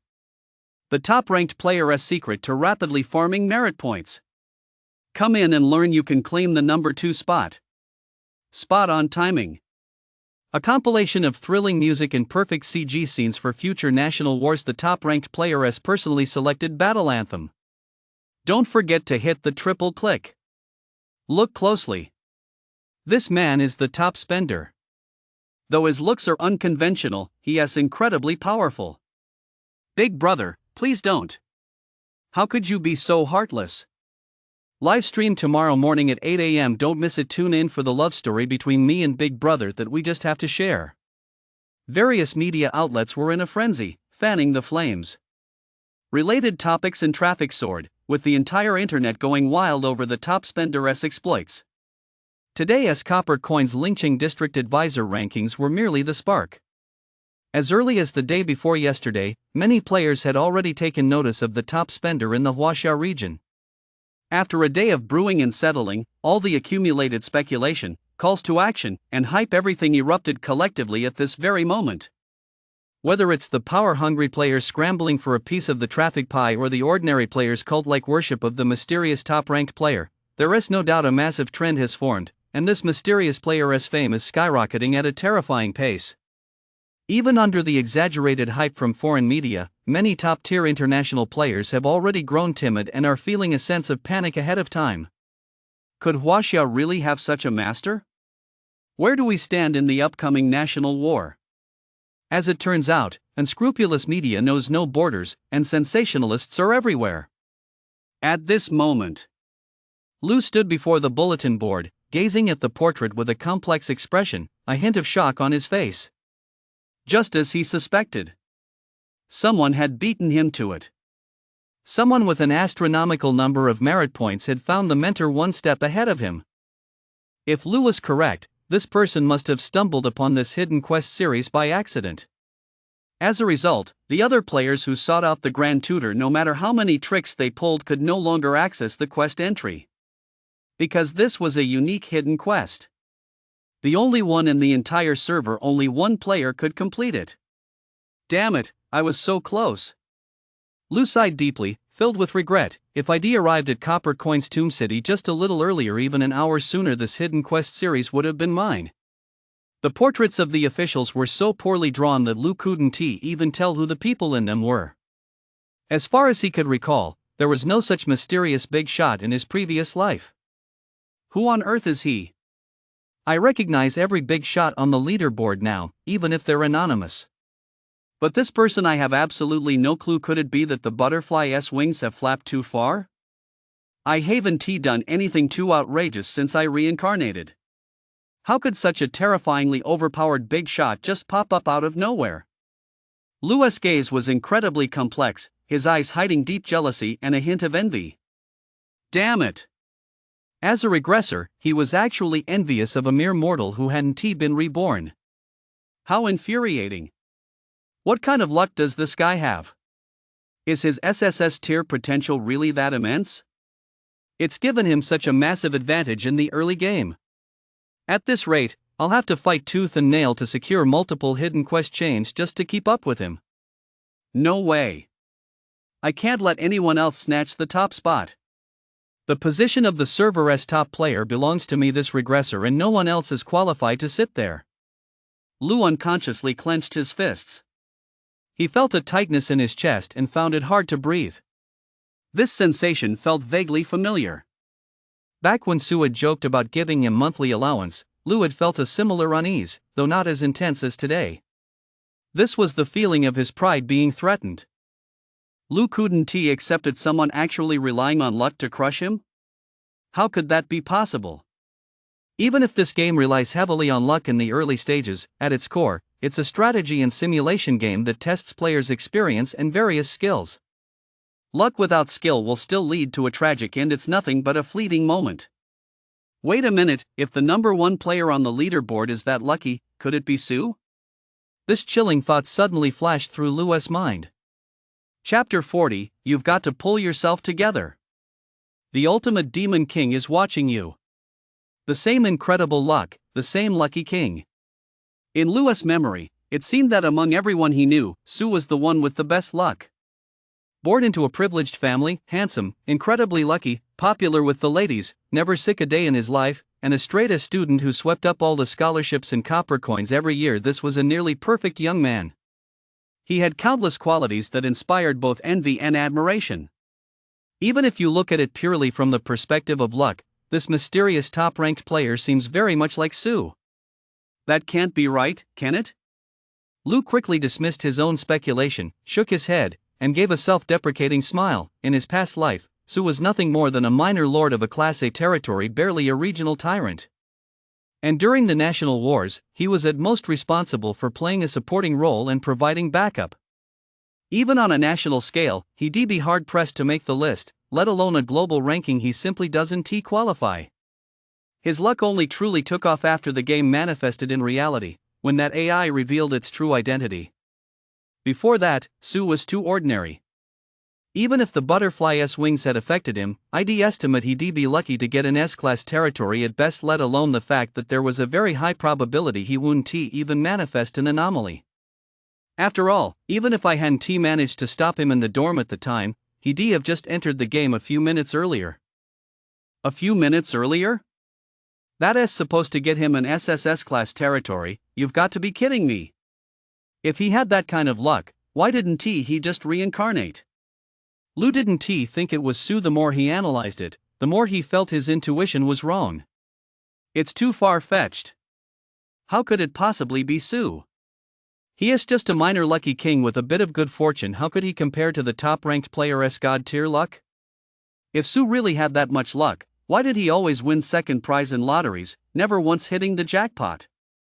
There are currently 22 territories with the same name on the leaderboard, which means there are 22 fortress territories. That number is exactly the same as in my previous life. It matches perfectly. This means that in this life, Sue is still in A-rank fortress territory. From what I recall, the current Sue, he is probably still stuck in his territory, agonizing over how to recruit soldiers. I remember he barely managed to recruit a few level 1 foot soldiers on the second day after the server launched. His lust for beauty has held back his progress, causing him to squander his early game advantage. His gameplay is now on par with that of an average player. Lou muttered to himself. But for some reason, the more he tried to rationalize it this way, the more an inexplicable sense of panic gripped him. What if the butterfly's wings really did change Sue? What if he really is the mysterious number one player? Until the number one player truly revealed his identity, no one knew who he was. To be honest, Lou wasn't really afraid. Even if Sue really was the mysterious number one player, he didn't think Sue was a match for him. Whether it was Sue or this mysterious number one player, he would trample them both underfoot. But he just couldn't stand seeing Sue's good luck. Lou could accept that an SSS tier territory belonged to someone else, to a stranger. But he absolutely couldn't accept that Sue had such outrageously good luck. What gives him the right? In what way am I inferior to him? This guy, who only knows how to enjoy life through luck, how could he possibly understand how hard someone like me works? What gives him the right to get an SSS tier territory? Lu furrowed his brow and muttered, "No, I have to reach out to him myself, to probe and confirm this." The old Lu would never have considered reaching out to Su. But now, with this matter weighing heavily on his mind, after much deliberation, Lu decided to send a message to Su's personal communication terminal in the game. Beep beep. After a brief ringtone, the call connected. "Hello? Old Lu, what's up?" Su's lazy voice came through the line, as warm and laid back as ever, that same annoying tone. But Lu breathed a sigh of relief. He forced himself to relax and tried to sound cheerful. "Bro Chen, what's up? The new game has been live for 2 days, and I still haven't seen you add me as a friend. Didn't we agree back then that we'd explore the new content together?" "Ah, I'd almost forgotten about that." Su laughed heartily. "Things have been a bit hectic at home lately, so I haven't had much time to play." Su narrowed his eyes slightly, his tone gentle. "I'm online right now." "What about you? What are you up to? Want to add me as a friend?" Su brought it up on his own, certain Lu wouldn't agree. Because as friends, they could track each other's real-time locations and their in-game territory coordinates. Since Lu harbored resentment toward him, he'd surely be afraid to add him as a friend, worried Su would discover his in-game location. "Me? I'm in the game too." Lu paused, his laughter sounding forced. "Bro Chen, I'll probably have to wait a couple of days to add you as a friend. I'm grinding through a quest in a special dungeon right now, so I can't access the main game interface." "See? That's why I called you using the external communication app." "Whoa, you little rascal, you're doing pretty well in the early game." Su's laughter remained enthusiastic, but his face was expressionless. "You little bastard. Your laughter and enthusiasm are both so fake. Has no one ever taught you how to socialize?" "I'll remember. Don't forget to add me as a friend later." "I'm fucking how am I supposed to deal with this crappy barracks? It requires so many resources, it's driving me crazy." Su's lies rolled off his tongue effortlessly, without a trace of hesitation. Talk about a rich kid's mastery of deception. Su's father had once said that a well-crafted lie could avoid a lot of unnecessary trouble. And when lying, you have to mix truth with fiction, paying close attention to the details. "Old Lu, do you know how to set up a barracks?" "Of course I do. I've already got troops out there. More than 10 of them." "Whoa. Teach me, right now." "First, you need resources." "Which area are you in?" "I'll have to see if it's better for you to go solo and hunt bandits or head to the main city to run quests." After a brief exchange, Su kept thanking him profusely. "Damn it. You scumbag. If I didn't have the strategy scroll, I'd have actually believed all that bullshit you spouted. You suggested I go solo to farm bandits? Don't be afraid of dying? Then why didn't you tell me that when a lord dies, the resources on their person drop randomly? You suggested I rush to the main city because the forums say it's full of quests and resources? Then why didn't you tell me the main city is miles away from the wilderness? It'd take a player a month to run there on foot. And you're beating around the bush to trick me into giving up my coordinates? What's the deal? Planning to rally an army to hunt me down?" Su was a shrewd one. After all that talk, he played it so skillfully that Lu couldn't pry anything out of him. Frustrated, he decided to just come out and ask directly, "Brother Chen, what's your in-game ID?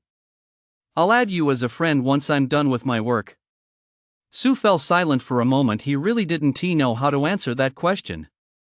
Lu, on the other hand, didn't hesitate. He asked eagerly, "Is it still Xiaoqiu Baby?" Xiaoqiu Baby was Su's in-game ID from his previous life. Lu remembered this ID clearly because Su had once complained about it to him. Apparently, on the day the server launched, Su had stayed in the dorm with Lu to eat boxed meals instead of going home on time to have dinner with Wanqiu. This caused Su to break his promise and forget their daily dinner date, so Wanqiu demanded he use this game ID to show his sincerity and soothe her feelings. Is it still called? Why did he use the word still? Sue pondered this for a moment, then reacted with lightning speed, blurting out a natural reply, right, that's the ID. You actually knew about it beforehand? Ha? Ha ha ha, yeah, I guessed. Lou broke out in a cold sweat. He almost slipped up and let Sue suspect how he knew about this ID with its special meaning. Lou quickly changed the subject while casually opening the game leaderboard and frantically searching for the ID Chocho baby. Sure enough, he found that ID on the leaderboard. Territory rating list, 36th ranked player, Chocho baby, S-rank Snow Mountain territory. Humph. Lou narrowed his eyes, sneering inwardly. Sue, just a moment ago you were telling me on the call that you hadn't gotten any good territories, but I found you out anyway. An S-rank territory, you really do have good luck. The butterfly S-wings have definitely influenced you. An A-rank territory turned into an S-rank territory. So, you've been hiding things from me too, you're such a hypocrite. But even so, you can't escape my grasp. You didn't even use an anonymous name on the leaderboards. I've seen all your information. While Lou exchanged polite banter with Sue, he rapidly scanned the leaderboards. The resource rankings, no Chocho baby. The soldier rankings, no Chocho baby. Wealth rankings, no Chocho baby. None at all. He is only on one tier based ranking. Just as I thought. You're still the same as in your past life, all luck, no gaming skill. You're so terrible. Terrible enough to make you want to scratch your head. You play like a total noob. Lou sneered in contempt, yet he felt completely at ease. He had obtained information on Sue's territory, confirmed that the mysterious number 1 on the rankings wasn't Sue, and verified that Sue and obtained the unique hidden quest series for copper coins Lingchang. Very good. As long as these aren't his, that's all that matters. Lou couldn't stand seeing Sue doing better than he'd imagined. Seeing that Sue was only slightly better off than in his past life put his mind at ease. Even if Sue possessed an S-rank territory just like his own, it wouldn't matter. Lou could crush Sue with just one hand. That was the confidence of a regressor. After a brief exchange of pleasantries, Lou ended the call, citing the need to focus on leveling up in the game. Before hanging up, Sue had even taken the initiative to offer to transfer 100,000 yuan to Lou as compensation for his early investment and assistance, to help him get off to a smoother start in the game. Why the money? There's a trick to it. The two haven't completely fallen out yet. Lou has a reason to stay in touch with Sue, and Sue has a reason to reach out to Lou. Under these circumstances, Sue couldn't possibly change his usual generous persona in front of Lou. That would definitely raise Lou's suspicions. Maybe Lou isn't that smart. But Sue wouldn't make that mistake just for 100,000. And that 100,000 figure was the perfect amount Sue had calculated. It was just the right amount, not too much to be of significant help to Lou, yet not so little as to compromise his own image. As a regressor, would he really be interested in a mere 100,000? If he actually were, then let us just pretend Sue never said it. One's vision and perspective determine one's life. If you treat 100,000 yuan like a treasure, how far can you possibly go?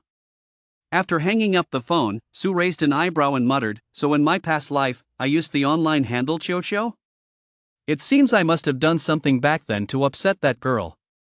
But what was my territory rank in my past life? Was it also the Snow Mountain territory? Never mind. An S-rank territory shouldn't be enough to make regressor wary. If that's really the case. Sue glanced at his own SSS-rank territory. He felt that if a mere Snow Mountain territory could make Lou nervous, then the rest of this would probably be a bit of a letdown. That little person is only capable of so much. Director Sue would be very disappointed. What? You're asking why Sue didn't hurry up and remind Wancho to play along with his act? There was absolutely no need. Sue knew Wancho very well. The girl was a total social phobic who refused to interact with strangers, specifically male strangers. If I'm not mistaken, her current in-game social status is rejecting all private messages. Plus, no matter what game she plays, she likes to take her time getting into it. She doesn't really study guides and has her own unique way of understanding the game. And it's precisely this unique understanding and playstyle that, in this game, easily makes her look like a noob who wastes time in the early game. But is she a noob? You'd have to ask her in-game alter ego. Sue chuckled, suddenly realizing something. I can't have my little brother getting crushed by my fiancé with one hand before I even get a chance to show my true strength, can I? Buddy, you've got to pull yourself together. You've got to level up, defeat all the little elites, and then stand before me, the ultimate villainous overlord. You'd better not drop out halfway through, or die in the aftermath of some powerhouse-s battle. That would be such a letdown. Chapter 41, Little Guy, are you tempting my 5 blessings again? Sue was indeed affected. His territory had leveled up a bit, but he wasn't number 1. Lou stood in front of the bulletin board, his original worries swept away, feeling much more at ease. No panic, no pressure, no jealousy. That sense of ease felt so good. But the moment he heard the surrounding players praising the mysterious number 1, and the thought that some unknown player was outshining him, a regressor, Lou couldn't help but clench his fists. A new wave of jealousy surfaced once more. Who on earth is this mysterious player? Lou narrowed his eyes. He had no clue. He couldn't find this person anywhere. Never mind. As long as it's not Sue. So what if that mysterious number 1 player got the mentor's hidden quest? Lou narrowed his eyes, a faint, cold smile curling his lips, but can he develop it? Does he even know how to complete this quest? Without a complete walkthrough, this quest will waste a whole year of his time and drain a massive amount of his energy. After all, in my previous life, the player who tackled this quest didn't complete it until the game's 2nd year, and even then, he barely scraped by, fulfilling all the requirements with great difficulty. Now, looking across the entire server, only I possess the 1-month speedrun technique for this hidden quest. The key to unlocking the treasure lies solely in my hands. This mysterious number 1 on the leaderboard is just incredibly lucky. When it comes to gaming skills and strategy, there's no way he has an edge over me. Since that's the case, I don't want this quest anymore. I'll give it to you figure it out. Lou raised his head. He couldn't be bothered to linger any longer, listening to the players' mindless praise and pleas. The current number 1 isn't necessarily the future number 1. In the game's first year, the leaderboard is constantly shifting. The rankings many players hold now will change hands multiple times before long. Because there are far too many big shots lying low and leveling up. With a massive influx of players from around the world, there were countless hidden talents out there. Until the moment the global war began, no one would know who was a real tiger and who was just a lamb. A brief early game advantage meant nothing. A single hidden quest meant nothing. Because Lou held a new secret, I still have a chance. There's a massive opportunity hidden in copper coins. Lingcheng. Seize this opportunity. Grab it with both hands. Then, the rewards I gain won't be any less than those from the mentor's hidden quest. Lou's eyes flashed. This time, he decided not to waste any more time. He would set out immediately to explore this immense opportunity. Son-in-law, did you sleep well? In the hall of the Me Mansion, Sue sipped his tea and smiled. The Me Mansion is so luxurious. As your brother-in-law, I'm used to a hard life in the countryside. To me, this place is no different from heaven. Hey! That's not the right way to put it, son-in-law. You're serving the imperial court. A little hardship and fatigue now are nothing. Mi Fong laughed heartily and advised, a man's duty in this world is to serve his country. A little fatigue today will bring boundless wealth and honor in the future. Let us hope so. Sue nodded. Mi Fong greatly admired his composed and self-assured demeanor. The two chatted casually for a while longer, then Mi Fong spoke up, son-in-law, do you have any plans for the city in the coming days? Securing provisions, recruiting soldiers, paying visits to various officials, just wandering around town to see if I might run into some influential figures. Sue didn't hide anything from Mi Fong, speaking his mind openly. This was his second brother-in-law, nominally one of his own. If he spoke too evasively, it would make the other man uncomfortable. Sue had come to Copper Coins Ling City without a strict plan, but with one clear goal, everything for the development of his domain. He would do anything that could make him stronger.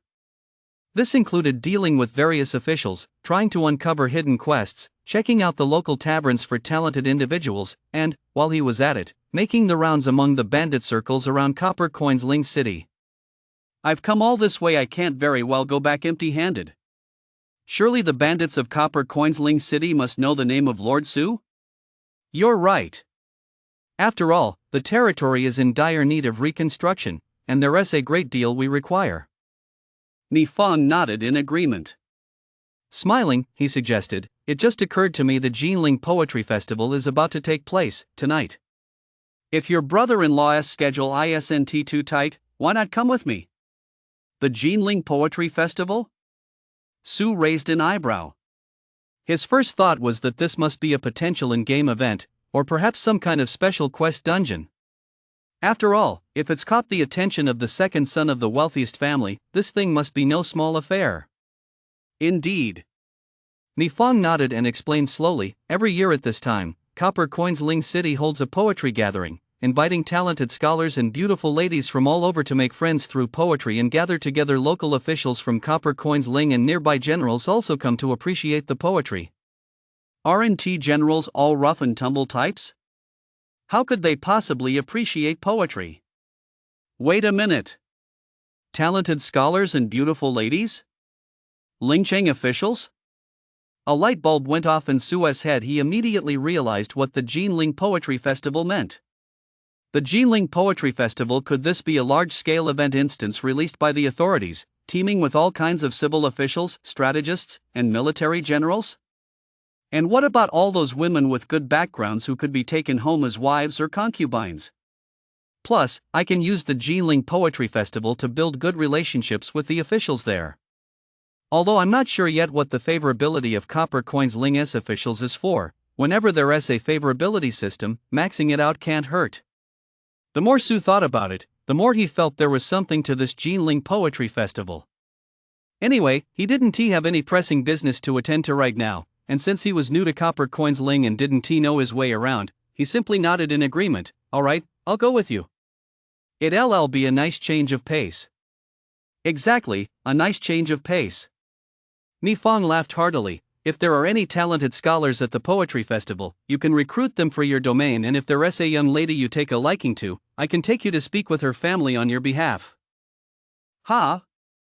Su froze. Something's off here. I get that you're helping me recruit talent. But your sister's already married to me and you're still trying to find me a woman? Second brother-in-law. What kind of mindset is that? Do you think so highly of me that you're even taking the initiative to arrange a concubine for me? Clearly, Mi Fang had sensed Su's needs, which was why he extended the invitation to the Jinling Poetry Festival. But Su couldn't figure out if this second brother-in-law had lost his mind to say something like helping him find a concubine. Is there some hidden reason? Or does the Mi family value me so highly that they're willing to grovel? Su pondered. He chatted with Mi Fang for a while longer before taking his leave to rest, setting a time to depart that evening. Since the game's time is inverted from the real world, it was currently late afternoon in the game, but in reality, it was the middle of the night, and dawn was approaching. Su had already played all night. He needed to log off and handle some real-world matters. Of course, it wasn't just about keeping Su Wancho company. He had plenty of serious business to attend to as well. For instance, reviewing the daily monitoring reports sent by Su Jiao, receiving 8th Master and the Chiman members, and reporting his findings to his family.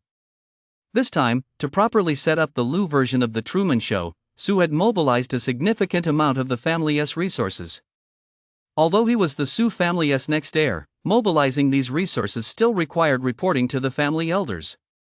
Of course, Su believed that even if he didn't say anything, his family likely already knew Lu's true background. Su had to log off and find time to check in with his grandfather, to calm the old man's fiery temper.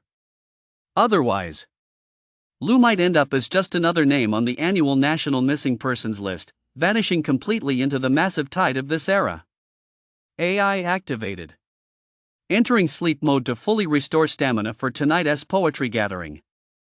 As the system prompt sounded, Su returned to reality and began a new round of busyness. 2 hours after Su logged off. In-game.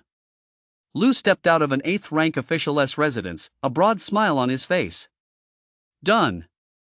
Those 2 hours weren't wasted. I finally secured my entry to the Jinling Poetry Festival. This official's favor toward me has reached 25. It's just a shame I wasted quite a few resources. What a damn corrupt official. Lu glanced back at the official's mansion and couldn't help but curl his lip in disgust. He wanted to spit, but feared the servants might see him, so he simply turned and walked away. Never mind. Early game resources are precious, but their value can't compare to the Jinling Poetry Festival. This is an annual poetry festival, the most valuable of all the game's major holiday event dungeons. Once you miss the Jinling Poetry Festival, you'll have to wait until next year for another chance like this. A whole year is long enough for a lot to happen. I absolutely cannot miss it. Lu sank into his memories.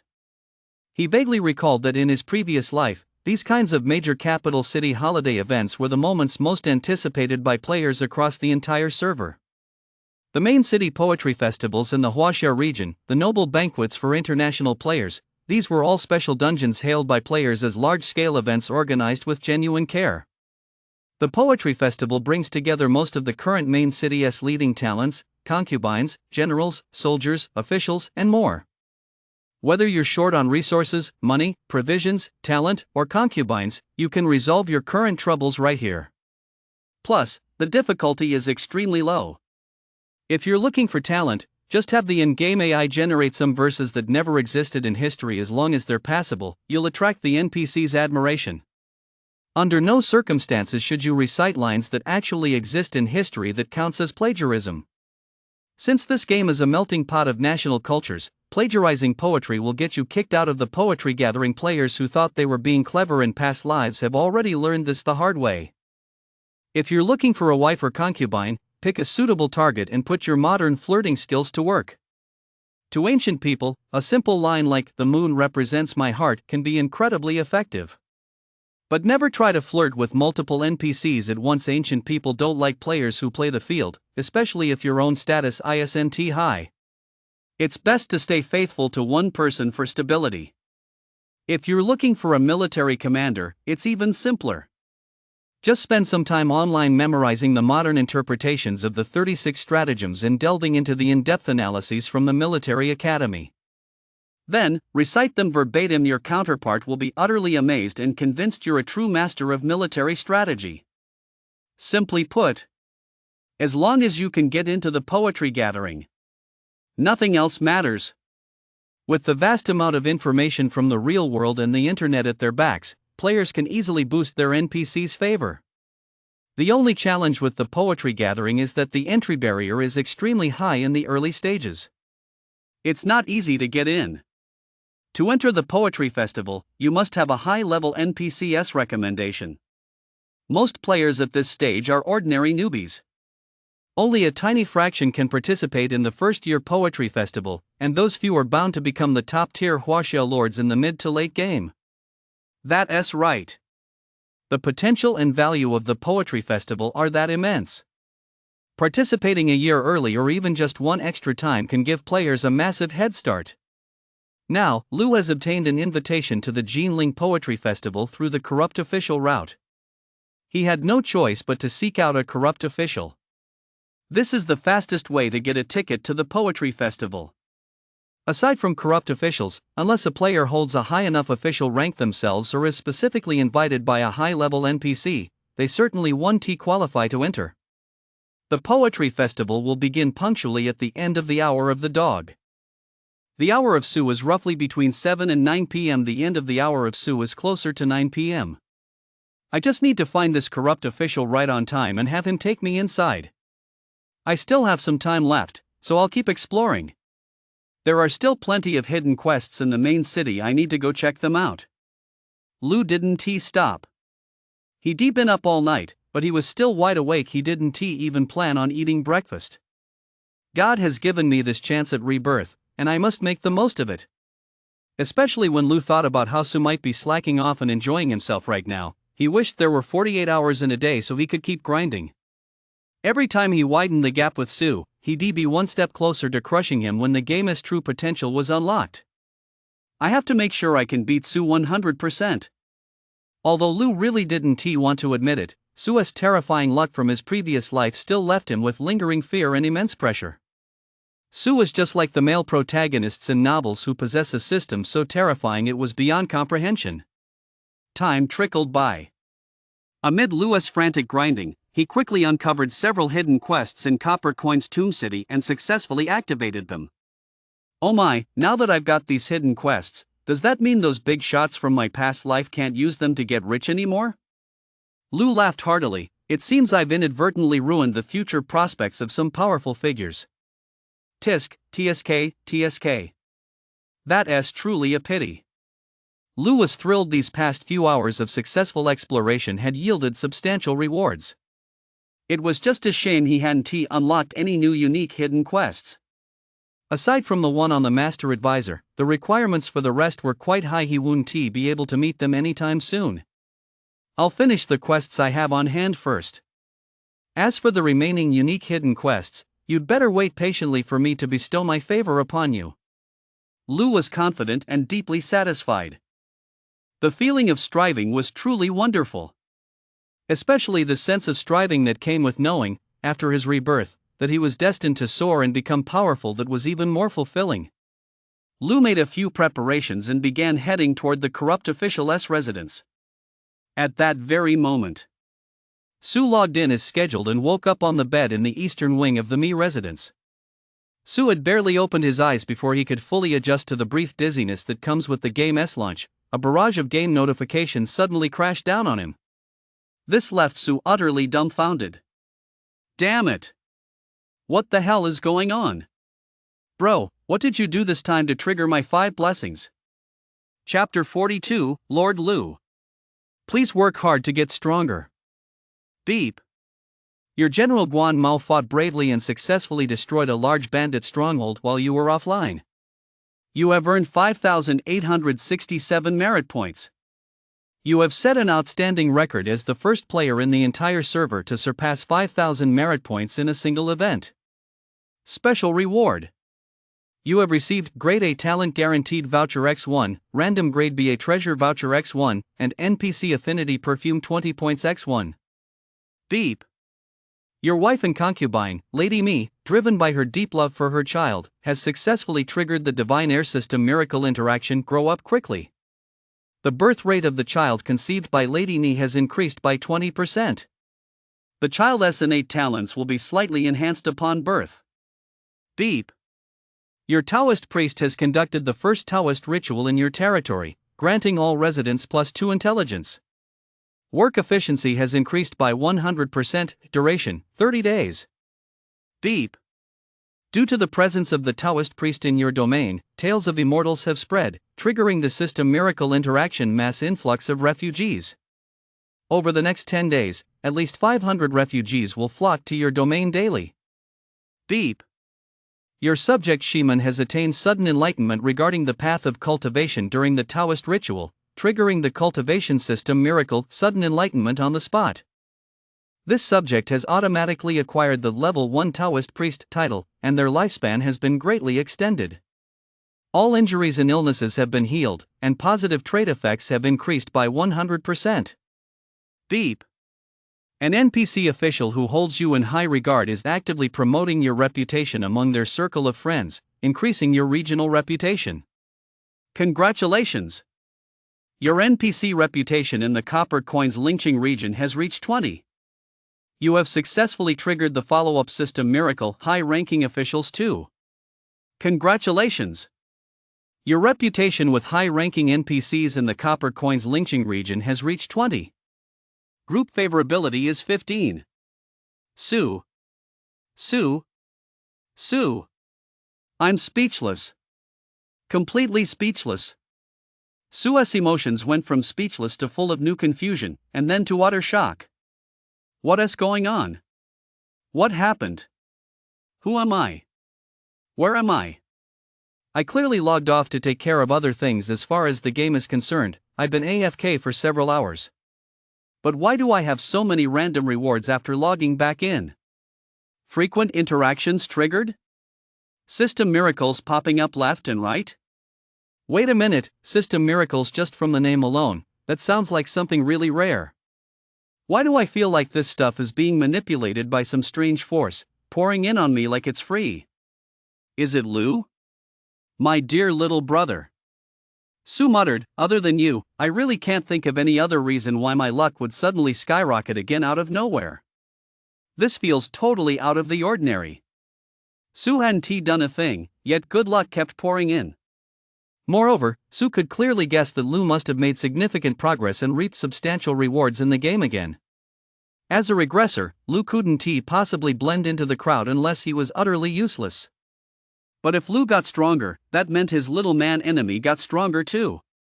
Given his physique protected by the 5 blessings, that meant Lou's hard work and diligence are indirectly boosting my luck, making me even luckier. Holy shit! Lou, you've gotta keep working hard. You've gotta grind. Sue blurted out. He had it figured out. So the Lucky King doesn't need to put in any effort, it's all down to luck. And as for him, Sue, it was even more outrageous. Not only did he not need to put in any effort himself, but the harder his rival worked, the stronger he became. His rival, working for me?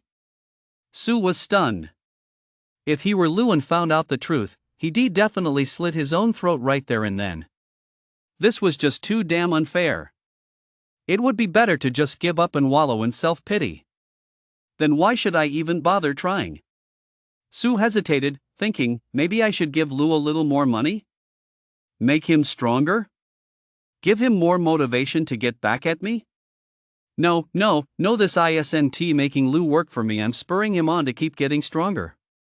Even though he is my minion, I'm such a kind person that I genuinely want him to do well. Really, even if it means sacrificing myself, I don't care. So, Lou June, please work hard to get stronger. Sue suddenly felt incredibly noble and righteous. Look, I don't care at all about my minion's revenge or hatred toward me. I'm even magnanimous enough to keep supporting him, encouraging him to keep striving, getting stronger, and leveling up with defeating me as his ultimate goal. Look all over the world, can you find a big, kind-hearted guy like me? No. Absolutely not. This must be what they call a pure, childlike heart. Sue sighed with a smile. Lady Ni wasn't on the bed. Judging by the system prompt earlier, she was probably out looking for a doctor to get some medicine, something to help with her pregnancy. Given the Mi family's immense wealth, if Lady Ni wanted to ensure a safe pregnancy, the doctor she hired would certainly be top-notch.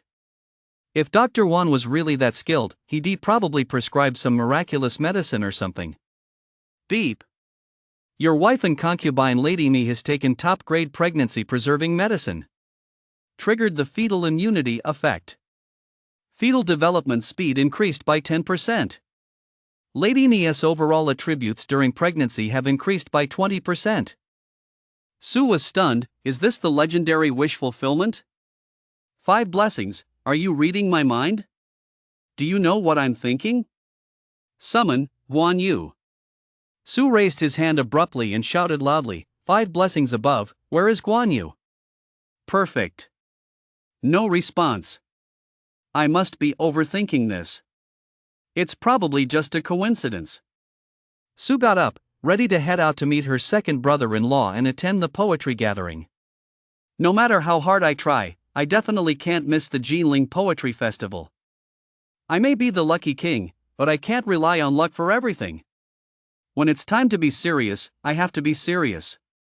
But when Sue stepped outside, a servant who'd been waiting for some time approached to report that his second brother-in-law was still preparing a gift for the poetry festival and would need a little more time. Alright, it's not time yet. I'll just do something else for now.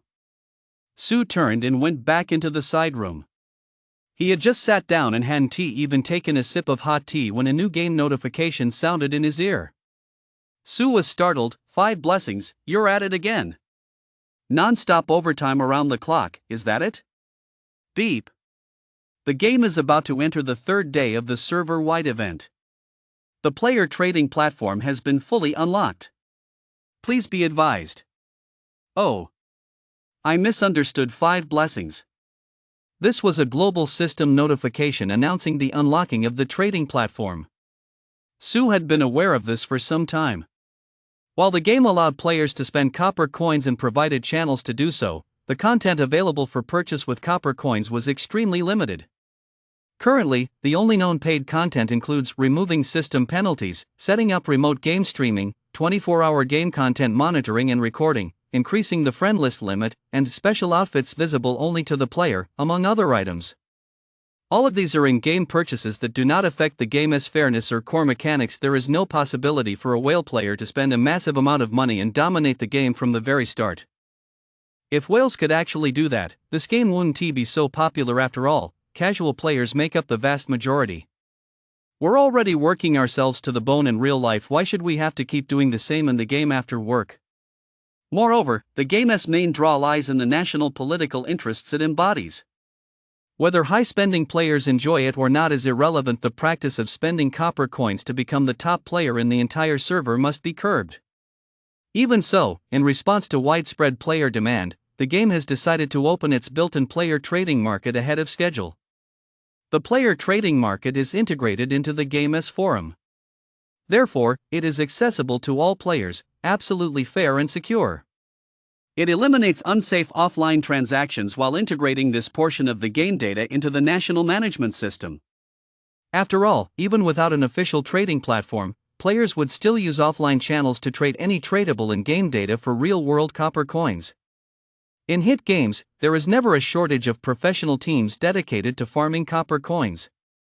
However, the official trading platform permits only a handful of items for trade, basic territory resources with monthly trading limits determined by each player's official rank, low-level soldiers subject to quantity limits, and currently, soldiers above Tier 3 cannot be traded, certain in-game items such as treasures, titles, and rare building blueprints, and the transfer of wilderness property rights with a limit on the number of transactions. There are only 4 trading categories, and each is subject to significant restrictions. This is to prevent ordinary players from sacrificing their in-game development in their eagerness to make money. After all, the game aims to foster the emergence of more powerful players, rather than having them squander their immense potential for a few copper coins.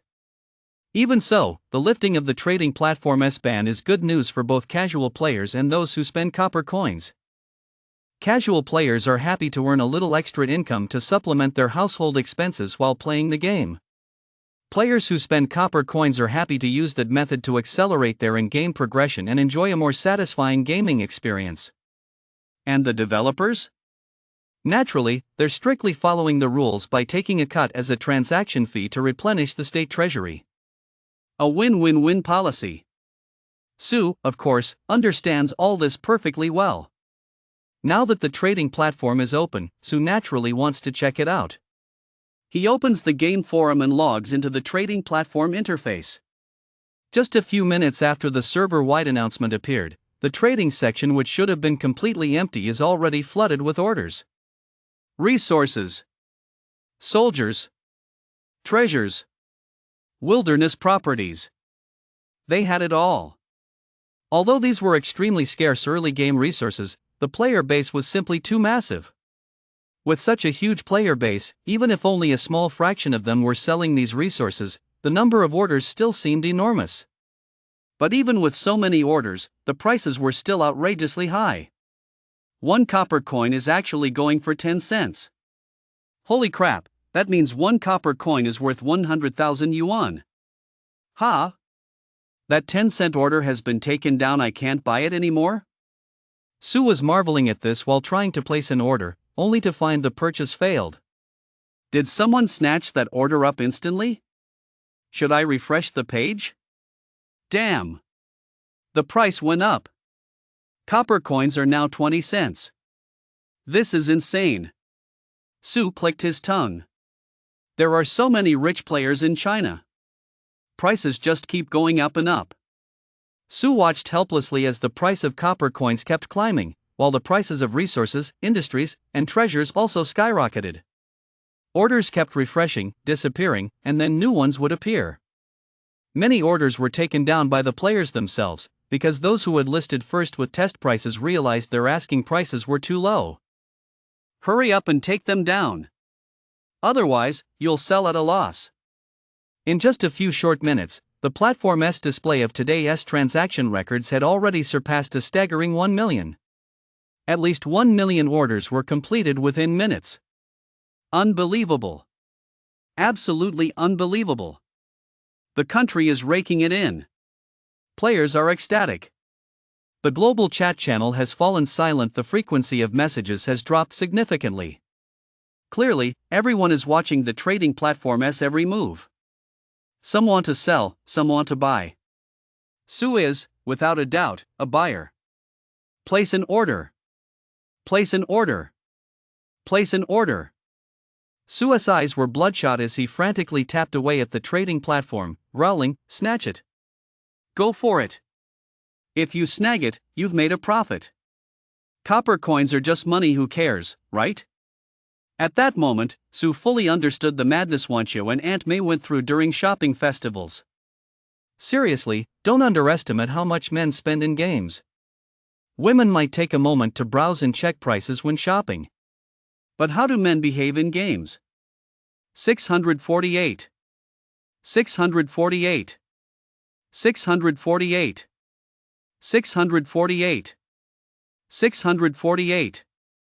648. 648. Don't ask. If you ask, I'll just keep hitting 648. As long as my bank card balance doesn't run out, nothing can stop me from spending on copper coins. To skip even a single 648 purchase would be a disgrace to the title of whale player. Back in the 21st century, women and men alike supported two middle-aged men surnamed Ma, turning them into China's wealthiest tycoons. That's exactly how Su is today. He doesn't even look at the price. He places orders on autopilot. As long as his fingers are fast enough, no thinking required. Bank balance? It can't possibly be low. Just 10 minutes after Su went on a crazy spending spree, suddenly, a crisp notification sound rang in his ears, snapping him back to reality. Chapter 43, Your status determines which ship you board. We board the Emperor's dragon boat. Beep. Dear player, you are unable to place orders today. Your current official rank is 7th rank. The daily limit for purchases and transactions is 15,000 units. You have exceeded the limit. The trading platform has temporarily banned you. Oh no. Su gasped, I was so focused on buying resources that I forgot to buy troops and treasures. Su was filled with regret. He had almost forgotten about the transaction limit and had spent it all on resources in one go. His bank account wasn't short on funds, it was just that today's limit had been maxed out first. Under the latest transaction platform limits, the number of resource units players can buy and sell is determined by the merit points required for their official rank. A 7th rank official requires 15,000 merit points, so Su can buy and sell up to 15,000 resource units per day.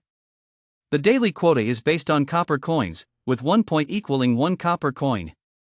So even though Su's 15,000 point quota seems high, it actually equates to the purchasing power of 15,000 copper coins. Once this limit is reached, Su can not only perform resource transactions but is also unable to conduct other transactions involving soldiers, treasures, or properties. These other 3 transaction categories will also deduct a certain proportion from the daily limit when transactions are made. For example, the standard recruitment price for a Tier 1 unit is 100 copper coins. If Su purchases one Tier 1 unit, his 15,000 quota will decrease by 100 points, not just 1 point. Let me see what I bought. Damn! Why did I buy nothing but copper coins? Su was speechless and couldn't help but groan, pressing his hand to his forehead. He took another close look at the trading platform. There were hardly any resources like wood or stone, or the majority of orders were for copper coins. Even silver coin orders were pitifully few, let alone suborders for copper coins. There was nothing to be done about it at this stage. Copper coins were what players had the most of. As for the big spenders, they didn't care what they were buying. Even if they spent more to buy a single copper coin, it was still a 1-coin lead. Su thought the same way. He had already decided that his first priority from now on would be to max out his spending limit. His second priority was to keep climbing the ranks. The higher his rank, the more he could unlock in terms of spending on copper coins.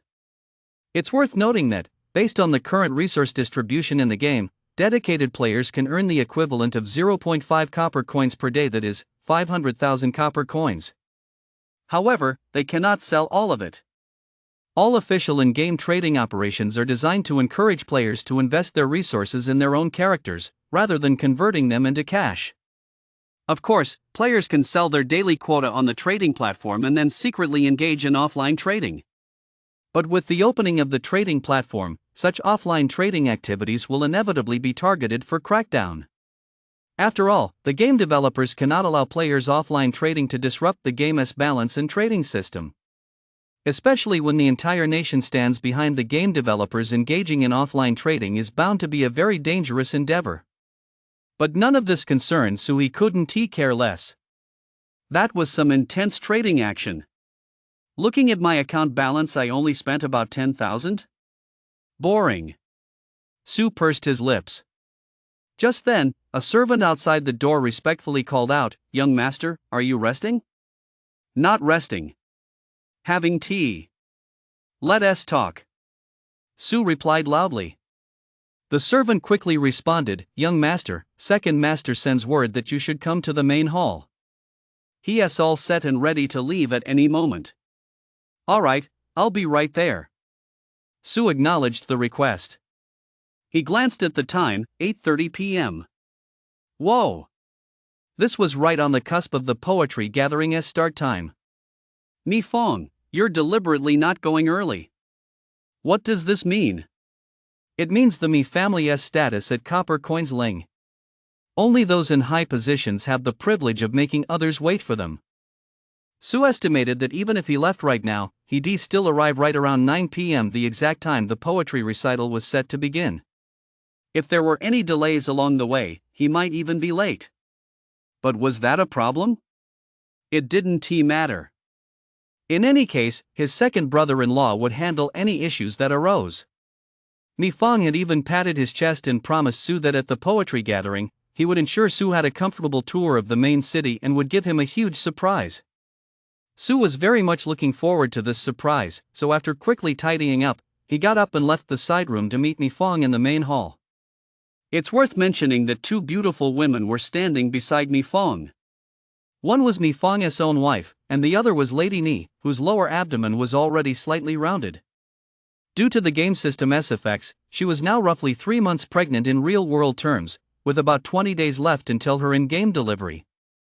Excellent. Now this looks more like a game world. If it weren't for these special elements, I almost thought this was the real world. Su smiled to himself, joined the group, and boarded the Mi family carriage, traveling smoothly toward the venue of the poetry gathering. The Qinhuai River, anciently known as Longkangpu and called the Huai River during the Han Dynasty. Stretching over 100,000 meters, it flows north to Mount Baohua and south to Mount Donglu, passing through several major cities. It is a highly renowned inland river in China's Jiangnan region. As one of the major scenic attractions of Copper Coins Lingcheng, the Qinhuai River attracts countless visitors day and night, and within the game, it is a popular meeting place for talented scholars and beautiful ladies. As the carriage continued on its way, it wasn't long before the coachman respectfully announced, "Young master, miss, we have arrived." Su lifted the curtain and gazed out. The carriage came to a stop on the banks of the Qinhuai River. The slanting moonlight cast a glow upon the water's surface, creating a hazy mist. Through this mist, ripples stirred in the dimly lit waters, and the gentle sound of oars drifted from the gentle waves. The Qinhuai River, bathed in the glow of lanterns and the rhythm of oars, embodies the city's historical heritage, having recorded, over the ages, countless tales of passionate love between talented scholars and beautiful women. 10 miles of the Qinhuai, the splendor of the 6 dynasties. Su gazed out to see massive pleasure boats drifting slowly across the water. Each was brightly lit, filled with constant laughter. Scholars recited poetry under the moonlight, drawing waves of applause. The largest of these pleasure boats was moored at the shore, where servants waited. "Brother-in-law, come down." At Mi Fong's call, Su led Lady Ni down from the carriage. Mi Fong then guided the two of them, along with a retinue of servants, toward the largest pleasure boat. Along the short path, Mi Fong whispered to Su, explaining her this is the Copper Coin's Ling Dragon boat. It was once used by His Majesty during his imperial tour of the Huai River. Later, it was bestowed upon the governor of Copper Coin's Ling and placed here to serve as the venue for the annual poetry gathering. Look, all these pleasure boats on the water are for the poetry gathering. The boats vary in size, the scenery differs, and so do the people. Mi Fong smiled and added bluntly in a low voice, who boards which boat? Even this small poetry gathering is a reflection of status and power. Su asked with a smile, then which boat will our Mi family board? Naturally, the largest one, the Imperial Dragon boat the Emperor once rode. Mi Fong laughed heartily and led Su to the dragon-themed pleasure boat.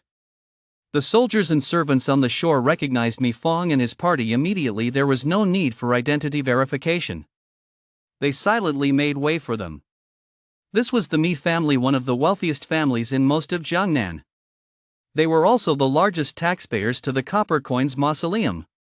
Within the setting of this game, the Mi family contributed at least 70% of Copper Coin's Ling's annual fiscal revenue.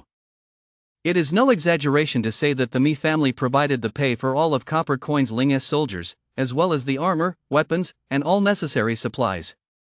The Mi family's business interests in Copper Coin's tomb span a vast array of industries, ranging from daily necessities and grain to military manufacturing. These ventures were personally designated by His Majesty and are not open to ordinary merchants. Su had already learned of this during his conversations with Mi Fong. He understood the Mi family's power and deep-rooted heritage, though he still didn't fully grasp the game's complex historical context. The game claims to bring together the cultural heritage of nations from across history, presenting a dazzling and magnificent tapestry. Yet, given the vast depth of China's 5,000-year history, numerous questions have arisen that confuse players. For instance, with all these cultures converging, which ancient emperor is qualified to be the emperor in this game? And with so many historical tycoons, what makes the Mi family so special? There is nothing to be done. I'm no regressor, so I'm still figuring out much of the game's content. Su followed Mi Fong as they boarded the dragon boat. As Mi Fong boarded, the dragon boat slowly pulled away from the shore. Clearly, the Mi family was the last distinguished guest this dragon boat had been waiting for. Only with Mi Fong's arrival would the poetry gathering officially begin. It's about time. The poetry gathering is about to start. The dragon boat has already set sail. I wonder who the last distinguished guest to board was. On the deck of a painted pleasure boat, high-ranking officials and dignitaries were admiring the moon and the scenery. Among them were a few players with their IDs visible in the crowd, and Lu was one of them. Sir, who was the last distinguished guest to board? Lu gazed at the dragon boat as it left the lake, smiling as he asked the 8th rank official beside him. The 8th rank official cast a casual glance at Lu, his smile forced. There are some things you'd be better off not prying into. Whether as a person or an official, one must always exercise caution. Yes, sir. Lu bowed respectfully, but inwardly he was seething. Look at you, getting all high and mighty. Just wait a week, young master. Once I secure a 7th rank official position, I'll have you groveling at my feet every day. That was the only downside to this game. It was too realistic. Officials just one rank higher acted as if they were looking down their noses at everyone, which really annoyed Lu. But no matter how annoyed he was, he had to stay focused. The poetry gathering was too important. He couldn't miss it. It's just a shame I can't board the dragon boat. Lu gazed at the massive painted dragon boat drifting slowly across the lake, his eyes brimming with envy. If I could step onto that dragon boat, I'd be set for life. Every single person on board must be a top-tier noble. I could easily recruit at least a rank talent. An S-rank talent, not to mention concubines. There'd probably be plenty of them too. Sigh. Lu sighed, but then smiled, but it doesn't matter. If even I can't get on the dragon boat, how could any other player possibly make it? The top player on the mystery rankings? Don't be ridiculous. Lu opened the rankings now and saw that the top player's merit points had skyrocketed again, with their total exceeding 20,000 points. But so what? He must have secured an official post this afternoon.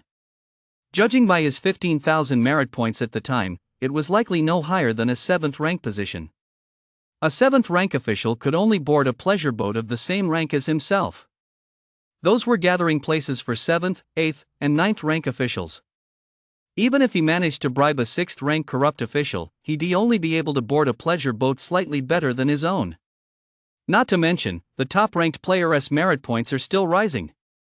This means the mysterious leader is frantically grinding merit points, perhaps leading troops to suppress bandits, or maybe just grinding quests.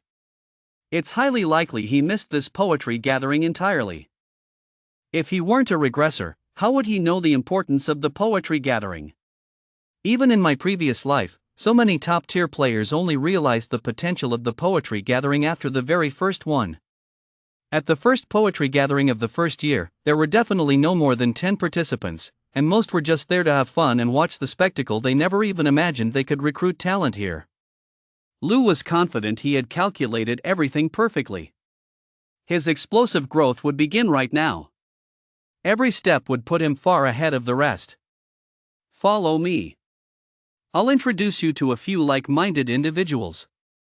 The 8th rank official suddenly spoke, saying calmly, "Since you've become my disciple, you should show some sincerity and broaden your horizons." "Yes," Lou replied respectfully. He knew the 8th rank official intended to introduce him to other corrupt officials, a move designed to secure more benefits for the officials in their faction. Though it stung, Lou recognized this as a necessary early-game investment.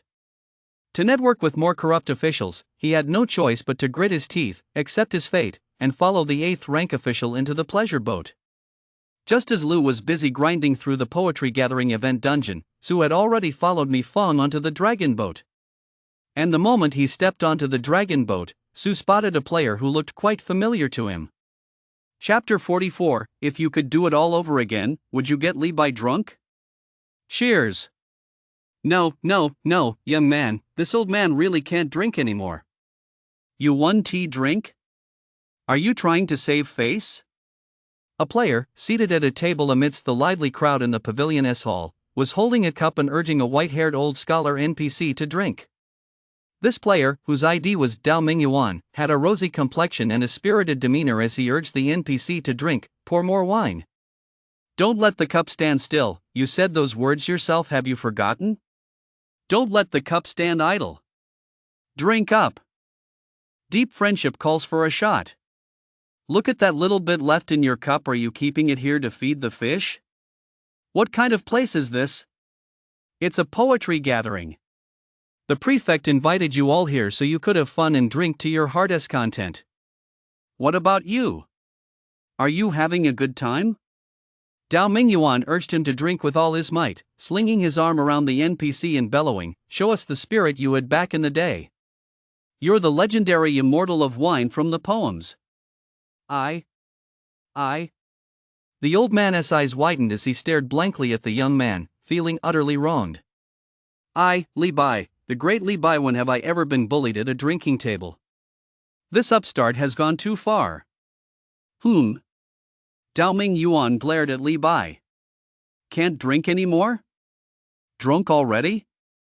Giving up? What happened to all that bragging you were doing just now? Didn't you say that in all of Copper Coin's Lingcheng, there's not a single soul who can hold a drink against you? I'm only halfway through, and you're already done for? Are you even a man? This old man. I'll drink. Li Bai gritted his teeth, tilted his head back, and downed the rest in one gulp. His face flushed even redder, and his whole body began to sway unsteadily. Holy shit! Su stood by, staring in disbelief. What the hell is going on? What did I just see? A player, getting the legendary poet immortal Li Bai drunk. Of course, this was just the NPC Li Bai, specifically the elderly version who can no longer hold his liquor. He belongs to the Copper Coin's Ling City bureaucracy NPC roster. He cannot be recruited by players, only interacted with. In this game, aside from top-tier historical figures marked as unique, all other NPCs share the same name but have different templates. However, in most cases, NPCs with the same name 1T appear in the same area at the same time. In other words, as long as the elderly Li Bai is present, no other Li Bai NPC will appear in Copper Coins Ling City unless a player recruits a Li Bai civil official from outside and brings him into Copper Coins Ling. This. Su found it hard to process at first. As a player who hadn't been reincarnated, there were still many aspects of this game that Su needed to accept and come to terms with. Not just him, any other player who witnessed this scene would find it utterly unbelievable, yet exceptionally fun. Because only in this extremely realistic game can players interact with legendary historical figures and converse with them. Just thinking about it was romantic. It felt like standing in the long river of history, conversing with the ancients, getting to know them, and forming connections. This was a collision of souls and minds. This was a fusion of history and culture. This was the sublimation of the ancient and the modern. This was the ultimate romance. This is also a point the game's marketing department has been heavily promoting, but Daoming Yuan, do you think your behavior is romantic right now? The developers brought you here to play the game and to help you appreciate your country's magnificent and brilliant historical and cultural heritage. They didn't bring you here to challenge Li Bai to a drinking contest. He is an old man, and you're still drinking with him. How does that song go? If you could do it all over again, would you get Li Bai drunk? Ni Fong noticed Su's gaze. He followed it and whispered to Su, that elderly gentleman is named Li Bai, with the courtesy name Tai Bai and the pseudonym Qinglian Jiushi. He is popularly known as the Banished Immortal and is a master of poetry. In his early years, he visited Copper Coin's tomb many times, composing over 70 exquisite poems that were widely acclaimed. He was exceptionally talented and had a vast circle of friends. However, his political career was unfulfilling. In his later years, he served as an official in Copper Coin's tomb. He currently holds a 4th rank position, though he has little real power. His days are mostly spent in leisure, yet his status is quite high. Ni Fong knew every NPC in Copper Coin's tomb like the back of his hand. In just a few sentences, he summed up the situation of the elderly Li Bai NPC in the city of Copper Coin's tomb. Great reputation, high status, no real power.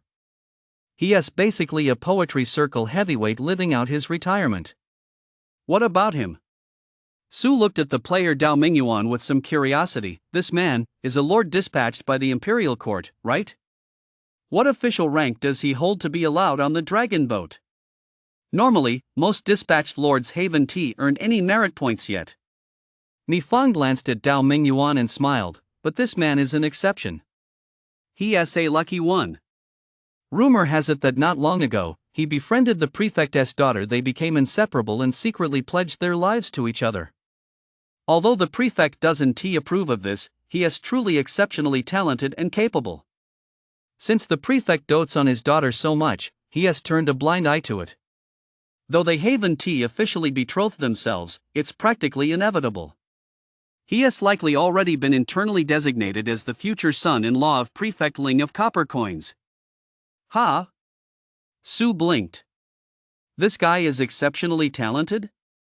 He got drunk with Li Bai, and you're telling me he is exceptionally talented?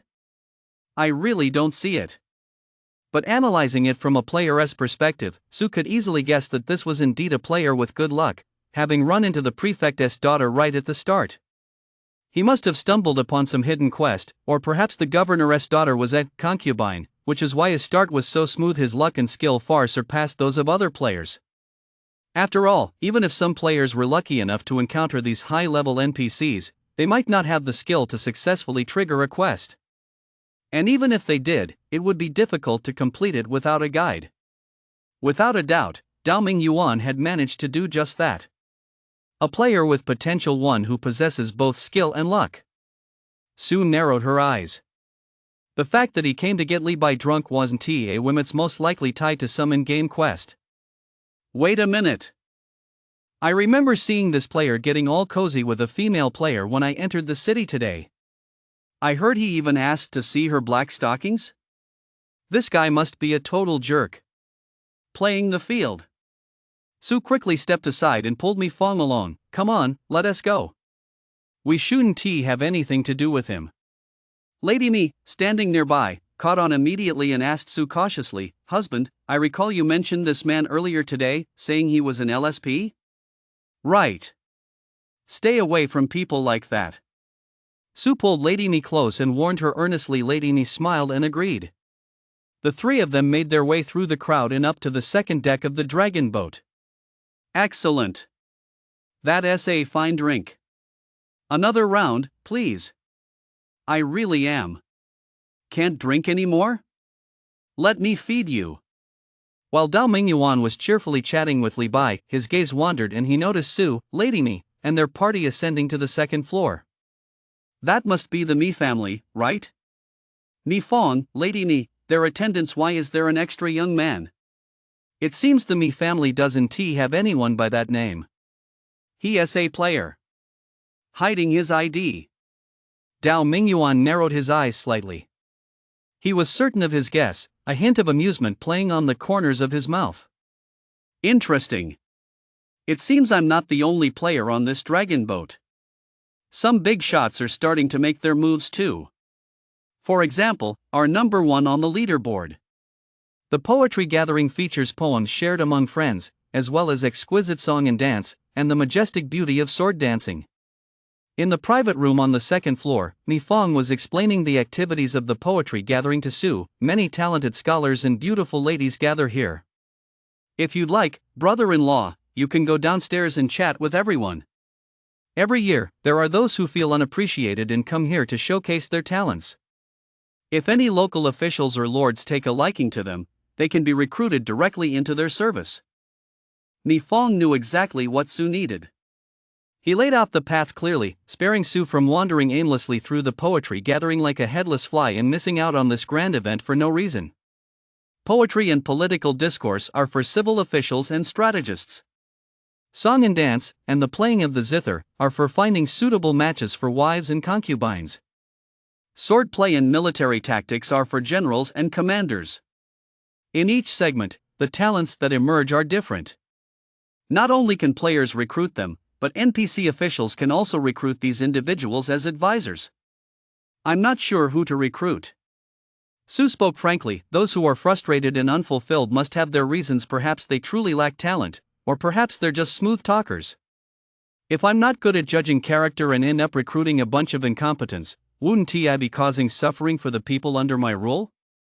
Su was speaking the truth. He really wasn't confident.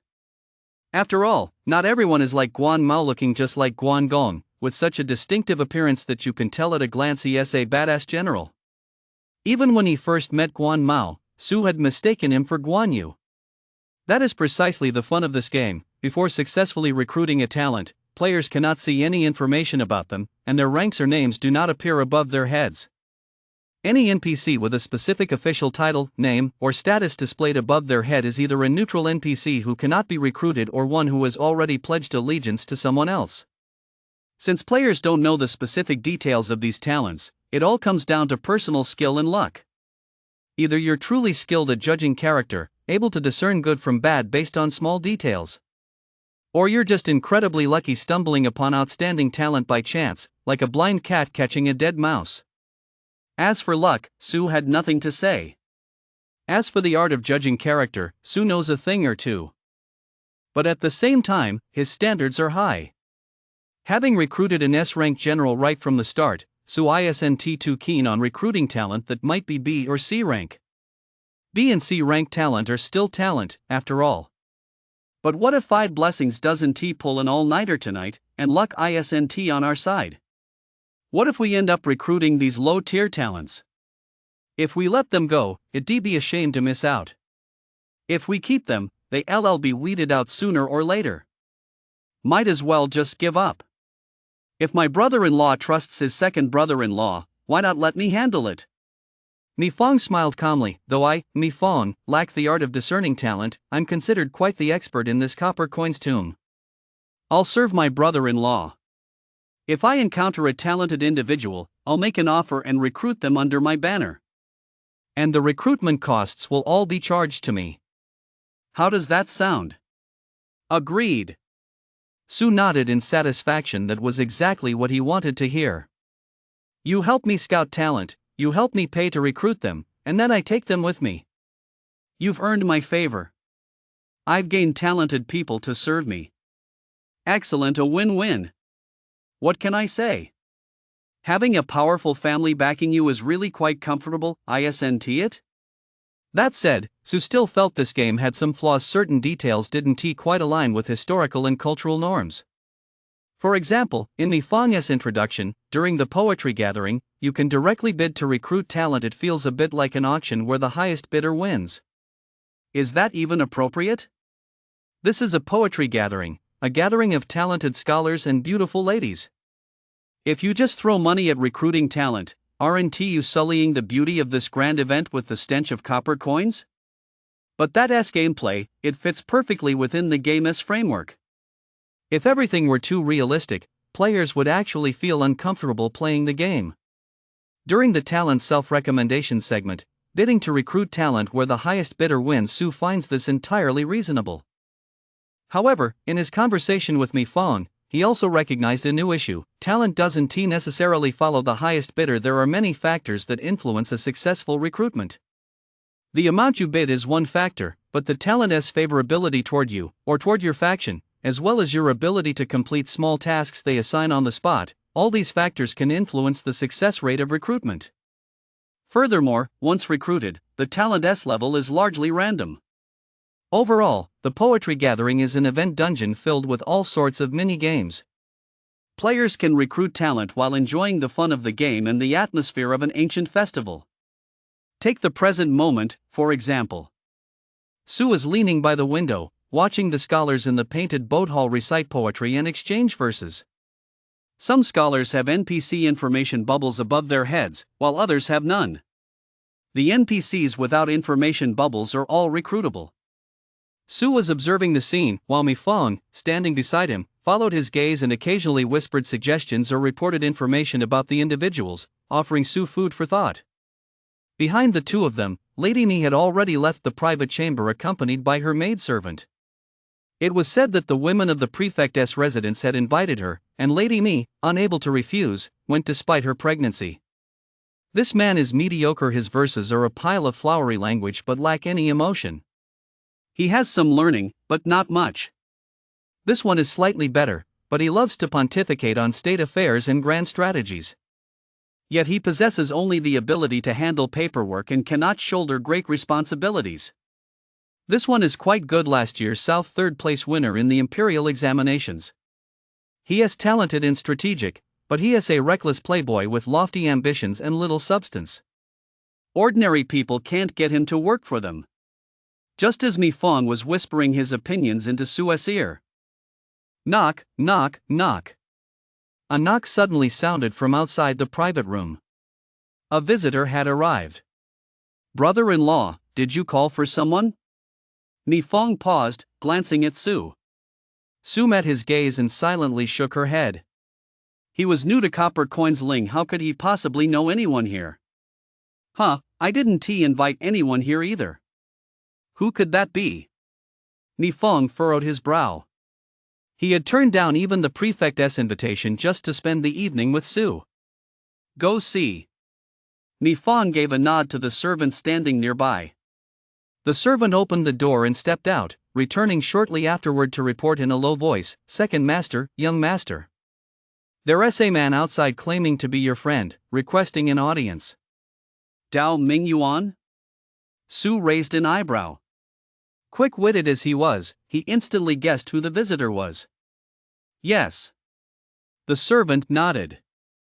Sue waved him off. I want to see him. Sue had already gotten off to an excellent start. The other players couldn't help him at all. Excessive, pointless socializing would only hinder his progress. Especially that Dao Mingyuan. He was clearly a player with both power and insight, and he had surely already guessed Sue's true identity. The more contact he had with him, the more it would work against him. The servant went out to deliver Sue's message. But soon, the servant returned and spoke with utmost respect. That man says he has a great opportunity to offer the young master. He says that if the young master misses this, he will surely regret it in the future. A great opportunity? Sue couldn't help but laugh. He must know who I am. Given what I already possess, his so-called great opportunity might not be of any use to me. He said that once you see this item, you'll understand. The servant bowed his head, took an object from the person behind him, and handed it to Su. Su looked closely, and his expression shifted slightly. Dao Ming Yuan, you've really outdone yourself. Chapter 45, I just wanted to play games in peace, but now I've got an extra father out of nowhere? In the servant's hand was a slightly worn jade hairpin, seemingly unremarkable. But under Su's gaze, a line of item information appeared on the ordinary jade hairpin. Shuri Guang's hairpin, quest item. A unique token of affection from a wife or concubine who does not share the same name later gifted to her daughter. Unlocks a related unique hidden quest. Damn it! Su's eyes widened in shock, and his expression shifted slightly. This was a quest item. Though the item description was brief, the significance it held was immense. First, this is Shuri Guang's jade hairpin. Who is Shuri Guang? One of the four great beauties of China, she sure. Second, based on the item's specific description, one thing is clear, she sure is the only wife or concubine who cannot share a name with another character. Su had already read about the game's same-name NPC system in the strategy scrolls.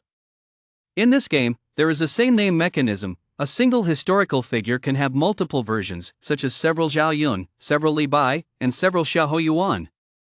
All same-name NPCs have different ranks and abilities, and their recruitment difficulty varies. Furthermore, a large number of same-name NPCs are story-based NPCs or main city NPCs with the unrecruitable attribute. The duplicate mechanism was implemented by the game developers to ensure that players across the entire server have a chance to recruit historical generals or strategists under their banner.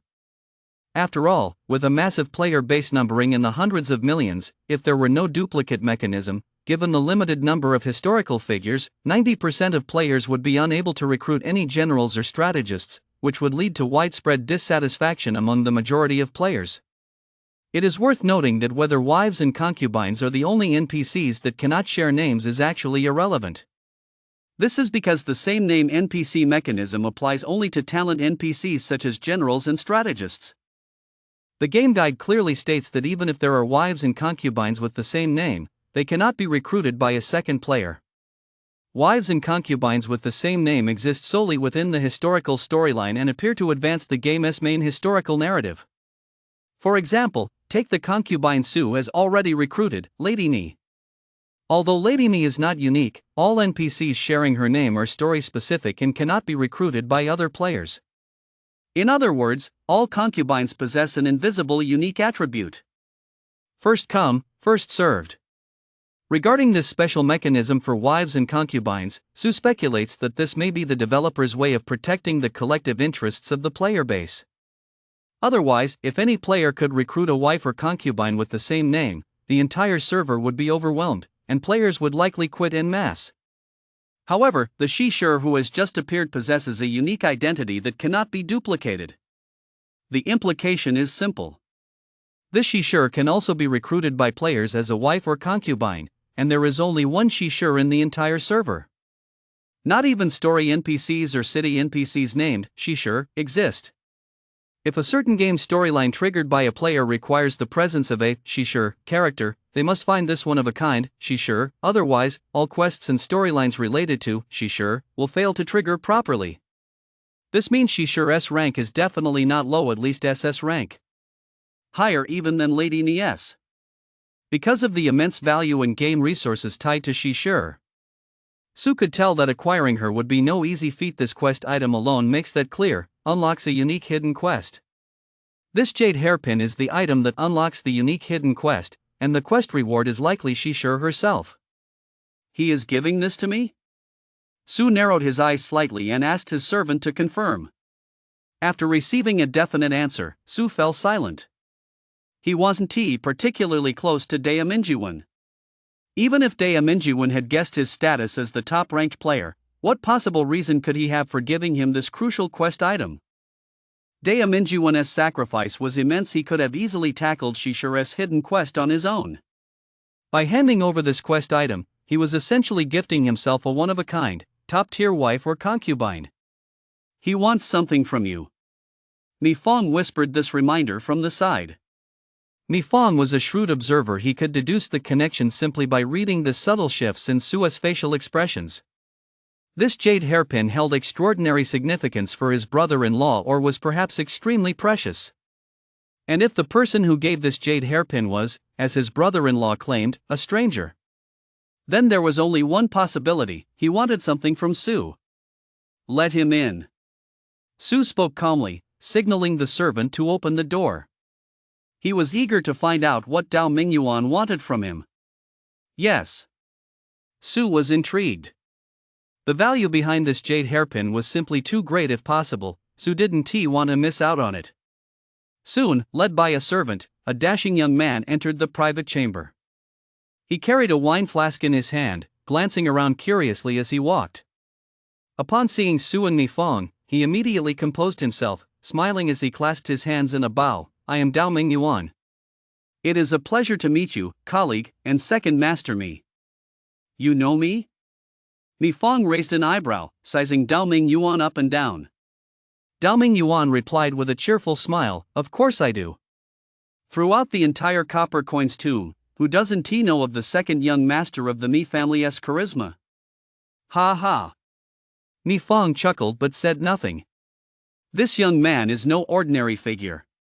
Though Mi Fong held a prestigious status, he rarely handled matters personally, usually delegating tasks to his subordinates. This young man had only been in Copper Coin's tomb for a few short days. How did he know who I was? Even if he heard of the Mi family through the prefect's office, he certainly wouldn't have seen my face, would he? Mi Fong remained silent, and Su also calmly appraised Dao Mingyuan. The room was somewhat quiet, but this didn't make Dao Mingyuan feel awkward. He was clearly the type to make friends easily. He sat down beside the two of them without hesitation, poured 3 bowls of wine, and handed one of them to Su. Big brother, Dao Mingyuan said with a smile, care for a drink? Following the crowd, just as he had when cheering with the other players, he called Su big brother. Sure.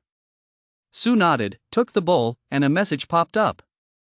Monkey wine. The aroma is intoxicating. 3 bowls will surely get you drunk. Each bowl consumed permanently increases your base physical attributes by 1, but this effect only lasts for 7 bowls. The holder of the monkey wine flask is immune to the drunkenness effect. Monkey wine? Su was surprised and glanced up at the flask in Dao Mingyuan's hand.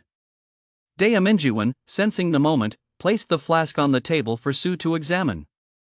Monkey wine flask S-rank treasure, bound to the user. Treasure effects. 1. Can produce 10 bowls of monkey wine daily. Drinking it increases base stats. 2. Giving wine to NPCs grants varying amounts of goodwill based on the quantity consumed. If given to an NPC who loves wine, goodwill is doubled. 3. The holder of this flask is immune to all intoxication effects and is 80% immune to poison damage. 4. The holder of this flask can unlock the special hidden unit series quest Drunken Arhat Tier 6. 5. After drinking, the flask holder enters a 10-minute Heaven SI state. While in this state, the probability of discovering nearby hidden quests and NPCs increases by 20%. An S-rank treasure. For game-changing effects. Plus a quest clue related to a Tier 6 unit. Lucky King. Su couldn't help but give a thumbs up, exclaiming sincerely, I'm in awe of your luck. 5 blessings, are you there? Did you see how lucky he is? An S-rank treasure right off the bat. I want one too. Too bad it's bound. Dao Mingyuan grinned. If it weren't bound, I'd give it to you, big brother. You wouldn't be able to part with it. Su was smiling too. You'd better keep this good stuff well hidden. I'm not joking. Dao Mingyuan raised an eyebrow. Big brother's future is destined to lead the charge in our home territory. I'd be more than willing to give it to you. Having said that, Dao Mingyuan looked at the jade hairpin in Su's hand. His meaning was clear. See, I am willing to give things away. I'd even give you this jade hairpin. How did you get this jade hairpin? Su followed his gaze and asked casually. Dao Mingyuan took a sip of monkey wine and smacked his lips. I found it on the road. Su? Is this kid's luck even better than mine? Why can't I find such an awesome item on the road? I really did find it on the road. Daeminjiwan blinked innocently. You know the effect of this flask. While in heavenly eye mode. I just happened to hit that 20% chance. I saw it glowing, so I picked it up. 5 blessings, did you hear that? Get it going. Lu Jun, are you grinding? Hurry up and work hard. My luck is getting crushed right now. Su was at a loss for words. Sure enough, he wasn't the only lucky king in this game. With the massive player base in China, there were bound to be a few lucky bastards with insane luck. Not to mention, Dao Mingyuan wasn't just lucky, he was sharp as well. He merely glanced at him, and despite his anonymous ID, quickly and effortlessly guessed his true identity. In this regard alone, Dao Mingyuan's quick thinking and perceptiveness far surpassed those of many players. Add to that his generous gesture of giving away the jade hairpin, and one could tentatively conclude that this man was at the very least someone who knew how to give and receive with grace, a man of great ambition. A player with good luck, sharp wits, and a willingness to give, he was bound to achieve great things in the future. Why did you give it to me? Su asked earnestly. I'm a bit slow on the uptake, I don't quite get it. Could you spell it out for me? This is exactly the kind of conversation I love. Dao Mingyuan laughed heartily. He glanced at Mi Feng, who tactfully turned and walked away, heading to another window to listen to the talented scholars below reciting poetry and exchanging couplets. Bro, do you know where I found that jade hairpin? No idea. I found it at the prefect's residence, right outside the study door. The prefect's property? Are you sure you didn't steal it? I really don't steal things. Believe me, I didn't steal it, he dropped it. Then why don't you hurry up and return it to its rightful owner, give it back to the prefect? I'd love to, but it's also related to the quest I'm currently working on. Daeminjiwan spread his hands innocently. I don't think you know who the prefect is yet, do you? Which historical figure? Su raised an eyebrow. Daeminjiwan chuckled. It's actually pretty easy to guess. Think about the Mi family and all those wealthy merchants in Copper Coinsling. They say Shinwan-san from history is also in Copper Coinsling. With so many merchants gathered here, which historical figure do you think would be the most suitable prefect? Faced with Dao Mingyuan's counter-question, a flash of insight struck Su, and a name slipped from his lips. Family. The sage of commerce from the late spring and autumn period. The founder of the way of commerce. At the same time, Family was also an outstanding statesman, military strategist, and economist. You know King Gojian of Yu, right? 3,000 Yu soldiers can swallow Wu. Behind that victory lay Fanli's immense contribution. It is no exaggeration to say that without Fanli's strategic counsel, King Gojian of Yu would never have had the chance to endure the hardships of sleeping on brushwood in Tastingall. Moreover, Fanli was the husband of Shishir. It makes perfect sense, then, that this jade hairpin belongs to Family. Furthermore, while the city of Copper Coinsling has undergone countless name changes throughout history, the original Copper Coinsling was merely a small town known as Yuecheng. This city was built by Fanli after the conquest of Wu. Strategically situated to control the Qinhuai River, it served a vital military purpose and marked the birth of Copper Coinsling City. The founder of the city served as its governor. What meticulous planning! Yes. Dao Mingyuan said with a grin, you really are the top-ranked brother, you figured it out right away. Copper Coinsling Lingcheng is full of details and hints. I'd be an idiot if I couldn't figure it out. Su remained expressionless. You married Fanli's daughter? As far as I know, Fanli had 3 sons, but no daughters. Historical records don't clearly state that Fanli had no daughters. Perhaps this is a fictional character intentionally created by the game designers? Daeminjiwan shrugged. Besides, I haven't actually married her yet, I've only just started the quest. From my quest, I've learned that the governor's daughter was born to Shishir, and the objective is simple: help reunite the mother and daughter. So? Su furrowed his brow. Shishir isn't in Copper Coinsling. If Shishir were in the Copper Coins tomb, Dao Mingyuan's quest would have been completed long ago. This player was both clever and lucky. There was no way he wouldn't have found her. That's right. Dao Ming Yuan nodded in acknowledgement. According to the quest's backstory, she sure fell out with Fan Li 3 years ago and was divorced by him. Divorced?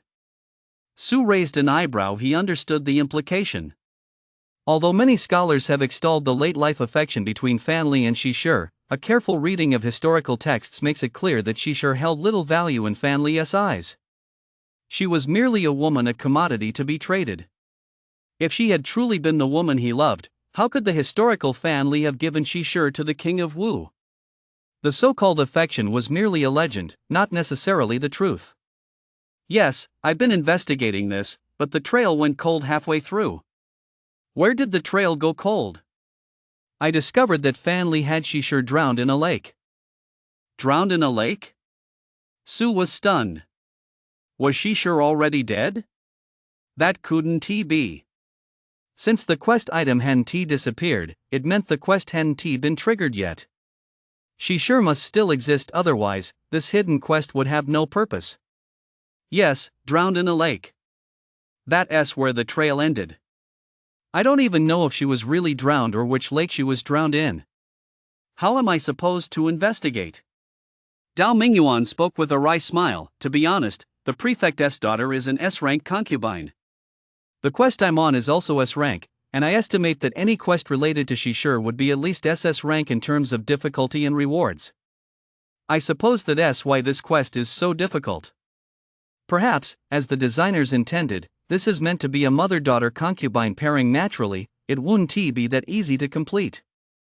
I just didn't expect this mission to be practically impossible to finish. Dea Minjiwen grumbled and sighed. There's no way I can complete this alone. If I drag this out too long and end up finishing it in the late game, it won't mean much anymore. He was absolutely right. Every in-game resource has its own unique time sensitivity. An S-rank wife or concubine might be incredibly helpful in the early game, but by the late game, her value to the player might not be nearly as great. If you can't successfully complete this quest during the early to mid-game, you might as well abandon it in the late game. Any further investment would be a complete waste. So, I need help. I need a team to tackle this together. Dao Mingyuan looked up at Su with sincere eyes, and in all of Copper Coin's Lingcheng, there is no player more qualified than you. You're number one on the server-wide leaderboard, a player with undeniable skill, and your luck isn't too shabby either. If even you can't do it, if you can't help me, then who else can? Dao Mingyuan's words might have sounded like flattery, but it was indeed the truth. You're stuck with a difficult quest you can't complete on your own. You need someone to lead you through it. With the server's number one player right in front of you, how could you not be tempted? Looking across the entire server, who could be more qualified to lead a quest than the number one player? What do you want me to do?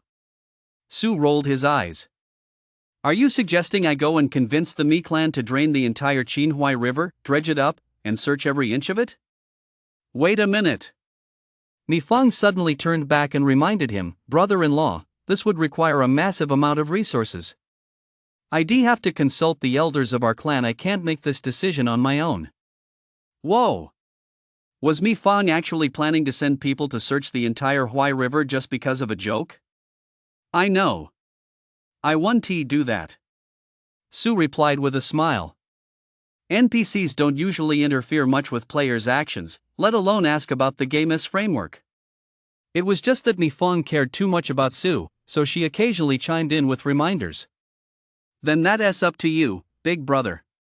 Dea Minjiwen spread his hands, looking completely resigned. I'm out of options anyway. I don't plan on wasting time on this quest and holding back my progression. To be honest, I'm a drifter player. There are plenty of quests I can take on. I'll just put this quest on hold for now and count on you to carry me through it. Of course, as payment, once we get Shi Shi, she is definitely yours. I'll never take your mission reward. This jade hairpin is my gift. Whether you want it or not, I'm not taking it back. If you don't want to do this mission, just toss the hairpin into the lake. Dao Mingyuan spoke with refreshing honesty. It seemed he finally realized he truly couldn't complete this absurd mission. Rather than floundering around aimlessly, it was better to cut his losses, pull out quickly, and move on to other quests. But seeing Su tonight had given Dao Mingyuan another idea: if I can't complete it, I can just let someone else take on the mission. You're number 1 on the leaderboard, you're the best. If you've got the skills, go find she sure. If you find her, she is yours. I don't lose out either, I'll just get an extra S-rank concubine for free. If you can't find her, I don't lose out either, I've already decided to give up on this insane quest anyway. Oh, I see. Su twirled the jade hairpin in her hand, her tone somber. This is a liability, a burden. You're dumping the burden on me so you can take it easy? You can't put it that way. Dao Mingyuan corrected her with righteous conviction. This is presenting you with a great opportunity, a generous gift. How could you call it a burden? Su smiled. You have such high hopes for me. Do you really think I can complete this mission? Dao Mingyuan smiled as well. If even you can't do it, who else could? Then what if I do manage to? Su pondered. You really mean it? She sure is mine, and her daughter is yours? Indeed. Dao Mingyuan nodded firmly, but before he could react, Su suddenly asked, and if the mission is truly completed, what will you have to call me? Dao Mingyuan froze. Su spoke slowly. She sure is mine, and you'll marry her daughter. So, according to proper etiquette, you'd have to call me Dad? The moment those words left his mouth, Dao Mingyuan froze, his face a mask of shock. He stared at Su in disbelief. Fuck. I'm just trying to play a game in peace, and now I'm stuck with an extra dad out of nowhere? Chapter 46. Bro, are you Ding Dong Cat? Is that a problem? Su smiled. If you don't want an extra dad, then can I enjoy the benefits of having both a mother and a daughter? Here you go. Without another word, Dao Mingyuan pulled out another quest item and handed it to Su. I'm a wandering rogue of the martial arts world, I'll never have a godfather. I don't want it. Su rolled her eyes, she was trying to palm off another useless item on me again. You clearly just don't want to do this quest, you're just taking the opportunity to do me a favor. I've already accepted one favor, how can I accept another? Take it, take it. Dao Mingyuan grinned. As long as the number 1 big brother is willing to take me under his wing in the future, I'll even give you Shishure's daughter. I promise, our relationship is completely innocent, we haven't even held hands. She just has a little crush on me. It's absolutely pure love. Do you want her, big brother? No. Su still refused, but instead brought up another matter. If you want to hang out with me, you can pledge your loyalty to me. Players in the Drifter faction can pledge loyalty to any Lord player. This is even more convenient than forming an alliance. But Dao Mingyuan just smiled and said nothing. Allegiance was out of the question. Allegiance meant bowing down and playing second fiddle. Right now, this was an equal exchange. Dao Mingyuan was a player with ambition and a mind of his own, he would never pledge allegiance to anyone. At most, he could accept a deeper partnership akin to an alliance. Su had merely mentioned it offhand, he didn't really expect Dao Mingyuan to pledge allegiance to him. Dao Mingyuan wasn't about to beg anyone to take him on. His start had been so smooth that there was no reason for him to pledge allegiance to another player. Bro, want a drink? Dao Mingyuan smiled as he handed over a wine bowl. His intention to get close to Su was clear and unhidden. I don't want to pledge allegiance, but I want to play with you. This is already my second bowl. I can't have a third. Su glanced at the wine flask in Dao Mingyuan's hand. It was a nice item, but not enough to make Su envious. Ah, that's a shame. Dao Mingyuan sipped the monkey wine with a slight squint. After the two of them had discussed the hidden quest related to Shishure, they had become a bit more familiar with each other. Dao Mingyuan didn't get up to leave, and Su wasn't going to chase him away either. Why did you forcefully buy a drink just now? It was all to boost my favor with the prefect's daughter. She loves poetry, I just wanted to get Li Bai to write her a poem. So, did you get the poem? Did it work? Nope. My plan backfired. Dao Mingyuan took a deep breath, looking utterly dejected. Damn it, Li Bai passed out. What a joke of a wine immortal. He can't hold his liquor at all. I didn't even use the monkey wine, just regular liquor, and he passed out in no time. Su stared at him in silence, at a loss for words. What a weirdo. He set out to complete a quest, only to end up getting the target so drunk he passed out. Was this just bad luck? Maybe this guy had such a smooth start that everything he did afterward was bound to go wrong. Sigh, ever since I got this monkey wine, I've felt like this game is getting harder and harder to play. I can't win over the prefect's daughter, I don't have time to farm merit points, and yesterday at the tavern I ran into a scholar. I tried to recruit him and ended up getting mocked instead. Dao Mingyuan drowned his sorrows in alcohol. Given his strength, the only person he could vent to was the top-ranked player. If it were any other player, they'd just mindlessly flatter him. There'd be absolutely nothing in common to talk about. That's why luck, is just fate. Whoever runs out of it first is the first to go. As Dao Mingyuan said this, he suddenly looked up at Su and asked in a low voice, "Bro, you've already gotten an SSS tier territory. Has the game been going smoothly for you since the start?" "Pretty smooth, actually." Su nodded calmly, but Dao Mingyuan didn't believe him. "Can you keep getting lucky like this? Are you playing with your lifespan?" "Can't help it. Maybe I just have a long life." Su shrugged indifferently. While the two chatted, Su didn't forget to tend to his own affairs. When he logged in, thanks to Guan Mao's diligence, he triggered several more rewards: a ranked talent guaranteed voucher x1, random BA rank treasure voucher x1, and NPC affinity perfume 20 points x1. With nothing better to do, Su pulled the guaranteed a ranked talent voucher out of his backpack.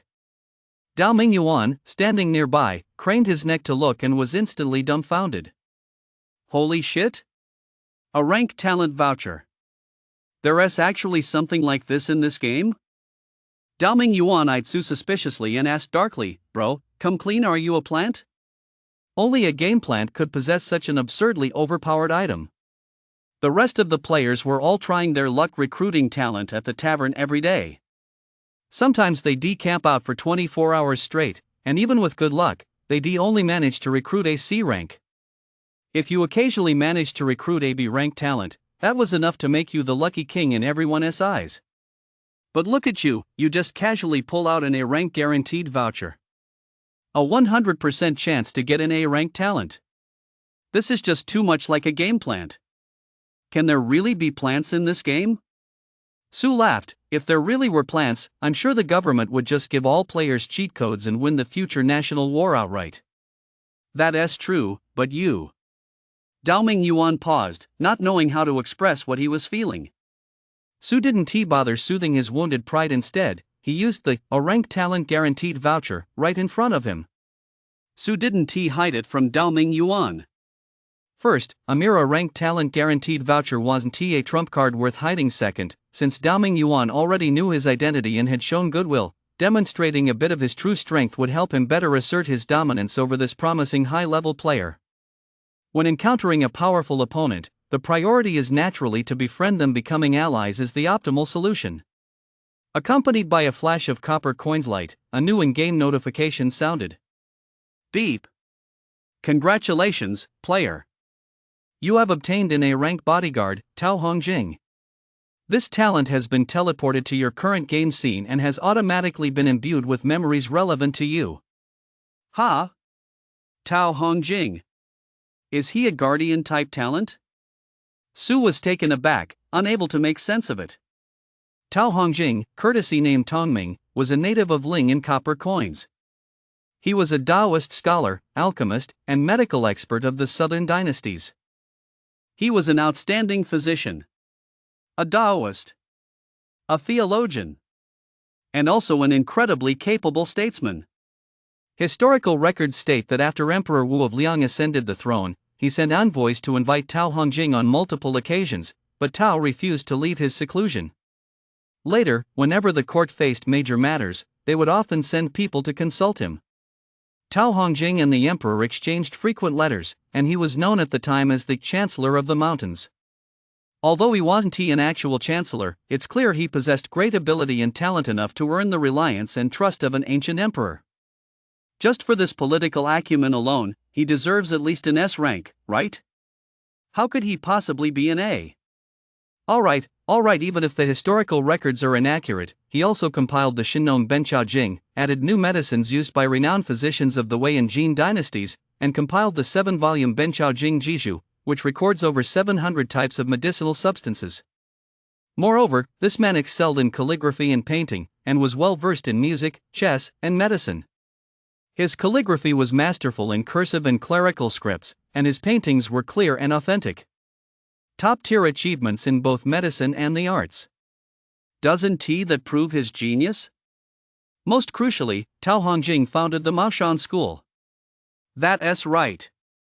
It's the very Maoshan school etched in the memories of the Chinese people, the Maoshan of legend, capable of capturing ghosts and subduing demons.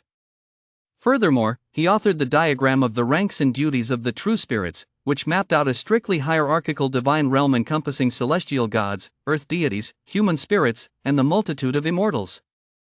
Yes, he was one of the creators of ancient Chinese mythology. He is a historical figure of the highest caliber, a legendary figure renowned for his indelible contributions to the history of Taoism. And now, in the game, he is an A-rank bodyguard?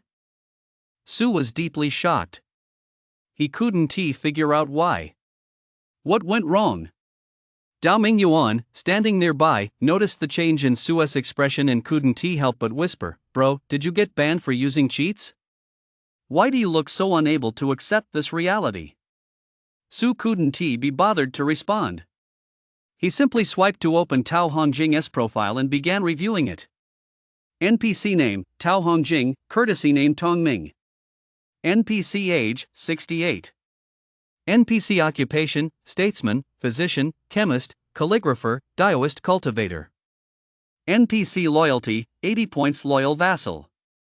NPC loyalty target, player, I am Lucky King. NPC marital status, unmarried. NPC personal level, level 1.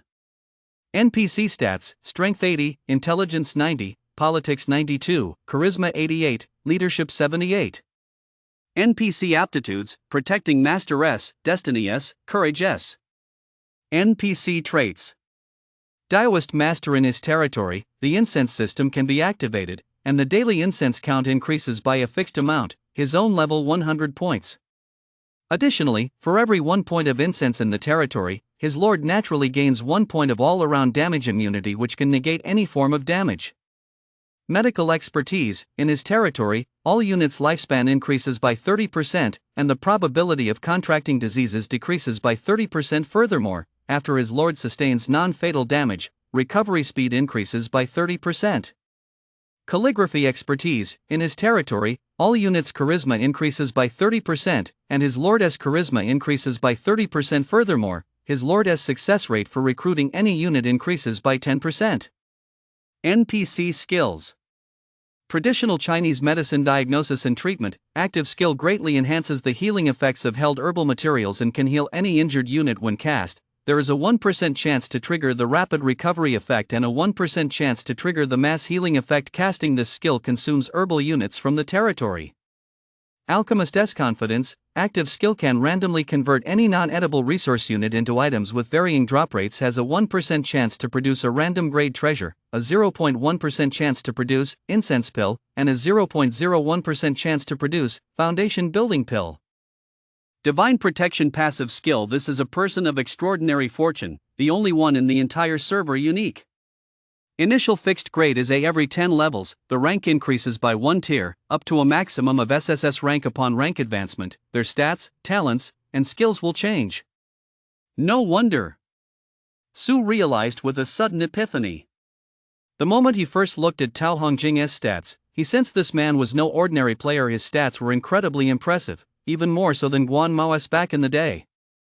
Could this really be the stat template for an A-rank bodyguard? You've got to be kidding me.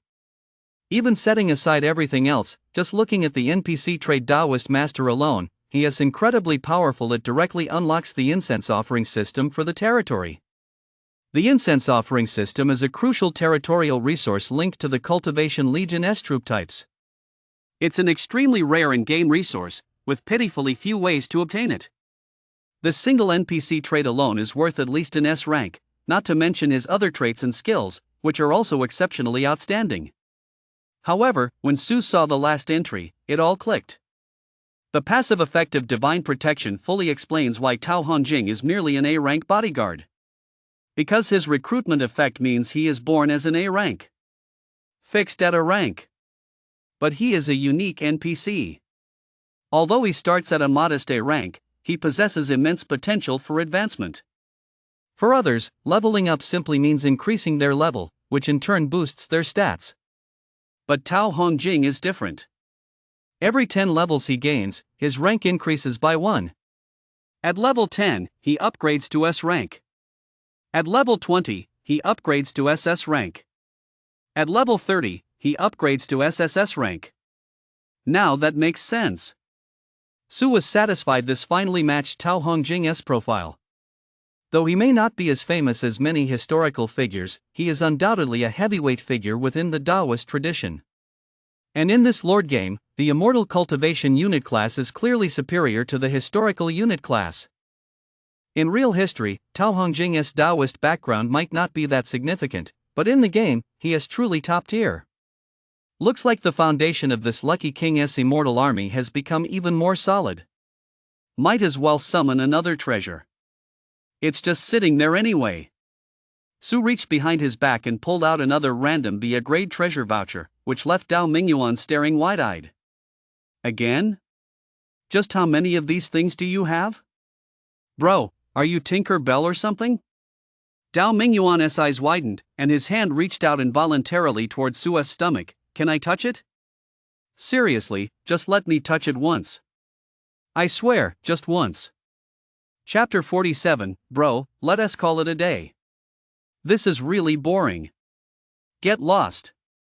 Su swatted Dao Mingyuan's hand away, ignoring his shocked yet curious gaze, and immediately used the random B-grade treasure voucher in his hand. Beep. Congratulations. You have obtained the A-grade special treasure I am your master.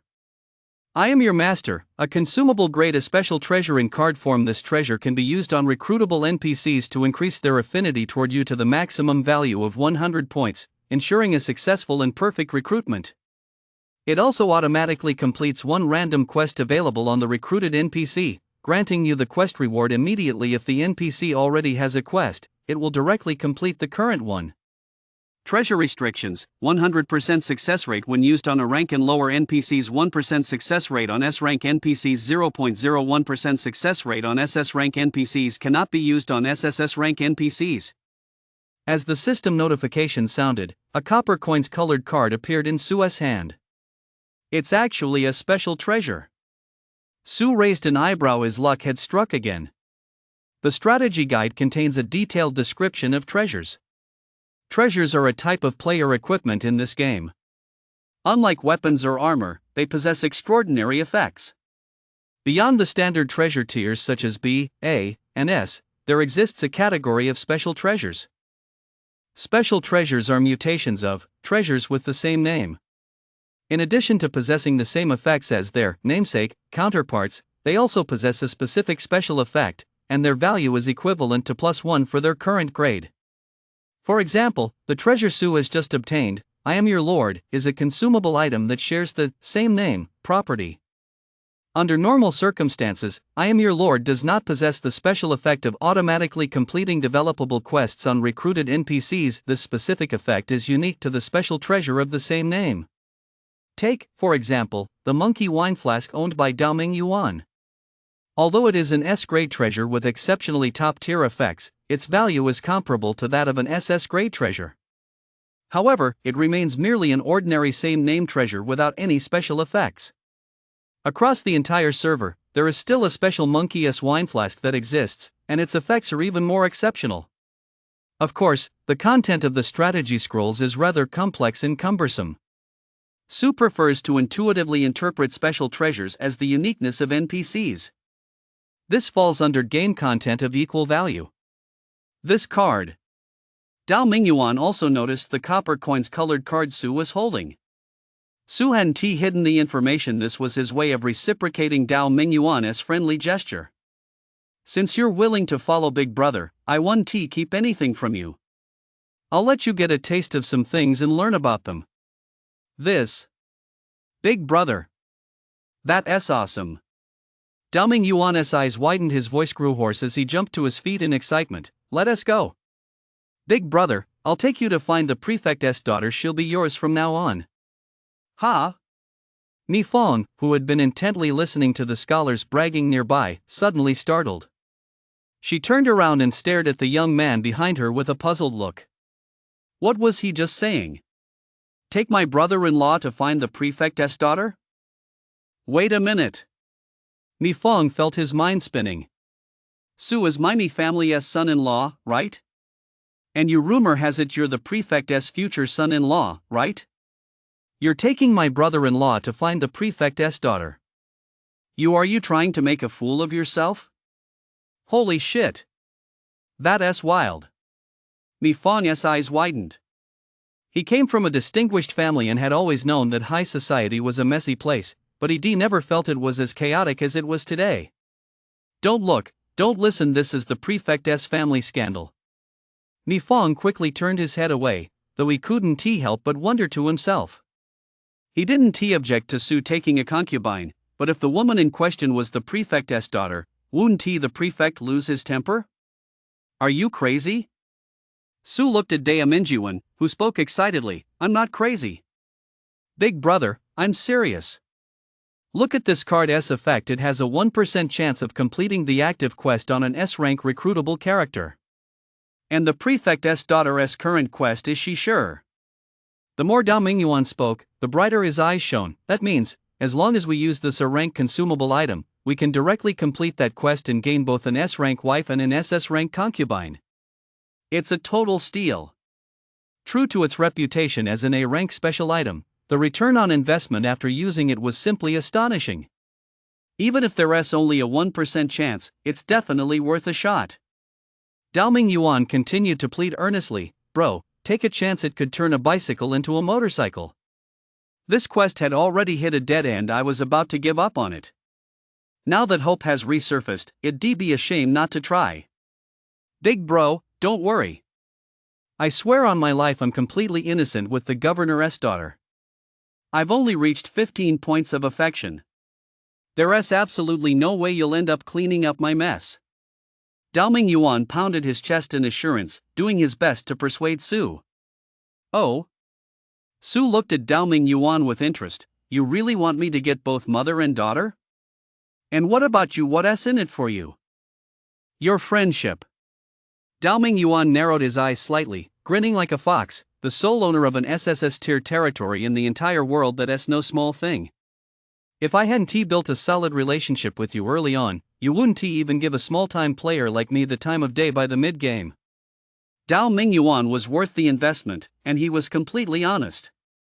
He wasn't like those smooth-talking players in the global chat channel. He was genuinely willing to invest in the top-spending player.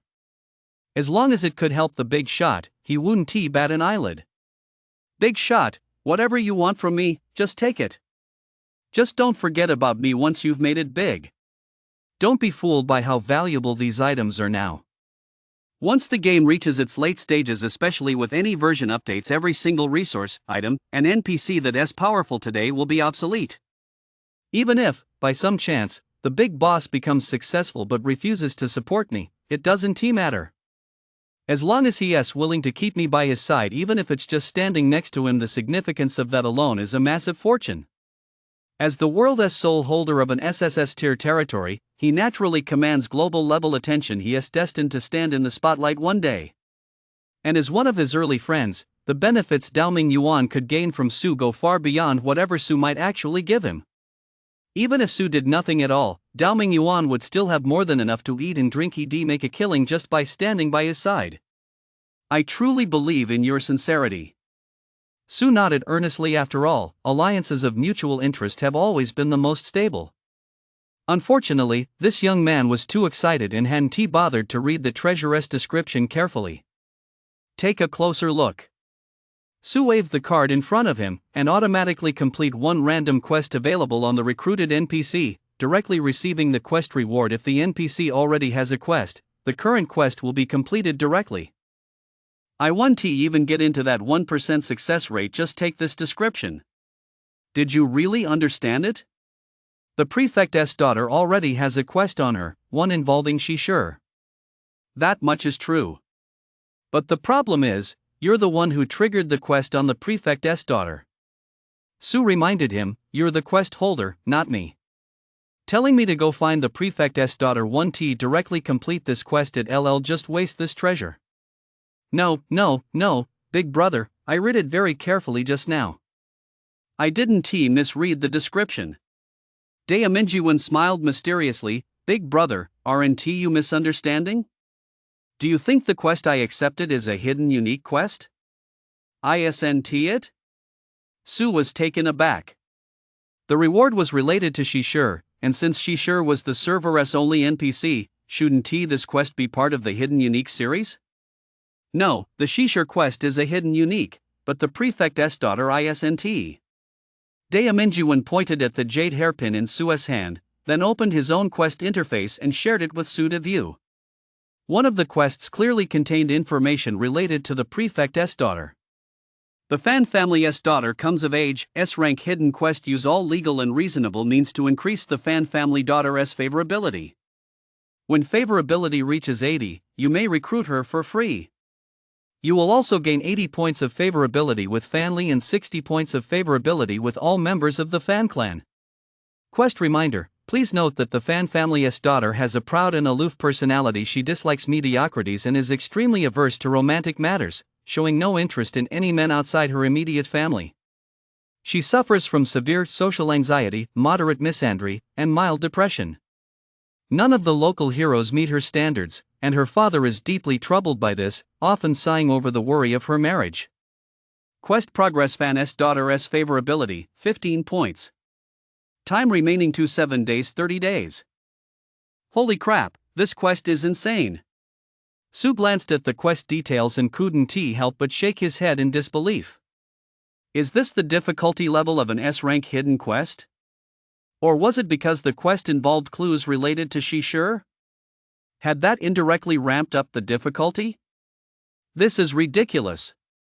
A young woman with misandry, depression, and OCD. She is averse to romance and men, and has an extremely aloof personality. How am I supposed to build affection with her? There is absolutely no way to do this. First of all, just being a man disqualifies you. This quest is practically impossible to complete. How did you manage to get 15 points of affection? Su was now extremely curious, staring at Daemingyuan in disbelief. With a woman this ridiculous, you still managed to get 15 points of affection? How did you not get beaten to death on the spot? Want to know? Daemingyuan's lips curled into a bitter smile as he pulled an item from his backpack and showed it to Su.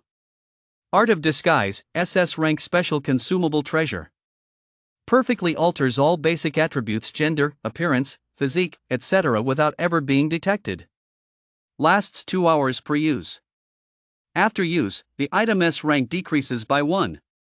When the item's rank falls below B rank, it automatically shatters. Special note, current item rank, a rank.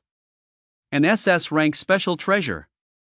As Su marveled at Daemingyuan's good fortune, she also marveled at his sheer luck. It's rare for anyone to have the luck to obtain an SS grade special artifact right at the start. Daemingyuan had obtained it, but unfortunately, this SS grade item had significant limitations. Its grade dropped after each use, and once the uses were exhausted, it was gone. And Daemingyuan's luck was truly terrible. He finally got an SS grade treasure, only to waste 2 precious uses on a ridiculous quest without even completing it. No wonder you managed to rack up 15 points of goodwill. Turns out you were fucking cross-dressing to do the quest. You're not the prefect's son-in-law at all, you're her best friend. Su had finally figured it out. Poor Daemingyuan, as straight as an arrow guy, forced to dress up as a woman just for a single quest. It's yours. Daemingyuan tossed the painted skin to Su with a shrug, cutting to the chase. There are 2 uses left. Hope you can make use of them. I'm never touching this thing again. Why? I'm a man. Dao Mingyuan gritted his teeth and, without hesitation, abandoned the hidden quest. The Fan family's daughter comes of age. He abandoned the quest right in front of Su. It was a declaration and a resolution. He never intended to do this disgusting hidden quest anyway. Bro, I hope you win both the mother and daughter's hearts soon. Dao Mingyuan bowed his hands and added, I've abandoned the quest, so my affinity is back to 0. You can go trigger it now. This quest has a small prerequisite that triggers when you meet the prefect's daughter. If you give her a poem handwritten by a renowned poet, you can trigger the subsequent hidden quest. But I think with that treasure you have, big brother, you shouldn't need to go through all that trouble. Dao Mingyuan paused, then laughed, damn it, big brother, I'm starting to think you're a gamebot. You bet. He just eagerly handed over the quest to curry favor with the top-ranked player, only for the top-ranked player to immediately pull a game item he'd never seen before from his inventory and use it to draw a prize. Ding! The quick quest artifact has been created. Is he cheating? Forget it, this is really boring. We're just playing a game, there's no need to cheat. Chapter 48, Regressor, don't you have any dignity? I really am not a shill. Su blinked and spread his hands in a sincere, innocent gesture. Believe it or not, I don't know why this happened either. Oh. Dao Mingyuan rolled his eyes. He didn't buy Su's nonsense for a second. The big guy definitely had a secret. To be honest, Su didn't know why things had turned out this way either. He'd come to the poetry gathering with the clear intention of recruiting talent, but before he could find anyone, he ran into Dao Mingyuan. Dao Mingyuan had given him a task he couldn't handle himself, just to curry favor with Su. Su could understand that. Su could also understand that when he faced a difficult problem, the 5 blessings had stepped in at the last minute, causing his luck to skyrocket and bringing about a special treasure capable of solving the problem. But when these two events were combined, Su couldn't make sense of it. His encounter with Dao Mingyuan was, after all, an unexpected event. Could his own luck really influence others? Could it be that the 5 blessings had activated, causing Dao Mingyuan to appear? Wait a moment, I think there's a saying like this in metaphysics. I recall the 8th master once said, first is destiny, second is fortune, third is feng shui, fourth is accumulating merit, fifth is education, sixth is reputation, seventh is appearance, eighth is reverence for the gods, ninth is associating with influential people, and 10th is self-cultivation. And since I possess all 5 blessings, theoretically, I should be able to benefit from all 10 of these. So, does that mean Dao Mingyuan is my benefactor? Could the activation of the 5 blessings affect more than just in-game probabilities? Could it also cause a steady stream of benefactors to actively seek me out, willingly give me good things, and offer their help? Su could only think of it that way. He knew this was feudal superstition, but he himself was a living, breathing example of it. Without a metaphysical framework, there was simply no way to make sense of the things happening to him. Bro, what are you thinking about? I'm wondering if I'm the Jade Emperor's illegitimate son. Dao Mingyuan rolled his eyes again, went back to drinking on his own, and said nothing more. Big brother's talk is truly outlandish. You call me a dog's mouth just for a compliment, and you claim to be the Jade Emperor's illegitimate son? Well, then I must be the Queen Mother's adopted son. Just then, Mi Fong, who was sitting nearby, suddenly turned her head and reminded Su, brother-in-law, it's about to begin. The first poetry gathering is about to begin. Following Mi Fong's reminder, Su noticed that on the game map, the various pleasure boats were turning in unison and heading toward the center of the lake. When all the boats had gathered there, one of them sailed alone to the very front and turned to face the others. The deck of this boat was already crowded with talented scholars of all kinds. None of them displayed NPC information above their heads, indicating they were recruitable civil officials, strategists, and the like. Stirring the heartstrings. A stroke of genius. Scholar Copper Coins of Ling seeks a worthy tree to rest upon at this poetry gathering. Gentlemen, listen. And admire. Following the rousing opening remarks, the scholars began to emerge one by one from the solitary pleasure boat. Some recited poetry and composed couplets, others engaged in lofty discourse, and still others criticized the ills of the times, each displaying their talents and aspirations in the hope that a high-ranking official would take notice and recruit them into their service. After each scholar finished presenting his policy proposals, a servant would call out loudly to ask if any noble was willing to recruit him to serve under their banner.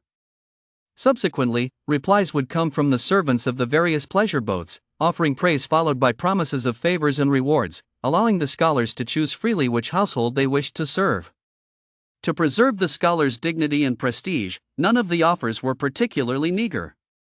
But this year's poetry gathering was different. Whenever a scholar finished his presentation, a raspy voice would always be the first to bellow. "I am Lord Liu of Copper Coins, stationed outside the Ling Tomb. I have long admired your talent. I am willing to pay a monthly stipend of 1 copper coin. Please come out of seclusion and assist me." The moment these words were spoken, the lake fell silent. On the grand pleasure boats, everyone exchanged bewildered glances. Some even looked up, following the sound to see where it came from. They saw a young man standing on the deck of one of the boats, gazing expectantly at the scholar who had just finished his presentation. The scholar's face was flushed with embarrassment. He wanted to fly into a rage, but he couldn't very well lose his temper in front of so many people. "I was the third-place winner in last year's Copper Coins Ling competition. Last year, the Princess Mansion offered me 300 units of grain and 200 copper coins a month, and I didn't even accept that. Everyone in Copper Coins Ling knows this. And now you're offering me just 1 copper coin a month? Are you sure you're recruiting me, and not humiliating me?" After a brief silence, a tactful NPC quickly spoke up. "The Chen Manor is willing to offer 450 copper coins a month. We invite the third-place scholar to come to the manor for a discussion." Though it sounded like a last-minute rescue, it still gave the third-place scholar a sigh of relief, and he cast a grateful glance toward the painted boat where the Chen mansion was located. "That's a normal price, after all. If you don't pay enough, why should I work for you? Do you really think I'm just some nobody from the tavern with no status? Goodness, his recruitment price is pretty steep." Daeminjuan clicked his tongue in astonishment, while Su spoke calmly from the side. "It's expensive at this stage, but by next year's poetry festival, this price will be a steal. The value of copper coins is always falling, and players' resource yields will keep increasing. What seems like a high price now will be cheap in the future. If any players think the recruitment price for this year's first poetry festival is too high, well, there is nothing to be done about it. The game developers never expected players to participate in the poetry festival during its first year. The inaugural event was merely a teaser to let players know this special gameplay mode existed. But bro, I remember recruitment prices were much cheaper at the tavern. It seems you can recruit with just copper coins and silver. Even when you occasionally encounter a talent that requires copper coins, they're usually pretty powerful. Compared to the tavern, the prices at the poetry festival are indeed higher." Daoming Yuan shared his opinion, and Su patiently reminded him, "But you have to understand that the tavern is the standard channel for players to recruit talent, and it's very much a matter of luck. The quality of talents from the tavern is highly random. Most players can't consistently find high-quality talent at the tavern. The vast majority are low-level recruits. Recruitment prices at the tavern are indeed very cheap, but it's only worth trying your luck there early on to recruit some basic talent to get by. If you want to acquire high-level talent, you have to come to large-scale event dungeons like the Poetry Festival. There are no low-level recruits at the Poetry Festival. The lowest tier starts at B rank. Compared to the tavern, the recruitment costs in the poetry gathering are much higher, but it offers greater reliability. You won't end up with a total flop. Plus, the recruitable NPCs in the poetry gathering all have their own networks in clans. If you recruit one of them, you can easily recruit a second, a third, or even an entire clan through their circles, connections, and family ties. The in-game resources these NPCs represent, that's where the true value of the poetry society lies." Su's answer made Daoming Yuan's eyes light up. He spoke with genuine admiration. "Bro, you really know your stuff. What you just said is practically a guidebook-level explanation. That's worth 1,000 copper coins. Now I believe you're not a shill, you're practically an insider." Faced with Daoming Yuan's praise, Su merely rolled his eyes. As for the strategy scrolls, Su wouldn't reveal them to anyone. He could only offer perks to those close to him at the right moment, providing guidance on strategies, but that depended entirely on his mood. While Su and Dao Mingyuan were chatting, quite a few talented scholars had already made an appearance. Each time, Lu would make an offer, and each time, his bid was ridiculously low, leaving the scholars embarrassed and casting an awkward chill over the poetry festival. Who is this hick from the sticks? If you can't afford it, just don't bid. Beep. Respected player Lu, you have triggered the Copper Coins Ling Area Interaction Event. Area affinity decreased. Your actions have reduced the favorability of all NPCs in the Jinling Poetry Festival area by 10. Reminder: negative favorability may have adverse effects on you. If the negative value becomes too high, the NPC may become hostile toward you. Lu heard the system notification in his ear, but he didn't care. He was mentally prepared before placing his bid. At the first-year poetry festival, players won't have enough copper coins to recruit talent. They just have to take their chances. He target a talent no one else wanted, one with no bids, and then make his move. Offer the lowest price, a perfect bargain. Lu had a plan all along. He didn't care about the drop in area favorability.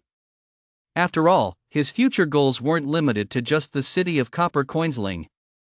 As long as he could recruit talent in the early stages, even if it meant recruiting just one talent from the poetry gathering, and even if they weren't top tier, it would still be a huge win. In the early game, this was a massive advantage. Oh. Found it. No one has bid on this talent, only my 2 copper coins offer. Looks like I'm about to snag a bargain.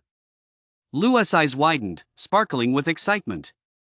He paid no heed to the look of disgust and contempt on the face of the 8th rank official standing beside him. As long as he could turn a profit, Lu didn't care what others thought of him. At that moment, aboard the dragon boat. That guy is truly repulsive. Mi Fong gazed in Lu's direction, furrowing his brow as he prepared to bid. As a merchant, he valued social graces. By coming to this scholar's rescue now, the man would undoubtedly be grateful to the Mi family. But Su saw through Mi Fong's plan and raised his hand to stop him. Second brother-in-law, I don't think much of this scholar. There's no need to bid.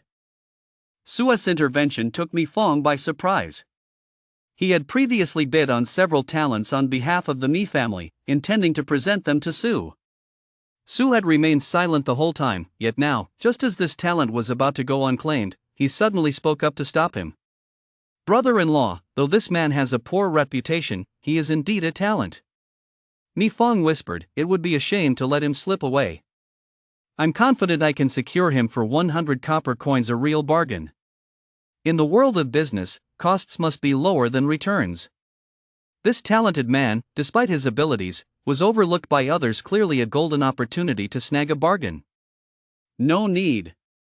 Su smiled and declined, look how pitiful that man is. He has been shouting all night just to recruit a talent to serve him. You should just give him the person. Oh? Mi Fong raised an eyebrow, sensing something different. Is this person your brother-in-law's friend? No, he is a stranger. Su smiled as he sipped his tea, revealing not a trace of displeasure or hostility. He knew that the in-game ID Lu was actually Lu himself. The world really is small. He never expected to run into him at the poetry gathering. But come to think of it, it made sense. After all, Lu was a regressor. How could he not recognize the immense potential value of the poetry gathering? Seeing an old friend here, Su naturally wanted to help if he could. He was determined to make sure Lu brought back a few talented individuals from the gathering, no matter what. What? You're saying I'm doing this to recharge 5 blessings, deliberately letting the underlings profit so as to provoke 5 blessings into boosting its luck? No, that is absolutely not the case. I'm simply repaying evil with kindness, being magnanimous and not holding a grudge against petty people. That's right, I'm a good man with such upright values. There's absolutely no way I'd exploit the underling's existence to deliberately provoke 5 blessings or anything like that. My brother-in-law is truly kind-hearted. Mi Fong smiled and asked, should I send someone down to let the other families know, so they make way for this person? You can let them know, but there's no need to make any special accommodations. Su pondered briefly, then said calmly, if we encounter truly talented individuals, we'll simply bid for them normally. As for those who are dispensable, if he wants them, let him have them. Su's meaning was clear. For a rank and above, don't give them to others, keep the good stuff for ourselves. For anything below a rank, it doesn't matter if he wants it, let him have it. We can't very well let him leave the poetry gathering empty-handed, can we? Does regressor have no pride? What if the little guy isn't developed enough, and 5 blessings decides he is no longer a threat and suddenly goes on strike? Wouldn't I just lose a copper coin's finger for nothing? Su, cross out that line. Cross it out right now. I understand. Mi Fang smiled meaningfully, raised a hand to summon a servant, whispered a few words, and sent him away. After paying his respects at the Mi residence, and with the deliberate leniency of the assembled high-ranking officials and noble NPCs. During the subsequent recruitment phase, Lu was delighted to secure several civil officials and strategists. Let me see. 3B rank, 5C rank. What a score! Just as Lu was happily tallying up his haul, a system notification suddenly rang in Su's ears. Su listened intently, a satisfied smile curving his lips. Just as expected. Just look, it's so late, and 5 blessings is still working overtime. Chapter 49, Regressor Ace in the Hole. A sudden upheaval on the dragon boat. Beep. Dear player, your General Guan Mao is currently practicing his family's breathing technique and has successfully broken through his potential limit, officially advancing to become an SS-rank general. Beep. Dear player, your General Guan Mao, concerned for his lord's well-being, has sent his 99th letter home. His elder brother Guan Yu has received the news and is riding at full speed to meet Guan Mao. The two are set to meet in 20 days. Beep. Dear player, your General Guan Mao's letter has reached the Guan family. However, Zhang Fei intercepted it en route. Having learned of his sworn brother Guan Yu's whereabouts, Zhang Fei is now hot on Guan Yu's heels. Beep. In the wilds, a mysterious cultivator has taken notice of the rumors of cultivation spreading from your territory and is secretly observing your domain. This may bring you unexpected blessings. This is just crazy. Even though Su hasn't done a thing, just sitting at the poetry gathering drinking tea and slacking off, his distant territory is still developing rapidly, climbing higher and higher. Great. The experiment was a success. It's now clear, whenever my little brothers level up, the 5 blessings kick in. Look at this system notification. Guan Yu is about to rush to the territory, with Zhang Fei right on his tail. And look at my wife and concubine, Lady Ni. It seems I'm really going to take the place of Lord Lu. Big brother, you've been smiling non-stop. Dao Mingyuan whispered from the side, is it because you're thinking of something happy? Yes, something happy. Su smiled and brushed it off, my wife is about to give birth. Oh my. Congratulations, big brother. Dao Mingyuan hurriedly offered his congratulations, then hesitated before speaking up, big brother, can I ask you for a favor? Borrowing money? Su glanced at Dao Mingyuan, who gave a sheepish grin.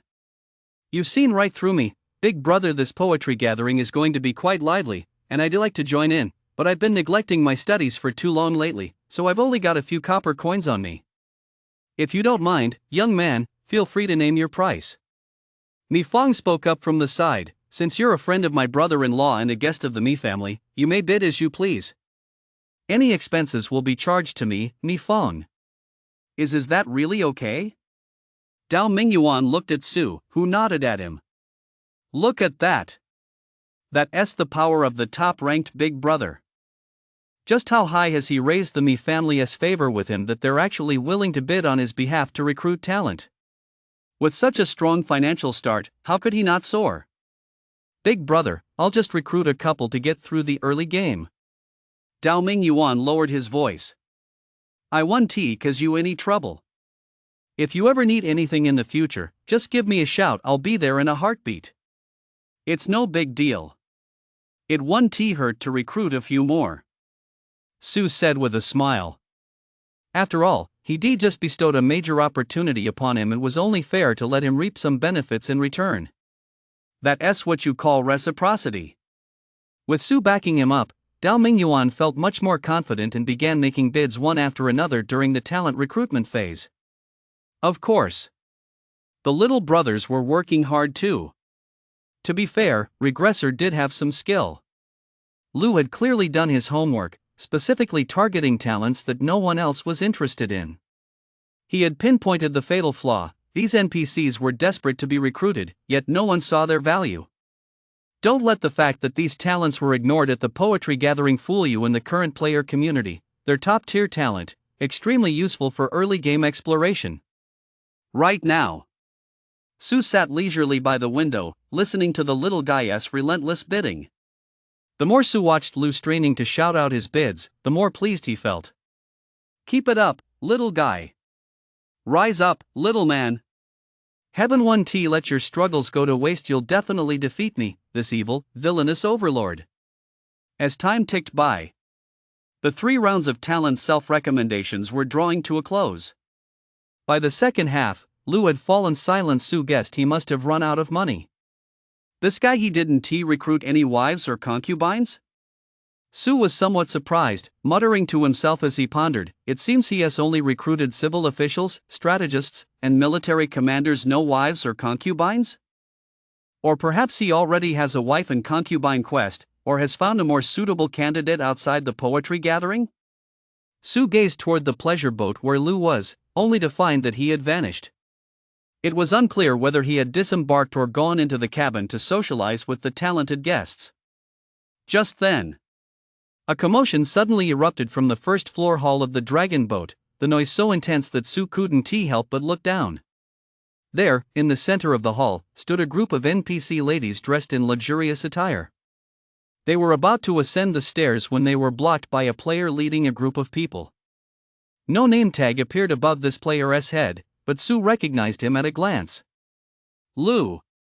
Su raised an eyebrow. When had he managed to sneak onto the dragon boat? What was he up to now? Did he have some ulterior motive? Su pondered this as he continued walking, hurrying down the stairs. For among that group of ladies was Lady Me, and she was pregnant. Su dared not gamble the lives of his wives and concubines on the kindness of a scoundrel. What if this guy had evil intentions and killed my wives and concubines? Who are you, you lecherous scoundrel? Among the women, a beautiful young girl glared coldly, her eyes brimming with obvious disgust. She rebuked Lu standing before her. Do you know who I am? How dare you block my path without cause? Step aside at once. Lu paid her no mind. He went about his business, holding up a mirror in his hands and shining it toward the women. Basic information about each of the women flashed rapidly across the mirror's surface. Demon revealing mirror, common A rank special artifact. Displays information on units of rank S or lower. Daily usage limit, 10 times. Can be used on group targets. This was the treasure Lu had found today at the Copper Coins blacksmith shop in Lingcheng, a reward from a special hidden quest. As a regressor, how could he possibly not have a few tricks up his sleeve? And how could he have failed to plan a grand finale for tonight's poetry gathering? Lu had long had a plan, including using a special item to teleport to the dragon boat, all for this very moment. He knew the governor's daughter would gather the women of various families at the poetry gathering to represent the governor in offering condolences and engaging in conversation, thereby strengthening ties with the noble clans. To ordinary players, this might just seem like a simple game plot. But Lu knew that these women were all of the highest caliber potential primary wives and concubines. Today, he was going to take a huge gamble. Among this group of noble women, he would find his first wife or concubine. What? You ask if he isn't afraid of offending the prefect by taking such a risk? He isn't afraid, because he possesses a game-breaking item obtained from a hidden quest. He has been grinding away in the Copper Coins tomb for so long today that he has basically bagged every good item available in the early game. Excellent, I've confirmed their info. It's this group of women. The Fan family, Lady Me, the Shin family, they're all here. Lu suppressed his inner elation and quickly pulled out a small vial. Rosemary unranked special item, single-use consumable. Using this item causes the favorability of at least 3 NPCs within range level S or lower to skyrocket to 100 points. If the NPC is recruitable, they will automatically pledge their loyalty to you. Additionally, the favorability of their associated social circle and family members toward you increases by 50 points. Rosemary. In my previous life, this was the absolute best item in the early game. Once, a top-tier player used this item to turn a life or death situation around, instantly recruiting an enemy NPC into his ranks and becoming rich overnight. To obtain Rosemary, Lou gritted his teeth and used the self-mutilating speedrun method that players in his previous life would later talk about with relish. In that hidden quest, he endured a full hour of inhuman suffering and died over 20 times. But now, it was all worth it. The moment has arrived. Return, my wives and concubines. Lou, his face expressionless, flipped his hand to pull out the rosemary and tossed it toward the women in full view of everyone. Given the exceptional quality of these women, even if he only managed to recruit 3 at random, the Rosemary's recruitment effect would ensure he faced no punishment. The families of these 3 wives and concubines would protect him at all costs. If he was lucky enough to recruit the prefect's daughter as a wife or concubine, he'd instantly rise to become the master. From now on, I am the uncrowned king of Copper Coin's Tomb City. Sue. You have absolutely no idea just how massive an advantage Regressor actually holds. I'm about to take off right this very moment. Lou's face twisted into a grimace as he watched Rosemary toss the powder toward the women with eager anticipation. Amidst the women's screams and panic, the powdered rosemary rained down upon them.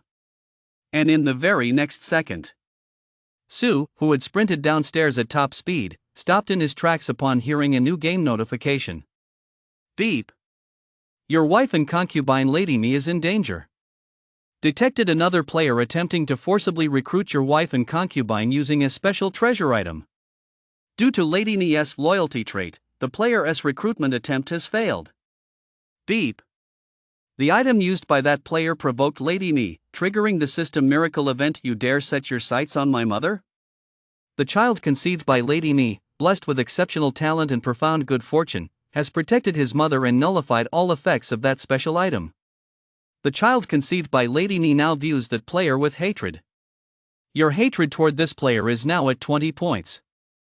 Once hatred reaches 100 points, you can locate this player's real-time position on the game map at any time. Ha! Is that even possible? Sue froze for a moment. He knew the child in Lady Me's womb might be incredibly powerful. But he never imagined this child could be this powerful. Not even born yet, and it's already actively protecting its mother? You must be the reincarnation of a divine being. Even if this is part of the game mechanics, it's probably a probability-based event, right? System miracle events are interactive events. They should only trigger with an extremely low probability, shouldn't they? Okay. The truth is out. Whenever probability is involved, it's always the 5 blessings at work. Sue blinked. Suddenly, he felt there was no need to worry so much about Lady Me. Clearly, the 5 blessings weren't just protecting Sue, they were also protecting Sue's own interests. And as Sue's wife and concubine, Lady Me was also part of Sue's private property interests. How did that saying go? Private property is sacred and inviolable. If Lady Me were to face danger, wouldn't that mean Sue's private property had been plundered? Where would 5 blessings' reputation stand then? The women were screaming frantically brushing off the mysterious powder that had fallen on them. Who was this madman who dared to throw things at this group of noble ladies? Was he out of his mind? Whoa! After committing this crime, the thief didn't even run away. What audacity! The NPCs all turned to look at Lou, who stood there with a confident expression, fully certain of the outcome. Which 3 lucky ones will become my wives and concubines? Is it the prefect's daughter? Or perhaps the incredibly powerful Lady Me? Or maybe the daughter of Shinwansan, whose wealth rivals that of a nation? Each one is absolutely top tier. It's so hard to choose. I want them all. Just as Lu was eagerly wondering who his 3 wives and concubines would be, the prefect's daughter, enraged, swept her sleeve. Guards! Arrest this madman! Dragon guards who had heard the commotion from outside had already rushed to the scene. Upon receiving the order, a group of burly dragon guards charged toward Lu and bound him tightly. Ha! Something's not right. Lu was startled. How did the soldiers manage to subdue me? Where are my wives and concubines? Why haven't they stepped forward to save me? To smooth things over for me? Wait. There's been a misunderstanding. Lu shouted urgently, bellowing at the women, among you are my wives and concubines. Wives and concubines, come quickly and plead my case. I am your husband. Lu roared, urging them on. These are all daughters of noble families. How could they possibly be destined to be with a lowly man like you? The prefect's daughter glanced at the women beside her. They all shook their heads, indicating they did not know this madman. Arrogant and vile scoundrel. You've clearly had too much to drink, coming here to ramble and spout nonsense. At that moment, a dignified middle-aged man strode out from the rear of the dragon boat. He exuded an air of authority without even raising his voice, and the text copper coins Ling Prefect Fan Li appeared above his head. Your Excellency. The NPCs in the crowd bowed respectfully. You lowly scoundrel. Emboldened by lust, you dare to publicly harass a respectable woman. It is truly shameful. Fan Li glared coldly at the panicked Lu, flicked his sleeve, and barked, Guards! Throw this villain into the lake. Chapter 50, Husband, say something. Ha! Lu was instantly dumbfounded. He was stunned. He had spent the entire afternoon enduring so much hardship, leveraging the advantage of his rebirth, only to obtain 2 top-tier in-game items powerful enough to completely turn his fortunes around in the early game.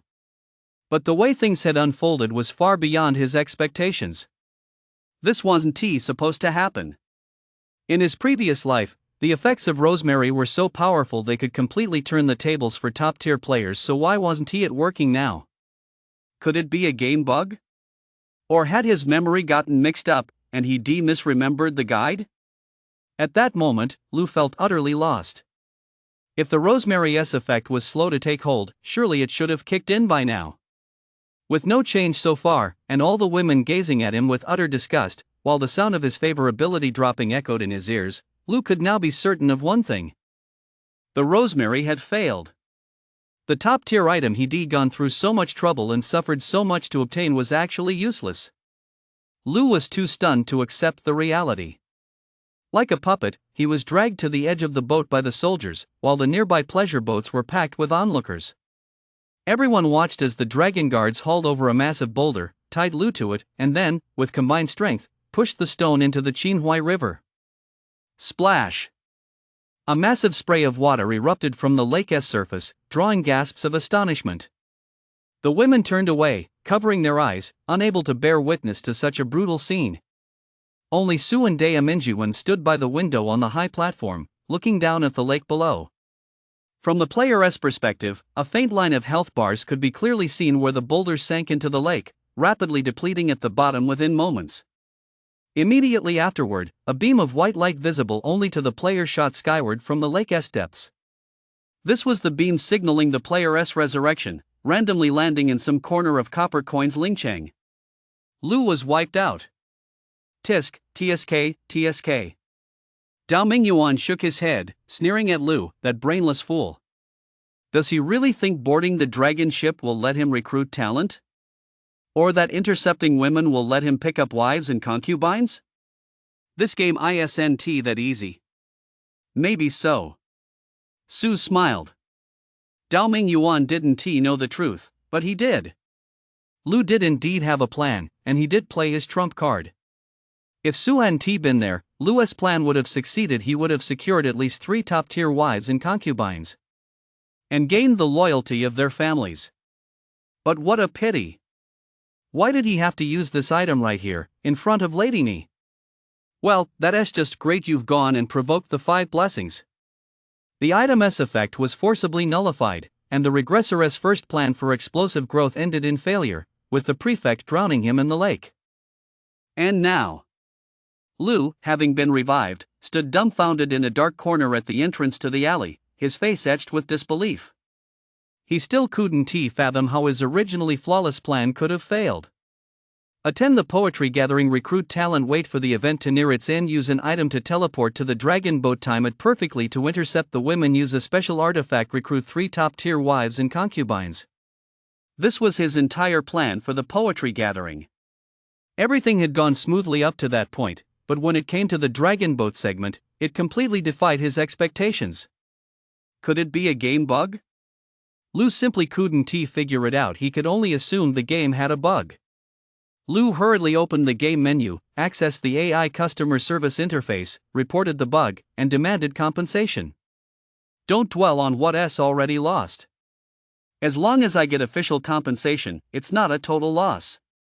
Just as Lou was filled with anticipation, before long, a response from customer service arrived.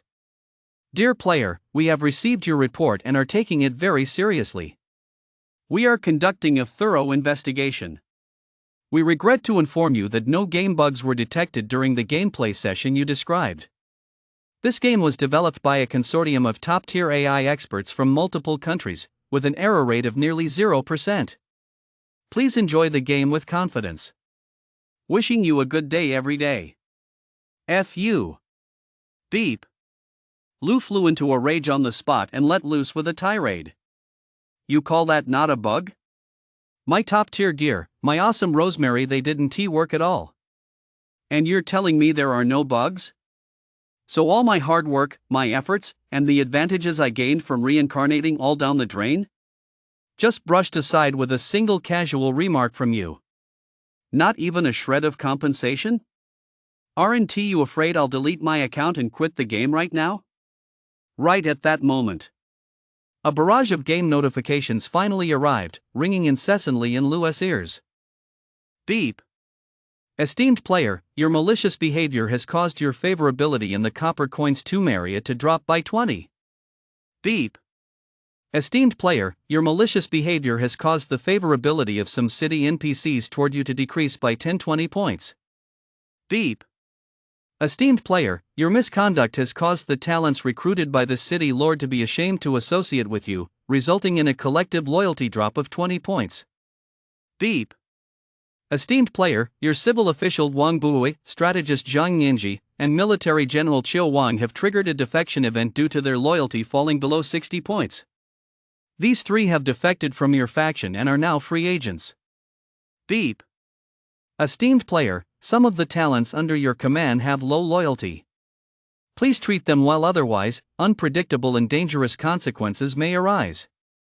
Beep. Esteemed player, your relationship with certain main city NPCs has deteriorated to stages such as aversion or hostility. Please ensure your personal safety and avoid appearing before these NPCs. The barrage of game notifications seem to represent the developer's silent stance. Go ahead and quit the server if you dare, we won't be holding you back. This was simply adding insult to injury. The dragon ship mission not only yielded 0 rewards, but I also died once, losing some of the resources I was carrying. Worst of all, 3 of the talents I just recruited defected immediately, and the remaining few are all in a state of low loyalty. On top of that, the favorability rating for the entire Copper Coins Tomb City area has dropped to 10 points. The 10 points of regional favorability I painstakingly farmed during the day were wiped clean, plunging straight into negative territory. Moreover, the NPCs on the dragon boat no longer have any room for me. If they catch sight of me in Copper Coinsling, I'll be lucky to get off with a beating. At worst, I'll be drowned in the lake twice over. The barrage of negative in-game notifications finally brought Lou back to his senses.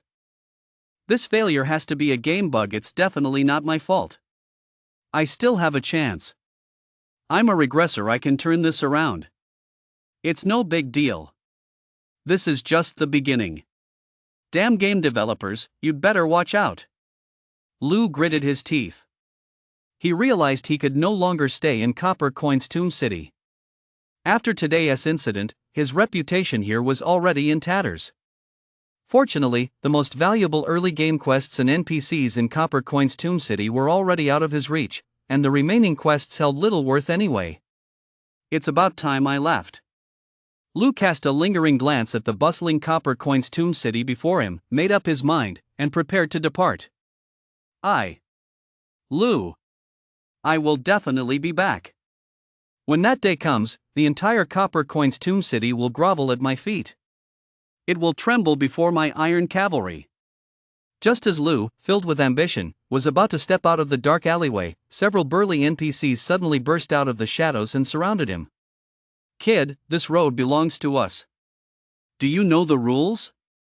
The thugs brandished their blades, eyeing Lu up and down with hostile intent. Beep. Dear player, you have encountered the event robbery. F you. Lu shuddered, completely dumbfounded. He was filled with bitter rage. This wasn't some backwater town. This was Copper Coins, the capital city, with dragon guards patrolling every street. In a capital city with the best security in the game, you're telling me I ran into robbers? Are you kidding me? The odds of that are lower than winning the lottery. Are you pulling my leg? Damn it, bro, this kid isn't saying a word. He is probably just a penniless bum. Forget him. The patrol's about to show up. Let us move fast. Just kill him, search his body, then toss the corpse into the lake. The robbers huddled briefly, then sprang into action. Thud.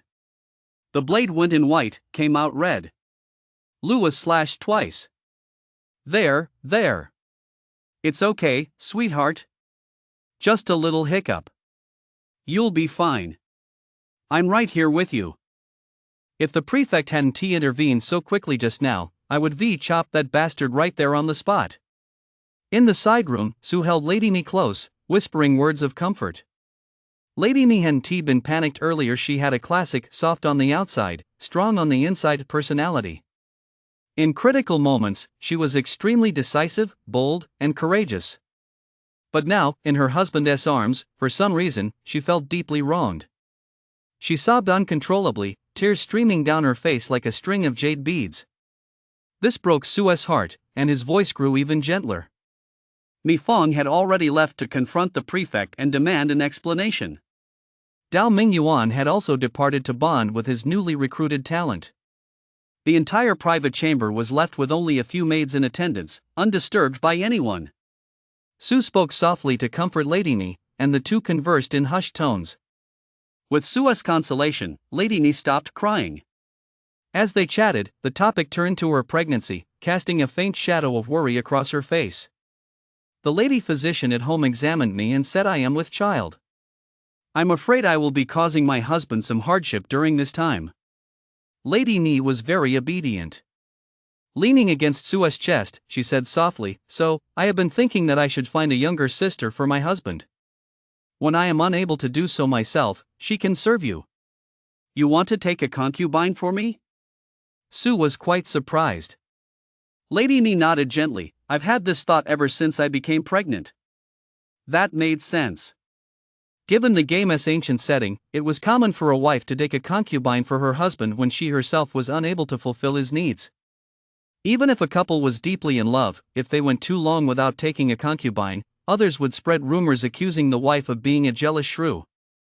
Therefore, in ancient times, wives would often take the initiative to suggest taking a concubine for their husbands, with the aim of expanding the family line.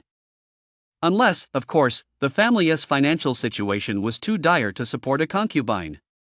But judging by the Mi family's wealth, if Su were willing, he could easily support 3,000 women. You ask how Su feels about this? It's a game, after all, and immersion is key. When in Rome, do as the Romans do. Very well. Su nodded, and Lady Ni beamed. Since my lord has agreed, leave everything to me. I shall certainly find a suitable younger sister for you. Oh? It seems you already have someone in mind? Su asked with a smile, quite curious. Lady Ni nodded gently and said softly, I have indeed set my sights on a young lady. Her family has long been on good terms with the Mi clan, and I share a close sisterly bond with her. Moreover, her family is a warlord clan. If she were to become your wife, she would certainly be a great asset to you. It's just that she is a bit peculiar. Though she is a woman, she prefers military attire to women's clothing. She often goes to the battlefield with her brothers and father, and her archery skills are truly extraordinary. She is quite the heroic figure. Lady Ni spoke cautiously, frequently glancing up to gauge Su's expression, only to see his astonishment growing by the moment. Lady Ni hurriedly explained in a fluster, "My lord, please do not let this trouble you. Though she enjoys wielding swords and spears, she is still a radiant beauty from the Jiangnan region, and her family is a prominent local clan that could offer you immense support." Husband? Husband, are you angry? Why aren't you speaking? Husband, say something. Chapter 51, This isn't how it's supposed to go. A close ally of the Mi family? A prominent military clan from Jiangnan? Highly skilled with a bow? Has she been to the battlefield to kill enemies? Su was utterly stunned. A name involuntarily came to mind, and he couldn't help but ask softly, "My lady, does your younger sister happen to bear the surname Sun?" "Oh, my husband already knows." Lady Nia's beautiful eyes sparkled as she smiled and said, "I suppose my brother must have told you?" "She is Sun Shangxiang, the daughter of the Sun family of Wan." "Just as I thought." Su rolled his eyes. "Sorry about that, Uncle Lu. I've inherited everything from you. This is Sun Shangxiang, after all. The sister of Sun So and Sun Quan. The daughter of Sun Jian, the tiger of Jiangdong. The Three Kingdoms period. Which three kingdoms? Wei, Shu, Wu. Sun Shangxiang's brother is the leader of the Wu kingdom. With such an impressive warlord background, she is not a general, she is a concubine." The key point is, based on Lady Nia's description, Su could easily guess that even though Sun Shangxiang is a concubine, she is still a formidable fighter. A concubine with combat ratings rivaling those of a general? That's quite a contradiction. But Su was already used to it. Just look at Tao Hongjing, whom he just recruited a master of both medicine and martial arts, and yet he was classified as a bodyguard. Hiring a doctor as a bodyguard? Could it be that Five Blessings, seeing that I now have a lovely wife and concubines, is arranging for a doctor to help regulate my kidney function? The framework of this game is always so bizarre, filled with underlying rules that Su cannot yet comprehend. "My lord, the Sun family is a prominent and influential clan in the Wan region. It is said that even the governors of several local cities hold them in high regard, and their ancestors were once bestowed the title of Grand General by the imperial court. Even today, the emperor has personally granted the Sun family the authority to command troops to guard against bandits in the Wu region. Now, with the Sun family's daughter awaiting marriage, many distinguished young men from Jiangnan have come seeking her hand. My husband, you must make a greater effort. If we delay any longer and my younger sister is married off to someone else, we'll be at a huge disadvantage." Lady Ni was already completely focused on Su's best interests. She believed that if Sun Shangxiang were married off to another man, Su would lose the full support of a major warlord family. That would be a massive loss. Su felt it would be a massive loss as well. Just think about it, regardless of Sun Shangxiang herself, the power behind her is formidable. Anyone well versed in history knows that the Sun family of the Wu kingdom represented the interests of a coalition of major clans in the Wan region at the time. It included all sorts of military generals and civil officials, whose loyalty was practically that of the Sun family's own servants. For example, Lu Su, Gu Yong, Bu Ji, Zheng Xiao, Zhou Yu, Lu Meng, Huang Gai, Zheng Pu, Zhou Tai, Gan Ning, the list goes on. Su could rattle off a whole list just off the top of his head. During the glorious era of the Three Kingdoms, the kingdom of Wu may have seemed low-key, but its strength was actually quite formidable. In the game, there is no Kingdom of Wu faction, but the Sun family, a powerful warlord clan, does exist. Are those outstanding talents still around under the Sun family? If they're all there, wouldn't it be reasonable for me to marry Sun Shangxiang and take a few of those talents as part of her dowry? I don't want Zhou Yu or anyone like that. Could I have Lu Meng, the next Grand Admiral? Lu Sun would be fine too. I'm not greedy enough to ask for Lu Su and his ilk. Would Huang Gai, Zheng Pu, and Zhou Tai do? Could you throw in Gan Ning as well? My lord, what are you thinking about? Oh. My lord, it looks like you're drooling? I'm not. It's just a hallucination. Don't get any ideas. Su wiped the corner of his mouth and spoke with righteous conviction. It's just that the fruit platter at the poetry gathering smells so good, it's making me a little hungry. Oh, is that so? Lady Nia's smile was radiant. She obediently plucked a grape, gently peeled it, and popped it into Sua's mouth. Whatever my husband says, I believe. What a wonderful wife, praised the ancient times. As for that daughter of the Sun family, when shall I go? Su asked casually. Lady Ni covered her mouth and smiled. She could already tell her husband's heart had been stirred. My lord, do not worry. I have already sent a letter to the Sun family, summoning Sun Shangxiang to meet with me. Oh? Why not go to the Sun family ourselves? Su asked humbly, wouldn't he going in person to marry a bride show proper courtesy? My lord, you are unaware that the Sun family has high standards. They might be difficult to deal with. Lady Ni said tactfully, it would be better to let Sun Shangxiang come to us. As long as I persuade her and you treat her with courtesy, it will surely work out. As long as they share a bond, Sun Shangxiang will marry no one but you. I'm sure the Sun family won't object. Lady Nia's subtext was clear. Given Sua's current status, he wouldn't stand a chance with the Sun family. Even if the Mi family were to join forces, their influence wouldn't be enough. After all, the Sun family is a powerful military clan that has produced generals. Their status is worlds apart from that of ordinary families. If Su were to go there rashly, he'd likely never see Sun Shangxiang. Instead, the Sun family would treat him with courtesy for the Mi family's sake before sending him away. Since he already knew the outcome, why make a wasted trip? It would be better to use personal connections to lure Sun Shangxiang out, then slowly win her over. Once the deed is done, could Sun Quan really refuse to acknowledge the child in her womb? And even if you refuse to acknowledge it, it doesn't matter. I'll still get a wife and concubine with top-tier stats for free. No matter what happens, I won't lose out. Su caught the subtext in Lady Mia's words and, filled with joy, pulled her close and kissed her, saying, You truly are my lady Su, sharp as a tack. You've thought of everything. Oh. Lady Mi blushed deeply and murmured, I'm not nearly as clever as you say, my lord. I'm just a little clever. As long as I can be of help to you, that's enough. All I hope for is that when you marry Sister Sun in the future, you won't neglect me just because of her beauty. How could that ever happen? Sua's eyes widened as he swept his arm dramatically, his voice brimming with grandeur. As soon as I return, I shall issue a decree throughout my domain. The child in your womb, whether boy or girl, shall be my sole heir. He or she shall enjoy unparalleled honor. Does that put your mind at ease? Su asked gently, a smile on his lips, and Lady Nia's heart swelled with emotion. My lord, let us return home. I wish to rest. Didn't the physician say we mustn't be reckless? I was worried you'd be anxious. I asked the physician for some miraculous medicine at the time. Perhaps it will be of use. It won't cause any harm. Lady Nia's beautiful eyes fluttered like water as she gazed at Su, radiating boundless love. To her, Sua's promise was no less than a vow as solemn as the mountains, and seized the sweetest words of love in the world, leaving her unable to contain her emotions. Yet the circumstances here made it impossible, leaving her longing to return to the manor with her husband. All right, let us go home. Su agreed at once. With such a beauty inviting him, how could Su refuse?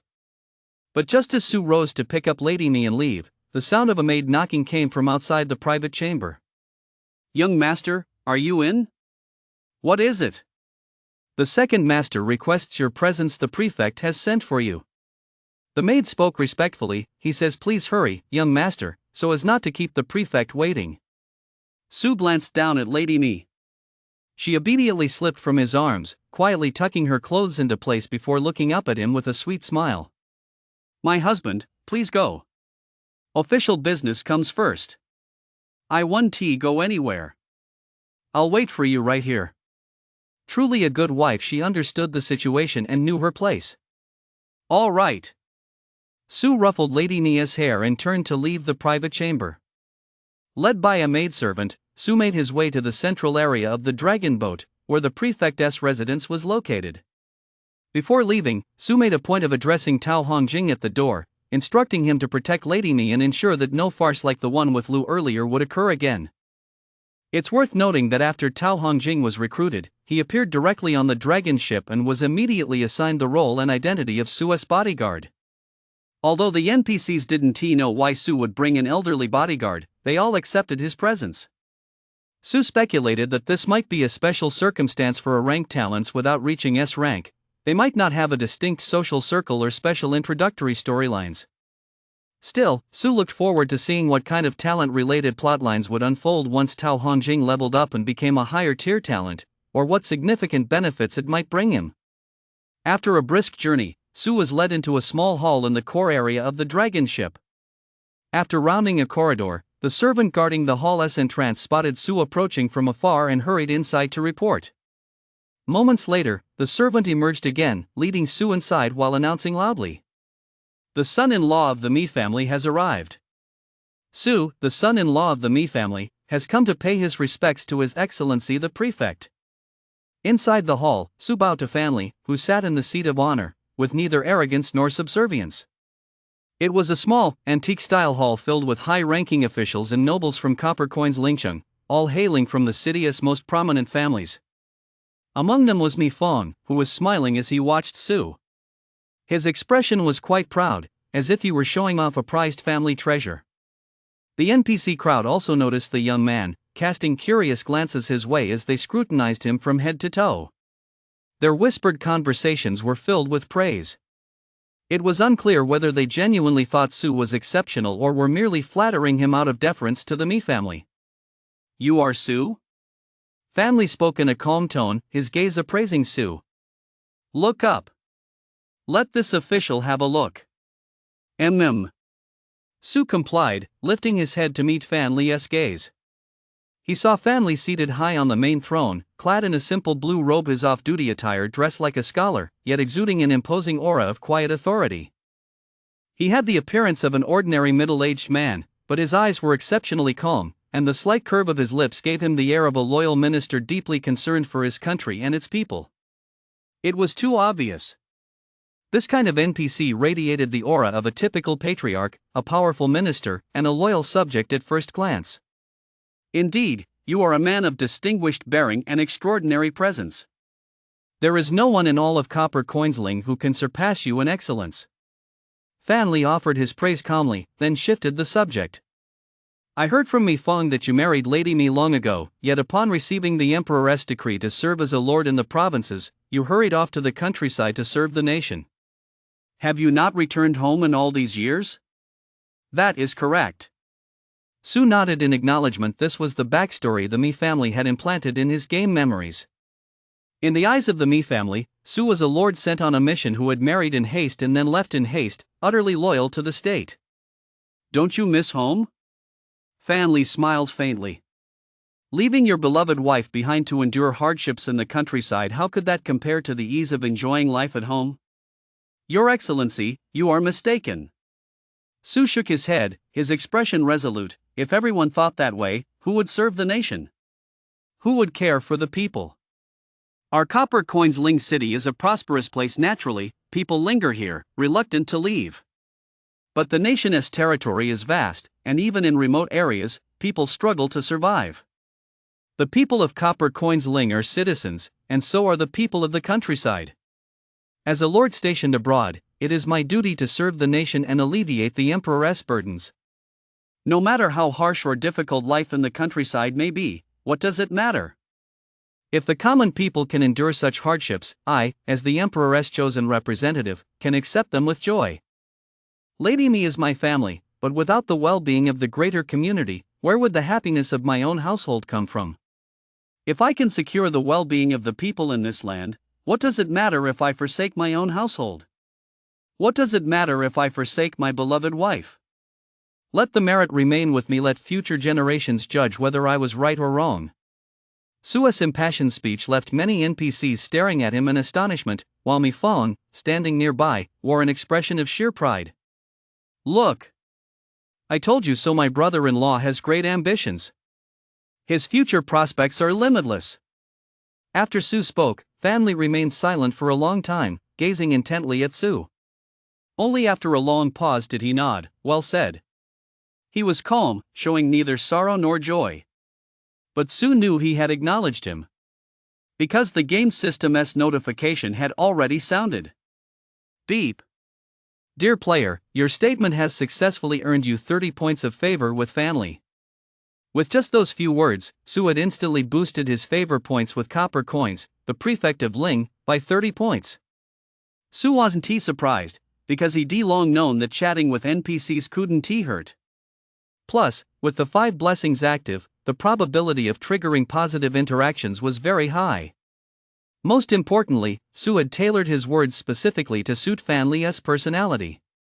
Who was Fanli? A great contributor to King Gojian of Yu.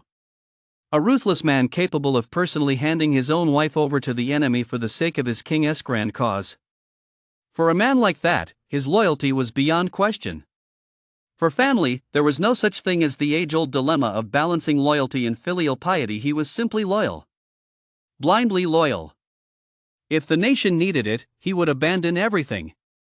Therefore, Su's words struck a chord deep within Fanli's heart.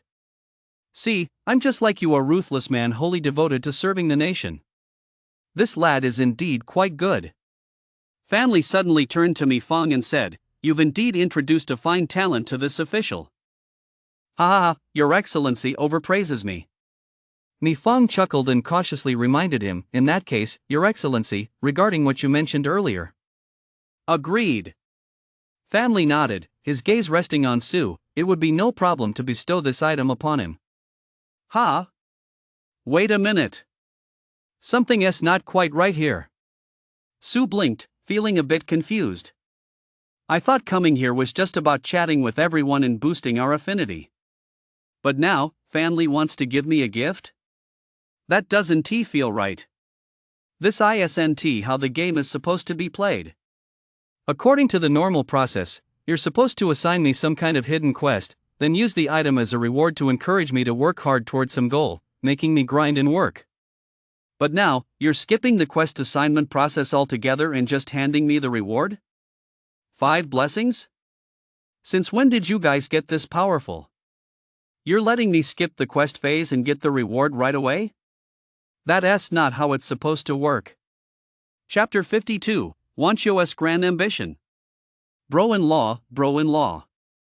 Mi Fong turned her head and gave Su a meaningful look. Hurry up and thank His Excellency the Prefect. Mi Fong had come to see His Excellency the Prefect earlier under the pretext of investigating the matter, because the trouble Lu had caused had implicated many prominent families within the city. The Mi family was crucial to Copper Coin's Ling, so the Prefect naturally had to appease them privately. So, Mi Fong seized this opportunity to broach the subject of her brother-in-law with the governor in a roundabout way, hoping he might lend a helping hand. This led to Governor Fanli summoning Su. After a conversation, he took a great liking to Su and decided to grant Michigan Fong's request. First, it was to appease the Mi family. Secondly, it was to consolidate his political faction within Copper Coin's tomb. The Mi family in Copper Coin's tomb was a faction friendly to the governor. If the governor had the power, he would naturally favor members of the Mi faction. These were in-game plotlines and character relationships, which Su naturally didn't fully understand, but he could guess some of the underlying causes and effects through the hints and the strategy bamboo slips. If one were to say this game is quite realistic, every NPC and character relationship is independent and complex, intertwined like a vast and intricate spider's web, a fascinating subject for players who enjoy delving into such intricacies. Thank you, Your Excellency. Su bowed with his hands clasped, but just as he did, Fanli clapped his hands, and a servant immediately approached him carrying a jade tray. This item was bestowed upon me by His Majesty several years ago. I have now risen to the rank of 4th grade. For me, this object serves no further purpose. I bestow it upon you today, hoping you will not disappoint my earnest intentions, that you will serve the country and its people, and treat the common folk with kindness. As Fanli spoke, Su's gaze had already fallen upon the jade tray. 4th rank official 1, a special treasure with no rank upon use. It increases the user's official rank by 1 without consuming any merit points or requiring any prerequisites, effective only for officials of the 4th rank or lower. Su's eyes widened. This was a fantastic item. Unranked special treasures are the most unique among all treasures. They have no rank, possess unique effects, and often bring players unexpected, significant benefits. And now, right before his eyes, was an unranked treasure with a tremendously powerful effect. It would instantly and forcibly raise his official rank by 1. It was just a pity that it only worked for officials of the 4th rank and below, but even so, it was of great use to Sue. Sue currently holds a 7th rank official position. If he uses this item, he'll immediately become a 6th rank official. If Sue waits until he reaches the item's maximum effect, say, when he secures a 5th rank official position in the future and uses it, then he can instantly jump to a 4th rank official position. That would put him on the same rank as Fanli. Wait a minute. Fanli said the Emperor bestowed this item upon him. That makes things interesting. Fanli is already a 4th rank official. Why would the Emperor give him an item he can't use? Could there be some special political significance behind this? Sue pondered it for a moment but couldn't figure it out. Whatever. It's just a game anyway. He couldn't care less how complicated the backstories of these NPCs might be. If there's a benefit, he has got to grab it. Thank you, Your Excellency. Sue bowed his hands, accepted the treasure, and cast a glance at Mi Fong, his eyes filled with gratitude. Mi Fong caught his gaze and felt a deep sense of satisfaction. He had promised Sue a big surprise tonight, and now he fulfilled that promise. After receiving the item, Sue stayed seated for a while longer, chatting with the others.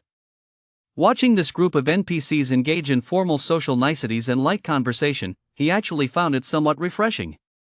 You might not believe it, but here I am, a player, watching a group of NPCs perform the art of diplomatic speech right in the game. Sue was quite familiar with such occasions. With just a few words, he managed to boost his favorability with every NPC present. It felt great. It seems that exploring the main city isn't as difficult as I imagined. After a long conversation that lasted well into the night, they finally called it a night. Sue accompanied Mi Fong in gathering the Mi family members, then left the dragon boat and returned to the Mi residence. By the time they arrived at the Mi residence, it was well past midnight and nearly dawn. Lady Mi was already half asleep. Pregnant women are prone to drowsiness, and she could barely stay awake. Sue, feeling sorry for his wife and concubine, refrained from any further mischief and settled her down to rest early. After Lady Mi fell asleep, Sue logged out once his character had also gone to sleep. When he opened the game pod and returned to the real world, the first thing he noticed upon opening his eyes was a figure sitting beside him. Sue paused, then smiled. You logged out this early? Wanchio sat quietly on the edge of the large bed in the gaming room, her face hidden by her black hair. She wore a loose, pure white nightgown and stared intently at Sue. Her demeanor was somber and eerie, as if she had stepped straight out of a horror movie like Sadako. Sue sensed something was off and asked tentatively, is this morning's storyline about exorcising demons and catching ghosts? Where's my peachwood sword? Sue rummaged around the game room for a moment, pulled out a wooden sword, and immediately began twirling it in the air. He barked at Wanchio, you demonic creature. You've committed countless evils. Surrender to this Taoist master at once. As long as you sincerely turn to the path of virtue, this Taoist master shall bestow upon you a source of blessings to help you attain enlightenment. Stop messing around. Wanchio spoke indifferently, refusing to play along with Sue, which took Sue by surprise. Did I misinterpret the situation? Is there no role-playing scenario this morning? And judging by her tone and demeanor, it seems Wanchio's big sister persona has logged in. But the eldest sister doesn't seem to be into role-playing games. I'm asking you. Wanchio's tone was calm as she stared coldly at Sue. From my observations of your gaming pod, have you been hitting on some female player in the game? Speak. Confess honestly. You can actually observe that? Sue was startled. You're not playing the game properly. You've been staring at my body all day? Wait, you're not big sister. Big sister won't do things like this. You're third sister. Sue suddenly realized the truth. Third sister was the role-playing persona, as well as the primary personality. She appeared most frequently and was the most mischievous and unpredictable. Oh no, I've been found out. Wanchio shook her head in frustration, biting her finger as she reflected, did I mess up somewhere? Don't I look like the eldest sister? You've picked up a bit of her tone, but you haven't quite nailed her personality yet. Su extended his peachwood sword, lifting Wanchio's snow-white chin with it, and smiled faintly. Big sister isn't like you, she doesn't talk nearly as much. Su knew Wanchio's personalities inside out. Whenever Wanchio spoke a few extra words or held eye contact for a moment, Su could tell which personality was currently active. Why, don't change the subject. Wanchio flew into a rage, snarling and lunging at Su, spill it. What exactly were you doing just now? Honey, have you been cheating on me? No, I was just interacting with my in-game wives and concubines. Are you really going to get jealous over a game NPC? Su pulled Wanchio into an embrace and explained with a smile, I told you before, this game has that kind of content. Really? Wanchio didn't believe him and sniffed suspiciously at Su. You really weren't seduced by a female player? You don't even trust me. Su flew into a rage. You won't believe me unless I subdue you, is that it? I don't care. I've already added you as a friend, and next time I log in, I'm coming to find you. Your territory is 1,000,000 miles away from mine. How do you plan to get here? Su raised an eyebrow. What's the matter? Are you giving up on developing your territory? Aren't you afraid Old 5 will fight you to the death?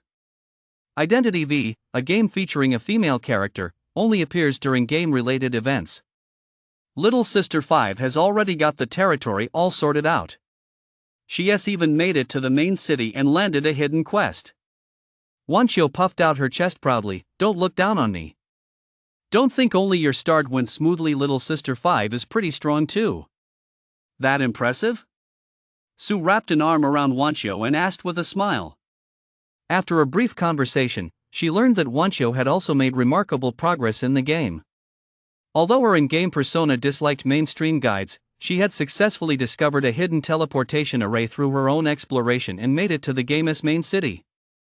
Upon arriving at the main city, Wanchio's in-game persona, relying on her keen intuition for the game, successfully uncovered a unique hidden quest. Prior to this, Wanchio had already completed 3 hidden quests, earning 1 A-rank talent and 2 in-game treasures. It's worth noting that while she was rushing to the main city to explore, she had previously conducted 2 separate recruitment drives at the tavern within her territory, successfully recruiting A-rank talents both times. With the assistance of these 2 A-rank talents, her territory continued to develop rapidly, ensuring that normal growth wasn't hindered by the Lord's absence. Among the current player base, Wanchio's strength could certainly be described as formidable. Moreover, thanks to her in-game persona's efforts, the overall strength of her territory was constantly rising, exhibiting an explosive growth trajectory. Not bad, not bad. Su nodded in satisfaction and praised, it seems number 5 hasn't lost her touch, the momentum of development is excellent. Of course. Wanchio proudly puffed out her chest, I've been working hard all along, I have my own goals to strive for. Oh? Su asked curiously, what goals? My goal is. Wanchio clenched her little fists, raised her hand solemnly, and shouted, to make my dear husband Su live off me one day. Su. Very good. That deserves encouragement. Su smiled as he gently stroked Wanchio's hair, alright, I support you. I'll be looking forward to living off you in the future. You'll definitely get to eat it. I can't feed you in real life, but in the game, I definitely can. Wanchio said, burrowing into Su's arms, husband, are we going to play games tonight? I don't mean virtual games. Su was startled, hey, what are you doing? It's morning, and I should have breakfast. Wanchio looked pitiful, her beautiful eyes blinking, after breakfast, let us play some other games, okay? Chapter 53, The Su Family's Plan, Su's Ambitions. Not yet, later. Su shook his head in refusal, then explained with a smile under Wanchio's pleading gaze, today is the 3rd day since the server launched. My family already told me last time that they're going to hand over some of the game's affairs for me to manage. I have to handle some family business today. Oh, alright then. Wanchio wrinkled her little nose and obediently got up, I'll go make you breakfast. Good girl. Half an hour later, a delicious and beautifully presented breakfast was served. After breakfast, Sue went to the villa's reception room. Aunt May had already sent someone to pick him up from the airport. Today was a crucial moment, as the family had sent representatives to discuss the handover of certain game-related matters with Sue. Yes. The Sue family had already sent people to take up positions within the game. Ever since the game's announcement and promotional campaign began, even before the open beta had started, it had not only captured the attention of players worldwide but also drawn the close scrutiny of major global powers. In particular, many large families with access to inside information had a profound understanding of the game's potential. The Sue family was among them. The family patriarch had long since sent people to streamline the family's bloated operations. After cutting out all the excess, he redirected a massive amount of family resources to invest in this game. And as the heir to the Sue family, Sue had just reached the age where he needed to begin taking over the family's affairs, big and small. At the last family meeting, the elders had already decided to start with the newly launched gaming business, handing over decision-making and operational authority entirely to Sue. First, since this was a brand new venture for the family, while the learning curve was steep, it spared him the complex entanglements of interests among the family's collateral branches. Secondly, as a young person, Sue naturally has a better grasp of the gaming business than the older generation, and given his status as the heir, no one would object. Although Sue had previously dabbled in and gained some understanding of the family's various affairs, he had never actually managed them. Strictly speaking, this was his first time truly taking charge of a family business, and its significance was immense. Sue could not afford to be negligent. It is no exaggeration to say that even if Sue were to go offline for several days in a row, or even give up all his in-game interests, he would still have to ensure this business was properly managed. He not only had to demonstrate the capabilities and talents of a young master in this field but also use this opportunity to build his own family team. In any major clan, the greatest taboo is being parachuted in at the last minute and taking office empty-handed. Without any authority, even the current clan leader's own grandson couldn't hold on to this position. Without his own inner circle, even if the clan members respected his status, they would pay lip service while acting against his wishes for their own interests. People are selfish and driven by self-interest. This has nothing to do with whether the family is united or not. To secure the position of patriarch in the future, one must possess decisive authority and, more importantly, loyal subordinates whom one has personally cultivated. Sue was mentally prepared for this from the start. He could not expect the elders to continue protecting him unconditionally once he assumed the role of patriarch. Being the head of the Sue family is no easy task. In fact, the path ahead will be brutal and arduous. If Sue lacks the capability to hold this position, the old patriarch will not hesitate to reject him and elevate another heir to the throne. Even if a collateral branch takes the throne, it is better than having a useless individual as the future head of the family. To ensure the family's enduring legacy, the selection and cultivation of each successor is a critical turning point. Take Sue's father, for example.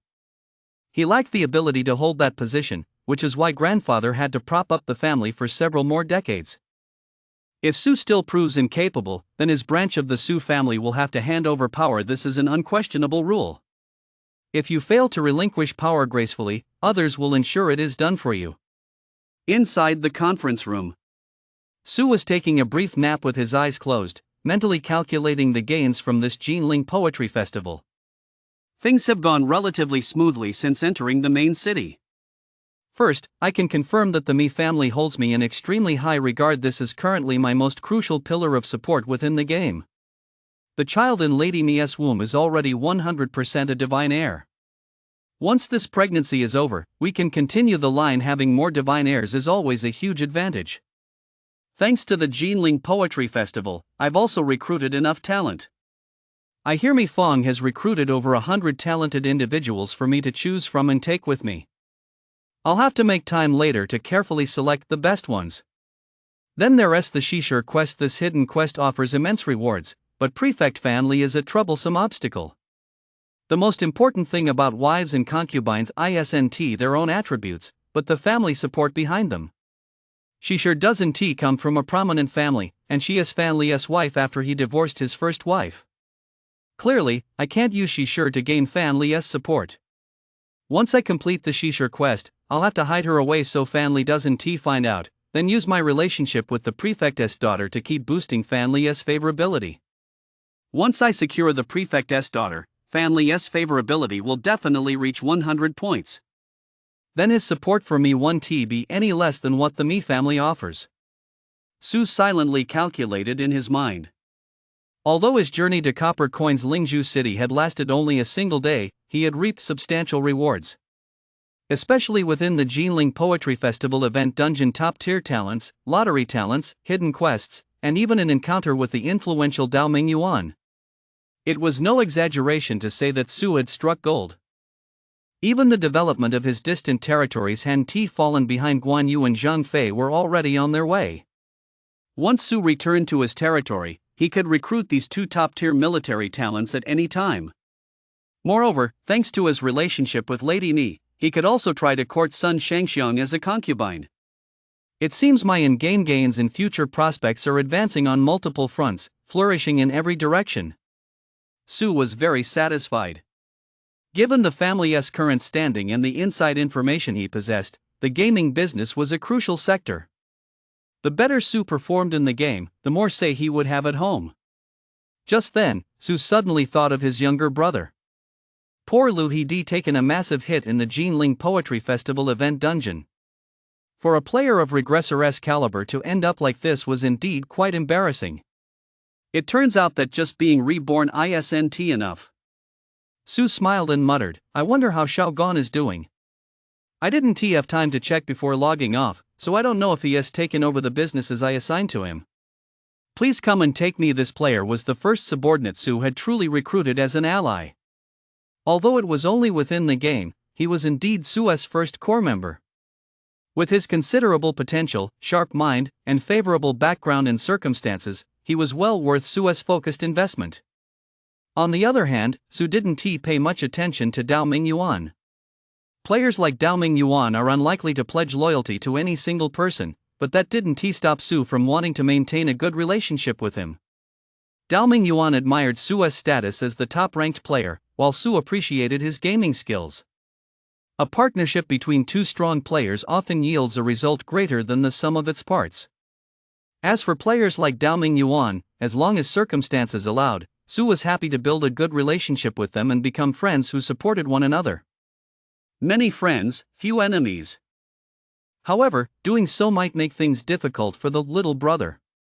Perhaps on his way to slay the great demon king, he'd be surprised to find the path suddenly littered with elite bosses, each one absurdly powerful and nearly impossible to defeat. Ding! A sound came from the conference room's screen. After a brief chime, Aunt May's beautiful face appeared on the screen, and she spoke respectfully, Young master, everyone has arrived. Su nodded casually, let them in. Yes.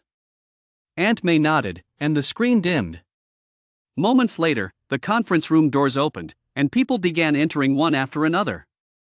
There were roughly 20 or so people. They took their seats around the round table in the conference room, and Su looked up and scanned the room. They were all young people, all familiar faces. With no elders present, Su saw no need to stand and greet them formally. Big brother, it's been a long time. After everyone had taken their seats, a young man in his early 20s nodded at Su. He was seated in the first seat on the left, right next to Su's chair at the head of the table. The young man's name was Su Wang. He was Su's cousin, the eldest son of Su's second uncle. In this branch of the Su family, the old patriarch's generation had 17 siblings in total. The patriarch was the eldest son. He had 13 wives and concubines, and his primary wife bore him 3 sons and 2 daughters. The eldest son was Su's father, and the second son was Su Wang's father. Simply put, Su's grandfather was the eldest son, his father was the eldest son, and he himself was the eldest son. Su's status as the eldest grandson was unshakable within the family. Unless Su himself proves utterly incompetent, the position of future family head will undoubtedly belong to him. The family has called you all here. I assume you're all aware of the matter at hand? Su scanned the crowd with a stern expression, quickly shifting into business mode. I won't repeat anything that's already been said. We are all of the same generation, having grown up together since childhood. We share a close bond and know each other inside and out. You can see for yourselves who is here. Let us be frank, we're all family, and we're all staunch supporters of the eldest son S-line. Grandfather summoned you here for a clear reason, to build momentum for me. I'd like to know how you view this. Su avoided the core business matters, instead highlighting their shared ties, his words laying bare his desire for the future headship. The old man sent you here, and I believe it's to help me build momentum. Build momentum for what? To seize the position of future family head. To let everyone in the clan see whether this generation's eldest grandson is a coward or a hero. Eldest brother, you're wrong to put it that way. Su Wang raised an eyebrow, smiling brightly. We're blood brothers who grew up together, naked as babies. You've been the leader of the pack since childhood, and you'll naturally be the king of the Su family in the future. How could we not help you get what you want? If we can't even do that, then we're all a bunch of good-for-nothings. Before I left, my father warned me time and again that if I didn't deliver results this time, he'd make me pack my bags and get the boot. Su Wang was the first to speak up, and the other young members of the Su family nodded in agreement. They all had excellent personal relationships with Su, and their elders were also on exceptionally good terms with him. They were the loyalists upholding the traditional hierarchy of age and status. Simply put, they were all eldest sons or daughters in their own family's beneficiaries, deeply entrenched in traditional customs. Within the entire extended family, their interests are inextricably linked to Su's. They support whoever is the eldest son. If even Su, as the eldest son, cannot hold on to the position of family head, how could the eldest sons and daughters in their own smaller families possibly protect their own interests? After all, it's extremely rare to have an only child in an extended family. Which parents don't have several children? How could anyone possibly stake their entire future on just one child?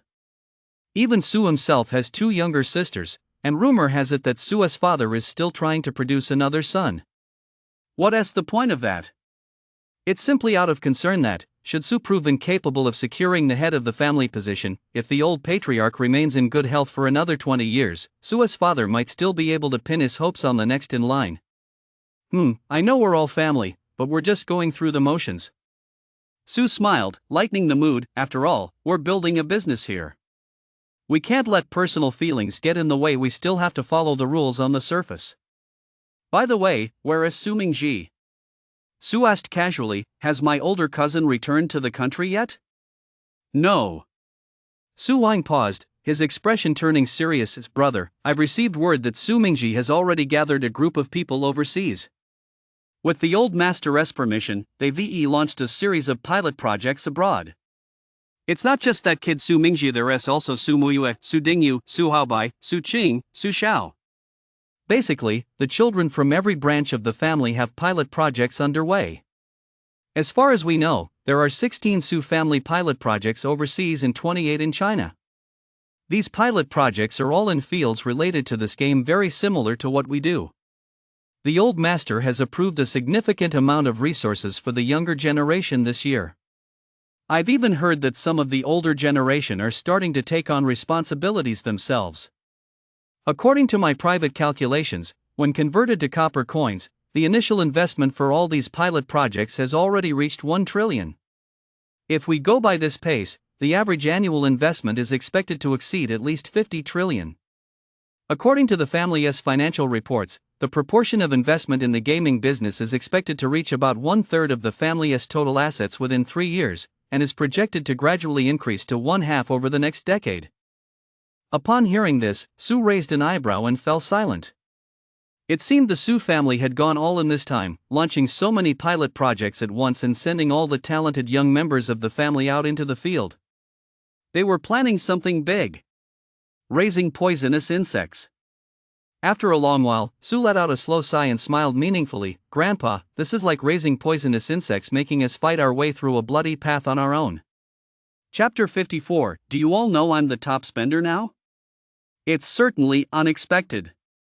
Su raised an eyebrow and smiled. It seems Grandpa really values this game's potential. He has actually invested so many resources. Bro, aren't you worried yet?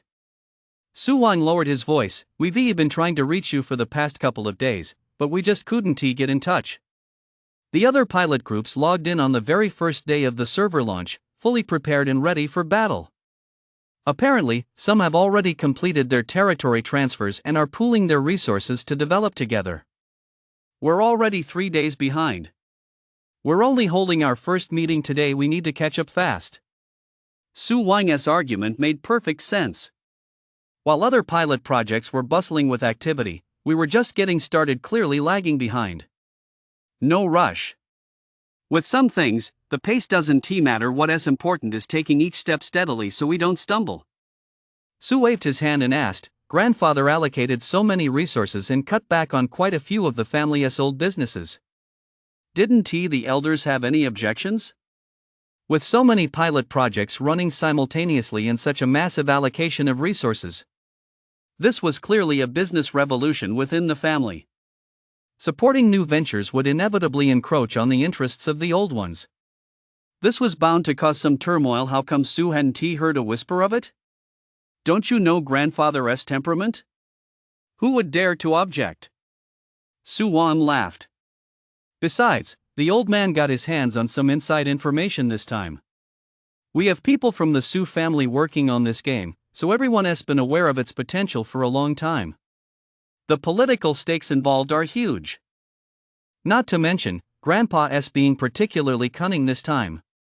He has launched so many pilot projects, and the old businesses he is cutting off are all being handed out to the kids in each family.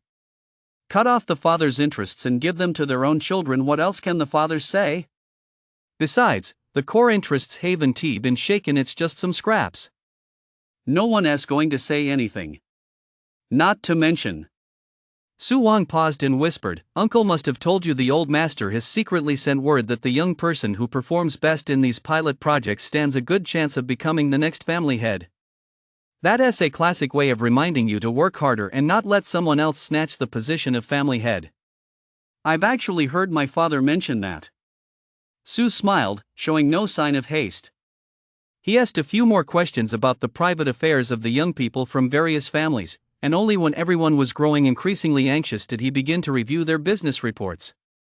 "Go ahead, my dear little worms. How have your gaming operations been going these past 3 days?" Su spoke with a twinkle in her eye. "Let this flag-bearing big sister take a look and see what kind of quality these little pests of yours are." Everyone rolled their eyes. Su was still the same as ever, never flustered no matter what happened, and even in the mood to joke around. "Bro! There are so many pilot projects out there, all led by teams of the Su family's most outstanding young talents. Every single one of them has the potential to challenge the family head. And in each pilot project, like-minded young people have banded together. They're incredibly united and pose a massive threat. At a time like this, you still have the nerve to joke around? Alright, I'm impressed. Your temperament really does take after Grandpa's. You take everything in stride, always so confident." "Not bad." Su Wang spoke up first, with a touch of pride. "I've already scouted out a few alliance players. Only one of them has a B-rank territory, the rest are all A-rank. As soon as we have enough resources, we'll form an alliance and push me to be the lead alliance leader. I was born in the Central Plains region itself, the best place for development and uncovering hidden quests. I expect to establish a firm foothold within the next 3 months and make my alliance one of the top 3 in the Central Plains. Why not aim to be the #1 alliance in the Central Plains?" Su suddenly asked, "Is it because you don't want to? Or because you can't?" Su Wang. "Bro, why do you sound so hesitant all of a sudden?" "It's that I can't do it." Su Wang said helplessly. "According to intelligence, just our Su family alone already has 5 outposts in the Central Plains. Not to mention all the major factions and guilds in the country. The competition is fierce. I'll be lucky to make it into the top 3. Keep working hard and aim to be the top dog." Su nodded, then turned to another young man. "Su Ming, what about you?" "Big brother, my starting point is in Sichuan." Su Ming adjusted his glasses. He looked like a gaming geek, a bit scruffy, but with a sharp gleam in his eyes. "I had a bit of bad luck at the start. It's an unranked territory. But my landing spot is decent. A few of my brothers are nearby. We've been teaming up to level up, and right now, our combined forces already number 200 soldiers. Yesterday morning, I got lucky and secured a special resource, the Shu Region's Vine Forest. It produces the essential materials for 5th tier special troops, the Vine Armor Soldiers. I plan to focus on developing here in the Shu region. Once I can recruit Vine Armor Soldiers, I'll try my hand at competing with the local alliances. Is there still a spot for us in the Sichuan region?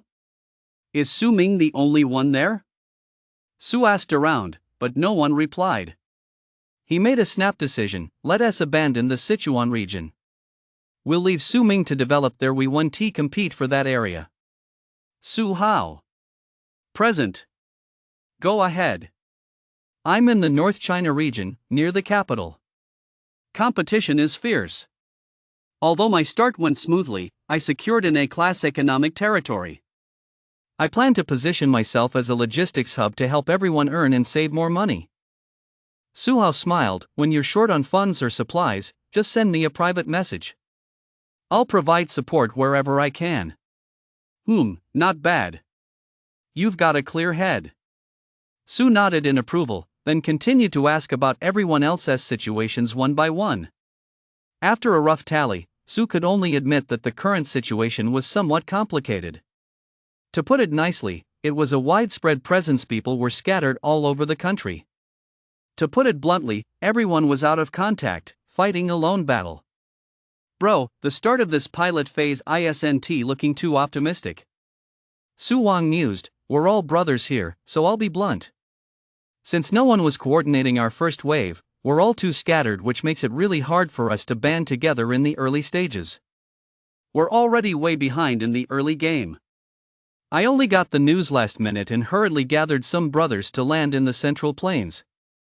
I think the best approach now is for the brothers who didn't get off to a good start to abandon their current territories, take their resources, and start over.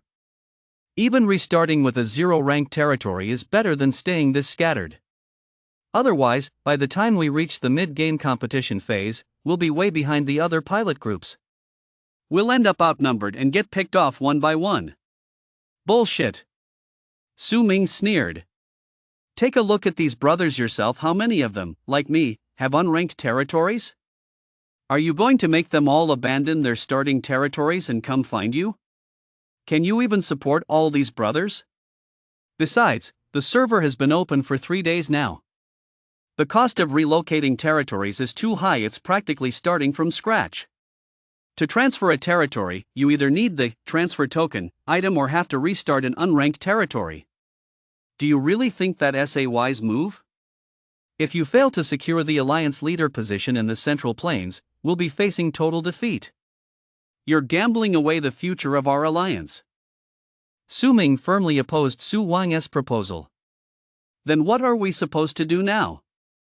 Do you have a better plan? Su Wang argued his case forcefully: rather than scattering our forces across the country, we should grit our teeth and burn our boats. Our early mistakes are an unchangeable fact. We must make changes now to turn our situation around. Wait a minute. Su Hao suddenly spoke up: something doesn't sound right to me. Are you accusing Big Brother? Are you shifting the blame onto him? Accusing him of inaction in the early stages? Su Wang rolled his eyes. I'm here discussing business with you guys, don't slander me. When did I ever pass the buck? Su Ming retorted sarcastically: I think that's exactly what you're doing. You're insinuating both directly and indirectly that Big Brother isn't taking charge, and you're touting yourselves as one of the top 3 alliances in Central Plains. Are you planning to break away and go it alone? You fucking bastard. F you. Su Wang was so furious he let loose with a tirade, pounding the table as he pointed at the 2 men and cursed them out. The 2 looked at Su Wang with innocent expressions, while Su stood by, smiling silently. Among close brothers, there is no need to be overly cautious when speaking. Saying whatever comes to mind, even bickering and cursing, is a sign of camaraderie. Once everyone had let off some steam, Su spoke slowly: I can't shirk this responsibility. I'll have to take the fall. But Grandpa has to take half the blame too. He didn't tell me. Su's words caught the attention of all the young people. Grandpa didn't mention the pilot program to me. I only knew the family was making moves and planning something in the game, but I didn't know the specifics. You guys knew. Su spread his hands in exasperation. I do have a few informants at home, but out of respect for Grandpa, I didn't plant a single one on his side. I respect my elders more than Su Mingji and his crew do. Grandpa didn't tell me. I genuinely had no idea about this. I only heard about it from someone 2 days after the server launched. If I had even a hint of advance notice, I definitely wouldn't have let everyone start off so unprepared. That's why we're in such a passive position now. Su's words left everyone exchanging glances.